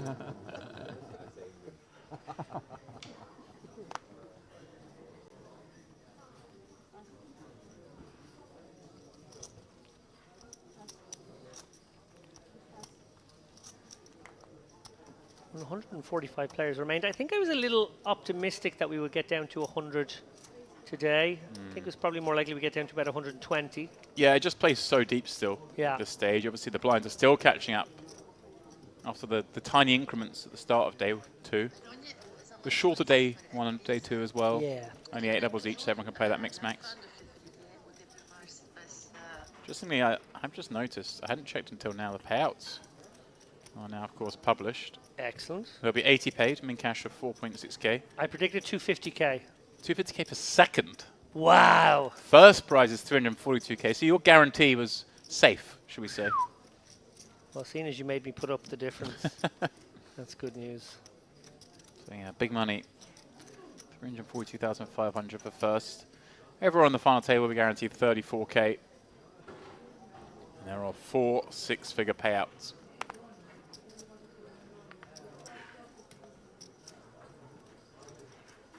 Key under the gun. 14 blinds, queen 10 suited.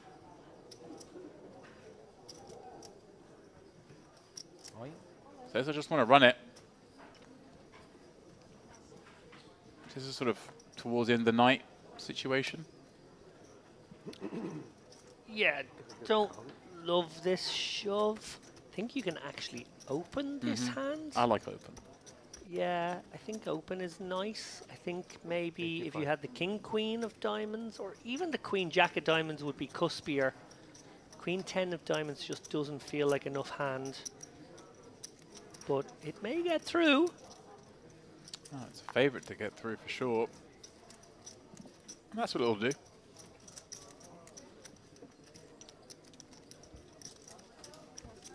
Half opens his hand there, so maybe his stablemate to the left gets a little flash for his eyes only.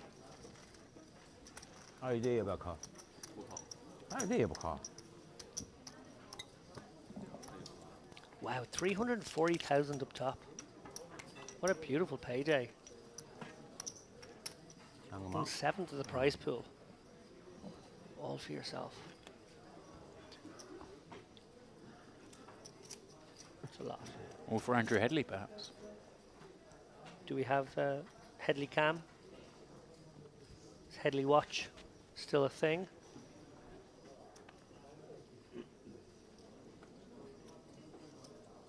Jazar gonna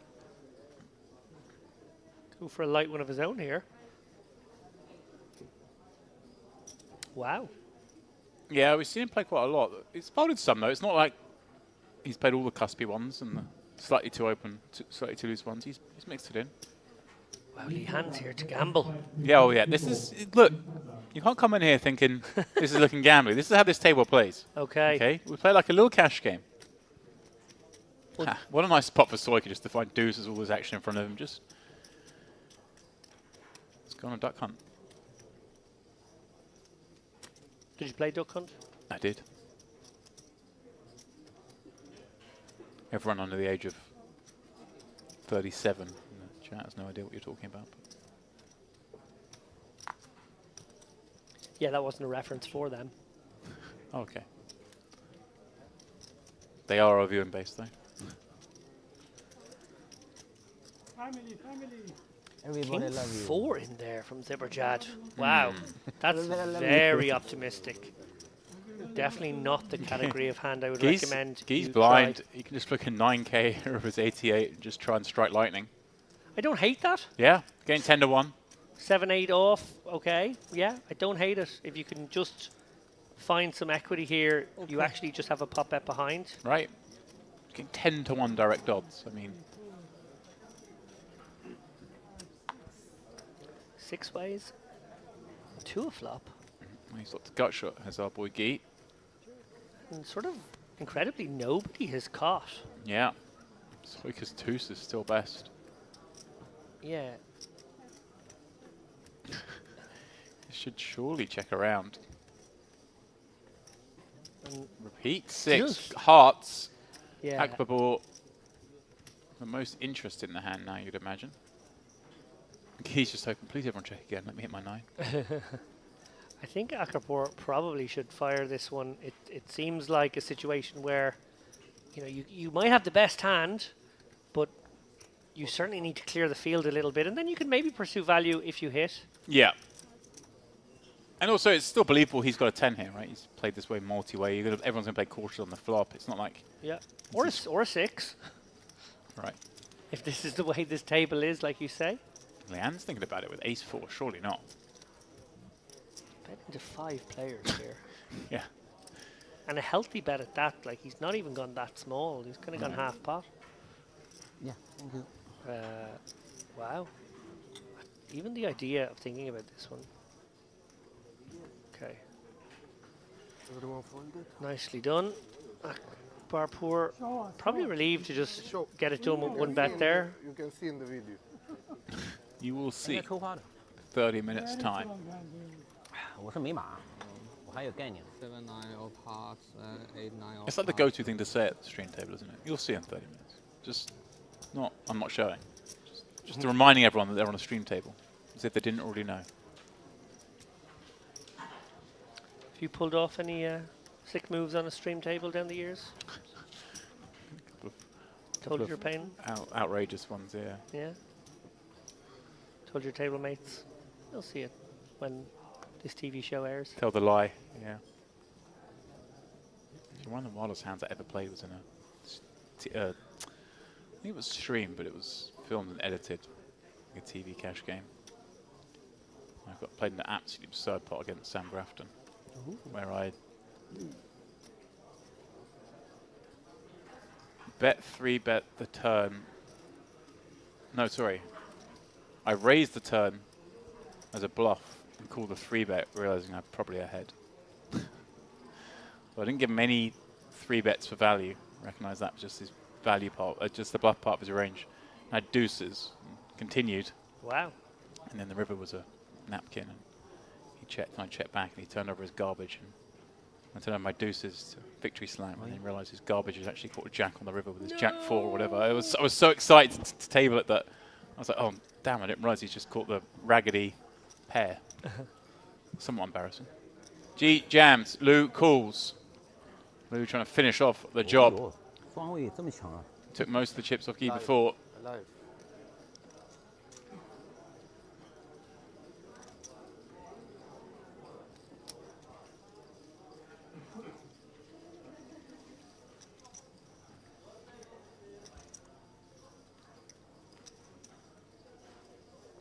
All spades.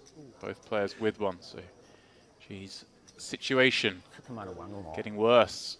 Very dead. No. Very, 3 extra outs. Slightly better equity than he had on the turn.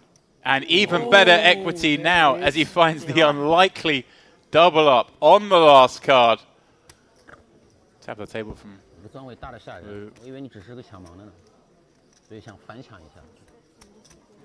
I don't know what's been said, but Lou didn't reply. It's just like, whatever, mate. Just take the money.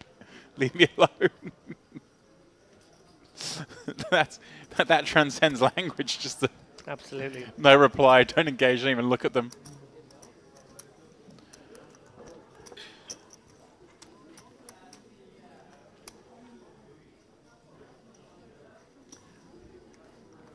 Lou taking some comfort in a warm beverage. Maybe a scratch of that Johnny Chan-esque orange. Release some vapor. Breathe deeply, some orange zest. Move on to the next hand.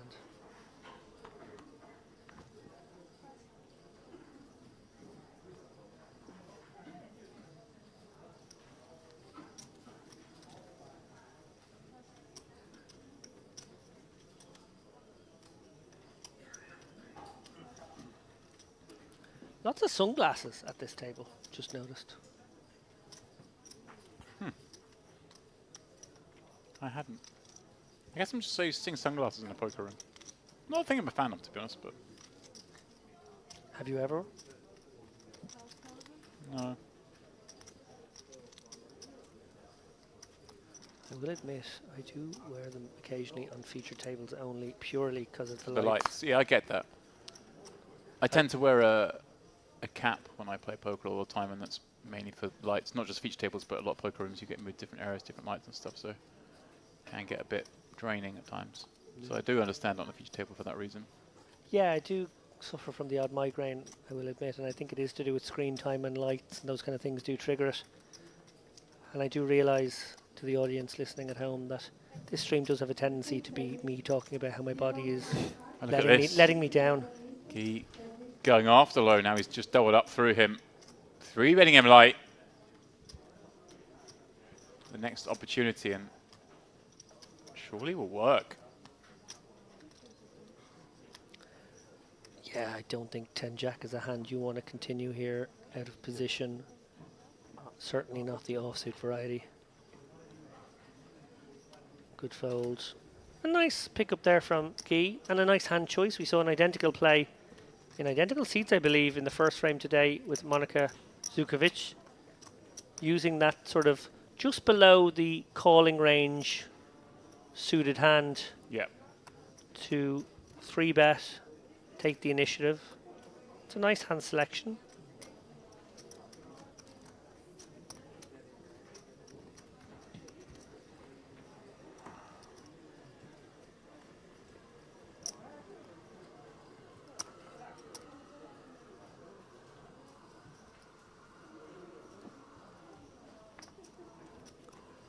I feel with the departure of O'Dare, perhaps this game has settled ever so slightly. No, I don't think so. We just saw King 8 3-betting. Come on, man. We just saw the Queen That's a good 3-bet, though. We still got Zebejad, who's going to play lots of hands. We still got Jazor. Don't worry. We've got action for the rest of the night.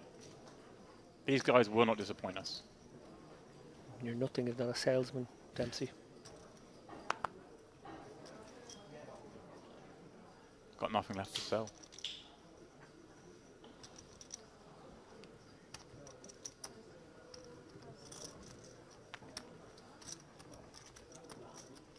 Police. King Jack in the big. Will defend. He's been pretty quiet since the restart. Although restart wasn't that long ago.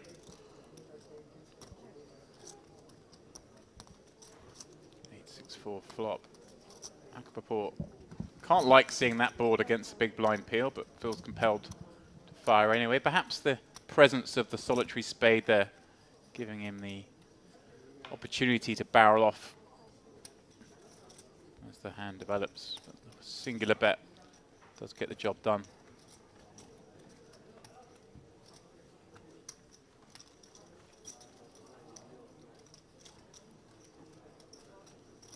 There is a camera in here. If you guys could see right now, Lappin is just staring me in the face and playing with his hair as if to imply, hey, do you want some of this? Well, I was just adjusting my headset because I think maybe Ali has a smaller head than me. It's hard to... I've never heard anyone describe Ali as having a small head before. Had to just do a little... It was just a bit tight. Did you turn the sound down before you sat down? I know he has the volume pump rather high. No, I also have my volume high. But I had that moment with Andrew Headley as well where he felt it was a bit much when we swapped mics.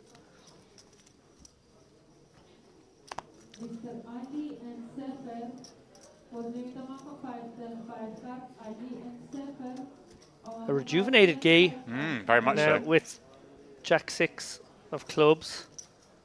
191k. Very much back in contention now. Over the 30 big blind mark. More weapons at his disposal next time he enters a pot. Leanne, well, you mentioned how we still have players more than willing to drive the action here. He's certainly one of those candidates. Going to open up the button here with the suited connector. Wellis very happy to smooth call here with a very nice Queen Jack suited, conscious that he will be dominating some of Leanne's range, and obviously the hand is just so pure. Anyway, Akbar Boer going to call with the ugly enough 4 deuce. And everybody misses. Boellis has a gutter and 2 overs to second pair. And now things change. Leanne pairing that 3. Unlikely card to take the lead on him. Boellis looks like he's just going to stab here. He's still playing the game of poker here, while some around him are playing a little more liberally, and it just makes sense that he gets to have some of this. Going to have King Jack, King Queen, King 10 suited, perhaps appealing from the small. Maybe some 9-10, 9-Jack suited kind of hands as well. Leanne's suspicious though. Yeah, he's bet 2/3, which really does sort of send a message that he's... Right. Get out of my pot. Yeah, kind of test you out here. So yeah, nice sizing there. I feel like a smaller bet would have been called or possibly even raised. Going for that 2/3 sizing, sort of showing like he meant business with the gutter and gets it done. Obviously he will have plenty of King X in his small blind calling range there. So plausible story.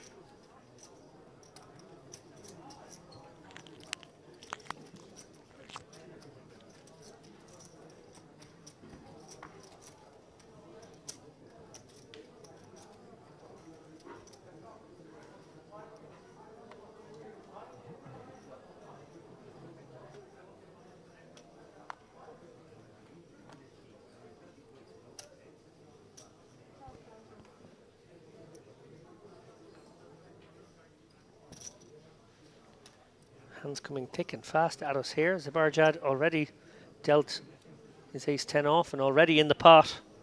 Yeah, I wonder if Low takes this. Zabarjad's been pretty active. Obviously a bit scary whenever you're 3-betting +1 versus under the gun, but this feels like a spot against this player, but Low elects not to do so. Players are allowed to have hands. That's the theory there. Even these players.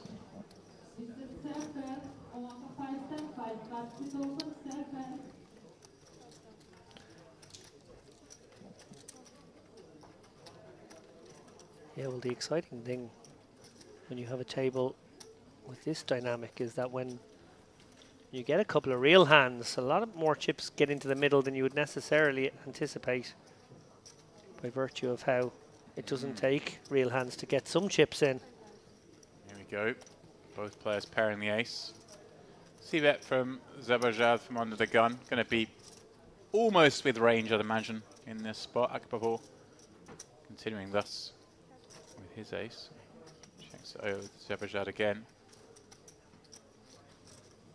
Here he is going for another tickle. A little over third.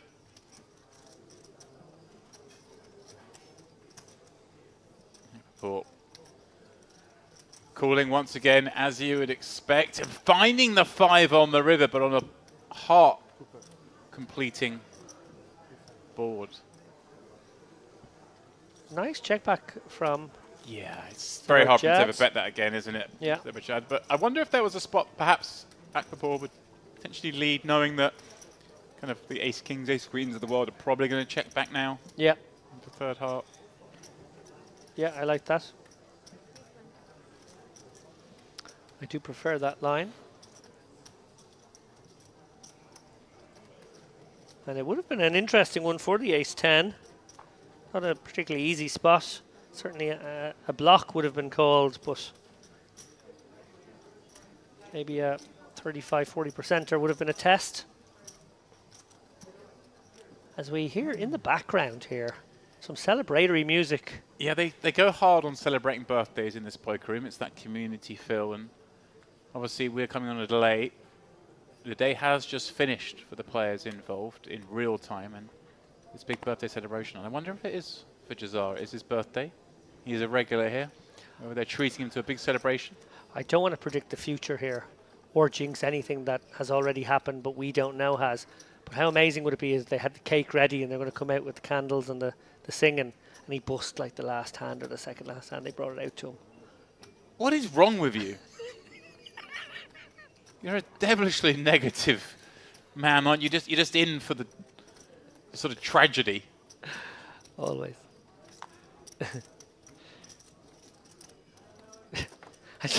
I'm just imagining them all like standing behind the stage with the cake and everyone's ready to go, and then he busts last hand and they're just like, cancel it, just don't go out there. Abort. King 10-7. Vertus from the cutoff has the best of it. Shebadad. Here's go with ace-5. Not quite as fruitful.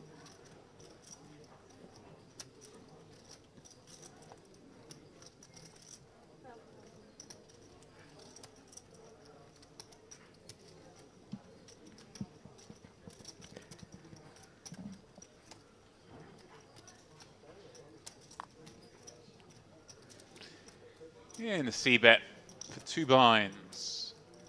Should really result in this hand ending, but Zubashad, you know, with ace-high and a heart, perhaps thinking of getting way out of line.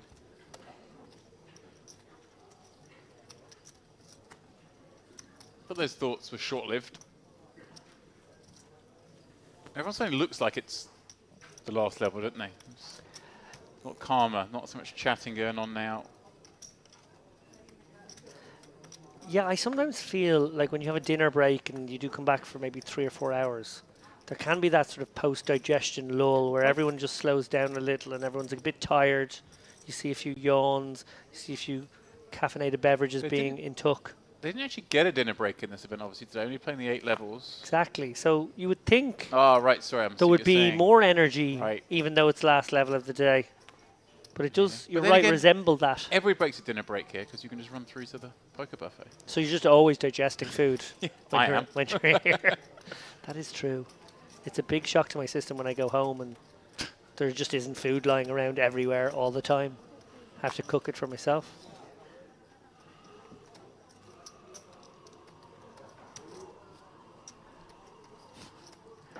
Imagine that you just had a constant buffet at home. You wouldn't be able to leave home. Not had a choice. Out of logistics. Okay, Soika popping up King 7 off on the button low, defending with the ever so slightly dominated King 6. That's what you'd imagine kickers are unlikely to play if the pot developed. Potential David here to bet this king high. Not a lot of good stuff happens by checking, does it? No, I like a little, maybe 15-20%er here. It was a little bigger.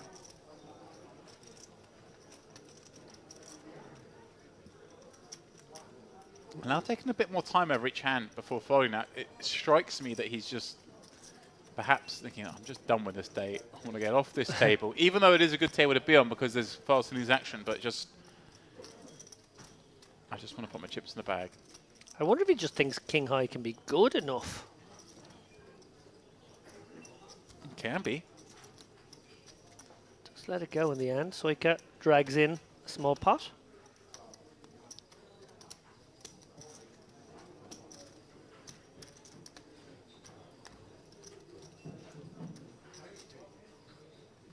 Andrew Headley has crossed the threshold of the chip stack he brought to the day. I congratulated him on his 9,000 chip profit on the day. Nice. Obviously, again, we are on a high delay. And we can spoiler stuff that nobody would know about. Yeah, our boy has made it through to day 3, but started the day with 402 and bags 411. I'm glad I told our production team, don't put him on the stream today. It'd be a waste. We'll definitely have him the next day when Should we he'll get- definitely make it. How about on the bubble and see if he gets any sweaty scenarios? That'd be nice, wouldn't it? That would be amazing. Watch him cry when he busts out stream. Wow, your sort of dastiness is catching on now. It is infectious. I think it's sort of that thing where, as a poker player, you sort of are a sadist and you are a masochist. You sort of have to enjoy pain inflicted upon yourself and others. I much prefer the pain on others, I won't lie. Soika raising up ace 6 of clubs. And this time low, fighting back with ace 5 of spades in the form of a 3-bet, and a chunky one at that, 4x. But David, that a facet of the depth these two have, obviously. Very, very deep. 4xing seems kind of like the minimum. Yeah, no, that seems like a good sizing for sure, but what's really interesting here is Guy is almost thinking it's a potential spot. Cut off, light open, low, very likely to go for a light 3-bet, particularly picking this sizing at this depth. And he has exactly enough to just about find a fold. Right, and pick up 76k potentially for his 180k jam. Now this is above the rim stuff.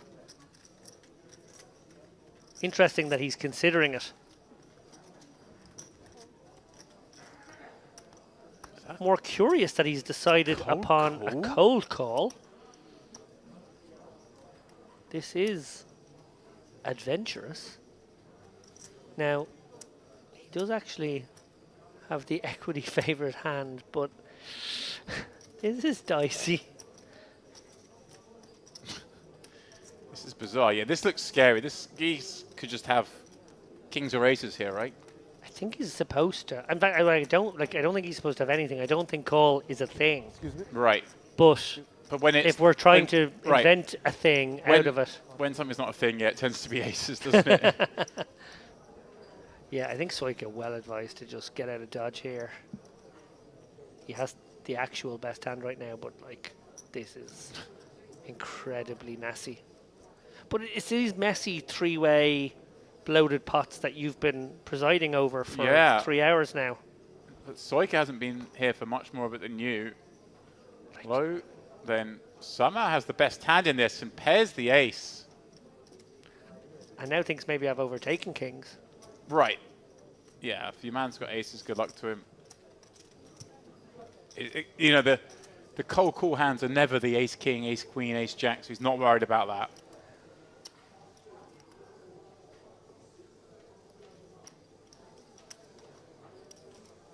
Just a rip. Curious how he might not have just knuckled that one over. Or bet tiny. Bet tiny pretty makes more sense. Yeah, I like a small bet for sure. Not sure what shoving achieves. Unusually played hand overall there. So we zoom out to look at that beautiful sunset now in the desert.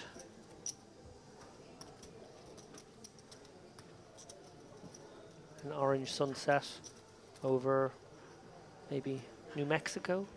Yeah, you haven't been too concerned about the crows in recent days. I don't see any crows anymore. Have we turned off the crows? Say it ain't so. I think there was an audience petition. Can we? RSPB got involved. They just said, "Look, can we lose that graphic?"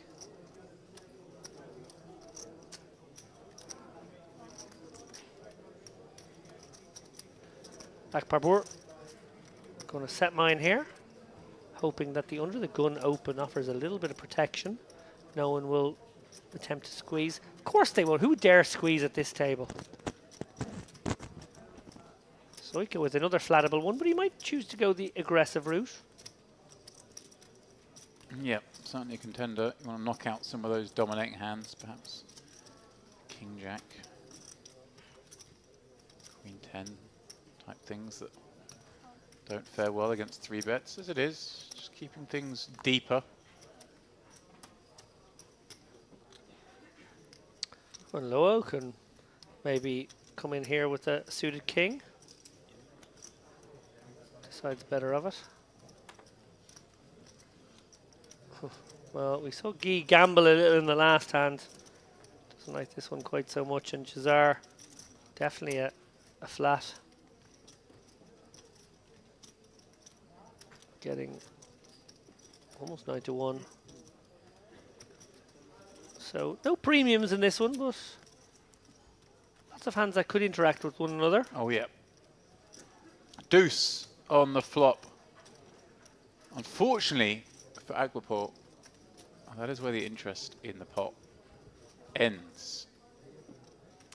Yeah, I wonder if he'll risk checking it over. Obviously, the ace-x hands would probably call a lot because they've got the gutter and the overs. So yeah, that's I think the target. Anytime you flop these baby sets on the wheel boards, I think it's nice to just always bet them, isn't it? Because so many ace-x do want to continue, and obviously he'll understand from that reaction that there probably weren't many.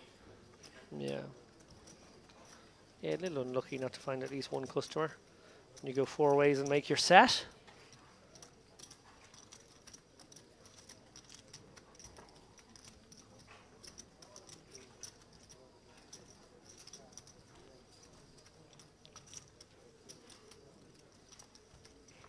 And to ask you, James, I know you're a football fan, your beloved Brighton. How they doing these days? I couldn't help but notice, and I only take cursory glances at the Premier League table, they were not much above mid-table. Oh, yeah. We played out a thrilling 0-0 draw last night. Okay. Wasn't thrilling. Okay. We're doing good. 8th maybe? 7th? Yeah, up in the top half. It's kind of bunched there, but more importantly, we're down to the last 16 in the Europa League. Oh yeah, very nice. Just them and Liverpool in that Yep. competition? We're in there. West Ham. Huh?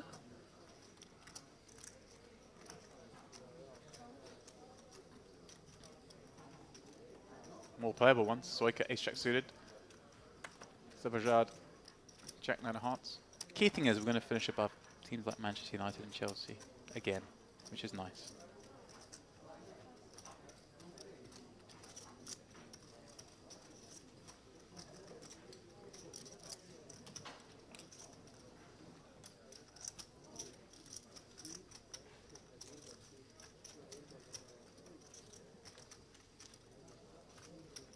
Leanne now with an obvious call, but you never do know with this man whether squeeze is in his thoughts. It's funny, there's been so much loose action and so many peeling and so much peeling of 3-bets and stuff. I think players are like, well, 3-bets just aren't going to work. I'm better off just playing fit or fold. Like I say, kind of beating, like, again, that cash game vibe where everyone's just, there's no point trying to make people fold pre-flop. It's not going to happen. Let's just take everything to the streets. Well, Soika has a stranglehold on this one. Probably going to fire out a bet here. I would guess a reasonably small one, but he doesn't want to, you know, give too good a price to the 2 hands in the blinds that could be in there with all manner of low cards. I think something around 30% is kind of nice.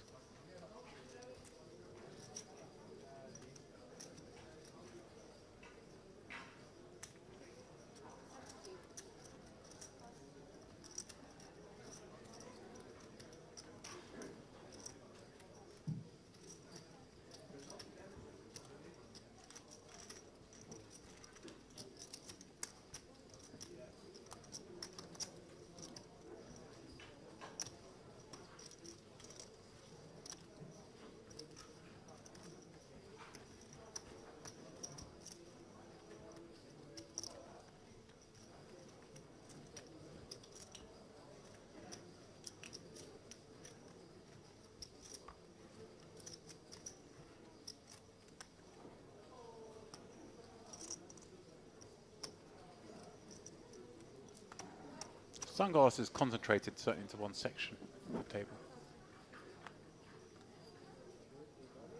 Must be a bright light facing that way.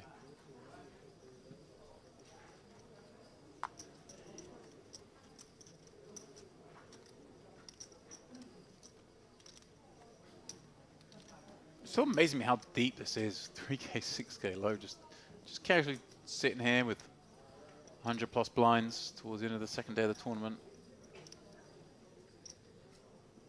When I came in here, there were big blind was like 3.5K.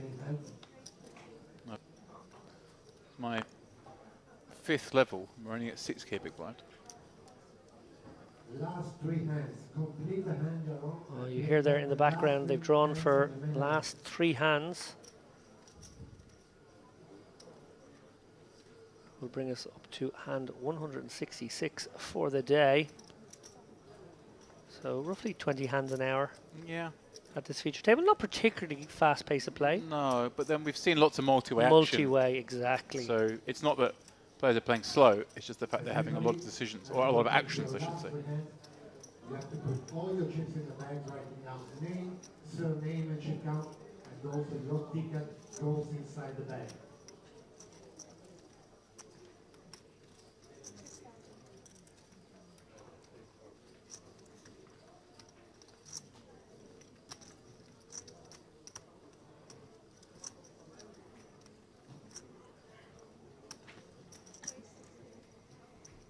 It's a raise from Berlis against this one big blind c-bet. He's taken the queen of spades. They're starting to maximize pressure on low.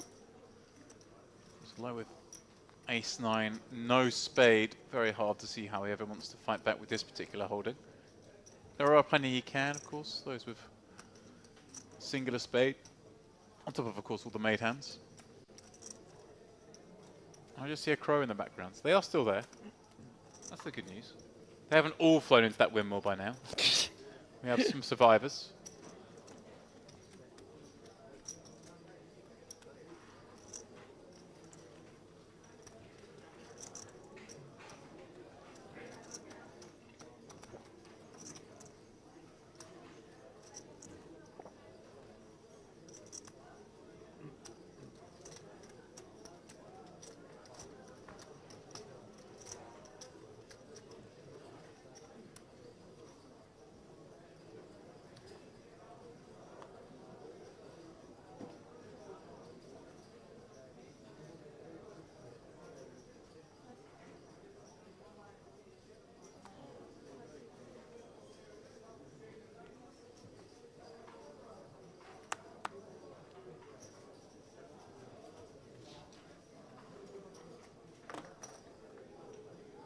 In the hijack. He's 322 blinds. He's desperate to perhaps win one of these last 3. Try and bag slightly more before coming back tomorrow.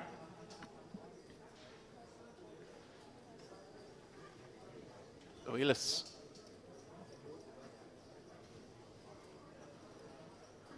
The same hand, the suited variety, decides just to call from the small. It's a little difficult to play this against 20 big blind stacks, but he's seen enough action here. So good things can happen. And that's a pretty good thing. King deuce deuce, couple of hearts. He flops the flush draw. I wonder, does Guy just even just shut this down? Or will he try once? Wow! Akbarpour just coming out from the big blind. Wow. Is he just doing the I can have a deuce, you guys can't maneuver? Ironically, they can have a deuce because they've both got ace-3. But is that in some way the thought here? And freeze them? Not going to work, of course, David. No, not at all. Well, does he have an option here other than just a flat to this kind of lead out? Well, he found another option. He's come out with a check raise and Akbarpour just somehow created this bed. Why did I do this to myself? That he must now have a kip in.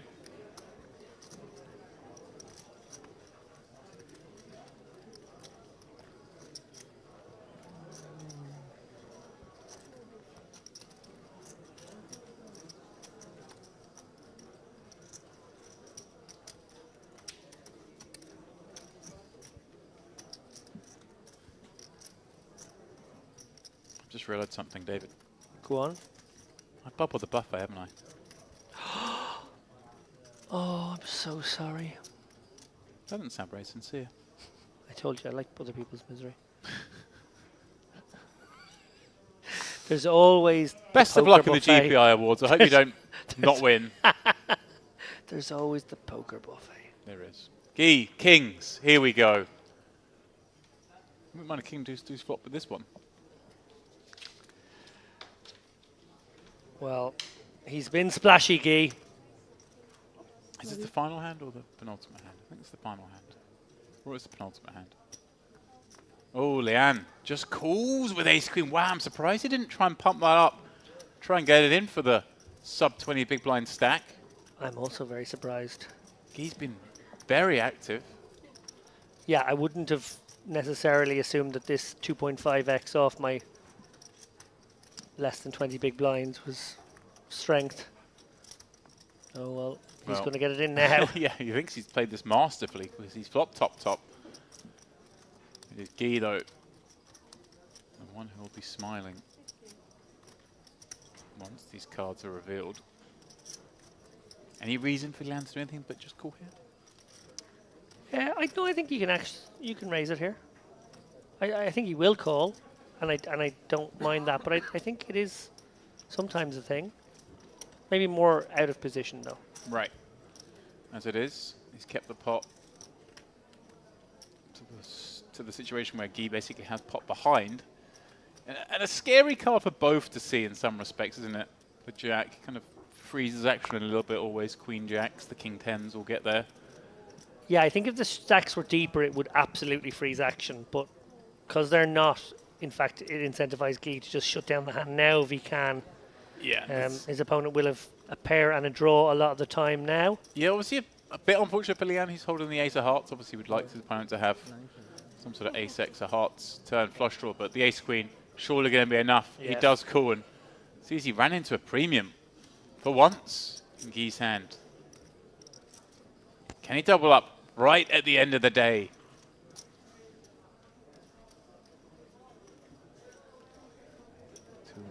$245K in the pot. He will do just that. Full double received. Just kind of went a little bit later than I expected. Last hand? Yeah, that's the last hand. Oh, that was the last hand. Is this the last one? Yeah, the last hand.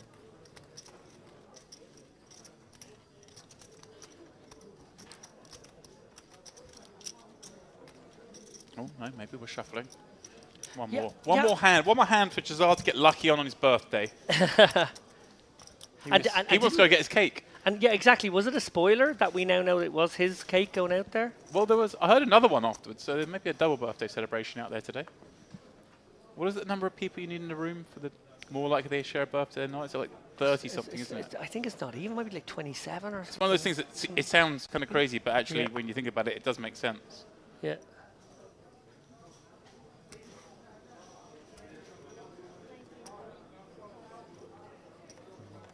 Well, Jazar going to open this Queen 10 suited for the last one. Try and get one through. 19K, going more than 3x. So there will be more folds. And that will probably just do it. I don't think the 6-3 inclined to call here last hand of the night. We're going to bag up some chips. Last hand on his birthday. And he pulls in the chips. There we go. Bags being distributed. When we come back tomorrow, blinds will increase to 4-8. And it seems like it's about time the blinds started to go up this tournament. So incredibly deep through day 1 and day 2. And that's how the stacks on this table were fair. Obviously, there'll be a full redraw. And it's a very, very healthy distribution on this table, way above the average in the tournament. Giuliano's going to wake up tomorrow, come in, and have more than 200 blinds on day 3 of a poker tournament. Yeah, absolutely incredible. I obviously only got a little taste of the madness of that particular table. I saw the O'Dare hand, pretty much the biggest hand we saw in that frame, the Jacks, Ace King. A wild one. We thought the Jacks maybe should have gone for the 4-bet fold or even just flatted the 3-bet and overcall, but you know, in the end he got himself into a flip. He was actually in better shape than a flip because of course the other Ace King in the hand, and I think there was another King had been folded, so he couldn't maybe consider himself a little bit unlucky not to be up there with 800 or 900k. In the end, Leanne gets the big stack, his loosey-goosey play paying off. I have taken a little bit of a look into our Here we stats for go. tomorrow because, you know, presumably we're going to redraw this and have a completely new cast of characters. Roman Hrabec has 1.4 million, Ermano Di Nicola 1.2 million, Maracour 1 million. They're the really big stacks. More familiar faces around though. Fasto Tantillo 900k, Dmitry Yurosov 800k, and I'm going to give a little bit of love to the UK contingent. Love a bit of UK contingent in this room. Michael Brown, Matt Davenport, Dean Hutchinson, and of course our own Andrew Headley with 800k, 600k, 470k and 400k respectively. Those guys, hopefully we'll see them on the feature table at some point. Well, law of averages, we will surely see some of those guys tomorrow on the stream. Remember, we will be restarting at the same time. That's 12:30 local time. So please, guys, do join us tomorrow. Until then, good night.